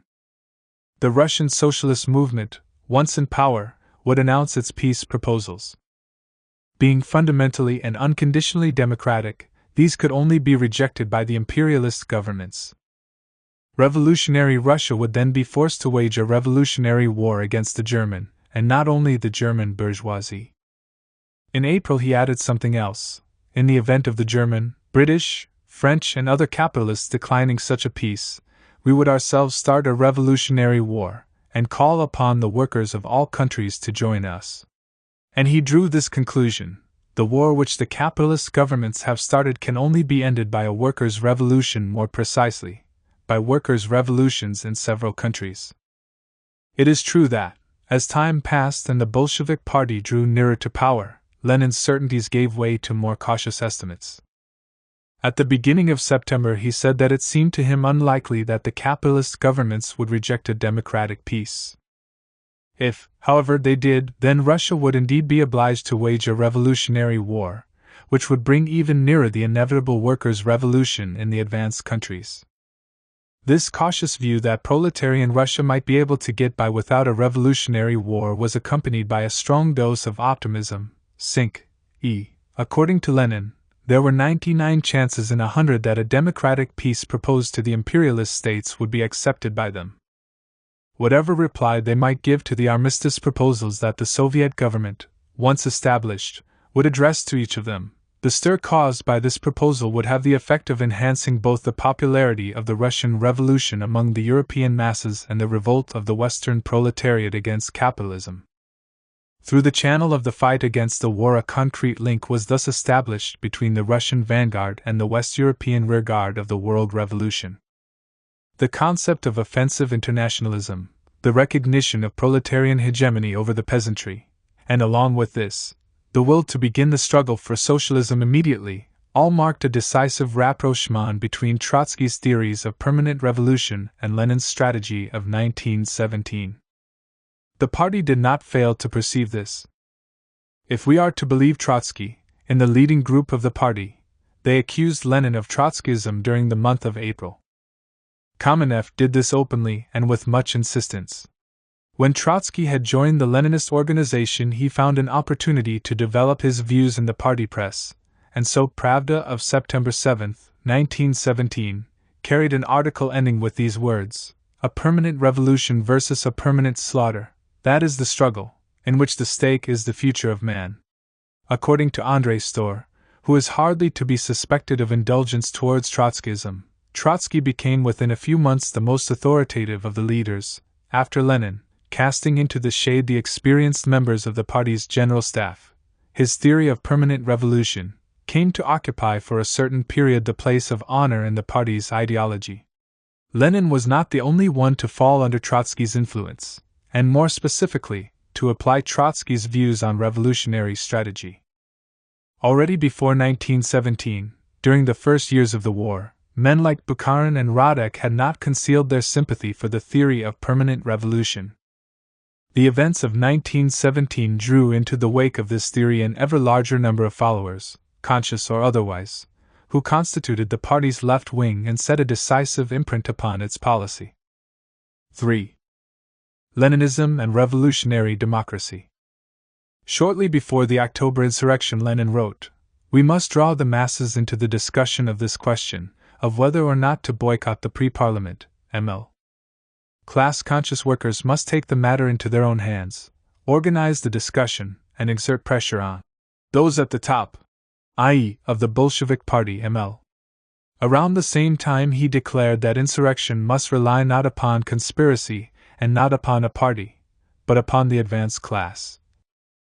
Insurrection must rely upon a revolutionary upsurge of the POP/E. Some months earlier, when he first put forward the April Theses, Lenin had said, "We don't want the masses to take our word for it. We are not charlatans. We want the masses to overcome their mistakes to experience." He had moved a long way from the ideas expounded in What Else to be Done, a long way from the conception of organization that he had imprinted upon Bolshevism during its formative years. It was the events of 1905 that had begun to shake those ideas. In 1917, the revolutionary upsurge of the people produced the same effect, but with tenfold strength, resulting from the victories won in battle against the bourgeoisie. The theory of the party that Lenin had worked out proceeded from the assumption that only the most conscious of the workers, themselves enlightened by intellectuals who had broken with their class, were capable of imparting consciousness to proletarian political activity. But the way the revolution actually developed led Lenin to affirm that the country, of the workers and the poor peasants, is 1,000 times more leftward than the Chernovs and the Tseretelis, and 100 times more leftward than we are. While the radicalism of the proletariat was greater than that of the Bolsheviks, the latter did not always make up for their inferiority in this respect, and their comparative caution, by a clearer awareness of the aims and potentialities of the revolution that was in progress. A large section of the leadership and many of the cadres viewed with extreme reluctance the prospect of a socialist revolution. All the old Bolsheviks, in particular, were dead against it. Once again, and more than ever before, the relations between the party and the proletariat, between the proletariat and its own vanguard, and within the latter, between the rank and file and the leadership, were called in question. This revision resulted in Lenin's developing an original and remarkably bold new conception of the role of the state and of the social revolution.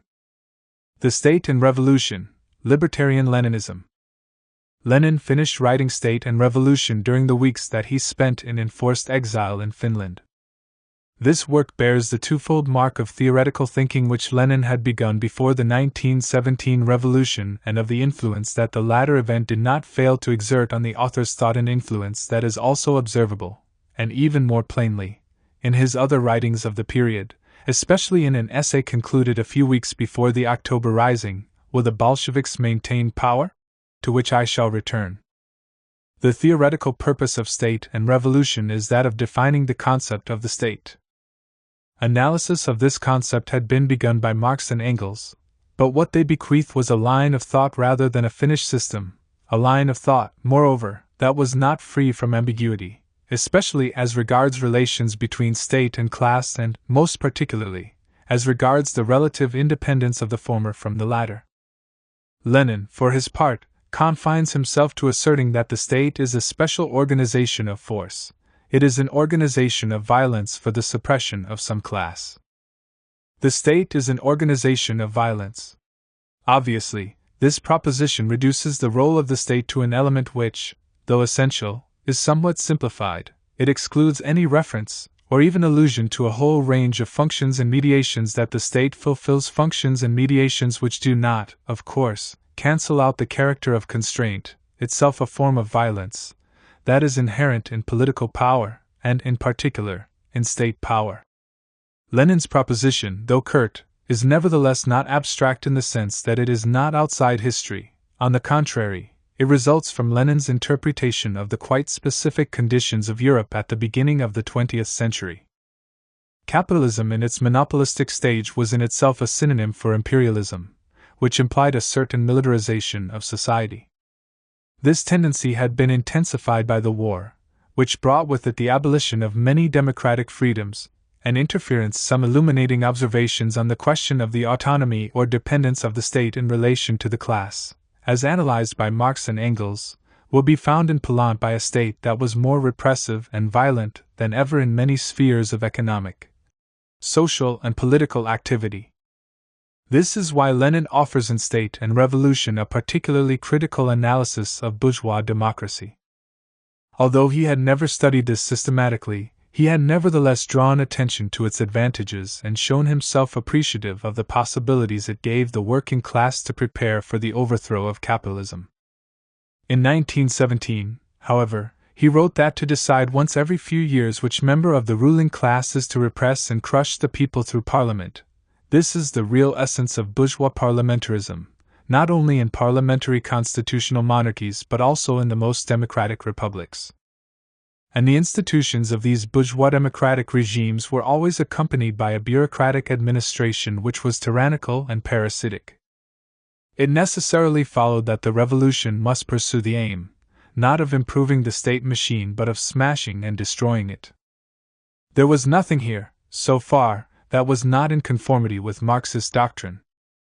Lenin was faithful to the classical teaching that, on the ruins of the state thus abolished, a dictatorship of the proletariat would be erected, the need for this having been proclaimed already in the program of Russian social democracy in 1903.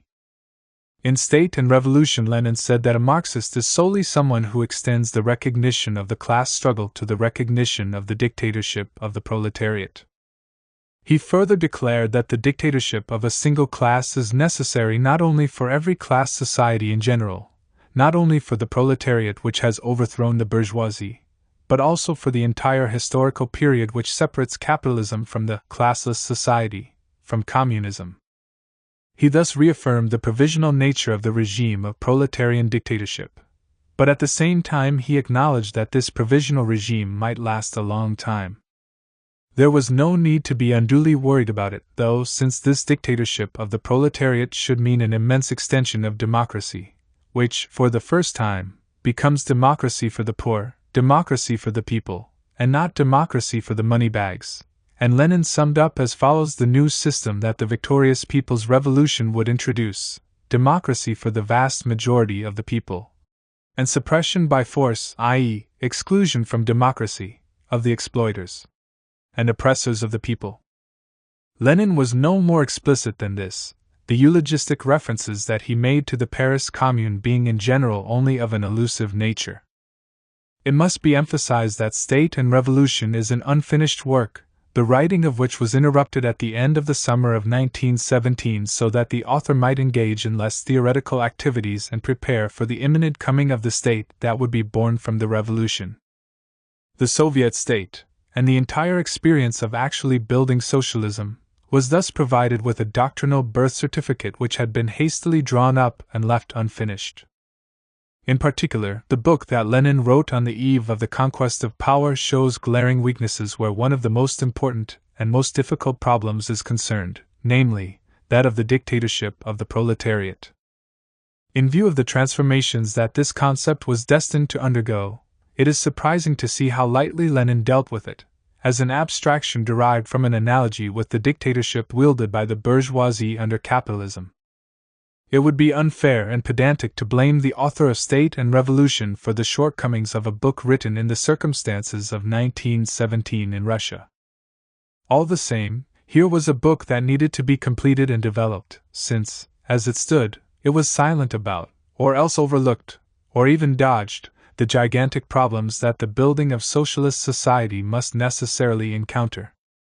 Such analysis was all the more needed because Lenin, advancing beyond the realm of classical Marxism, ventured in State and Revolution into the unknown and dangerous territory in which criticism of society gives way to constructive work.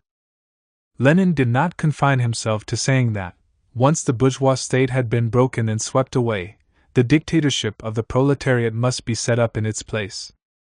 He added that this process was inseparable from the Marxist concept of the withering away of the state, that the withering away of the state, and so of all political authority, begins with the victory of the proletarian revolution and advances steadily in step with the building of socialism.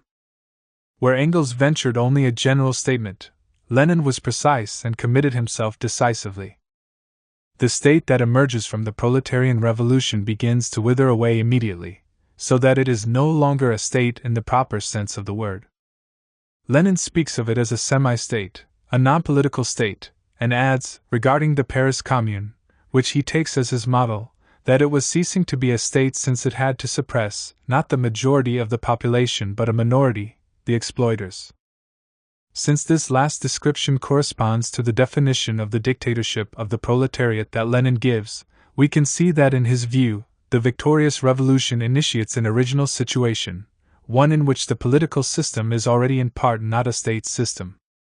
Here we have a formulation which, even though somewhat vague, possesses an unmistakably libertarian, anarchist-tending flavor.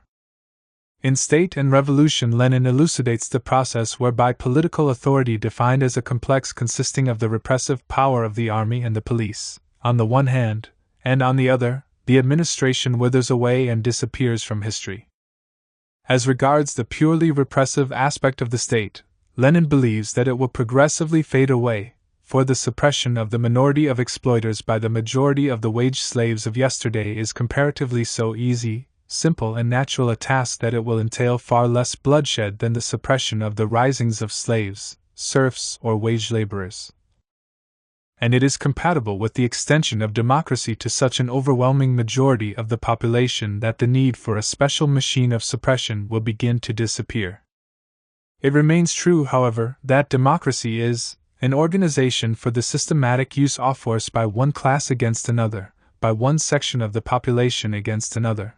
Violence, on the one hand, on the other, an attenuation of repressive activity by the state.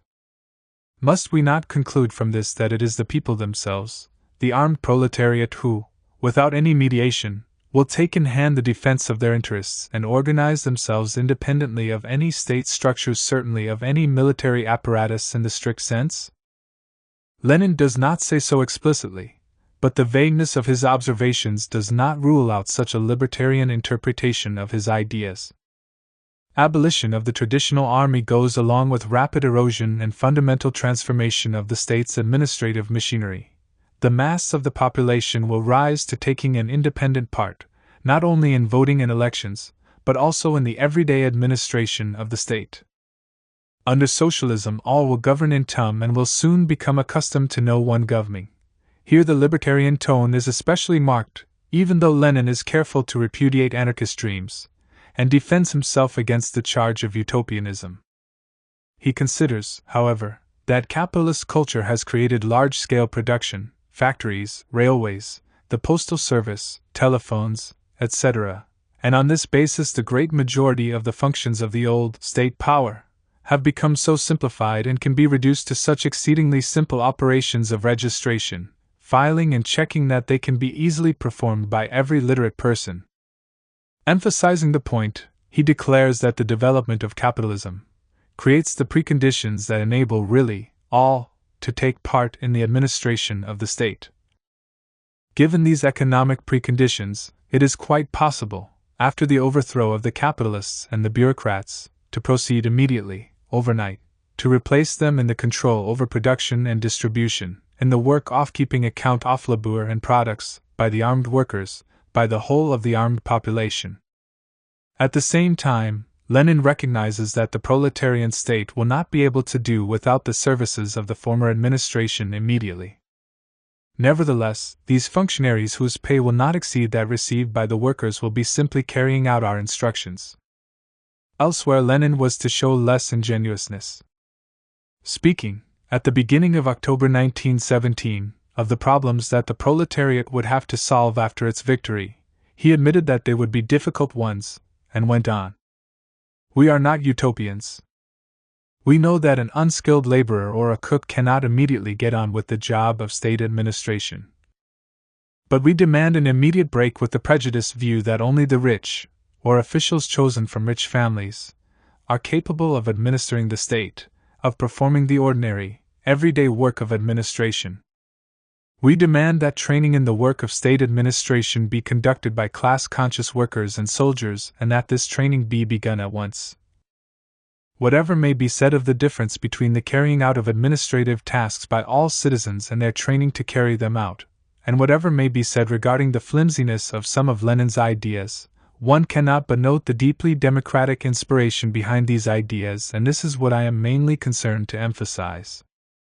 It is true that the running of an advanced industrial society, the only kind of society that is ripe for socialism, cannot in fact be reduced merely to operations of supervision and recording that can be accomplished by applying the rules of elementary arithmetic. But it is also true that the social democracy with which Lenin was severing all ties had too easily resigned itself to accepting as inevitable the inferiority of the working class. A democratic inspiration lies at the heart of Lenin's vision at this time, and gives it its immoderate character. This is the mark of the period, suddenly imprinted upon the Marxist schema in such a way as to stress its most optimistic features. Let us see how it shows through in Lenin's thinking, and even in his normally rather dull style. Under the impact of the revolution, of the masses who are rising up and overthrowing the old world, winning victories that had hitherto been thought unattainable, Lenin's language becomes suddenly more vivid. In order to speak of the people's capacities, their victories, their merits, and the possibilities that are opening before them, Lenin's style attains, for the first time, a sort of lyrical quality. Thus, for example, in his pamphlet Will the Bolsheviks Maintain Power? We have not yet seen the strength of resistance of the proletarians and poor peasants, for th.is strength will become fully apparent only when power is in the hands of the proletariat, when tens of millions of people who have been crushed by want and capitalist slavery see from experience, and feel that state power has passed into the hands of the oppressed classes, that the state is helping the poor to fight the landowners and capitalists, is breaking their resistance. Only for every 10,000 overt and concealed enemies of working-class rule, there will arise a million new fighters who had been politically dormant, writhing in the torments of poverty and despair, having ceased to believe they were human, that they had the right to live, that they too could be served by the entire might of the modem centralized state, that contingents of the proletarian militia could, with the fullest confidence, also call upon them to take a direct, immediate, daily part in state administration.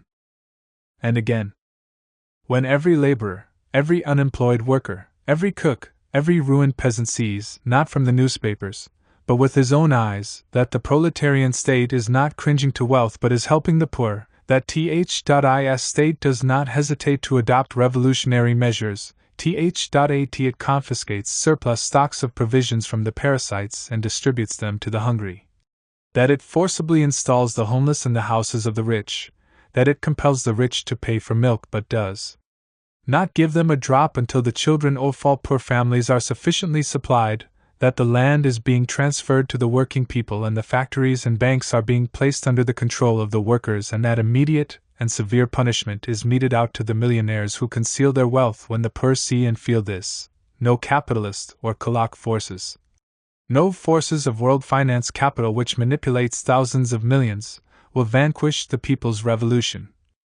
On the contrary, the socialist revolution will triumph all over the world, for it is maturing in all countries. Bolsheviks and anarchists. It is not enough to speak of a basically democratic inspiration. This great fervor, this profound confidence in popular initiative, and striving for total liberation makes one think of anarchism. Such a reaction is not new. As we have seen, on the very day that he returned to Russia, when he first set forth his April theses, Lenin was accused of having abandoned Marx for Bakunin. This reproach is found repeatedly in Sukhanov's memoir. Lenin did indeed repeat several times in the course of 1917, "We are not anarchists." But whereas in 1905 he had approved of the Petrograd Soviet's refusal to admit the anarchists, against whom he himself had argued harshly, during the months that led up to October 1917 he abstained from public attacks on them. Addressing the Third Congress of Soviets, meeting in January 1918 in Petrograd, Lenin was to go so far as to say that at that time, in the period of a radical breakup of the bourgeois system, the concept of anarchism was finally assuming concrete features, adding that while some anarchists spoke of the Soviets with fear, because they were still influenced by obsolete views, the new, fresh trend in anarchism was definitely on the side of the Soviets. These reflections were merely the consequence of events themselves, of the tremendous revolutionary wave which in its broad sweep had brought about a rapprochement between many Bolshevik and anarchist militants. Members of Lenin's party regularly attended the anarchist meetings that were organized in Petrograd, responding to invitations they received from the libertarian groups.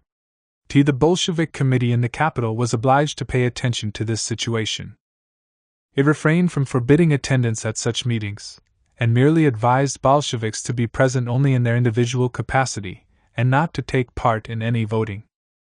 One member of the Petrograd Bolshevik Committee, recalling his memories of the revolution, wrote that the anarchist-communists worked arm in arm with the Bolsheviks. Contact between anarchists and Bolsheviks was not made at rank-and-file level only. The Bolshevik leader Raskolnikov, who played an important role at the Kronstadt naval base, tells us that he carried on very sharp discussions with the anarchist leader Liebman, but on the whole our relations with them, i.e., the anarchists, ML, were friendly.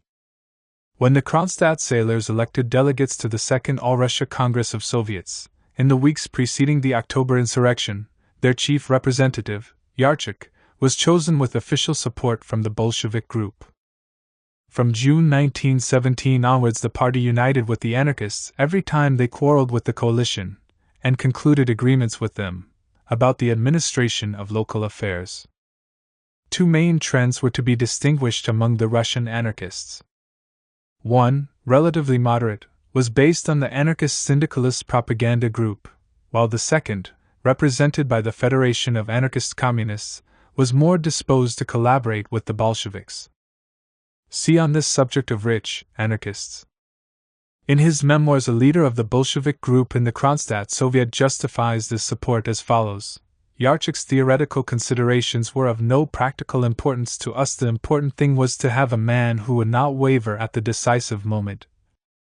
The anarchists did not hide their surprise or their satisfaction at the way the Bolsheviks were changing.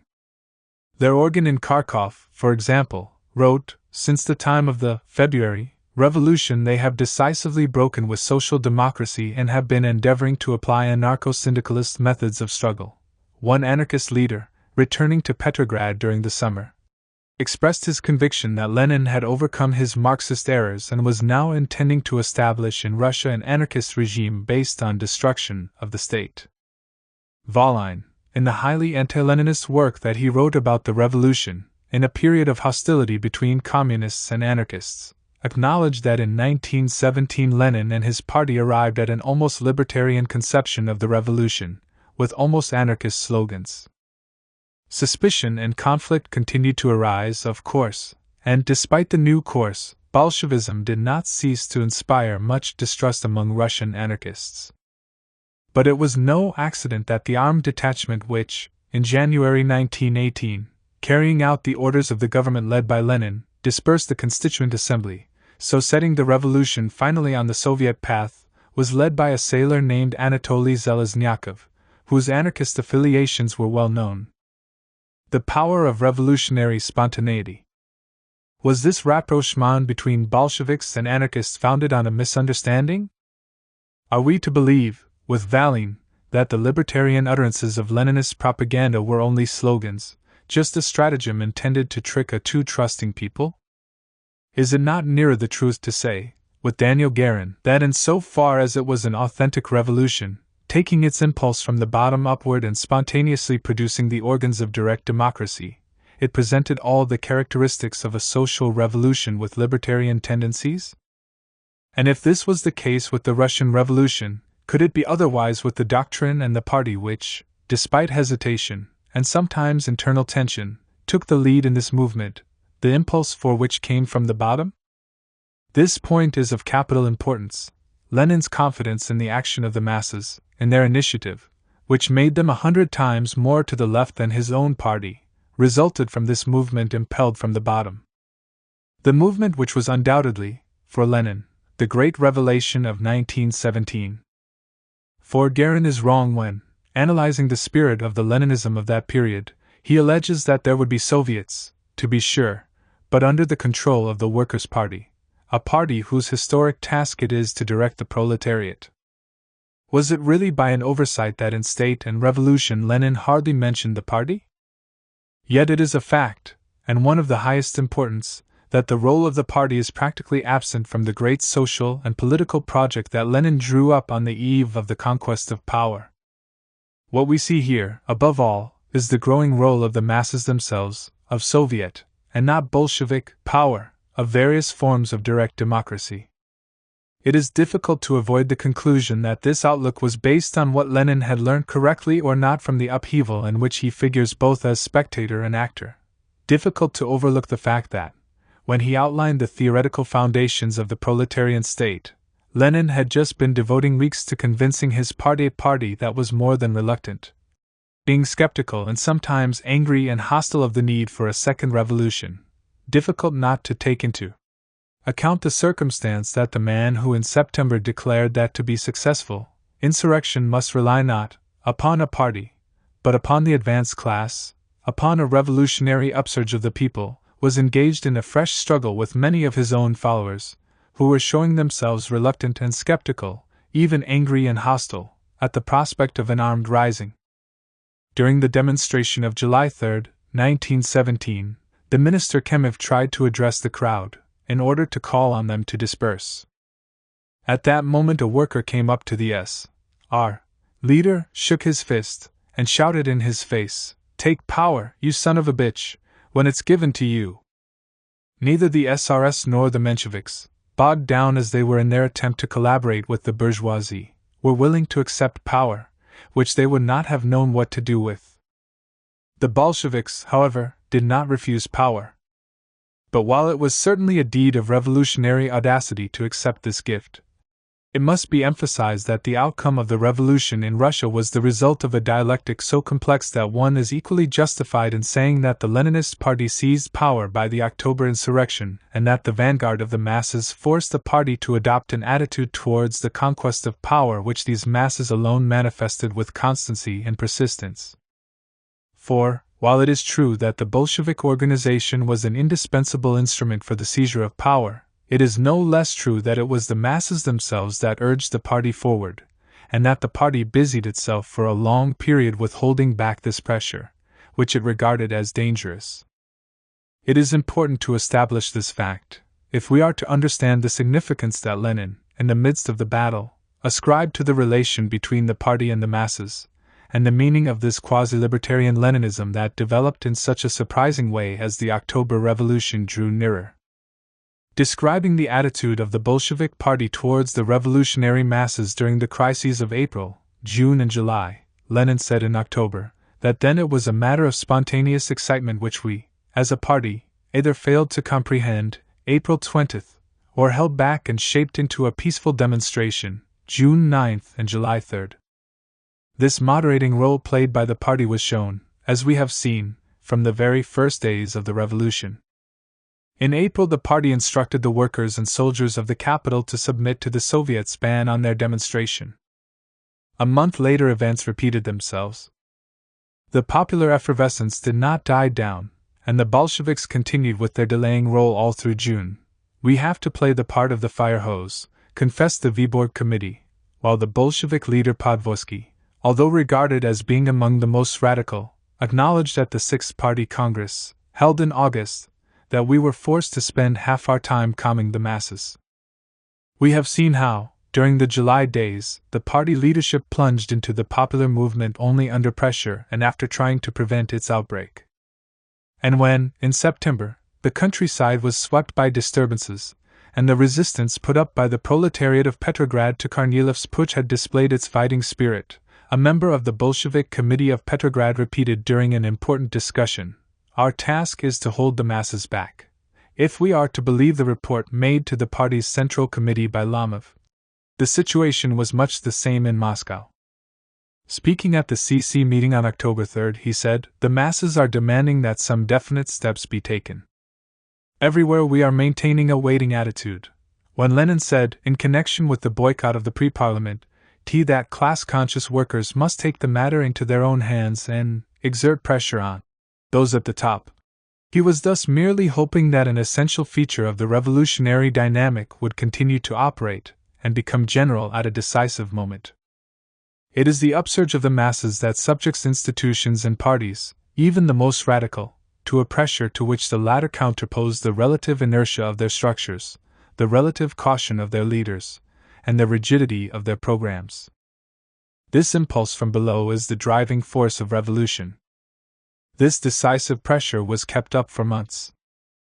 Its long duration was a symptom and result of the radicalization of the masses, and there can be no doubt that Lenin, who had always counted on a radicalization of the socialist movement, must have been profoundly impressed by it. This spectacular process had the effect of transforming the liberals of yesterday into partisans of a military dictatorship, and the Soviet born of the revolution into a conservative institution. How could Lenin have remained unaffected by this upsurge of the masses themselves, these elemental, dark forces, condemned by the moderate socialists, which for Lenin constituted the driving force of the revolution? The radicalization of the people was accompanied, moreover, by their politicization, intense activity, initiatives of every kind, passionate interest in the fate of the revolution and in all the incidents of day-to-day politics, keen participation in the discussions, debates and demonstrations that continually took place in the capital, and not only there. As Mark Farrow puts it, the citizens of the new Russia, having overthrown Tsardom, were in a state of permanent mobilization. Permanent mobilization indeed, all Russia was constantly demonstrating in those days. The provinces had all become accustomed to street demonstrations. And in Petersburg, too, in those same days, the over 40s and the women were demonstrating in general. Everyone was demonstrating who wasn't too lazy, Sukhanov tells us. There were frequent and immense parades of supporters of peace and supporters of war, the latter including groups of disabled soldiers who filed past in thousands one day in order to proclaim their support for war to the end. Besides the organized and peaceful demonstrations, there were many of a different kind, tumultuous, ardent, violent, anarchical, drawing in hundreds of thousands, even millions of participants, the succession of these demonstrations marking the advance of the revolution. In addition to the demonstrations, there were meetings, debates, and conferences that brought together substantial masses of people. What a marvelous sight, wrote John Reed, to see the Putilov factory pour out its 40,000 to listen to social democrats, socialist revolutionaries, anarchists, anybody, whatever they had to say, as long as they would talk. This liberation of speech burst forth all over the place, producing a state of continuous discussion. The streets in those days, wrote Krupskaya, presented a curious spectacle. Everywhere people stood about in knots, arguing heatedly and discussing the latest events. Discussion that nothing could interrupt. Krupskaya goes on, the house in which we lived overlooked a courtyard, and even here, if you opened the window at night, you could hear a heated dispute. A soldier would be sitting there, and he always had an audience, usually some of the cooks or housemaids from next door, or some young people. An hour after midnight you could catch snatches of talk, Bolsheviks, Mensheviks. At 3 in the morning, Milyukov, Bolsheviks. At 5 still the same street corner meeting talk, politics, etc. Petrograd's white nights are always associated in my mind now with those all-night political disputes. John Reed confirms the picture she draws. Every street corner was a public tribune. In railway trains, street cars, always the spurting up of impromptu debate, everywhere. The bourgeois press fulminated, one liberal paper writing, in the midst of this terrible war, the country is turning into one great debating society, one great festival. There was intense, insatiable curiosity regarding all political questions. At every meeting, attempts to limit the time of speakers were voted down. The politicization of the masses was also shown in the profusion of political publications and the success they enjoyed. All Russia was learning to read, and reading. In every city, in most towns, along the front, each political faction had its newspaper, sometimes several. Hundreds of thousands of pamphlets were distributed by thousands of organizations, and poured into the armies, the villages, the factories, the streets. John Reed describes his experience with the soldiers at the front. We came down to the front of the 12th Army, back of Riga, where gaunt and bootless men sickened in the mud of desperate trenches, and when they saw us they started up, with their pinched faces and the flesh showing blue through their torn clothing, demanding eagerly, "Did you bring anything to read?" This desire to learn was accompanied by an irrepressible will to go over from words to deeds and take in hand the management of public affairs and the power to make the great decisions. The model for Soviet democracy, and still more, the model for the direct democracy that we see depicted in State and Revolution, was found by Lenin in the spectacle presented by revolutionary Russia. Committees sprang up everywhere: workers' committees, peasants' committees, housewives' committees, committees for factories and quarters, committees of soldiers, Cossacks and sailors. In the industrial quarters, in the big blocks crowded with working-class families, there were house committees which tried to regulate the details of communal life. Jules Destry, a Belgian patriotic socialist who was in Russia as an improvised diplomat, tells how, while traveling from Petrograd to Moscow by a very slow train, the people sharing his compartment had formed a traveling committee before they reached their destination. The creation of the Soviets themselves was part of this phenomenon. They sprang up everywhere because any segment of the population which thought it was being discriminated against would make up an independent Soviet. This explains not only the growing number of Soviets, but also the desire for autonomy, or even independence, that animated each one of them. The Soviets of the capital, for instance, where each quarter had its own, and all were jealous of their freedom of action and decision as against the Soviet of Petrograd as a whole. In general, each community, each group, each minority was likely to form itself into an autonomous body and bargain on equal terms with the government and other revolutionary bodies. The factory committees, hardly less important than the Soviets, expressed the same desire for self-management. They made their appearance in the first days of March in the largest industrial enterprises of the capital, without any party or trade union having a hand in them. It was these committees that issued the call for workers' control, completely spontaneous in character. They could truly be described as having been born of the storms of the revolution. It may be objected that the high proportion of abstentions during the municipal elections of May and June 1917, the first free elections to be held in Russia, seems to qualify, or even contradict this picture of politicization. However, Marc Ferro, a close observer of Russian social life in the revolutionary period, sees in this abstentionism an expression of the attachment of the Russians of 1917 to direct democracy. For them the question was not one of being better governed, or of choosing another form of being governed, but of being self-governing.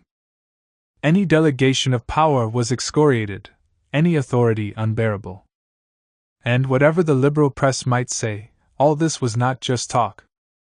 From this immense, continuous process of discussion emerged the force that inspired the revolution, and the general line that dictated its course. This anonymous deliberation, expressing the political life of the masses, was the source, moreover, of some of the most important creations and most decisive events of the Russian Revolution. In particular, this was the case with the famous Order No. 1, which freed millions of soldiers from the omnipotent authority of the military hierarchy and destroyed the spirit of submission and arbitrariness that prevailed in the army. Sukhanov tells us how this vital document originated. In a corridor of the Taurida Palace, the home of the Duma, he saw the Menshevik leader Sokolov seated at a table surrounded by soldiers. It was at the dictation of these men that this leader wrote out the famous proclamation, for which no other group of persons bears responsibility. This overshadowing of the leaders by the masses is typical of other, no less important episodes of the revolution. Thus, according to Marc Ferro, in the peace campaign the initiative did not come from the leading organizations except for 2 or 3 minority notes, from the Bolsheviks or anarchists, but from the workers of the capital and the provinces. The slogan of workers' control, which concentrated in itself some of the most heartfelt aspirations of the industrial proletariat, was not launched by a party, an organization, or a paper, but arose from the very depths of the working class, assembled in the factory committees. The spontaneous activity of the masses was deployed with particular force and effectiveness at the time of the attempted coup d'état by General Kornilov, when hundreds of thousands and millions of workers, soldiers and peasants rose up in arms, for defense and for attack, against the class enemy. A hostile witness, the Governor-General of Petrograd, described how, in order to put the city in a state of defense, thousands of workers, by their irreplaceable, personal labor, achieved in the course of a few hours a colossal task which without their help would have required several days. Trotsky tells how the district Soviets were drawing more closely together and passing resolutions, to declare the interdistrict conferences continuous, to place their representatives in the staff organized by the Executive Committee of the Soviet, to form a workers' militia, to establish the control of the district Soviets over the government commissars, to organize flying brigades for the detention of counter-revolutionary agitators. The clerks and technicians of the postal and telegraphic services undertook to disrupt the enemy's communications. The printing workers, who often had to improvise, took charge of the printing and immediate distribution of a mass of papers and leaflets. In the arms factories, the workers, by working up to 16 hours a day, manufactured quantities of weapons for the defense of Petrograd in the shortest possible time. Kornilov's troops were in no position even to attack Petrograd, because the railwaymen had seen to it that the lines leading to the capital were thoroughly disorganized. These same railwaymen followed up their technical achievement by feats of political agitation, demoralizing the enemy forces and separating the soldiers from their officers.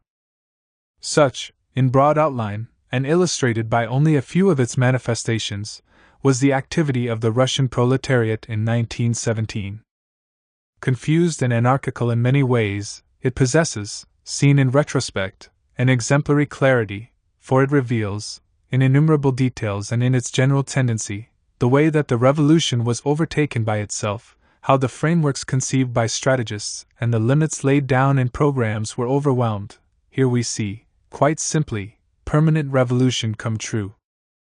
Is it not easier to grasp the meaning of state and revolution in the light of this upsurge of the masses, this power arising out of chaos, this will that imposes itself upon institutions and parties, this spontaneous and yet self-organizing revolt, this activity that is both destructive and effective, subversive and constructive?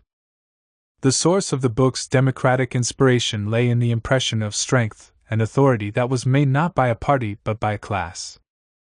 Is it not easier in this light to understand the confidence with which Lenin proclaims that no forces of world finance capital will vanquish the people's, my emphasis, ML, revolution, and that the mass of the population will rise to taking an independent part, not only in voting and elections, but also in the everyday administration of the state?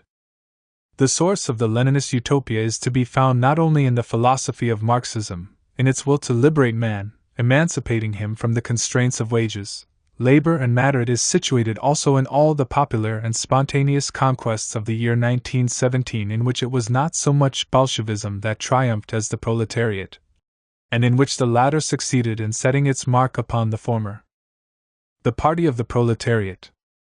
There is one last point to be established before closing our account of the year 1917. The Bolshevik party had no need, any more than its leader, to stimulate the masses between the Revolution of February and that of October. The party's historical merit lies elsewhere.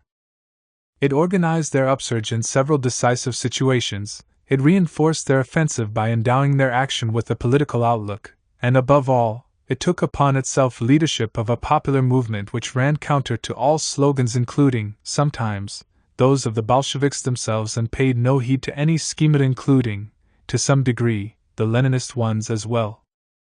The historical merit of Bolshevism and Leninism, at any rate so far as the task of carrying out the revolution is concerned, lies in their having recognized in the upsurge of the masses those whom the moderate socialists saw as elemental, blind, dark forces, dangerous to society, a tremendous power for social liberation.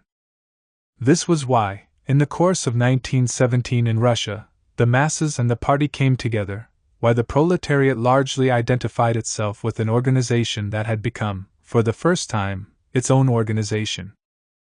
The terms of the relation between class and party, between the guided class and the guiding party, the class that is led and the party that leads, were reversed, the Bolshevik organization having at last agreed to submit itself to the revolutionary proletariat. In the last analysis, what I have called libertarian Leninism was made possible because the traditional mediator between the masses and power, in other words, the party, the revolutionary organization, while becoming reinforced and on what a scale, ceased to be, in relation to these masses, an external body, an organ imposing itself as leader. An extraordinary osmosis took place between the industrial proletariat of Russia and the Bolshevik party, an interpenetration to which history knows no equivalent, and the symptoms of which it is important to define. The remarkable increase in the membership of the party is the first of these symptoms. The recorded influx of several 100,000 new members, despite the lack of an adequate party machine, is a proof of popularity that is certainly without precedent in the history of political parties.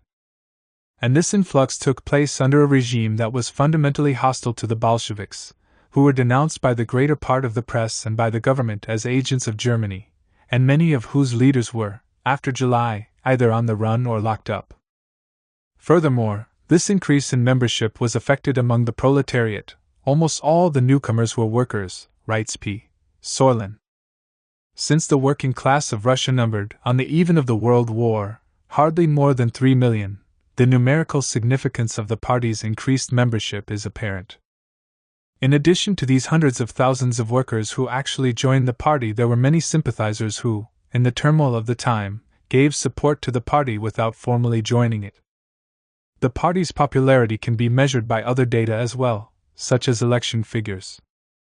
In this connection, it is necessary to point out that the electoral criterion reflects only imperfectly the strength of the revolutionary parties. One of the leaders of the Bolshevik military organization observed on the eve of the July days that in the question of an uprising in the streets, the majority of regiments will follow us, but in ordinary situations as in elections to the Soviets, etc., leadership is not in our hands. Even so, Lenin's party recorded, all through the year 1917, remarkable and almost constant election successes. Whereas at the beginning of the revolution it had only small representation in the Petrograd Soviet, by May the Bolshevik group in the workers' section of that institution possessed almost an absolute majority. 1 month later, during the first conference of the factory committees of Petrograd, 3/4 of the 568 delegates expressed support for the Bolshevik theses. Yet it was only at the end of the summer that the Leninists reaped the full harvest of their policy of opposition to the provisional government. In the Petrograd municipal elections in June, the Bolsheviks received between 20 and 21% of the votes. In August, when the party was still suffering from the consequences of the July days, it received 33%. In Moscow in June, the Bolsheviks had received a little over 12% of the votes.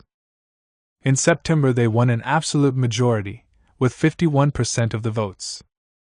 That their grip was especially strong among the working class is clear from the advance of their representation at the factory committee conferences. In Petrograd, by September, there were no more Mensheviks or SRS present at the regional meetings of these bodies, their places having been taken by Bolsheviks. Once again, though these figures, however revealing, tell only part of the truth, the most objective part, no doubt, but perhaps the least significant. The reality of the Bolshevik advance, as it was actually experienced, is to be sought, perhaps, not so much in the language of figures as in the testimony of their opponent Sukhanov, describing the atmosphere that prevailed in Russia in the last days of September 1917.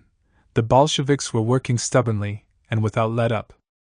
They were among the masses, at the factory benches, every day without a pause. Tens of speakers, big and little, were speaking in Petersburg, at the factories and in the barracks, every blessed day. For the masses they had become their own people, because they were always there, taking the lead in details as well as in the most important affairs of the factory or barracks. They had become the sole hope.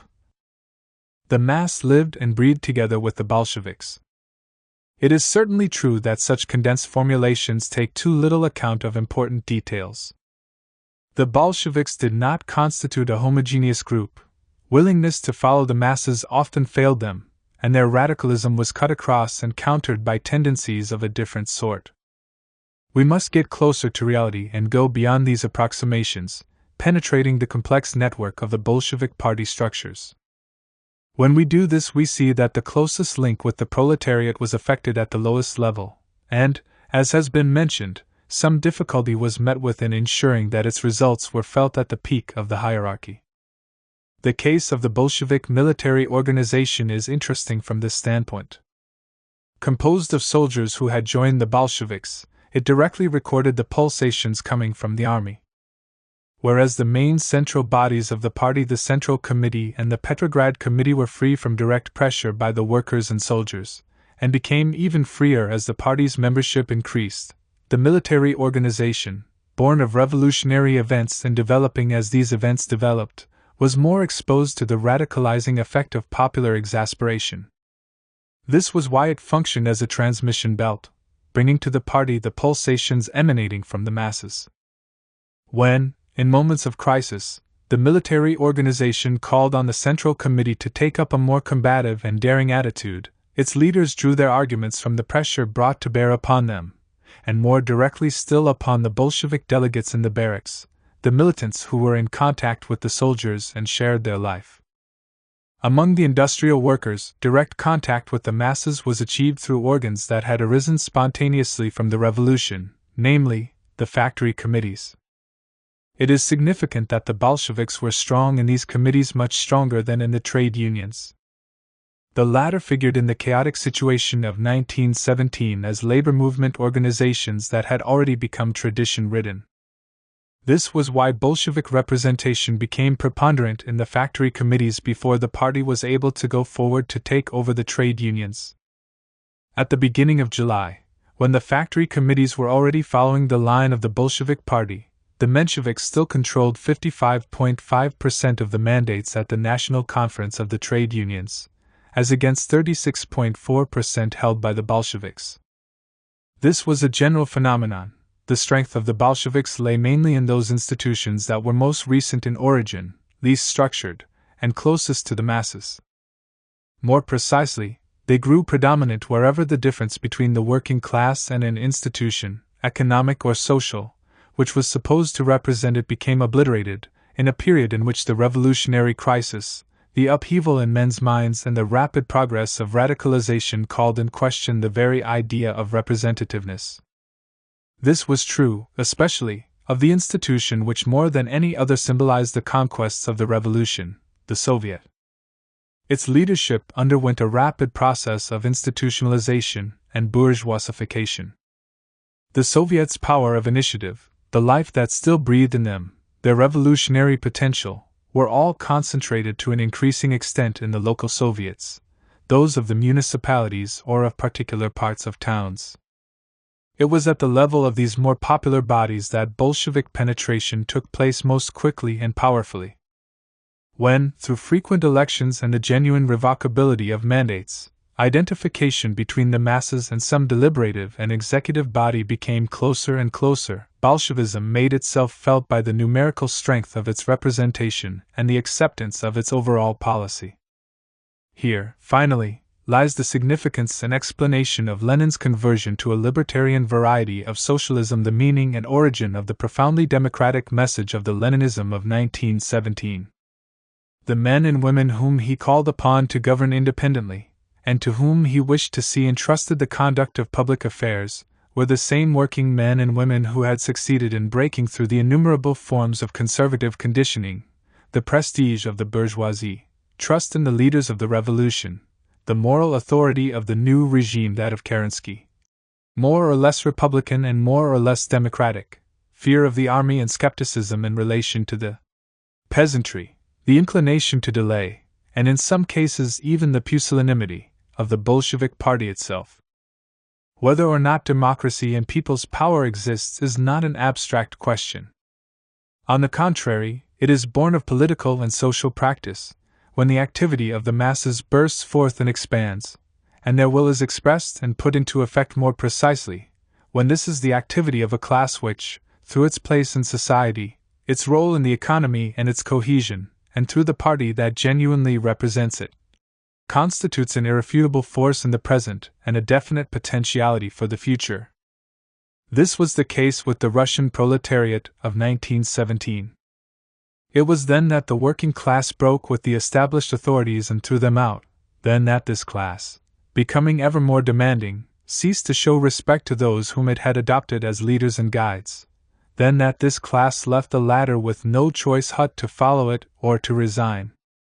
Overthrow of the centuries-old monarchy, creation of the Soviet, of the Soviets, of factory committees, peasants' committees, committees for quarters, regiments and villages, revolt against the moderate line preached by the Mensheviks and SRS, overwhelming of the Bolshevik party, spontaneous organization of resistance to the reactionary forces, rebellion of the once apathetic countryside. This was the reality of revolutionary democracy, leading tens of millions of people, in this improbable Russian scene, to make gestures, take up attitudes, initiate and organize actions which gave expression, less confusedly than appears at first sight, to their collective will.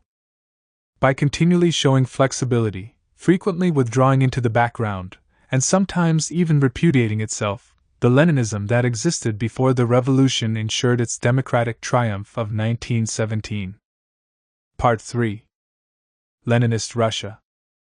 Introduction. We shall now proceed to build, on the space cleared of historical rubbish, the airy, towering edifice of socialist society. A new type of state power is being created for the first time in history, a power that the will of the revolution has called upon to wipe out all exploitation, oppression, and slavery the world over. From now on, all the marvels of science and the gains of culture belong to the nation as a whole, and never again will man's brain and human genius be used for oppression and exploitation. Thus spoke Lenin shortly after taking power. This limitless ambition was matched by only very limited resources. In solving the innumerable problems confronting them, the Russian communists could look for no help from their doctrines. Building socialism was, as their leader put it, something new, unprecedented in history, and cannot be studied from books. It was all the harder a task because the principal builders had until that time specialized, and with what zeal and talent, in purely subversive activity, entirely devoted to the destruction of the old order. What revolutionary activity now required, however, Lenin explained, was not dash and enthusiasm so much as day-by-day, monotonous, petty and workaday effort. What had to be done now was to crawl on your belly in the mud. In the mud because, as he was often to have occasion to repeat, all that was available for the accomplishment of the task of construction was the inadequate resources of Russian society material that was faulty in a great many ways. The victors of October so on found that they had to reckon with this circumstance. It is a million times easier to defeat the resistance of counter-revolution than to succeed in the sphere of organization. And indeed, the armed resistance put up by the bourgeoisie had been derisory in Petrograd. In Moscow, even, it had lasted only 1 week. Following up this armed resistance, which had proved ineffective, there came, however, sabotage by the old machinery of government and the professional strata, and this went on for many weeks. The Bolsheviks had to fill the gaps thus created. But all that Stalin, for example, who was in charge of an important department, the People's Commissariat for the Affairs of the Nationalities, had at his disposal for his services was a small table and 2 chairs in a room in the Smolny Institute that was already occupied. In this country of peasants, the vital People's Commissariat for Agriculture was no better endowed. When the head of this department began work, he found that his office lacked even a table. He managed, however, to borrow one from Lenin's office. These were the circumstances in which the work of building Soviet Russia began, and they were to be made progressively worse by the ruin caused by the Civil War, foreign intervention, and the blockade. In July 1918, Lenin said, "The people are like a man who has been thrashed within an inch of his life." In January 1919, the hungry masses are exhausted, and their exhaustion is sometimes more than human strength can endure. In December 1919, we are suffering from a desperate crisis. A further scourge is assailing us, lice, and the typhus that is mowing down our troops. Either the lice will defeat socialism, or socialism will defeat the lice. In December 1920 he spoke of the frightful conditions. In April 1921 of the desperate situation. In June 1921 he said, "No country has been so devastated as ours." Thus, after the years of oppositional activity and the months of revolutionary offensive, Leninism came to power under conditions that were as unfavorable as they could possibly be for the carrying out of its tasks. 1. The state. Reality and limits of Soviet democracy. Libertarian Leninism, continued and concluded. The description that Lenin had given, in advance, of the Soviet regime went beyond the limits of political institutions. This democracy, which for the first time becomes democracy for the poor, for the vast majority of the people, was not to consist merely of an upheaval in the electoral system, or even of the conquest of state power by the Soviets. The victory of the revolution was to entail a complete transformation in public life, with the entire people acquiring real citizenship through participation in decision-making and administration. In other words, and fundamentally, there was to be a progressive withering away of all political coercion, expressed in the disappearance of a special machine of suppression, and the rapid building of an administration carried on by the people themselves. And this was what Lenin had put before his followers as the immediate aim of their efforts. This was to be what Soviet democracy meant. A utopian prospect? Not at all, replied Lenin, for much that seemed impossible to our narrow, old, bureaucratic forces will become possible for the millions, who will begin to work for themselves. The year 1917 had seen the masses of Russia, and the proletariat in particular, launching offensive after offensive and piling up success upon success. The initiatives from below, the creation of the Soviets and factory committees, the development of new demands, workers' control, had provided Lenin not only with the libertarian inspiration of his new conceptions but also with the quasi-Trotskyist orientation of his revolutionary strategy. This was how Russia had moved towards the October Revolution. The latter did not mark in all respects a break between two worlds.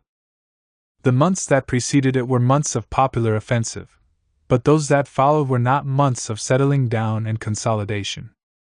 On the contrary, many similarities are to be observed between the two phases. Both belong to the same historical movement, and form part of one and the same dynamic of conquest. The autumn had seen in Russia's countryside increasingly stormy actions by peasants in revolt. The decree on land proclaimed by the new Bolshevik authority, on the very day of its inauguration by the All-Russia Congress of Soviets, abolishing landlordism and introducing division of the land, did not put an end to the peasants' movement. Practical application of the decree took place in an anarchic way and was carried through by the peasants themselves. As Carr points out, the way the land was distributed depended on the collective will of the peasants concerned. Furthermore, the actual appearance of the first agricultural enterprises of a collective character, although this was desired by the new government, was due to local initiatives. And while the setting up in June 1918 of the committees of poor peasants resulted from a governmental decree, its actual implementation owed a great deal to the spontaneous intervention of the masses of demobilized soldiers who were returning to their villages. In general, the drawing up of laws and decrees by the new authority was as a rule only symbolic in character, or rather, it served merely propagandist aims, since the Bolsheviks were without the means of making their legislative decisions effective. Lenin was to acknowledge this later, at the 11th Party Congress, in 1923. The activity of the demobilized soldiers continued the activity they had carried on within their regiments before the Bolshevik conquest of power. The Bolsheviks were unable to count on the general staff of the old army to put through their peace policy, and in face of the refusal of the High Command to begin armistice negotiations, they called on the soldiers themselves to elect committees in order to arrange a ceasefire with the enemy units directly opposite them. The phenomenon of the multiplying of committees, which was such a feature of the Russian army between February and October, thus continued throughout the winter, enabling the Bolsheviks to record important successes at the elections held to renew the already existing committees. Although the party had a direct hold on the working class, the situation was similar in the industrial towns. The achievements of the proletariat in those centers in the course of the winter of 1917-1918 resulted from local initiatives and spontaneous actions. This was the case, for instance, with the establishment of workers' control over a number of enterprises. The decree legalizing this control merely approved a situation for which, though it had been foreseen and fostered by the government, the latter was not directly responsible. However, the workers were not content merely to take over the running of a number of separate factories. They urged the Soviet government along the road of nationalization of industry, which at this stage formed no part of its economic program. In the first months after the seizure of power, the Bolshevik leadership, and Lenin first and foremost, being aware of the limited possibilities of backward and isolated Russia, had no intention of socializing the country's economy. Gropingly, the latter was moving towards a type of mixed economy in which a constructive collaboration would be attempted between the proletarian state and the more conciliatory of the Russian capitalists. This policy came up against a twofold stumbling block: resistance by the employers, on the one hand, and on the other, the impatience of the workers. Application by the latter of their methods of workers' control finally convinced the managers of Russia's factories that no form of collaboration with the new ruling authority was practicable. Workers' control was answered by lockouts, which in turn were answered by punitive nationalizations, these being decided on sometimes by the central government, sometimes by the local Soviets, sometimes by the workers of the 500-odd enterprises that were nationalized before June 1918. When a general nationalization measure was applied to Russian industry, about 400 were taken over as a result of local initiatives that the central government had vainly striven to hold back or divert. In this sphere as in others, in the spring of 1918 as throughout the year 1917, it was the masses that continued to impose their will. Their dynamic upsurge had not yet exhausted itself. Many examples could be quoted to show the spontaneous emergence of popular tribunals in Petrograd and, in general, the initiative of the masses in the administration of justice, in the sphere of housing, or in that of education. Writing in early 1919, the British journalist Arthur Ransome noted that in every district there are housing committees to whom people wanting rooms apply. In November 1917, the Council of People's Commissars had in fact called on citizens to solve the housing crisis by taking their own measures, and had given them the right to requisition, sequestrate, and confiscate premises. In the field of public education and culture, the People's Commissar in charge was guided by the same principle. In his first official address, on October 29, 1917, after noting that the laboring masses thirst after education, he went on to declare that the government cannot give it to them, nor the intelligentsia, nor any force outside themselves. The people themselves, consciously or unconsciously, must evolve their own culture. The Commissar, Lunacharsky, concluded that the independent action of workers, soldiers, and peasants' cultural educational organizations must achieve full autonomy both in relation to the central government and to the municipal centers. Politically, too, this period was a continuation of the preceding one, without any breach of continuity, at any rate so far as progress by the Communists was concerned. In November 1917, Martov himself had to admit that almost the entire proletariat supports Lenin. When General Krasnov attempted, in the last days of October, to reconquer the capital at the head of counter-revolutionary forces, John Reed watched the tens of thousands of workers leaving the factories for the front. They rolled along torrent-like, the revolutionary proletariat defending with its breast the capital of the workers' and peasants' republic. The British journalist Phillips Price saw the same spectacle and testified to the same enthusiasm. Once the CMIS was over, there was, of course, no longer any occasion for the stormy demonstrations that had helped to bring the Bolsheviks to power. The more peaceful processions that succeeded them nevertheless proved that the revolutionary morale of the masses remained high.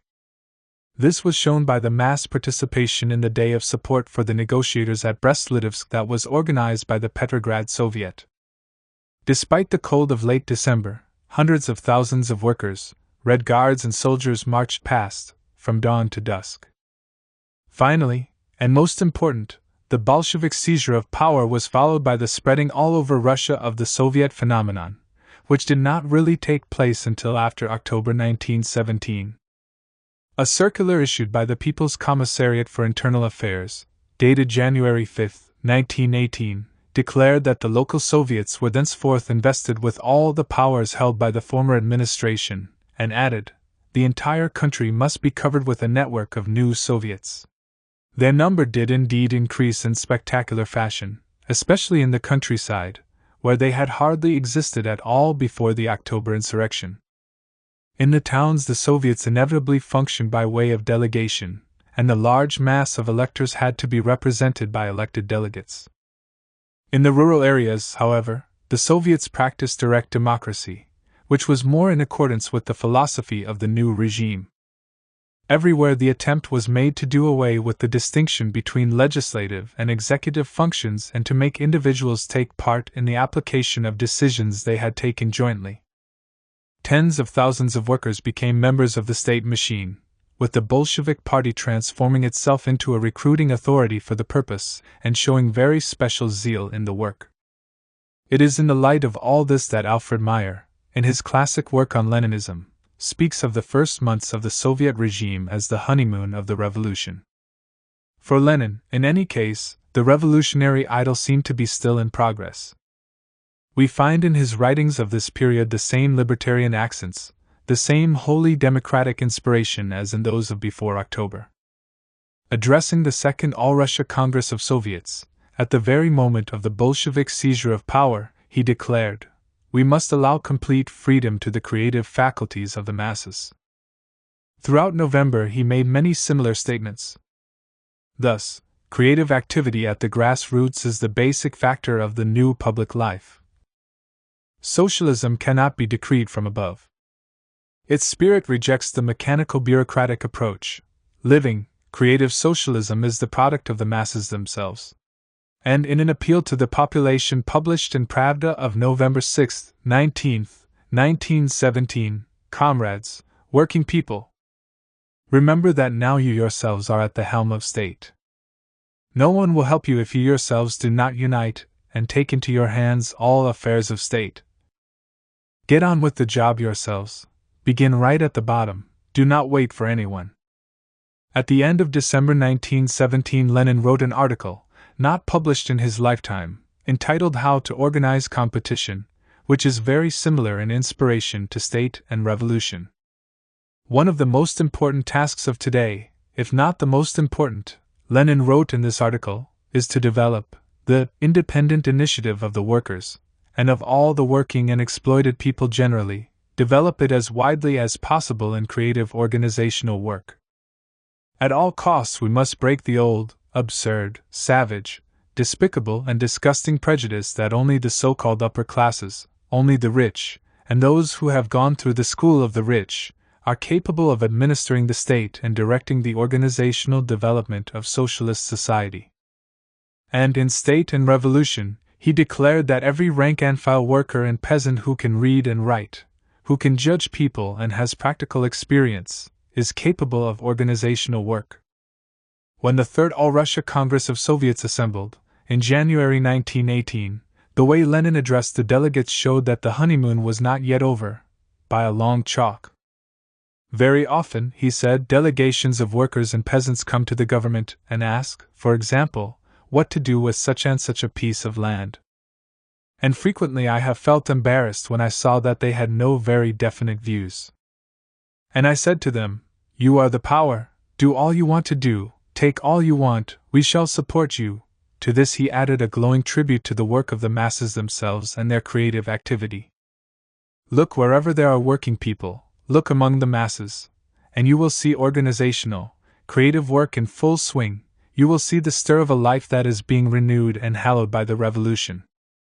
2 months later, Lenin explained to the delegates to the Seventh Party Congress that what our revolution is doing is not accidental, it is not the product of a party decision but a revolution that the masses themselves create by their slogans, their efforts. He emphasized that socialism cannot be implemented by a minority, by the party. It can be implemented only by tens of millions when they have learned to do it themselves. What was happening, in these circumstances, to that withering away of the state, that almost libertarian notion which Lenin had put on the quasi-immediate program of the Bolshevik Party in State and Revolution? In January 1918, addressing the Congress of Soviets, Lenin said that we really have an organization of power which clearly indicates the transition to the complete abolition of any power, of any state. This will be possible when every trace of exploitation has been abolished, that is, in socialist society. At the Party Congress in March 1918 he began his address by declaring that since the working people themselves are undertaking to administer the state and establish armed forces that support the given state system, the special government apparatus is disappearing. The special apparatus for a certain form of state coercion is disappearing. Replying to a speech by Bukharin, however, he also said, "At present we certainly uphold the state." Lenin went on, "Just when will the state wither away? We shall have managed to convene more than 2 congresses before the time comes to say, 'See how our state is withering away.' It is too early for that. To proclaim the withering away of the state prematurely would distort the historical perspective.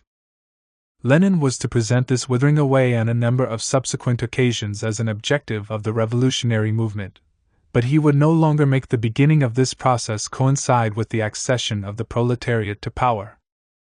Quite the contrary, in fact. Without saying it in so many words, Lenin more than once suggested that, as the class struggle grew more intense with the seizure of power by the proletariat, what took place was a strengthening of the state rather than its withering away. Thus, in an address of May 1919, it is precisely after the bourgeoisie is overthrown that the class struggle assumes its acutest forms. And we have no use for those Democrats and Socialists who deceive themselves and deceive others by saying, "The bourgeoisie have been overthrown, the struggle is all over." The struggle is not over, it has only just started. In his greetings to the Hungarian workers, written at the end of the same month, he said, "The abolition of classes requires a long, difficult and stubborn class struggle, which, after the overthrow of capitalist rule, after the destruction of the bourgeois state, after the establishment of the dictatorship of the proletariat, does not disappear, as the vulgar representatives of the old socialism and the old social democracy imagine, but merely changes its forms and in many respects becomes fiercer."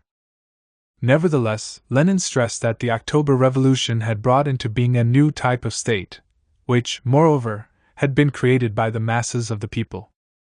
In the same statement, made in March 1918 to the Seventh Party Congress, he added, "Soviet power is a new type of state without a bureaucracy, without police, without a regular army, a state in which bourgeois democracy has been replaced by a new democracy, a democracy that brings to the fore the vanguard of the working people, gives them legislative and executive authority, makes them responsible for military defense, and creates state machinery that can re-educate the masses."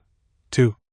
The same gathering he defined the tasks and characteristics of this new state system: to bring about the union and organization of the working and exploited masses, to educate every member of the working population for independent participation in the management of the state, to achieve the union of legislative and executive state activity, with fusion of administration with legislation, and the creation of an armed force of workers and peasants, one least divorced from the people.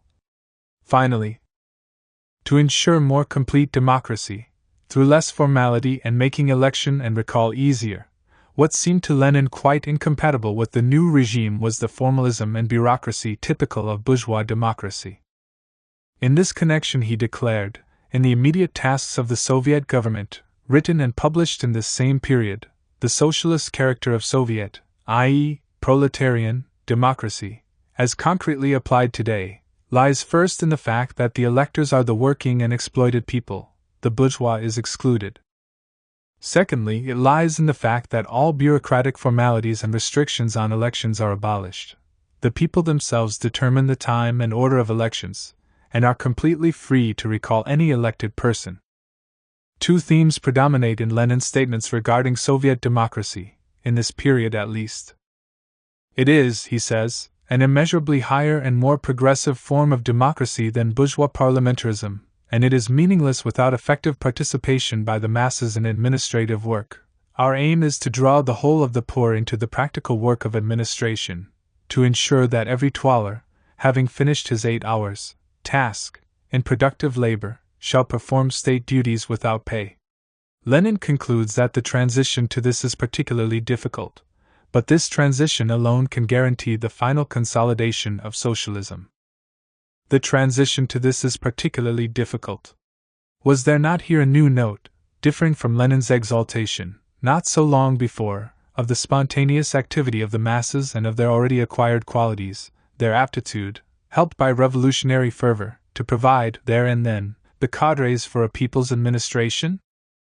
To be sure, in this same period, in March 1918, Lenin had felt it necessary to tell the Party Congress that the bricks of which socialism will be composed have not yet been made.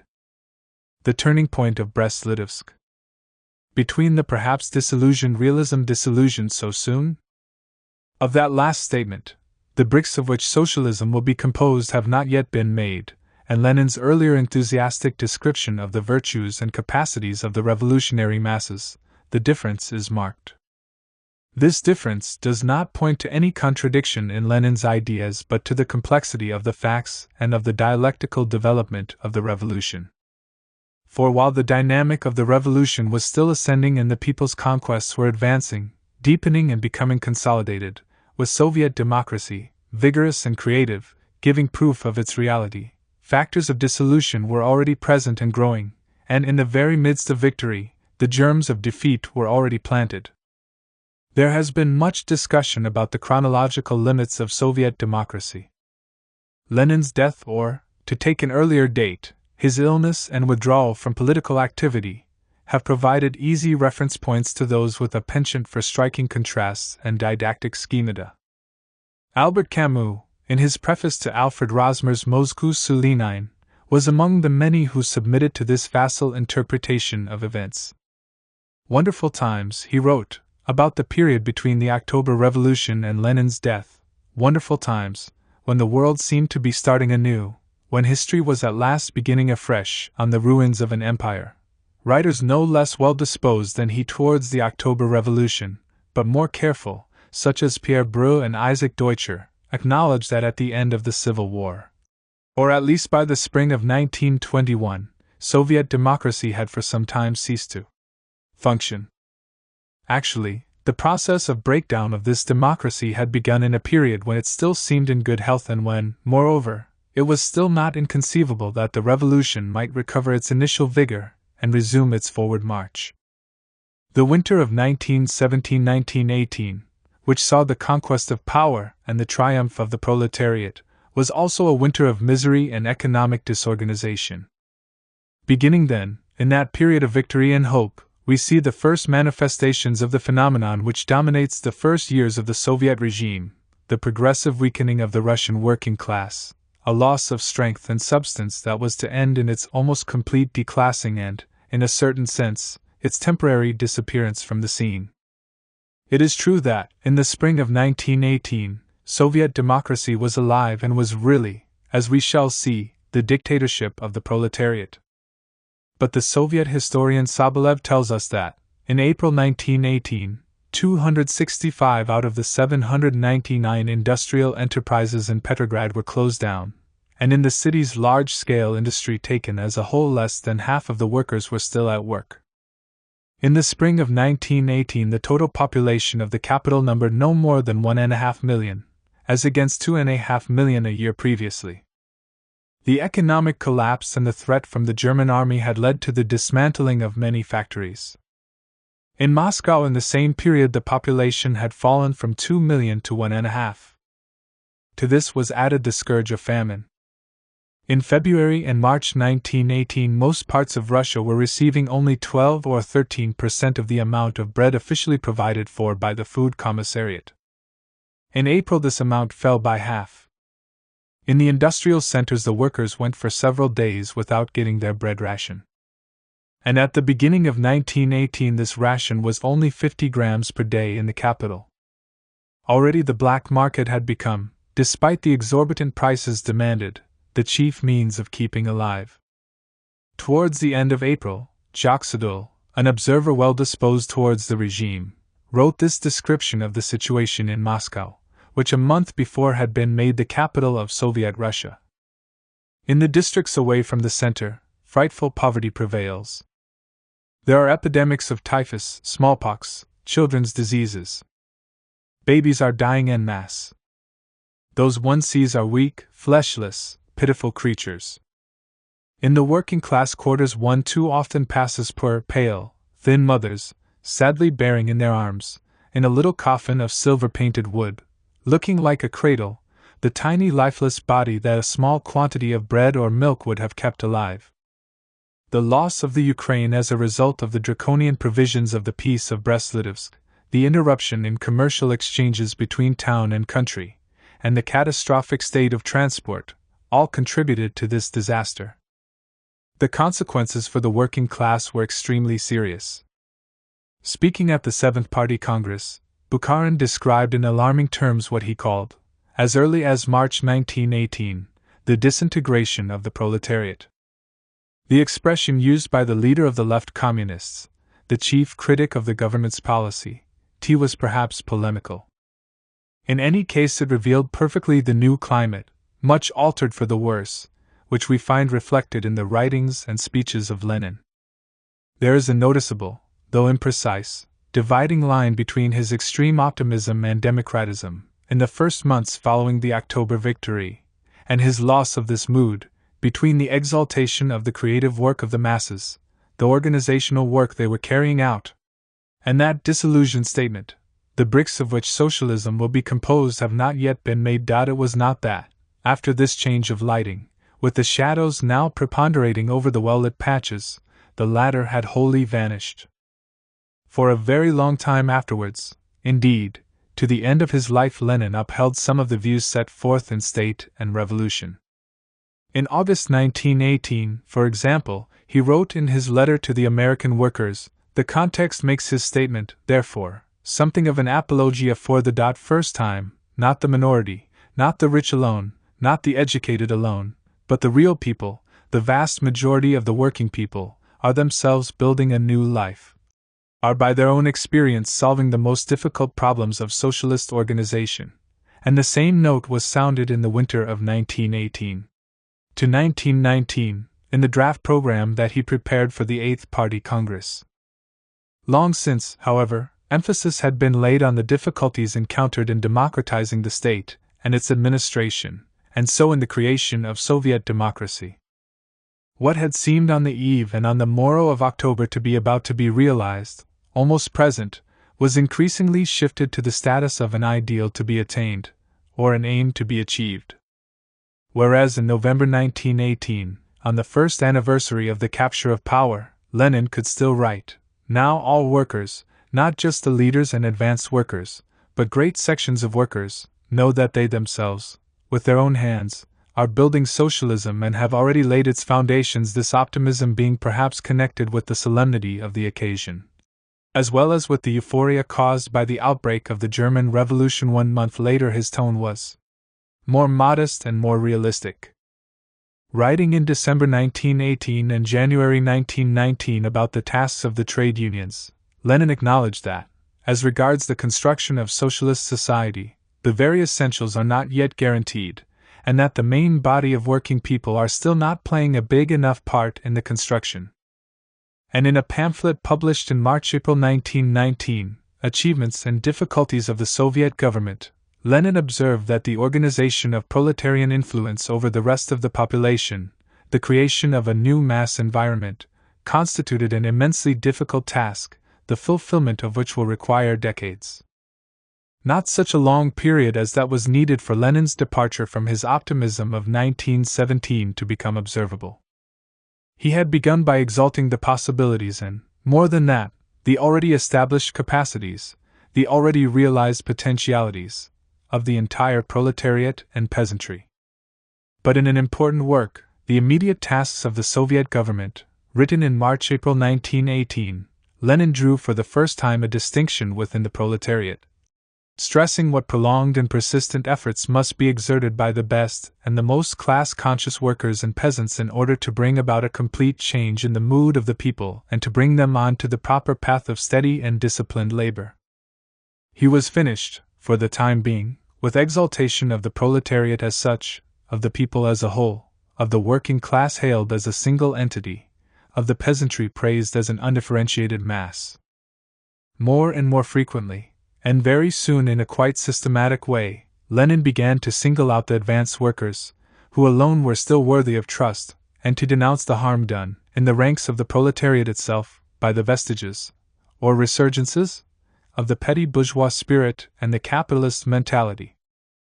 In May 1918 he was already appealing to the class-conscious and advanced workers, declaring that the country and the revolution can be saved only by the mass effort of the advanced workers, and emphasizing that we need tens of thousands of advanced and steeled proletarians, class-conscious enough to explain matters to the millions of poor peasants all over the country, and to assume the leadership of these millions. They were not so very numerous, either, those advanced workers. "We know how small is the section of advanced and politically conscious workers in Russia," said Lenin in a speech on May 23, 1918. They were even getting fewer, apparently, since, at the beginning of June 1918, he admitted that the number of waverers and despairers in our ranks is growing, and a few weeks later, addressing the Fourth Conference of the Trade Unions, he denounced those workers who are abandoning the working class and deserting to the side of the bourgeoisie. And soon it would be a matter of safeguarding the interests of the working class against the few, the groups and sections of workers who stubbornly cling to capitalist traditions. We are here, of course, running ahead of the situation as it was in the spring of 1918, when circumstances forced Lenin to make a change in his evaluations and appreciations which was at first hardly perceptible, but which facts themselves would cause to become increasingly accentuated. In the spring of 1918 we are still a long way from that statement, the truth of which had not struck Lenin during the honeymoon of the Russian Revolution. There never has been, and never can be, a class struggle in which part of the advanced class does not remain on the side of the reactionary forces. As early as May 1918, however, at a time when this theme was quite new for Lenin, he was commenting that when the worker became the vanguard leader of the poor, he did not thereby become a saint. He led the people forward, but he also became infected with the diseases of petty bourgeois disintegration.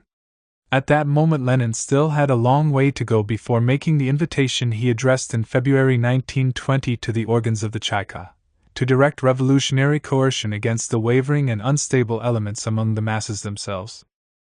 But he was also already a long way from the enthusiasm and euphoria aroused in him by the offensive of 1917 and the October victory. This disillusionment, this pronounced return to realism, this comparatively sudden awareness of everything that separates the desirable from the possible, and the possible from the actual, was due not only to the events that were taking place in Russia, an economic and social crisis and a civil war.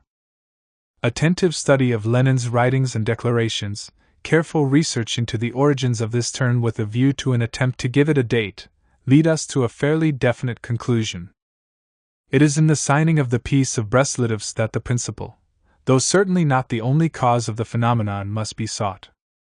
Was it accidental, indeed, that it was on February 24, 1918, the day after that on which the German armies, halted by the peace negotiations which had now been broken off by decision of the party's Central Committee, resumed their march into Russia, that it was then Lenin said, "Hitherto the revolution has proceeded along an ascending line from victory to victory. Now it has suffered a heavy defeat"? Was it accidental that, the same day, Lenin reflected, it may be that the respite needed for an uprising of the masses will take no little time? That, defending the signing of the peace treaty with Germany to the Party Congress of March 1918, he said, "We must be prepared for extraordinary difficulties, for extraordinarily severe defeats"? Or that, in the same speech and in relation to the same subject, he urged the delegates to abandon illusions for which real events have punished you and will punish you more severely in the future. An epoch of most grievous defeats is ahead of us. This was the moment when a theme first appeared which was to dominate Lenin's speeches for years thereafter. One must know how to retreat. This theme found expression also in his pamphlet of March-April 1918, The Immediate Tasks of the Soviet Government. In order to go on advancing successfully in the future, we must suspend our offensive now.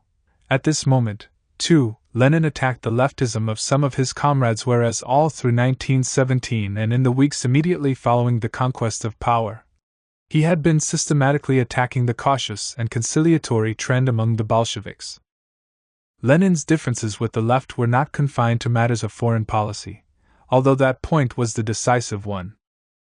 The logic of his realism led Lenin to change the main direction of his fire. He became, as we shall see, the defender of state capitalism, and recommended increasingly not the merits of initiativity but the need for discipline, output, productivity, and order, as imposed from above upon a proletariat which, though still loyal to the Soviet regime, was being increasingly undermined so far as its physical resources were concerned. On all of these matters he clashed with the left communists. This was the consequence of the first defeat suffered by Bolshevism since its accession to power. Significantly, this reversed the first, but also the most decisive, the one that was to prove, despite all hopes and all efforts, irreversible, was suffered on the plane of the international strategy of Leninism, the plane of the world revolution. all that was to followed from this: the isolation of the Russian working class, abandoned to its own resources, and therefore to want, and, as a corollary, the decline and degeneration of that Soviet democracy the birth of which we have watched, and the death agony of which must now be described. Degeneration of the Soviets. The regime created by the October insurrection took several months to surround itself with a constitutional framework. The very drawing up of a constitution seemed, indeed, to the new regime to be something contrary, by its formal and juridical nature, to a living and dynamic conception of the revolution. It would be better, in any case, it was thought, if the form to be taken by the new state were not fixed by law, especially as the national setting to which it was confined for the moment, and which determined some of its features, would certainly be transcended, with the help of the world revolution, in the very near future, so that many legislative arrangements would be rendered inoperative. The Soviets became the depositories of legitimacy and sovereignty. In particular, it was the local Soviets that were treated in the Constitution as the foundation of political authority. They it was, indeed, that embodied most authentically the spontaneous action of the masses, of which the Constitution was, said the new leaders, only a pale and imperfect translation into juridical terms. Nevertheless, in their distribution of powers, the makers of the Constitution assigned a relatively large share to the central authority, represented by the All-Russia Congress of Soviets, and between sessions, by the All-Russia Central Executive Committee of this Congress. Despite this granting of extensive powers to the center, together with the right to define these powers and, if necessary, to extend them, the intentions so expressed were not successfully translated into reality. The initial phase of the Soviet regime was a period of almost unrestricted autonomy of local bodies. Animated by intense activity, the local Soviets, which continually grew in numbers, showed themselves jealous and safeguarding their own authority. Thus, one of the members of the Collegium of the People's Commissariat for Internal Affairs, speaking in 1918, declared that the municipal and village Soviets acknowledge no authority but their own, or, if they do acknowledge another authority, this happens only when the decisions issuing therefrom bring them some advantage. The Deputy People's Commissar for Finance said that, despite the important powers ascribed to the central authority in respect of fiscal matters, the local Soviets do as they please, and, as the old saying has it, are even capable of changing a man into a woman, or vice versa. Lenin looked upon this situation very philosophically, seeing it as a disease of growth which was a quite natural phenomenon. It led, however, to some odd situations. Over very large areas autonomous authorities arose which felt themselves in no way bound by the central government's decisions. Thus, the Regional Soviet of Siberia, although constitutionally subordinate to the All-Russia Congress of Soviets, to which it sent representatives, refused to accept the Treaty of Brest-Litovsk, which the Central Soviet Authority had ratified, and announced that it was still in a state of war with the Central Powers. Even greater absurdities sometimes appeared in the economic sphere. In April 1918 it was reported that oil from Baku was not reaching Moscow until it had been taxed by all the various regional Soviets located along the route. This was the brief period known in the history of Soviet Russia as the Oblastnikestvo, the period of regionalism. Not until the autumn of 1918 did these basic authorities start to disintegrate rapidly. What ended them was not so much the will of the central authority as the exigencies and consequences of the Civil War. Until then the power of the Soviets, especially on the local plane, had been almost undivided, and in any case greater than that of the Bolshevik Party. Within a few months this power now collapsed. The White Terror was partly responsible for this, of course, since victories by the counter-revolutionary forces were usually accompanied not only by the massacring of large numbers of communists, but also by extermination of the most active members of the Soviets, and in any case, by suppression of the latter. More paradoxically, however, the Soviets also fell victim to the organization that was specially charged with the struggle against the Whites, the Chaika. The Chaika, short for Extraordinary Commission, itself short for Extraordinary Commission for Combating Counter-Revolution and Sabotage, was set up by a decree of December 7, 1917. The rapid spread of the Civil War from the end of the summer of 1918 onwards resulted in this purely repressive institution being endowed with considerable powers, in face of which the Soviets had to accept a minor role. On August 28, 1918, the headquarters of the Cheka actually instructed its local agencies to refuse to submit to any interference by the Soviets. On the contrary, it was these local agencies that were to impose their will upon the Soviet bodies. They succeeded in doing this in the many areas that were affected by military operations. The institutions that competed in authority with the Cheka were no longer the local or regional Soviets, but the new administrative institutions born of the Civil War.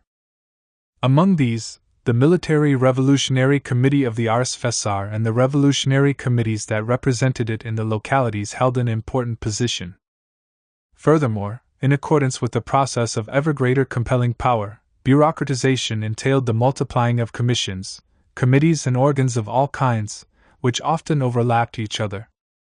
Thus, the end of November 1918 saw the creation of the Council of Workers' and Peasants' Defense, which soon virtually took the place of the government itself. This body, while having no COI, pound and with military operations as such, was entrusted with solving the supply problems of the Red Army, and started a process of militarizing the whole of public life, again at the expense of the Soviets, or of what was left of them. The desovietization of political life developed quickly, and made itself felt at the center as well as at the local level.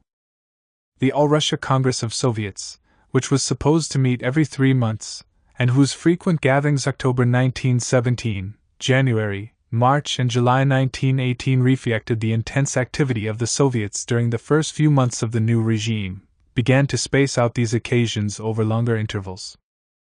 From the end of 1918 they became annual, and also acquired an increasingly academic character. The Central Executive Committee of this Congress had been conceived as a permanent, or quasi-permanent, body.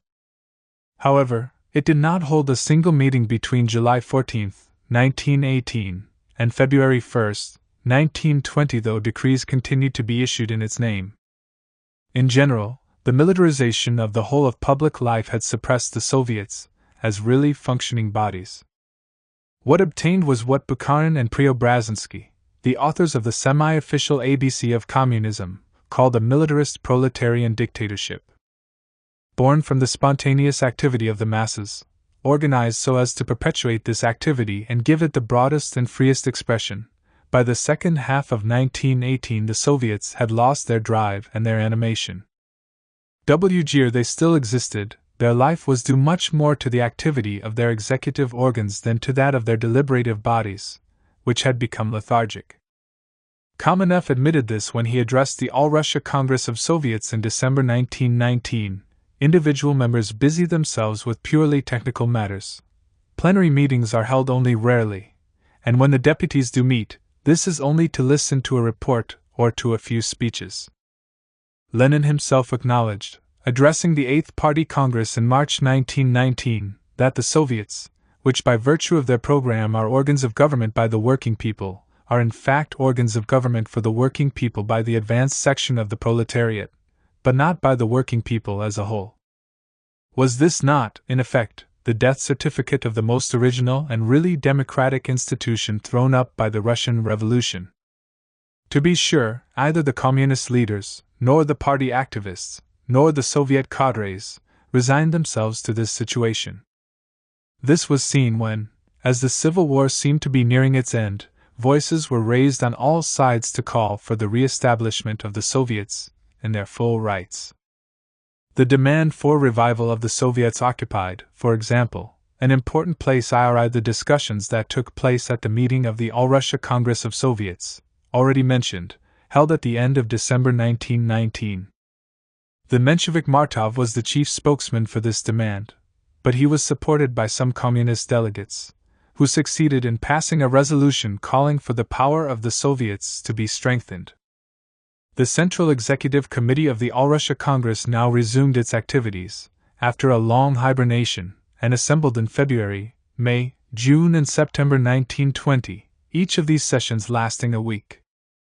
With the return of peace and the passing of the threat of counter-revolution, many local Soviets reappeared in the countryside, and the Soviet government announced its intention of giving up some of the prerogatives it had usurped and restoring the rights of the Central Executive Committee, which under the Constitution of 1918 was supposed to supervise the activities of the People's Commissars.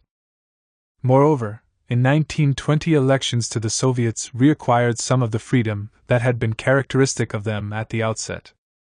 The Mensheviks took part in increasing numbers, and their leader, Martov, acknowledged at the beginning of 1920 that, except in Petrograd, where Zinovivite elections were held in the old manner, the return to more democratic methods was general, and often worked to the advantage of the candidates of his party. The hopes that supporters of Soviet democracy were able to entertain at that moment were not, however, destined to be realized. The worsening of the economic and social situation had done too much damage throughout Russia to make possible any return to the starting point. Counter-revolution flared up again, moreover, with the Polish attack on Soviet Russia and the offensive of the Whites under Wrangel. Finally, and above all, the crisis of the autumn of 1920 and the winter of 1920 to 1921 brought the collapse of all such hopes.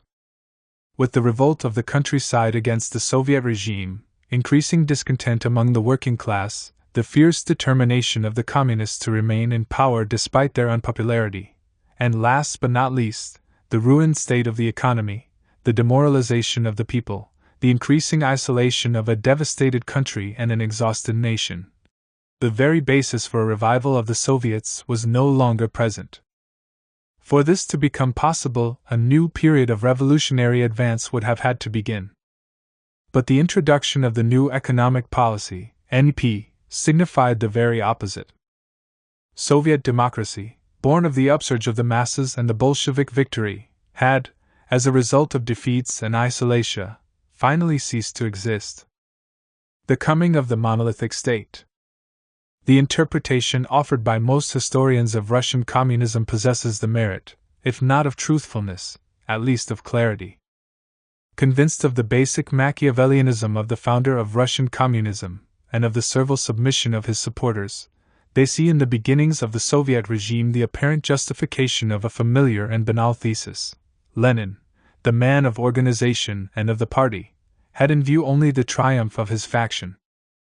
Identifying socialism with the rule of the vanguard, Lenin, clever, crafty, and free from all scruples, spoke in a democratic way when that was needed, relied, when this seemed useful, upon the spontaneous action of the masses, pretended to be converted to the libertarian philosophy of the Soviets, and even allowed himself to borrow some slogans from the anarchists.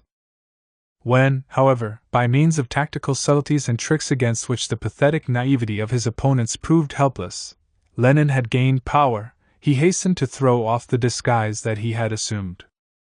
After reproaching the provisional government for failing to convene the Constituent Assembly, and then, having allowed it to meet, observed with chagrin that the results of the election constituted a repudiation of Bolshevism, Lenin dispersed the assembly.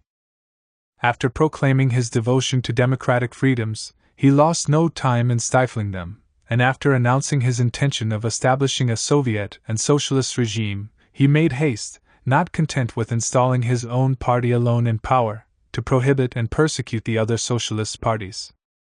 So rapid, almost immediate, a disavowal of the Bolshevik program by the Bolsheviks themselves, and by Lenin of his own ideas, must surely prove, by the irrefutable testimony of facts, that the Leninist doctrine, a totalitarian plan, necessarily had to give rise, once victorious, to a totalitarian state, and Leninism and Stalinism were really one and the same.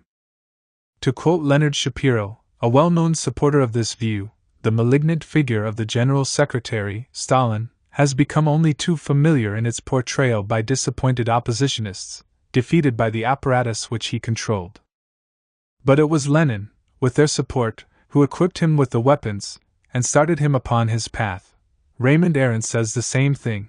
In the case of the Soviet regime, the monopoly of the party and of ideology, in other words, totalitarianism, ML, is the essence itself of Bolshevism.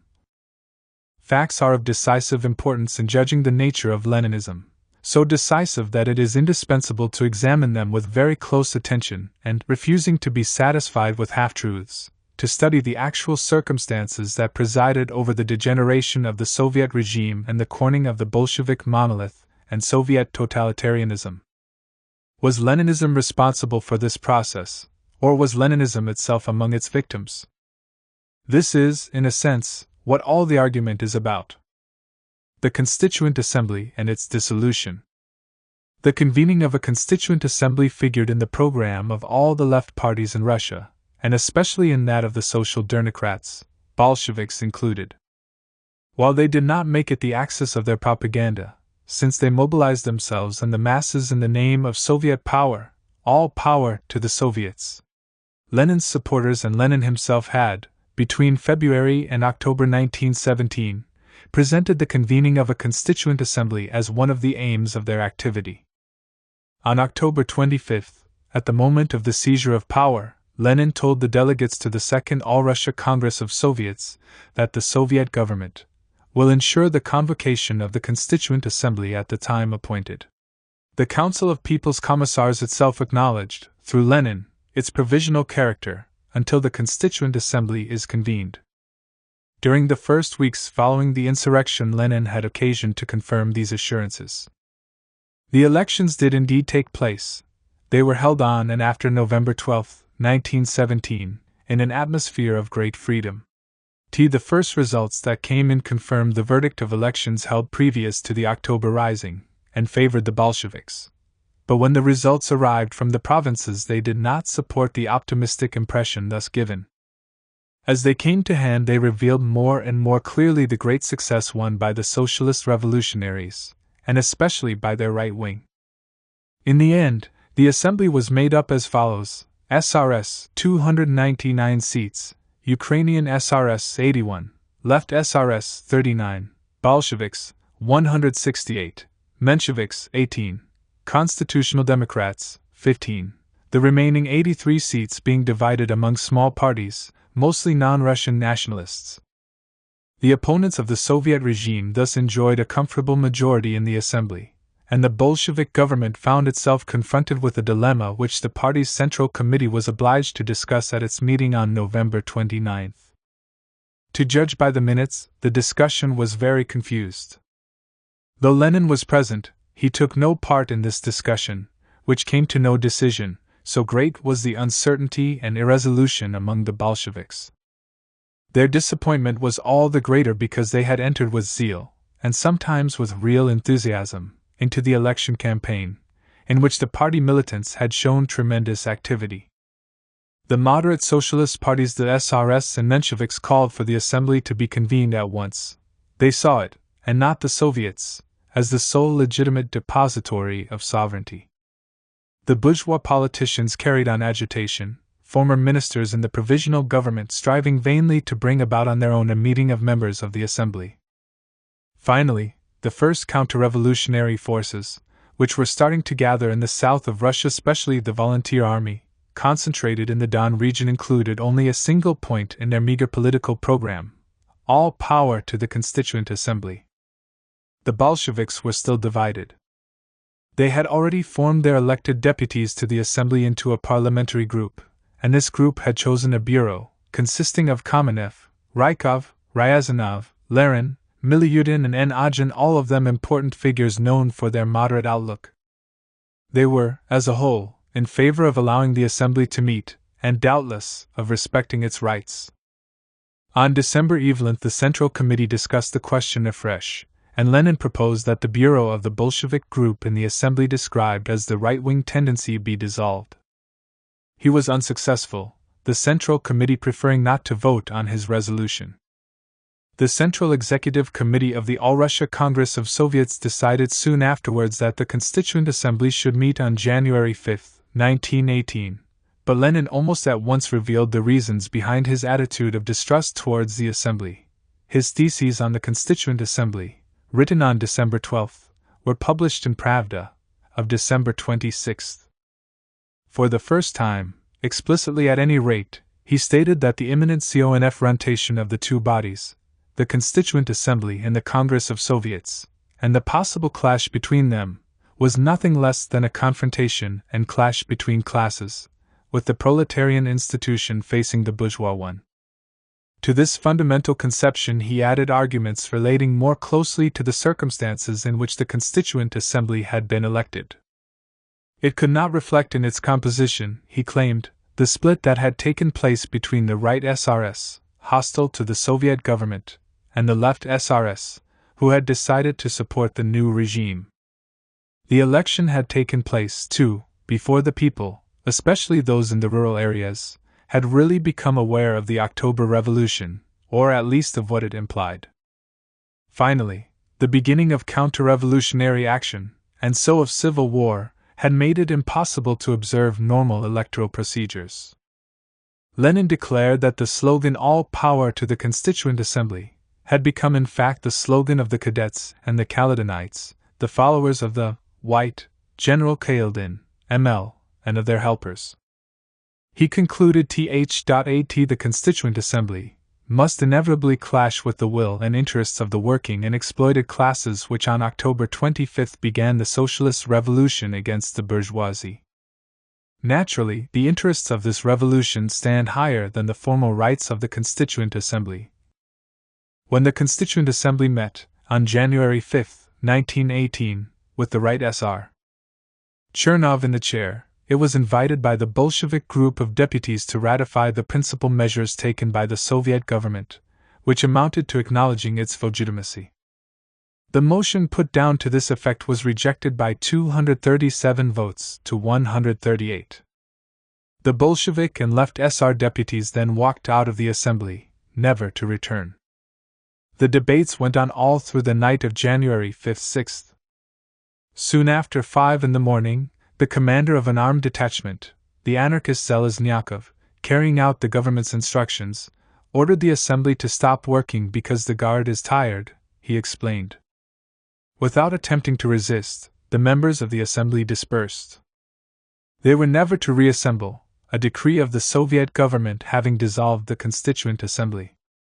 The reaction of public opinion, especially of its most active element, showed great indifference to what had occurred, though on January 5 the Bolsheviks had briskly dispersed a large demonstration in support of the assembly. It was to be the last of its kind. The question of the fate meted out by the Soviet government to the Constituent Assembly, the only assembly freely elected by universal suffrage that Russia ever knew, can be considered in a number of ways. The first of these is to state, absolutely, that there is no democracy without consultation of the citizens as a whole and respect for the will of the majority that emerges from this. If this point of view is accepted, it means ipso facto condemning the attitude of the Russian communists, and of Lenin in particular. If, however, one chooses a different approach, refusing to adopt an absolute, and therefore abstract, judgment, certain observations have to be made regarding the political and social forces that clashed with each other on the occasion of and in connection with the meeting of the Constituent Assembly. From this standpoint, no doubt is possible, the industrial proletariat and the masses it led were against the Constituent Assembly and for the Soviets. The bourgeoisie and the conservative or reactionary elements were, on the contrary, against the Soviets and for the Constituent Assembly. On the former of these propositions the testimony of Oscar N. Weiler, the chief Western historian of the Soviets as an institution, is all the more convincing because his attitude is not one of indulgence towards the Bolsheviks. He is quite categorical. The Soviets were seen by the masses as their organ, and it would have been impossible to mobilize them against the Soviets in the name of the Constituent Assembly. Socially, supporters and opponents of the Constituent Assembly also present another kind of differentiation. At the elections to the Assembly, the Bolsheviks received massive votes not only in the industrial towns but also in those country districts and sectors of the front that were near urban centers. It was also observed that, in the countryside, the Bolsheviks obtained their best results in the villages and localities situated along the railway lines wherever, in fact, the communications network made it possible to spread, through the agency of workers and soldiers, the message of the revolution, and consequently, to stir up the peasants politically. The assembly, when it met, was dominated by the huge contingent of SRS who, as we shall see, were neither socialist nor revolutionary. This party, having lost its left wing, represented, on the contrary, an increasingly conservative force. It had just chosen a new president, belonging to the left-center tendency, in the person of its most esteemed leader, Chernov, who had been Minister of Agriculture in the Provisional Government. But the SR group in the assembly was much further to the right than the leadership of the party. The principal historian of the SR party considers that the members of the SR group's steering committee in the assembly could be regarded, and not without reason, as the worst enemies of the revolution.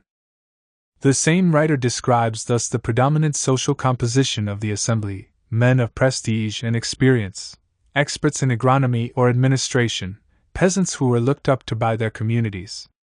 To translate and sum up, this was an assembly of notables which, by its origins and aspirations, justified the hope and trust placed in it by the conservative camp. Thus, while the confrontation between the Soviets and the Constituent Assembly corresponded, on the plane of principle, to the distinction between revolutionary democracy and parliamentary democracy, it signified in social and political reality the opposition between two hostile worlds, that of the bourgeoisie and its allies, and that of the proletariat and its supporters. Finally, the question Soviets or Constituent Assembly transcends the historical and geographical limitations in which we have hitherto considered it, for it is not confined either to the year 1917 or to Russia. When we think of the great social clashes of modern times, we observe, in France and Germany as in Russia, that the revolutionary dynamic has always been blocked by the paralyzing or breaking force of the election mechanism, even in its democratic form of universal suffrage. This happened in 1848 in Paris, when the proletariat attacked in the streets, and the bourgeoisie answered with rifle fire and with votes. This happened in 1871, too, when the National Assembly was able, in face of the Commune, to boast of a democratic legitimacy that the workers of Paris did not have. They were not representatives of the nation's sovereign will. Every time, universal suffrage crushes beneath numbers, and by virtue of that force of inertia which the revolution is in revolt against, the revolution's own /n. The revolutionary is a bad voter, and the voter a poor revolutionary. This is confirmed by an event geographically and historically nearer than those mentioned to the Bolshevik Revolution, the German Revolution of 1918. The political and social struggle that developed amid the ruins of the Hohenzollern Empire assumed the same outlines and gave rise to the same divisions as in Russia. In Berlin, conservatives who had, the day before, been staunch supporters of a semi-autocratic monarchy and a semi-feudal order, proclaimed themselves overnight Republicans and Democrats, supporters of popular sovereignty, in other words, quite concretely, of a national constituent assembly. The Freikorps themselves, forerunners of the Nazis, made their members swear an oath of allegiance to this democratic institution. And it was the Spartacists who opposed the convening of such an assembly, and countered the very principle of it with their demand for a democracy of councils. In their paper, the Rote Fahne, they presented the Constituent Assembly as the bourgeois solution, whereas workers' and soldiers' councils were the socialist one. In Russia, moreover, though the dissolution of the Constituent Assembly was actually effected by the Bolsheviks, who were in power, this deed was approved by the left SRS and by the anarchists, both of which groups were alien to Leninist doctrine, but who were also in favor of very thoroughgoing democracy. In the last analysis, what causes surprise is not that Lenin assumed the responsibility of dissolving the Constituent Assembly, but that he took so long in deciding to do this, and had such difficulty in identifying the terms in which the dilemma, for there was a dilemma, presented itself, namely, Constituent Assembly or Soviets. It is simplistic to attribute Lenin's conduct in this matter to that Machiavellianism which some writers see as his second nature, if not his first. In reality, in this field as in many others, he was not guided by any previously determined strategy. In one of his last writings, reviewing the events of 1917, he acknowledged that he had been inspired by a dictum of Napoleon's. Napoleon, I think, wrote, "On s engage et plus, en voit." Rendered freely, this means, first engage in a serious battle and then see what happens. Well, we did. In January 1918 he told the Congress of Russia's railwaymen, "We had not acted according to plan." In 1917 Lenin had, indeed, committed himself to the Soviets, to restarting the revolutionary offensive, to launching a fresh assault by the proletariat upon the positions of the bourgeoisie. In fact, he had opted, as we have seen, for permanent revolution. But when he did this, he did not cease to be, in many respects, a man of Russian and international social democracy for whom the conquests of the revolution formed part of the classic program of demands of the labor movement, which included the securing of a constitutional regime in autocratic or semi-autocratic states, and of universal suffrage where the electoral law still included property qualifications. Had Lenin, wholly absorbed in day-to-day revolutionary activity, not noticed what, today, with the hindsight of history, seems so obvious, that the very notion of entrusting power, all power, to the Soviets, popular institutions which did not provide for the representing of all classes, ruled out any notion of making a constituent assembly elected by the population as a whole the sovereign organ of state power in Russia? What seems now so plain evidently seemed much less so to Lenin. He did not immediately grasp the constitutional implications of the revolutionary dynamic which, making the conquests of February look trivial, and in any case anachronistic, hurling the Soviets into attack on the newly established order and the masses into attack on the Soviets, the peasants into attack on the land and the workers on the factories, caused the idea of permanent revolution, conceived by Marx and Trotsky, to become the ruling principle of the Russia of 1917. It is not accidental that we find Lenin so hesitant in characterizing the events of this period.